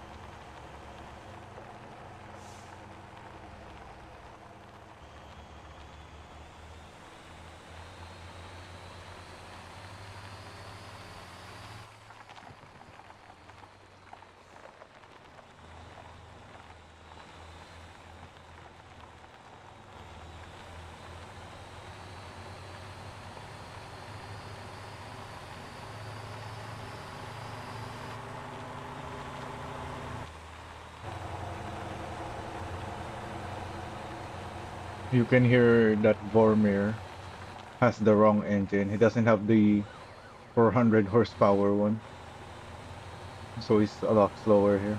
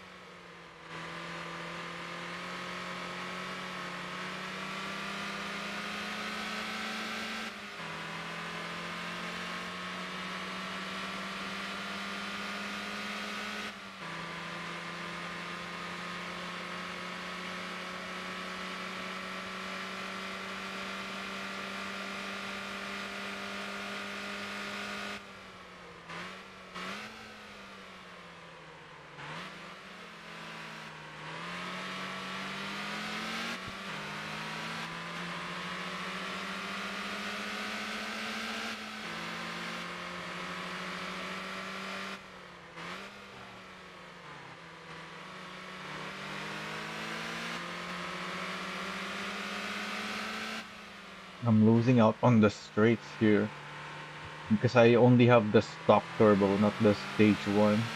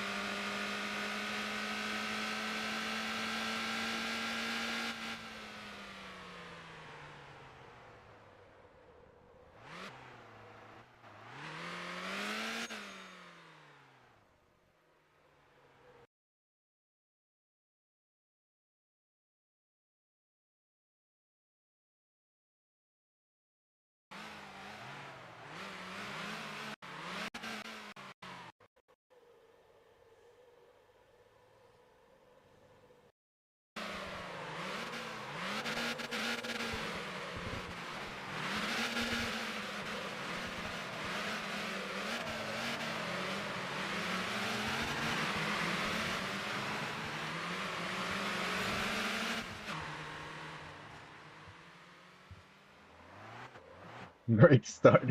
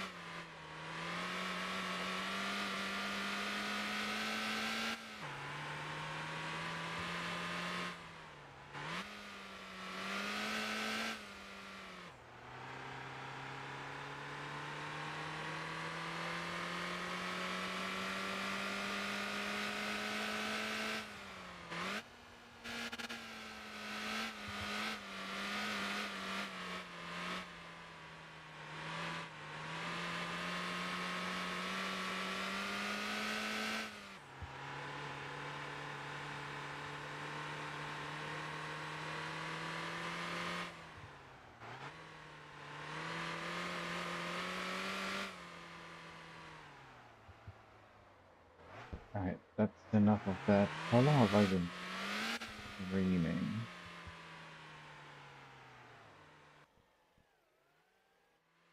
10 hours. We only have 2 hours left.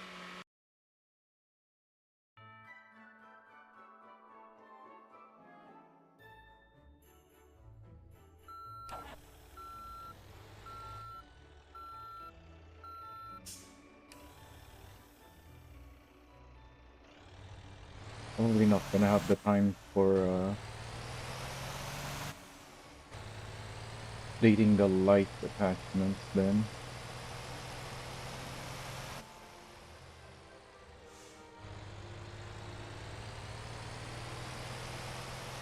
Watching those races is making me drive this bus as if I'm in a race, but I'm not. Hello?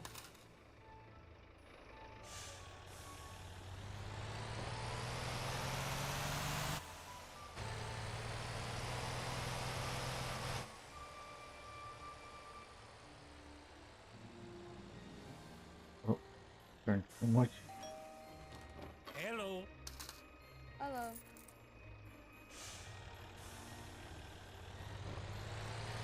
Thank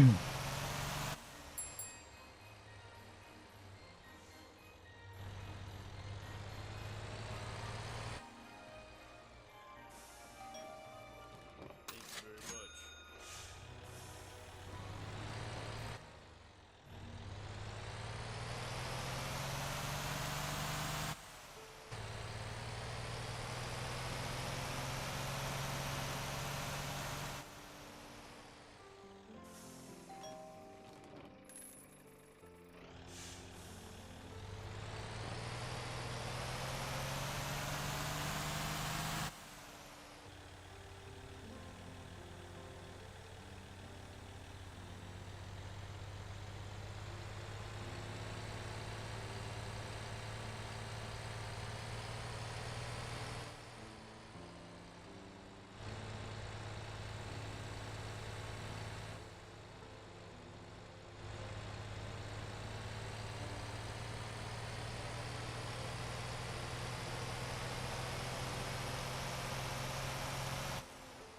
Might have to do something.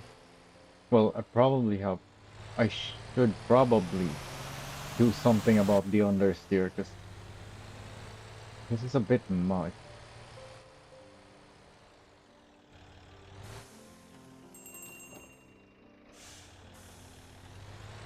And I think it has to do with the fact that we now have the cold tires mechanic.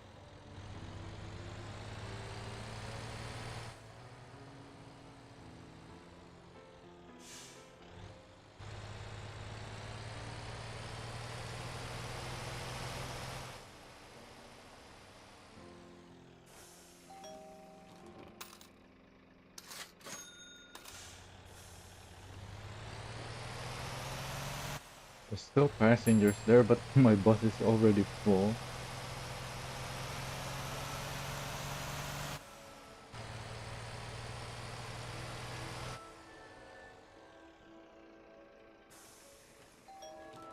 Oh yeah, I can't check the temperature Hello? of the brake because it's broken. So unless I get these brakes up to a really high temperature, I wouldn't know if it's overheated or not. Because it only starts smoking when it's like double the overheat temperature.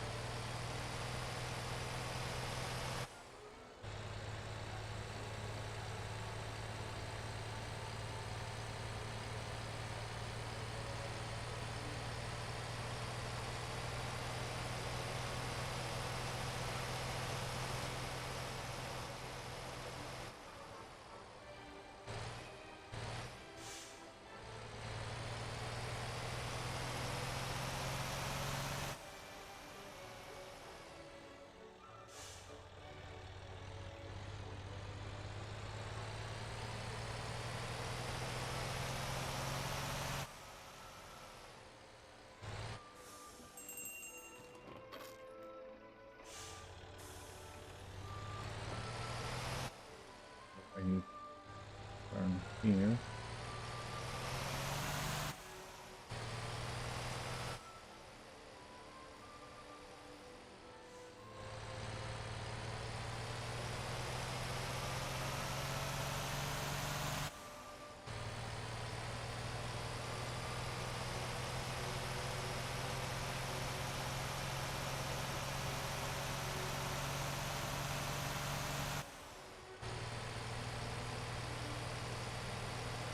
The next garage is all the way at Gosan, the truck dealer.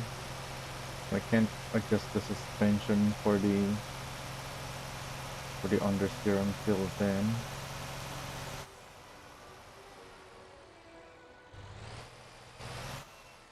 Oh,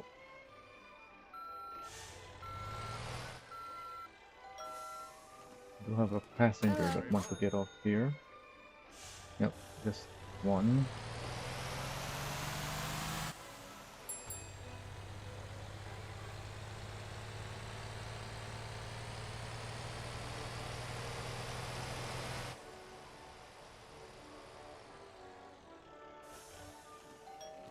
Hello.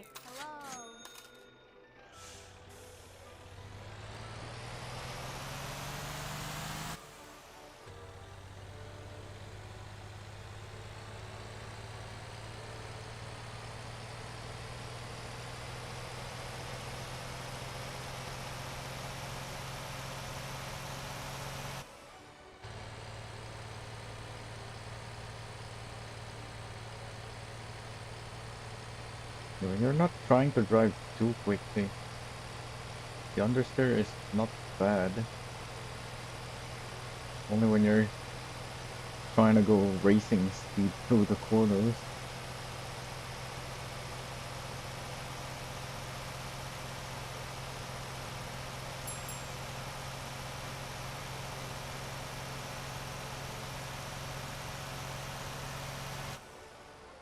But still, it would be nice to have that understeer reduced.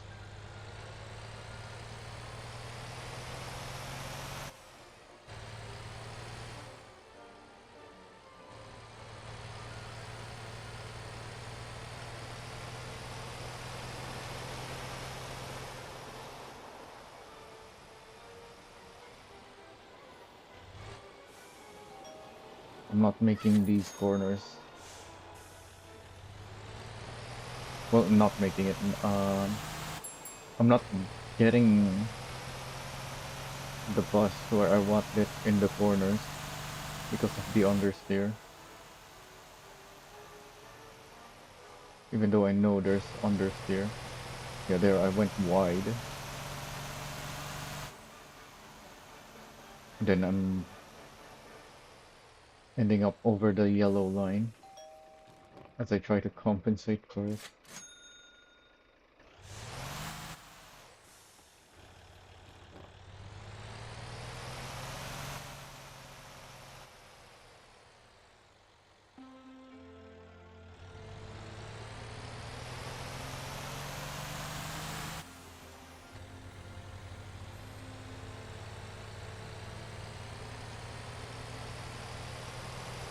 Also, we have OG Island now. My transmission setup is for just for Jeju, which is what we're driving in on right now.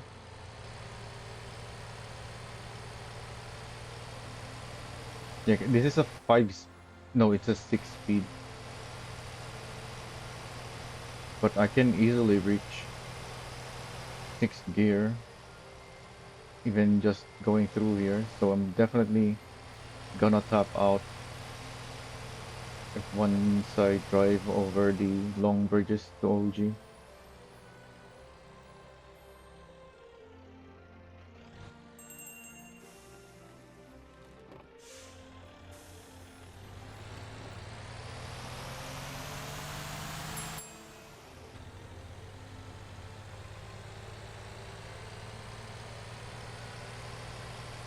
Having said that, the gearing does feel like it's pretty good for the setup already. And we're here to make adjustments now. What can I even do to reduce the understeer?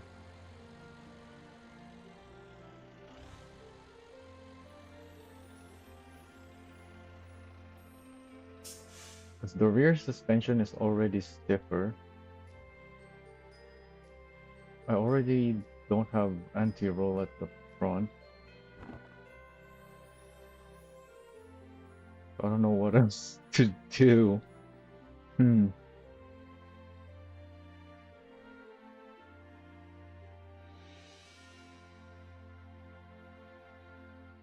Maybe instead of lowering, we can increase the height instead.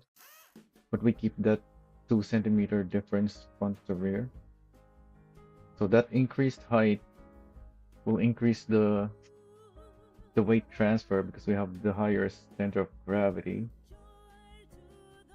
which will put more pressure to the rear axle because it's the stiffer one and the one with the anti-roll. We could also increase the spacer on the rear. It's not gonna stick out still.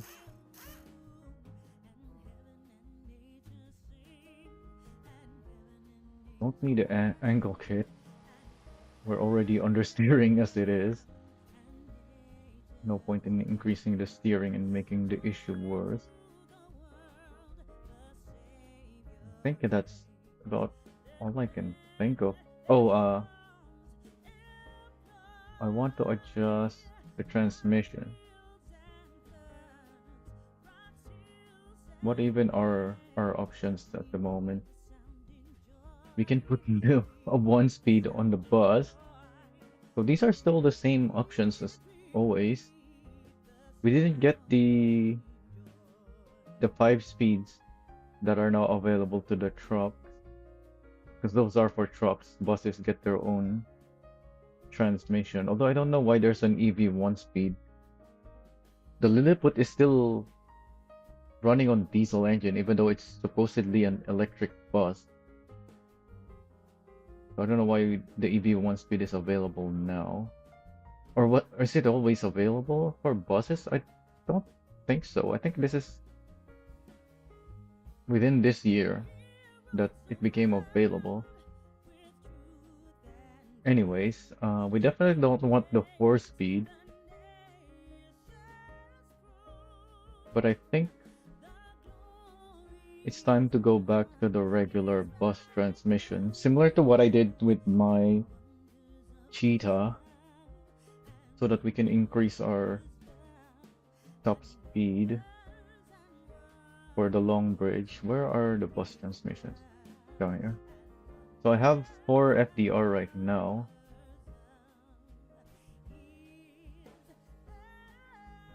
And in order for this,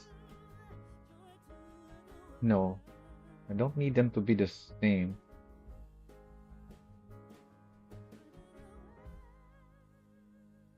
Although this is actually pretty good, I think.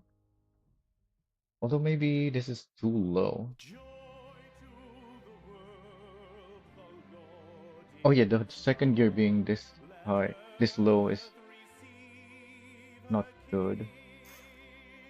Because it's already quite low.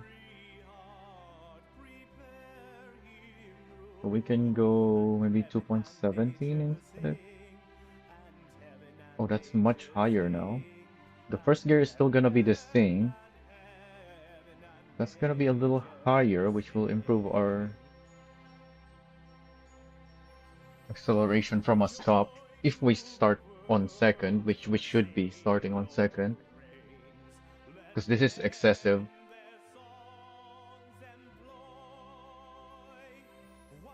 And our third gear is higher? I don't like that.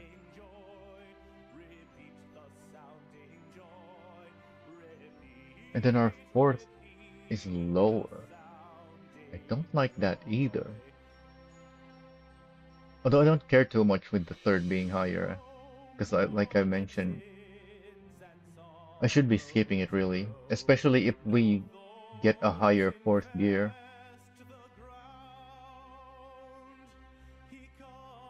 This is very similar already though.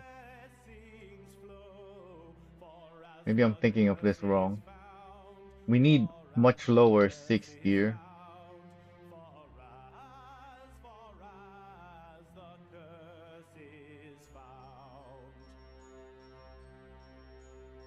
What did I do with the cheetah?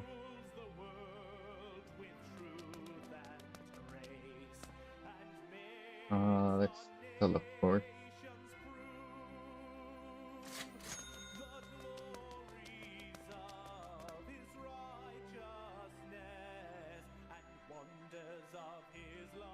So for Jeju Island, my old cheetah setup is a 4.5.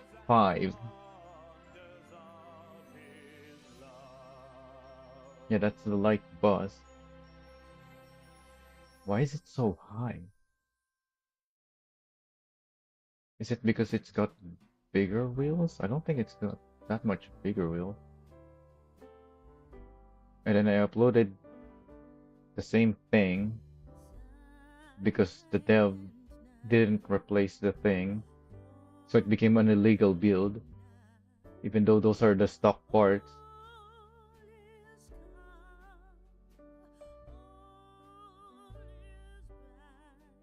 So that's exactly the same, other than it doesn't have illegal parts anymore. And then I went all the way from 4.5 to 2.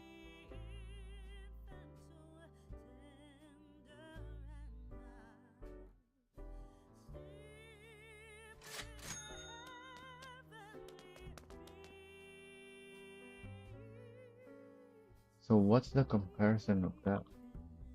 So that's why I had it on 2 here. That's the same, well, well, similar. Everything else is quite different. Lower, lower, lower, lower.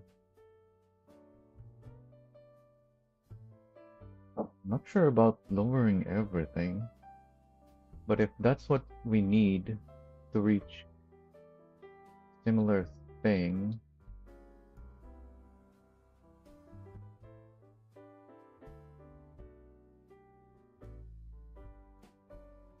it isn't a 4.0. Why does this one have a lower ratio? I don't understand that.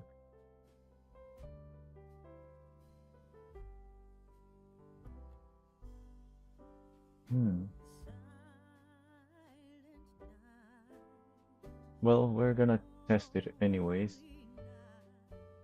So if we want to scale it properly, we want the 5th and the 6th gear to match. So we're starting from 4 on this one, unlike the cheetah. So we need 1.8. Yeah, that's quite close. I think 1.56 is too low. Yeah. So let's try 1.8. Might as well repair. Our 2nd gear is much lower now.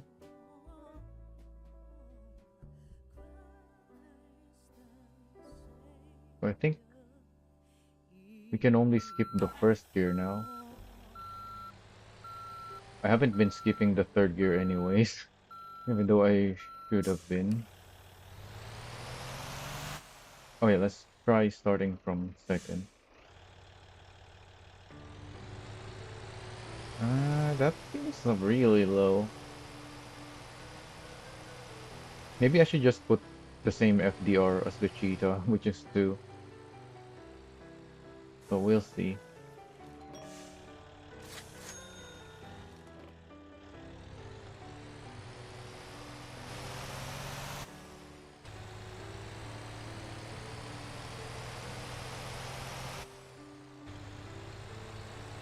Oh yeah, the new ratios now allow me to stay in the green.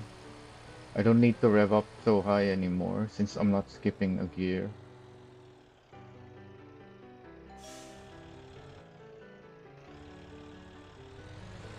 Still don't like how slowly the second gear starts up though.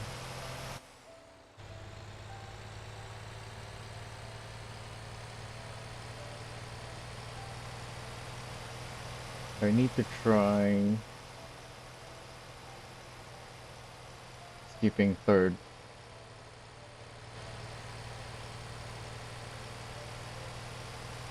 I'm also trying the new steering now. It feels better, I think.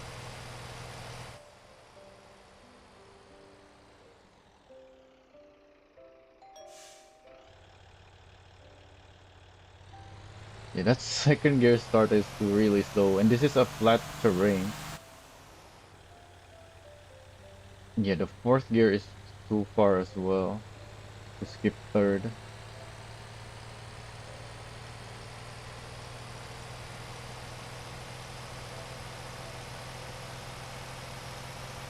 So the skipping third gear is specific to my old setup. Because this is still good though. It was never you never had much benefit in skipping the third gear.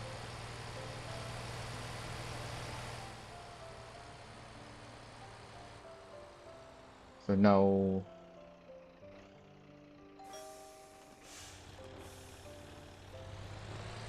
we get to just stay in the green.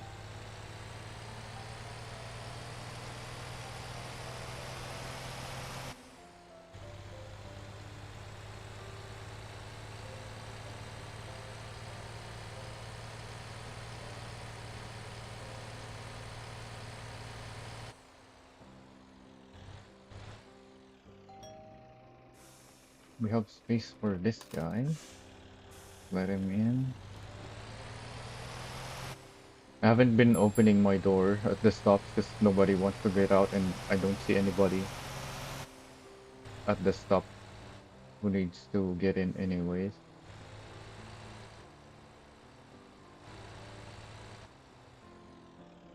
There's still some understeer, but I don't think you can ever completely remove the understeer on this bus, considering the wheelbase and whatnot on this thing. And there goes our overheated brake. I wish I could tell the temperature.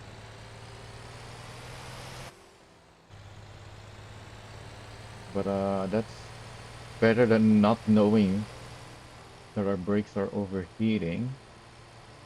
Oh yeah, I need to know the temperature so that I can decide whether it's worth upgrading or not. And we just stopped at the truck dealer as well.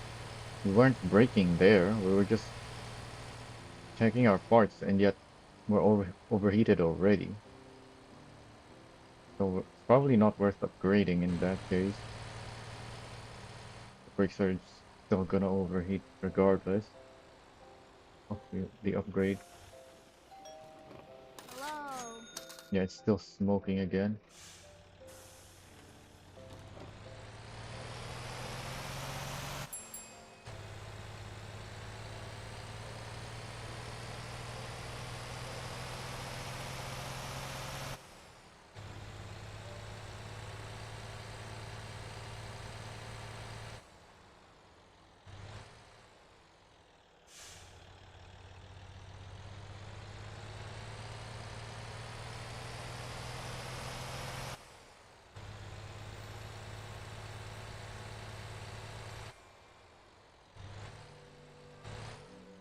So far, I've been able to stay at a Hello. part of the road that I'm aiming for.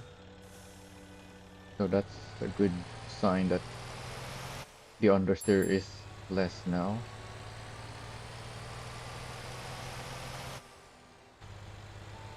In fact, it's lowered enough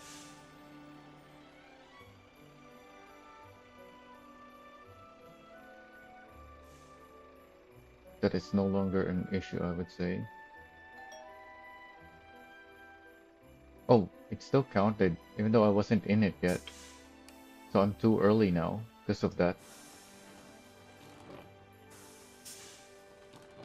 I didn't want to go in yet because I Hello. was too early. Thank you.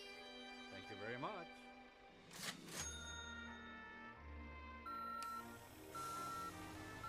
Oh well.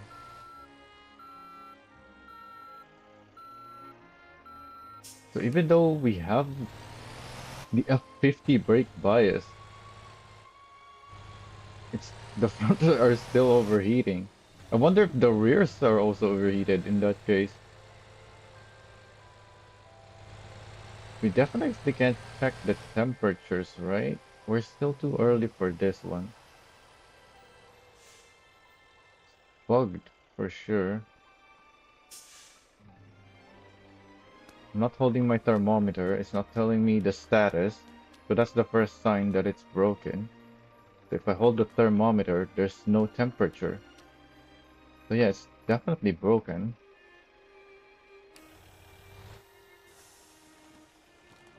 I don't know how nobody... Hello? Well, I don't know if anybody has reported it yet, but it definitely didn't get fixed during testing. We're in the released version now.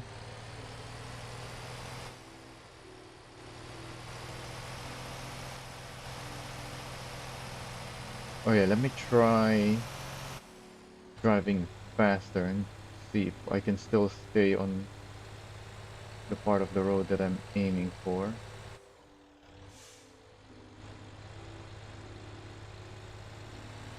Not quite, but good enough considering how quickly I was taking that corner. Hello?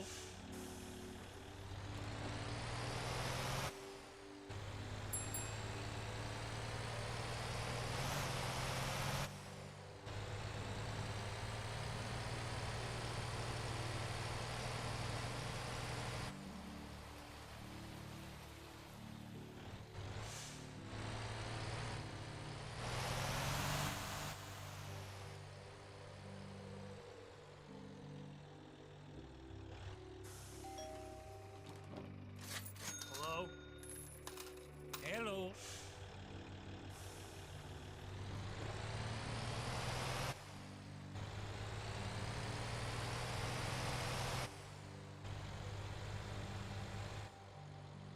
Oh yeah, if I increase the FDR so that the second gear start is better, it's gonna tighten the gearing. Oh, I wasn't paying attention. Well, there's the understeer. But yeah, there's still some understeer.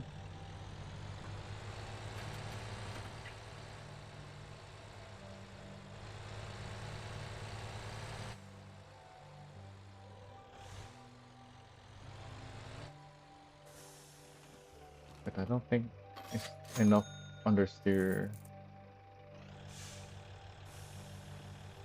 that it needs more adjustments.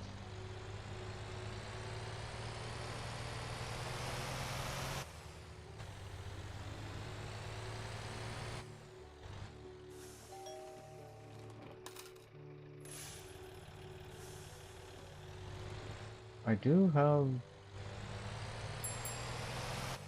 a few more ideas to help with that though.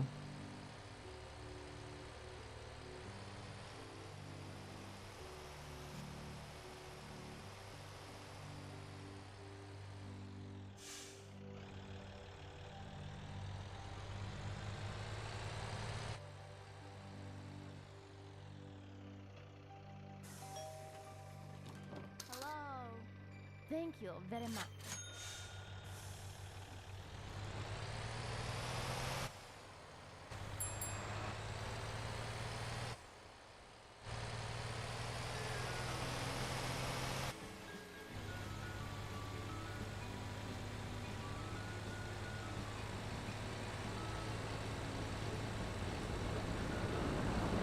Oh, my bus is running on flat tires. What happened? Thank you very much. Hello? Hello? Oh, I don't think it's all flat. I think it's just some. Yeah, the fronts look fine. Both of the rear wheels look flat. In fact, all of them are.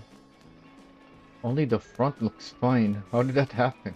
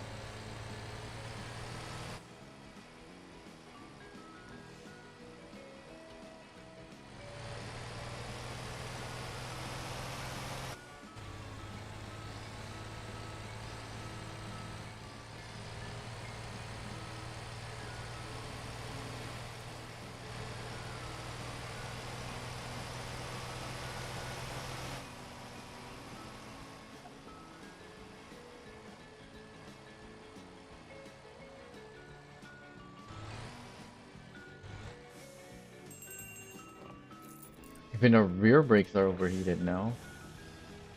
Maybe I should upgrade the rears though.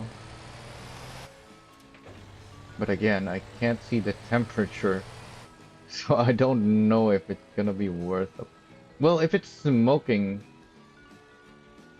then yeah, it's probably not worth it. It's only when it's overheating but not smoking that the upgrade might be worth it. Anyways, I came here to repair mostly, and I was still scraping the rears, I think, maybe even the front on some of the up and down hills. And since we want to reduce the understeer further, we can increase the height. In fact, let's do +3. So that raises the rear. And maybe +7 at the front. So that we have a bigger difference in height front to rear.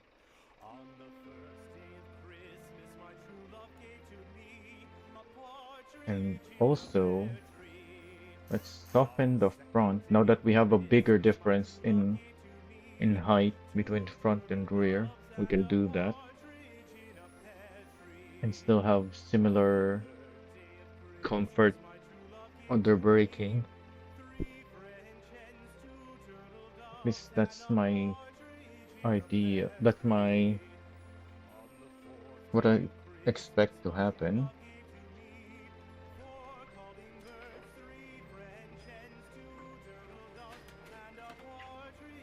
Can also soften the front roll bars.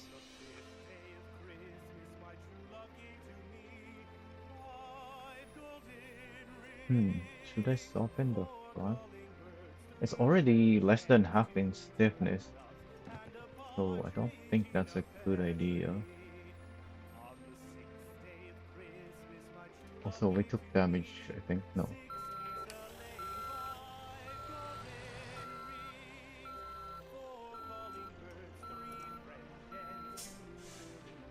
Also, while we're here at Gangjung, I think it's time we test going to the OG island. We have a route for that. What is this route?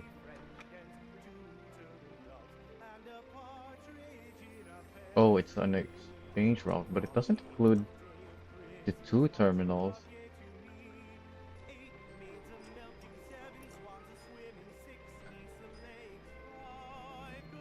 Oh, was that the person transfer? Yeah, because there's no police station. Well, there is one here. I don't think there's a police station here, is there? Wait, is there? Am I just forgetting? Yeah, there's a new building here, isn't there? Is that a police station? Yeah, it is. There is a police station there as well.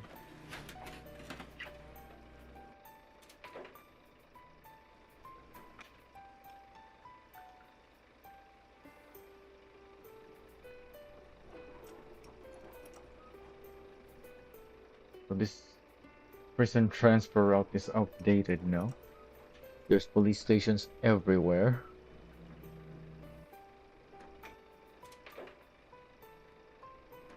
Why does... Oh, this is only high school. Wait, why does it include Kappa then?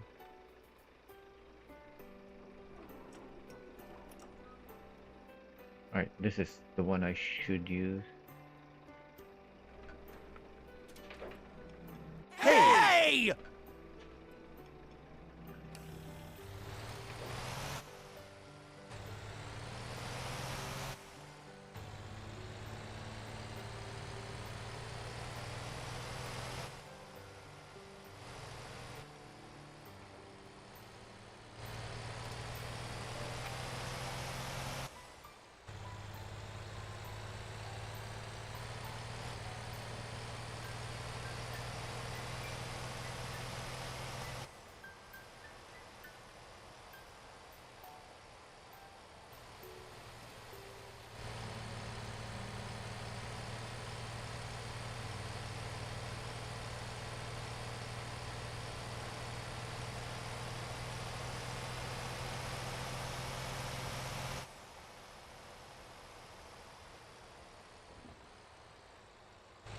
So now I can pick up the Kappa and Ara passengers.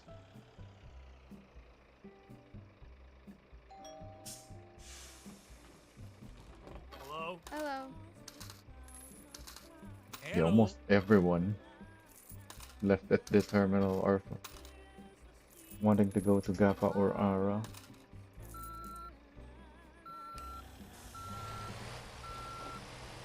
'Cause everyone else is getting picked up by my two other company buses.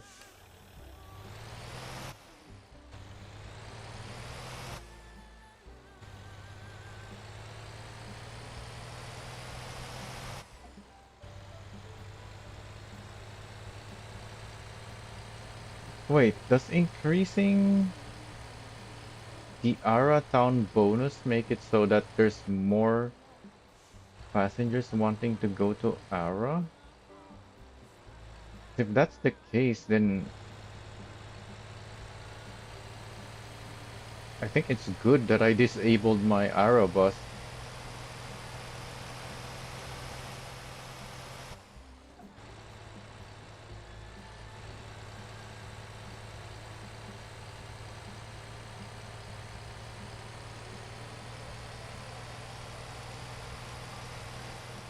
Oh, and we get to go much faster now as well. It's perfect because we've done some suspension tuning now to address the understeer. Since we're no longer stopping at a bunch of bus stops in between the terminals, we can go much faster and really test the the steering. So far, it's even feeling like it wants to oversteer now. But just because it can oversteer doesn't mean there's no longer an understeer issue. Vehicles can have both understeer and oversteer.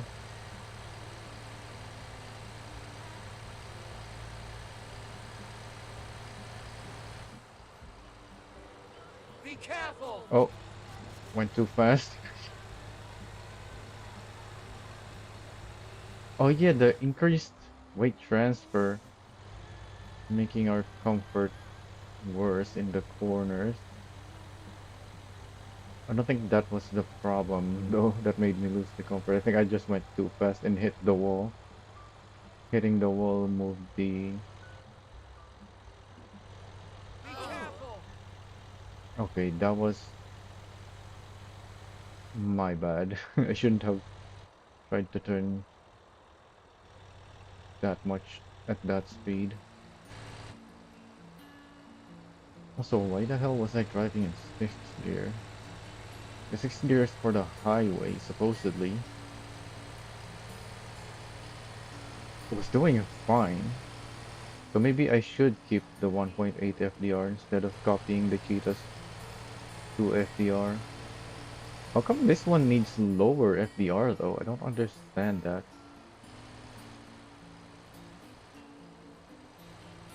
I guess we can compare wheel sizes at some point. Because if the cheetah has bigger wheels, then that would explain why it, it can use a higher FDR. But I thought they have similar sized wheels. It's the Roadmaster that has massive wheels.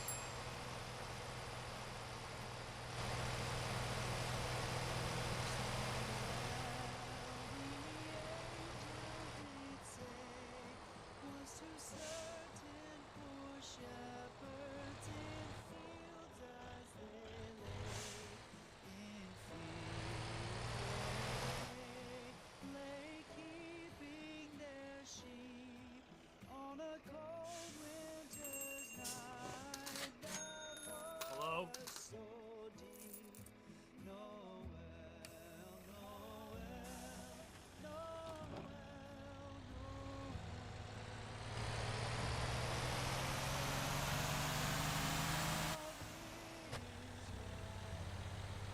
Yeah, skipping third doesn't really work when you have this low FDR.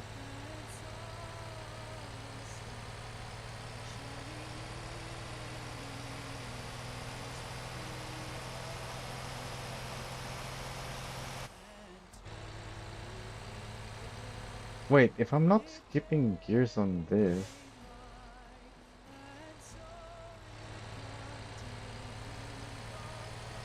then maybe I should just go back to the light bus. Because on the Cheetah it works perfectly, the gearing. But on this thing it has less power because I don't have the maximum engine. Because it's just a bus. There's no need for a really strong engine.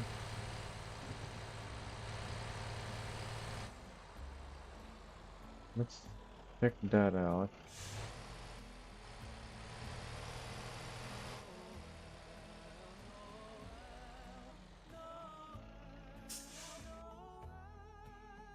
So we need to compare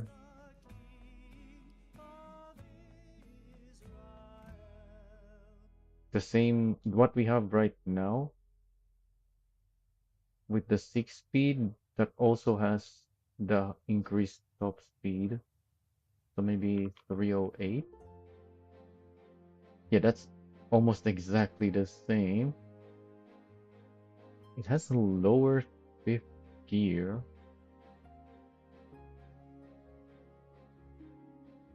Well, lower all the gears.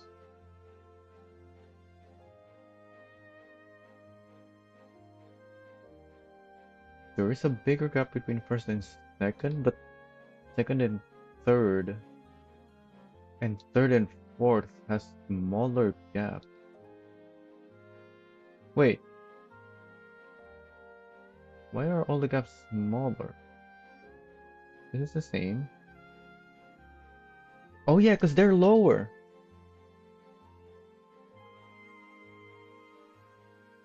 Hmm.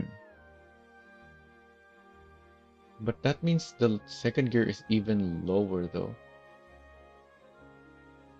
So maybe I should be skipping second and fourth with this one? No, that can't be. Fourth is already too high of a gear. So yeah, I think that's not gonna work. We should just keep using the regular bus transmission now.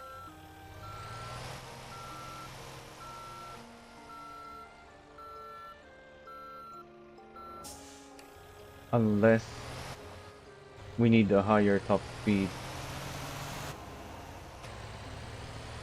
which we might.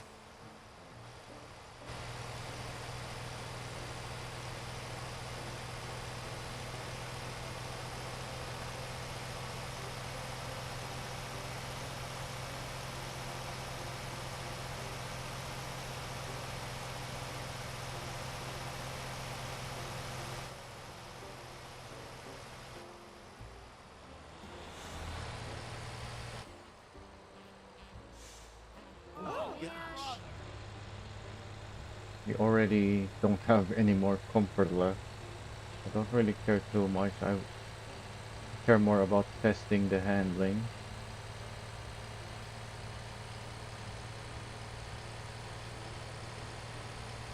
Because the better it handles, the easier it is to maintain the comfort when I'm actually trying to maintain the comfort that is.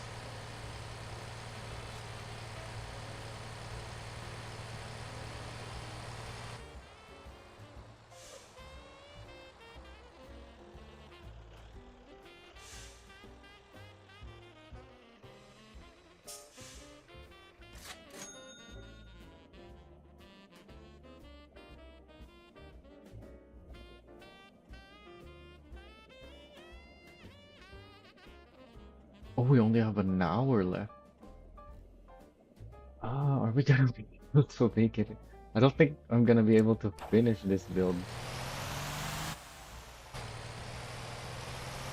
We did way too many things before this thing. But we still have. Hmm, am I gonna be available tomorrow? I should be. Hello.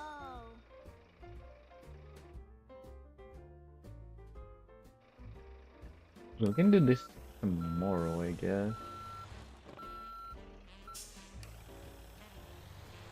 We didn't do a full build with the event or trophy either.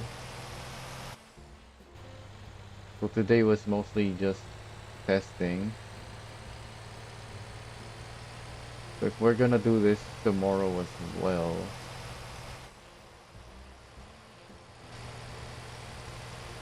maybe we can do the event and trophy builds too.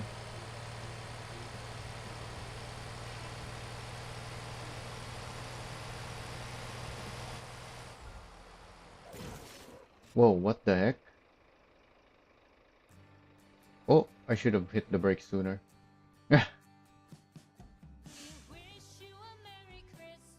What happened there?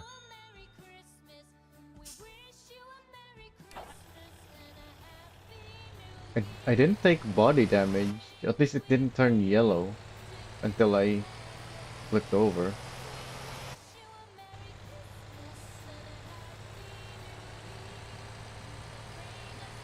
So I don't think it was because of a strong collision, but there was definitely something that caused the bus to get pushed around.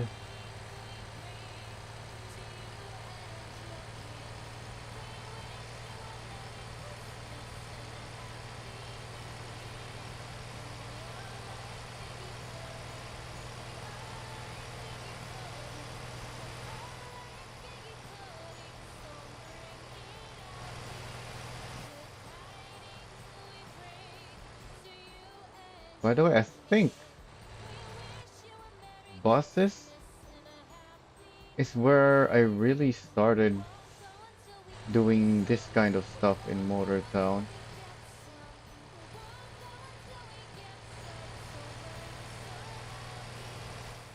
Yeah, because we didn't have much off-roading stuff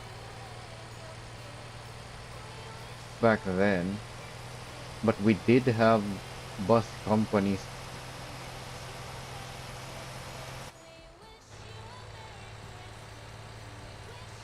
And when you have bus companies,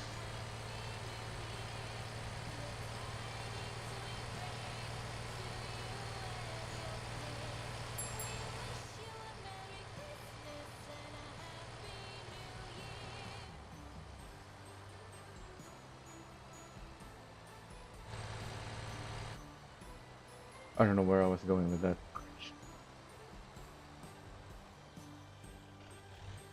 But yeah, I think if I look through my old videos, the first thing Hello. I made sort of a sort of guide for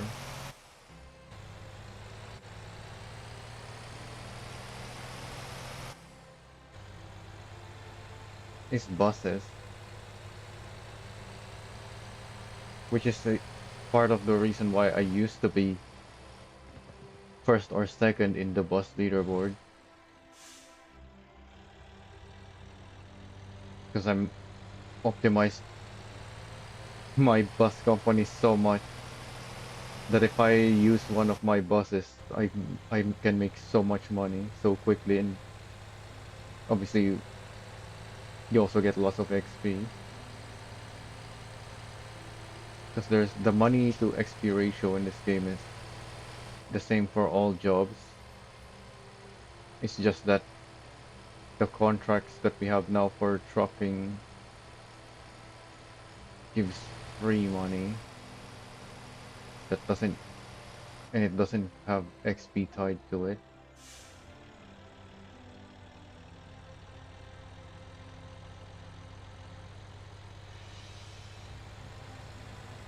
But we didn't have contracts back then anyways.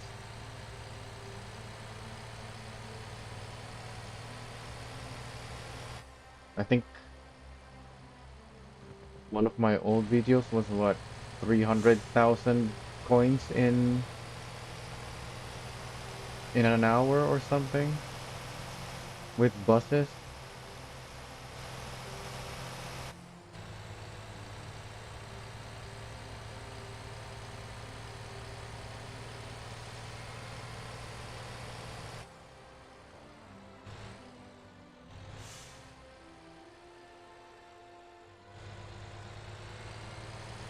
If I try to take the corners too quickly, there's still understeer. But if I'm taking it at the right speed, it just turns as you'd expect it.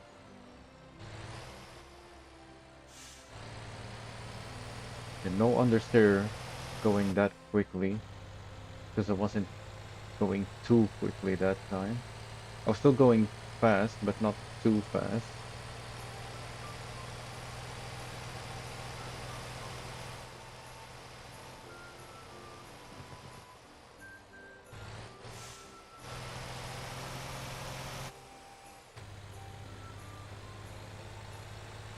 Oh, I have body damage. We're going to the highway now. I can't repair at that garage at Ole because this thing doesn't fit there. So that's gonna lower my top speed. If drag is even gonna be the issue, it might be my FDR.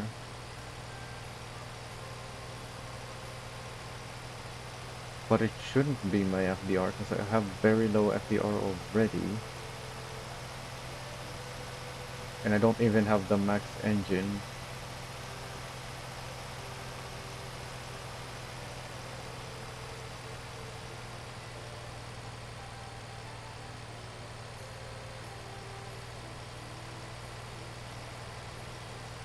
Because this is a city bus anyway. You shouldn't be using it for this kind of stuff.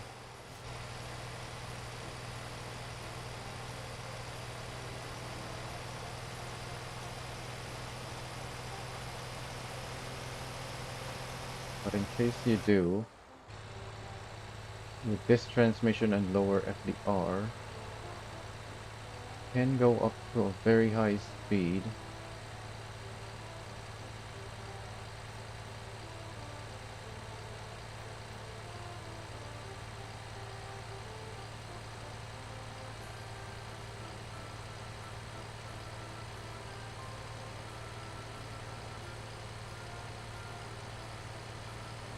Okay, I don't think final drive is gonna be an issue because we're not going very fast.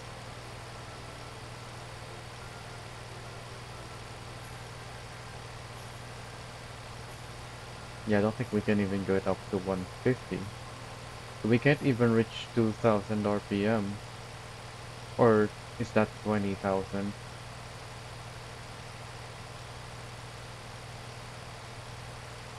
Yeah, we're not even accelerating anymore.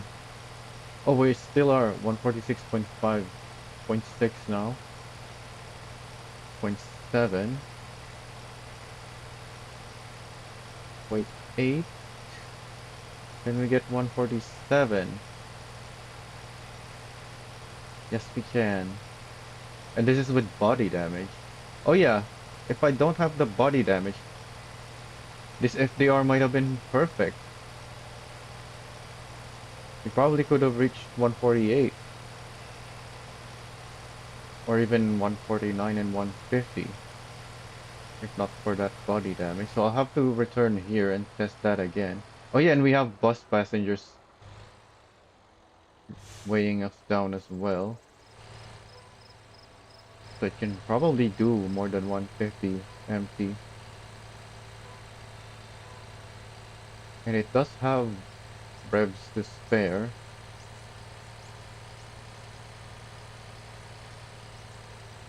Oh, it's making us take the eastern road. Yeah, so that we can go to our... Wait, why is Gappa not in my bus route? There's a terminal over there. I thought I took a route that includes Gappa. So this route. It is just Ara. Oh, it's on the way back.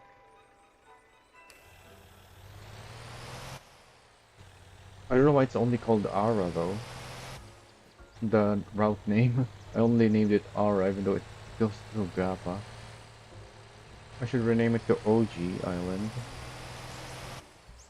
Or just OG.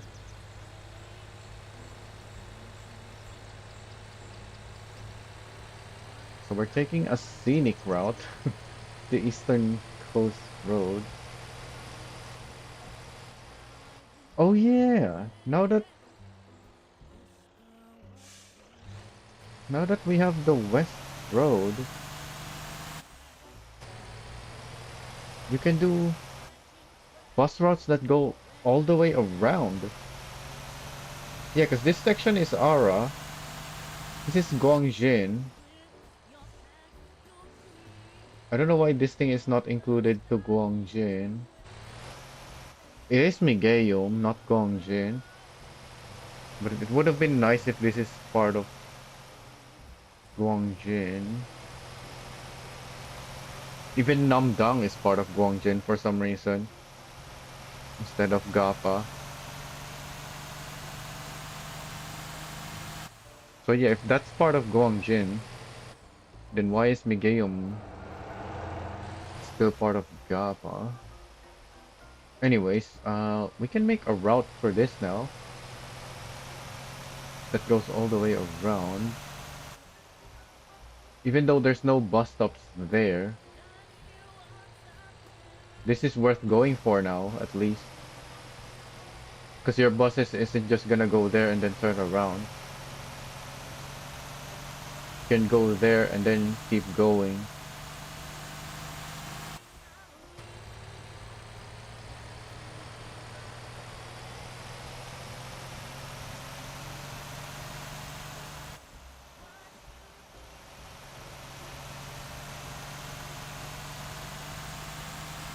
There's still a whole lot of nothing here though.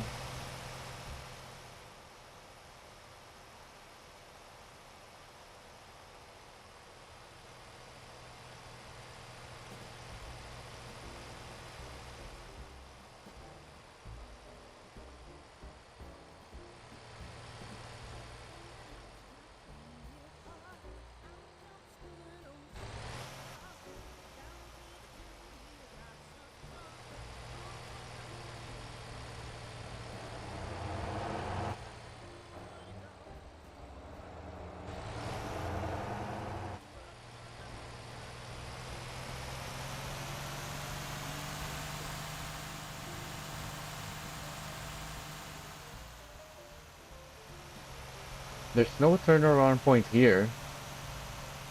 Because they removed the construction zone that used to be the turnaround point.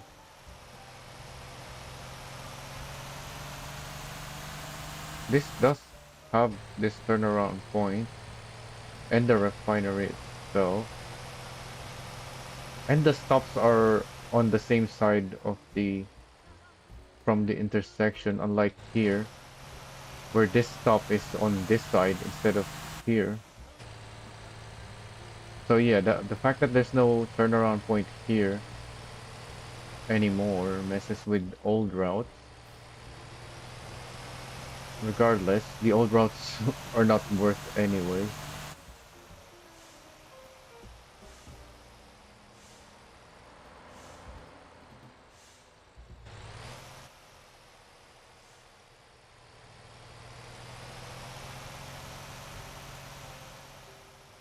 This still feels like, other than that, this still feels like it's not worth it because that's a long way around with nowhere.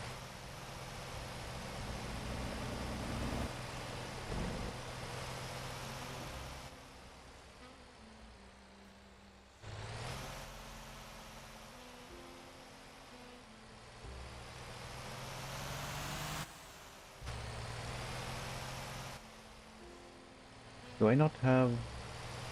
Don't think I have route for Japa yet. Because yeah, it's not really worth it.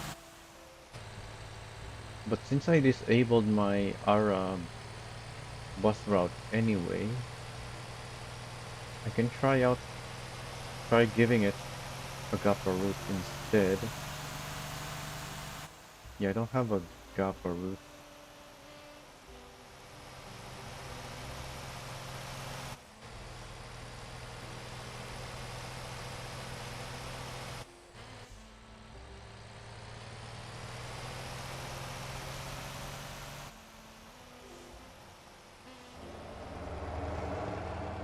There's barely any passengers. Even though I have 100% from from what's it called? Supermarket.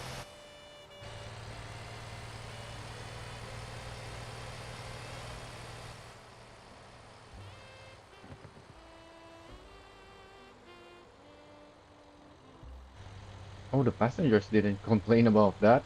I was drifting the rear a little.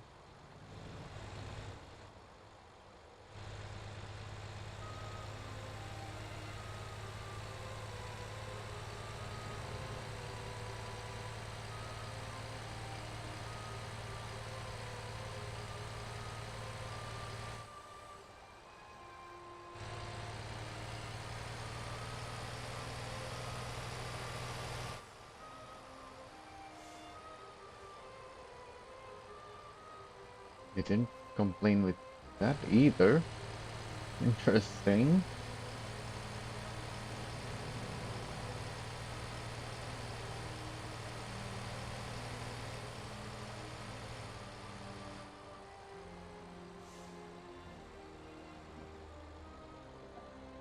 They're still not complaining.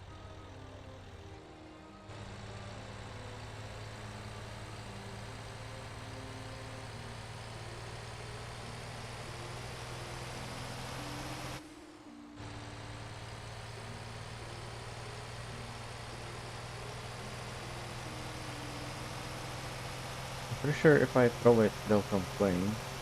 Oh my. Yeah, they still complain, but only if I overdo it.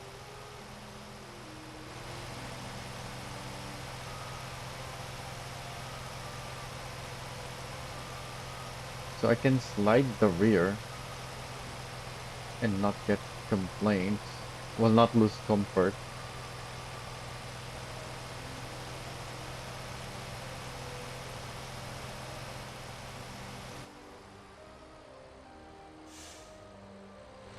Oh my god. Okay, in that case, they complained, even though I wasn't quite drifting just yet.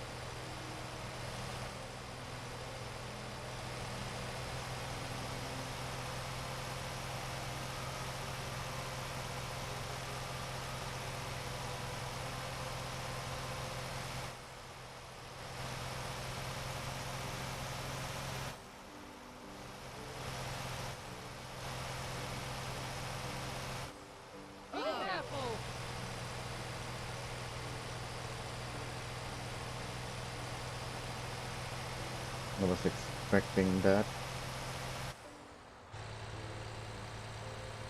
Gotta watch out for those uphills because you get more grip and the vehicle tend to want to turn more. So even though you don't increase your steering, just going up those uphill roads can suddenly make you lose comfort.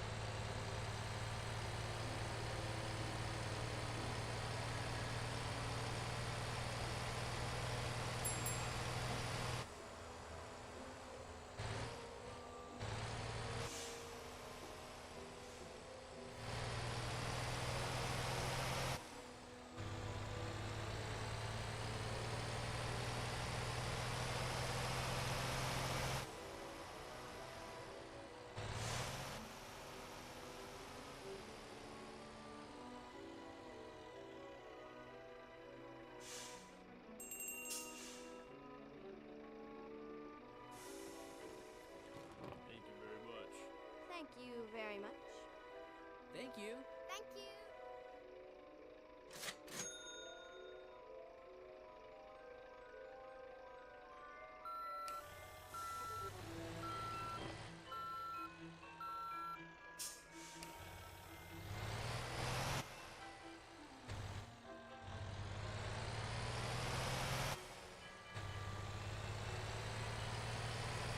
Only got 40 minutes left before I have to end this stream.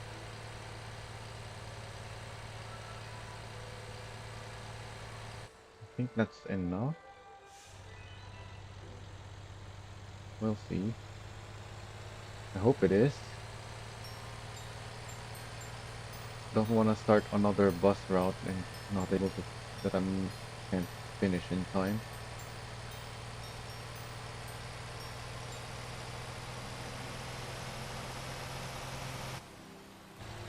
So the only bus that I've updated is the cheetah,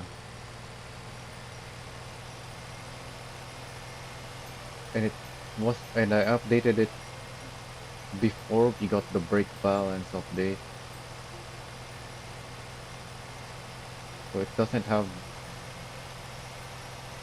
brake balance yet.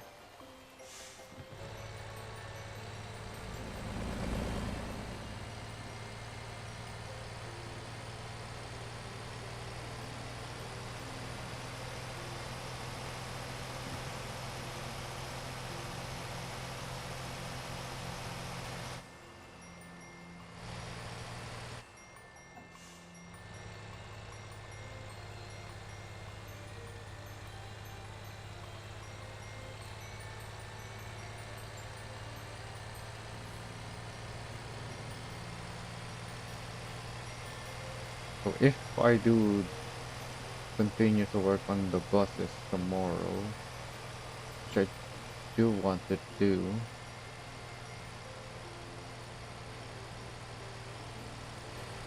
then I may as well include a brake balance test on the cheetah. We will probably have the time for it.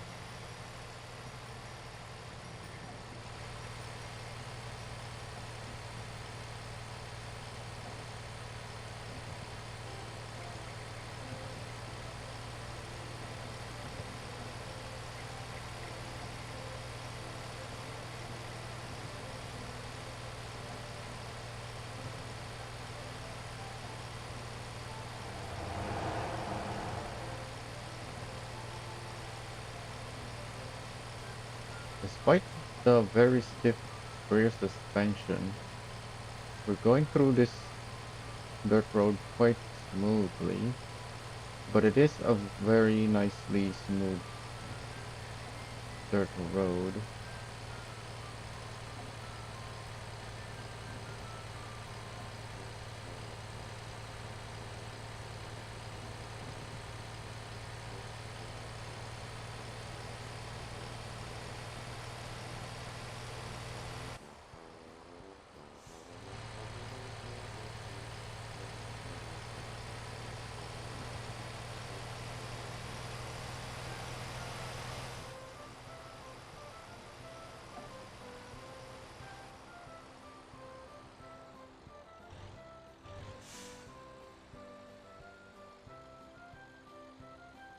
Oh, what the heck happened? Why did everything unrender and then rendered again?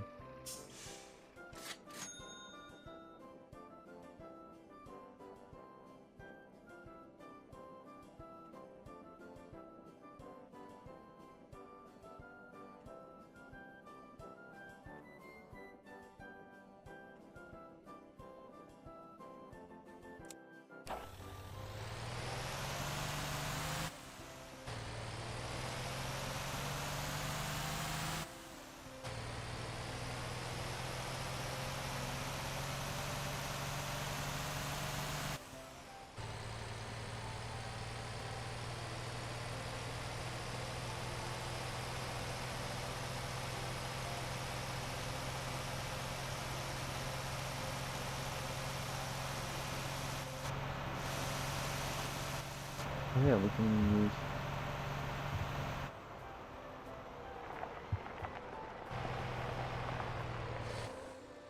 I'm not really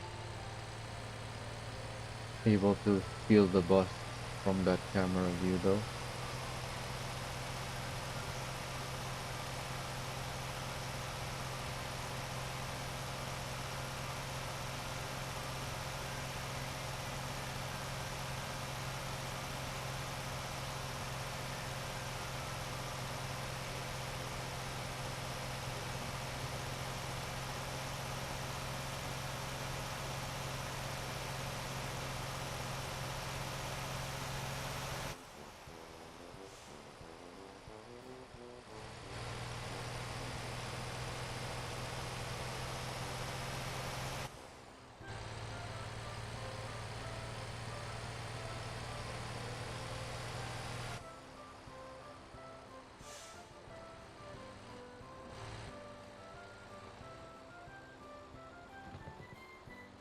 Oh, there's the understeer again.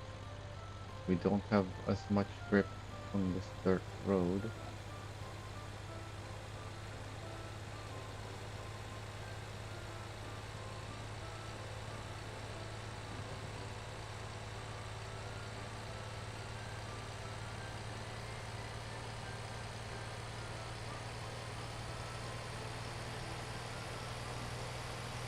So I put the builds that I did in the previous stream on screen because I was expecting to upload some builds as well today and add it there, but in the end we didn't really do anything. Because yeah, the only vehicles I worked on today is the two new vehicles. They're so new that I don't really have builds for them yet. So we just did a bunch of testing. And then this one, the weekly challenge vehicle, needs more testing because we spent so much time testing these new vehicles that we can't finish this one. Uh-oh, am I gonna hit this guy? Yes.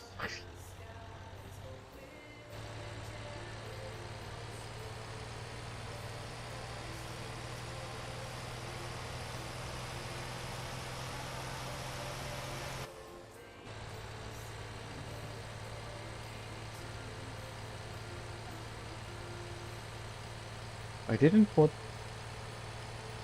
the 50% roll bar on the front, right? This understeer on the dirt roads is pretty bad, and that might help because it's not so much a weight distribution thing as it is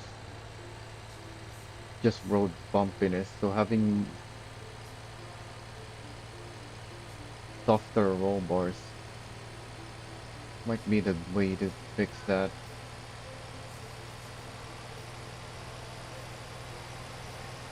Either that or I was just driving too quickly because the rear has plenty of grip. So it makes me feel like I can take the corners quickly, but if it's understeering, then the rear isn't gonna make the rear isn't gonna turn because the thing has to point itself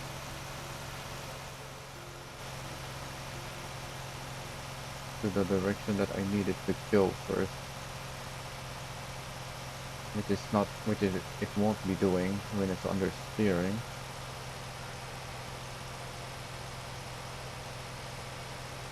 Oh, we're down to 30 minutes left. Hmm. Do I have the time for this other route that I want to try today? It would be nice if I can do it once.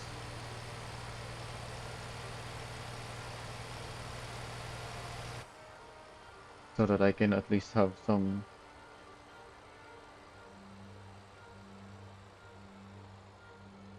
things to think through until tomorrow.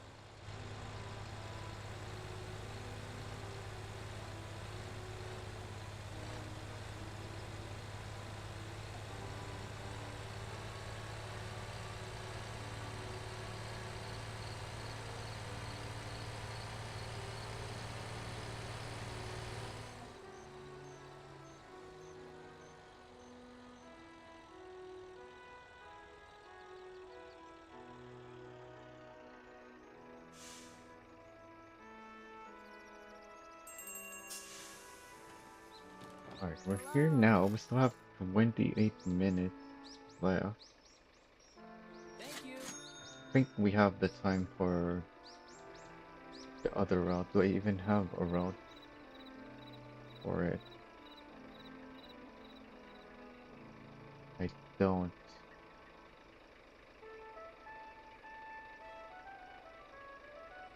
So the last one is obviously Wangjin to Gapa.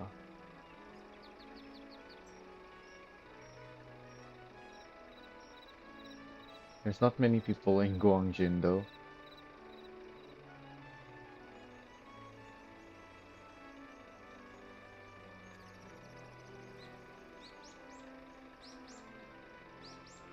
Why isn't there that many people? Oh yeah, cause I can't supply the supermarket here with my company. It has 8% from bus though.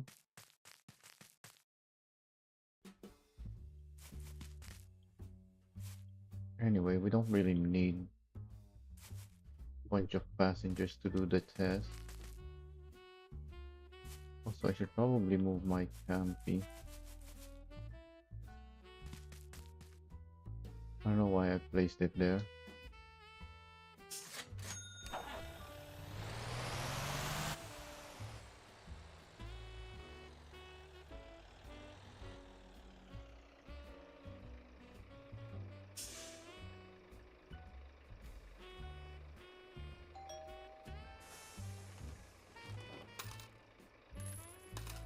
Hello.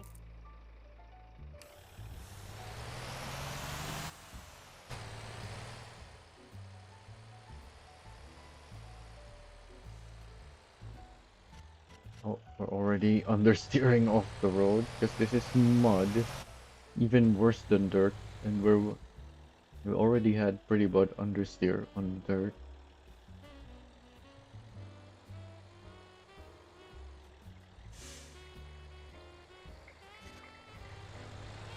We're still scraping, but I guess those that's quite elevation change.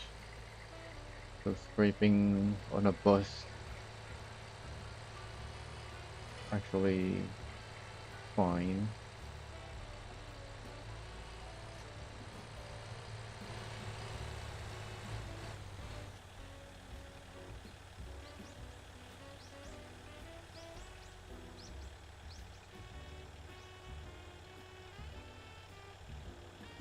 I think third gear is too high.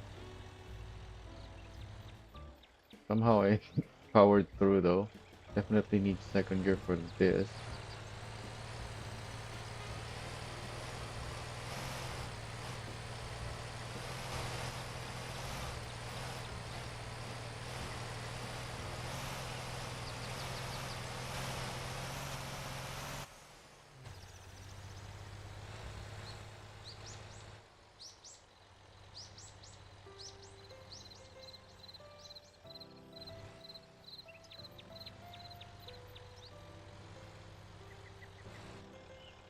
Oh wow, we need more height for sections like this. We're scraping a lot. Well, we're not even just scraping now. We're straight up getting smashed into the road.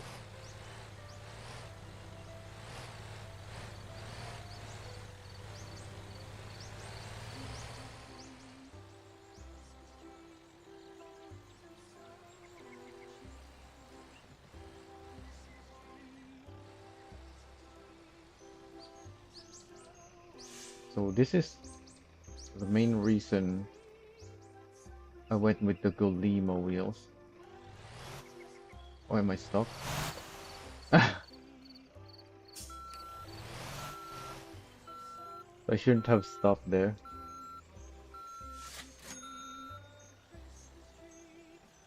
But yeah, this bridge. Oh, I just straight up can't make it. Hmm. So this is why I want to test this route today.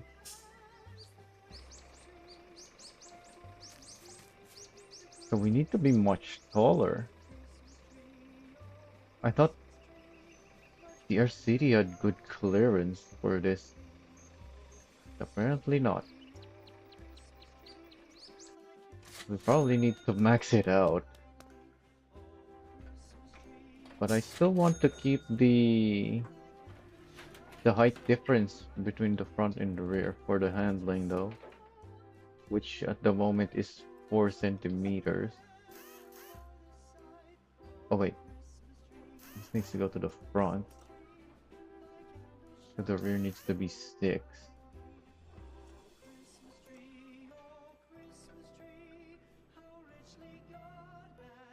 Let's also try on the softer front roll bar.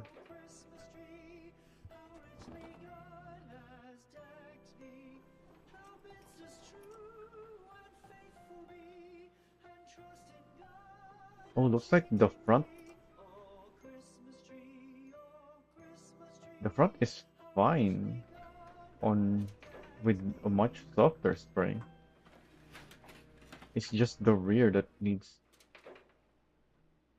be stiff.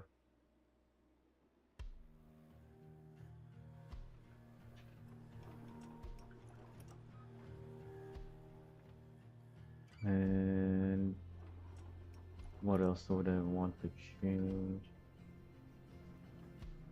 Do I want to go up to FDR? I think yes.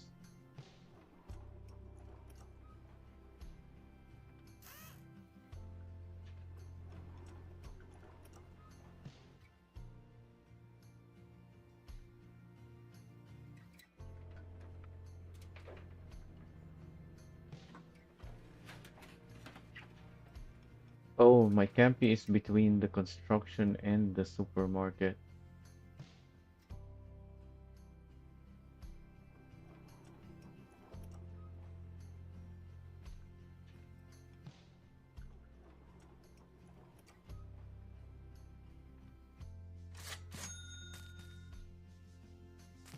Yeah, because if I have the campy down at the supermarket, it's hard to get up here. But I put it up to the construction site, then it's gonna be really far away from the supermarket.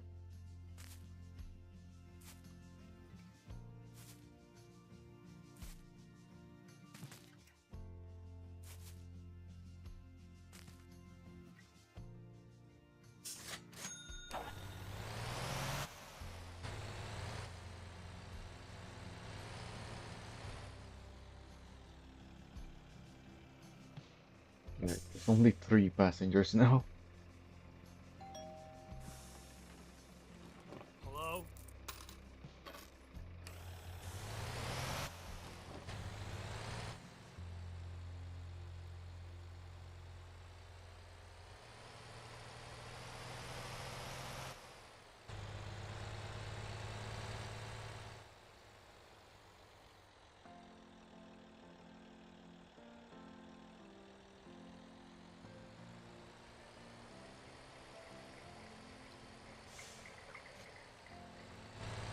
Still scraping down there.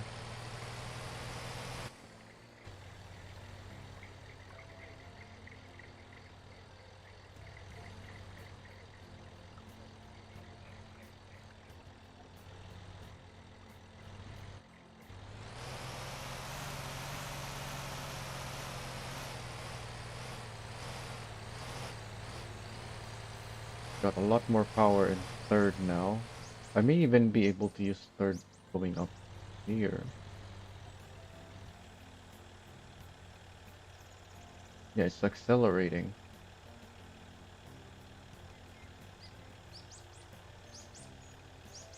Oh, but now it's getting slower. Yeah, I probably should just use second gear.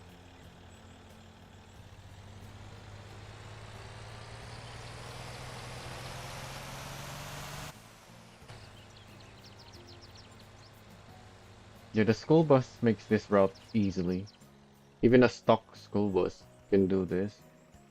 The dummy, I'm not sure if a stock one can do it. Maybe it can, but it's gonna struggle. Am I stuck? I am.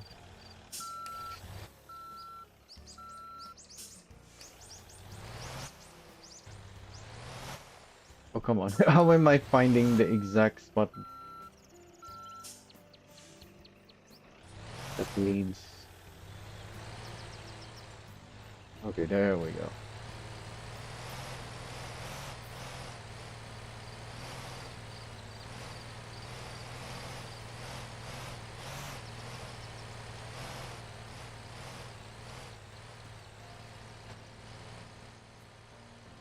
Hang on. We might be tall enough to take the other shortcut.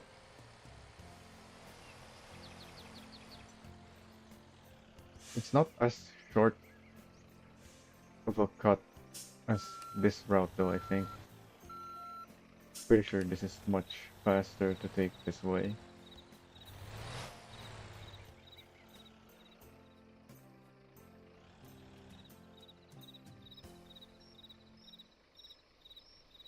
Yeah, this part is much easier with the Golema wheels because it kind of has negative spacers.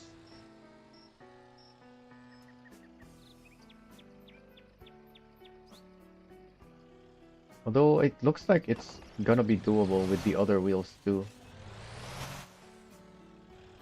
The Golema wheels just makes it easier.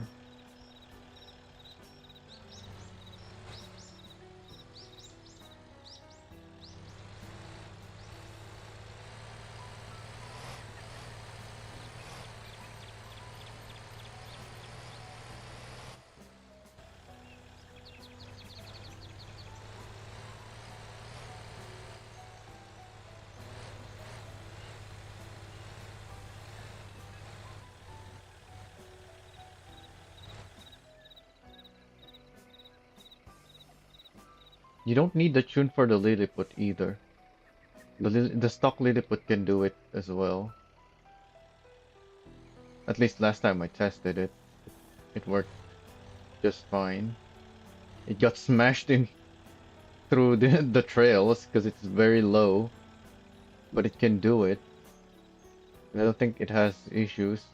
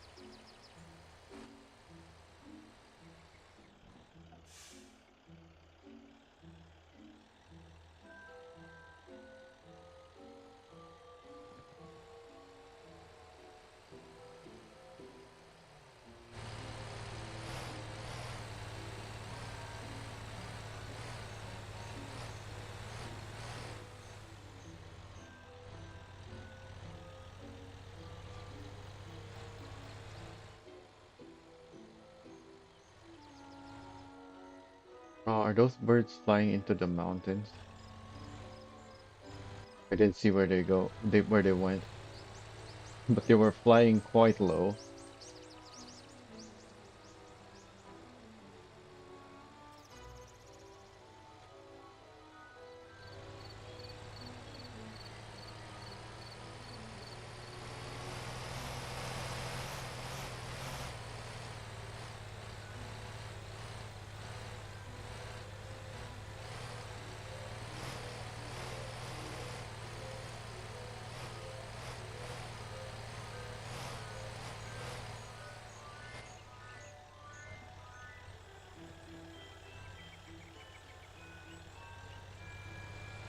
The thing about the Air City compared to the school bus is, even though it's much bigger and has a higher capacity, I think it's lighter than the school bus, if I remember correctly.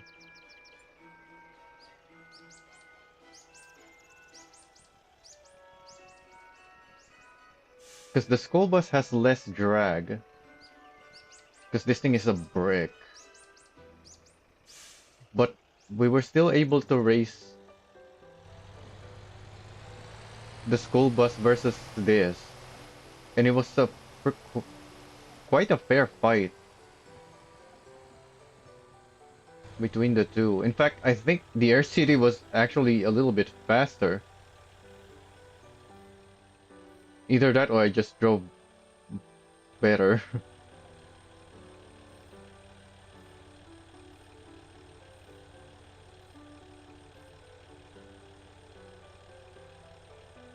Yeah, the school bus also has that very low comfort.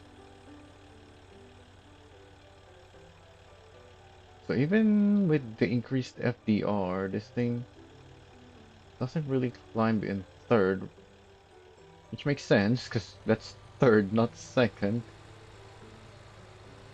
Quite a high gear to expect this thing to climb. It's able to maintain the momentum at least though in third.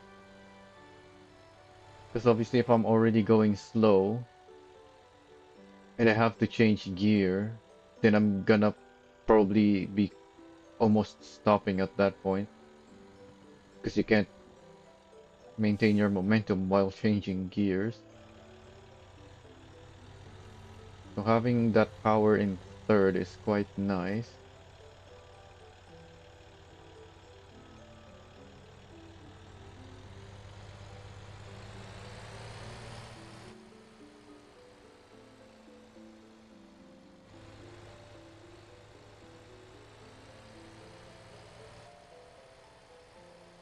So what would be a good strategy through the mud with this massive boss? I guess for this one, it's always just gonna be sending it. But what about the other sections? I don't remember what I used to do with the Air City through this mud section.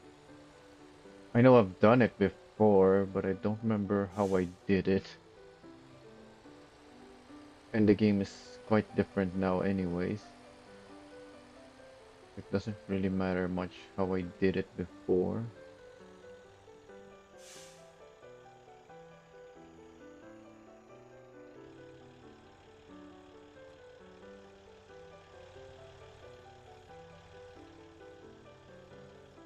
Is the terrain here different? It looks different to me.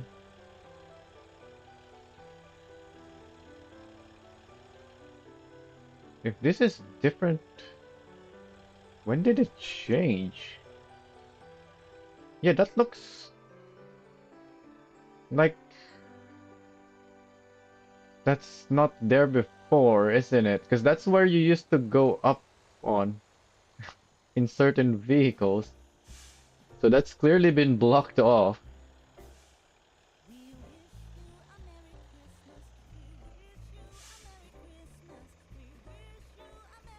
Yeah, it's definitely different now. Is it just on this update? Did they change it on this update? That that section looked very different.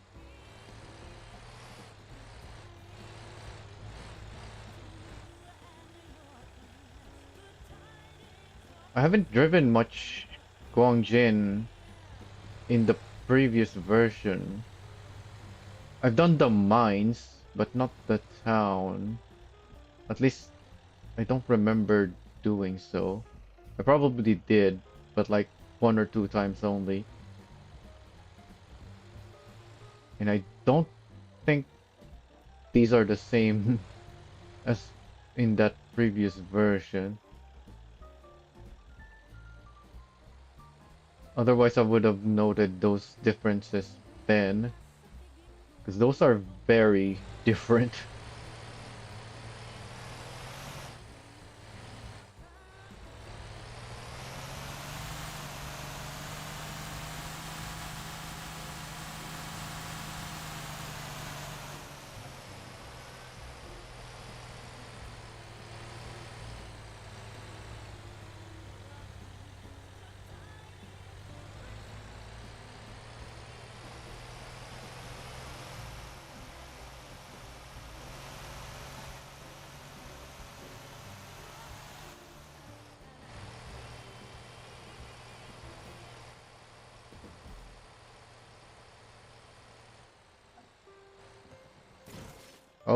There's the understeer again. I couldn't dodge the rock because it didn't want to turn.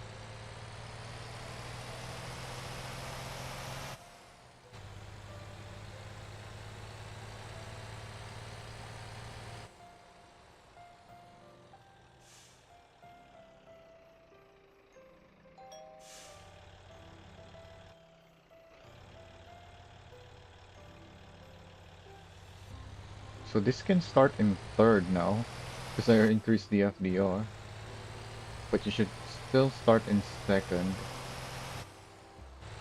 Starting in second should be pretty good now. I haven't tried yet.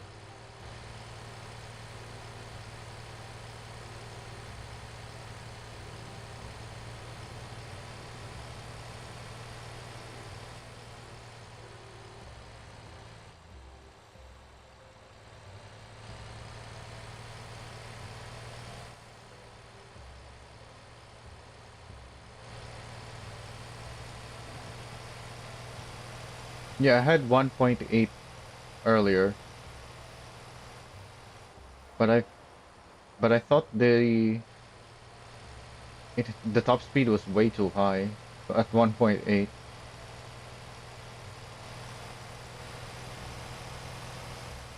So I increased it up to 2.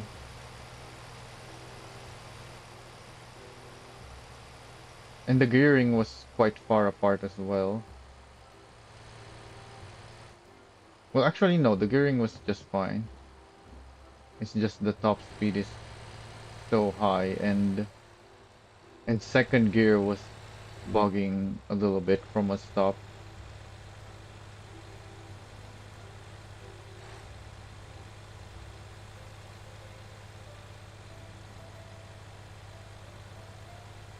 No, I'm not making this for off-road. I'm just trying it out.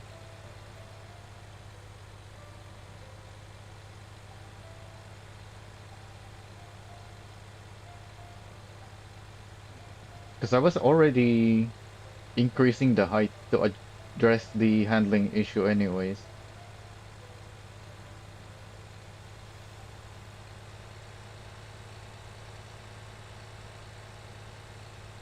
And I think the increased height does help. Because it felt better and better every time I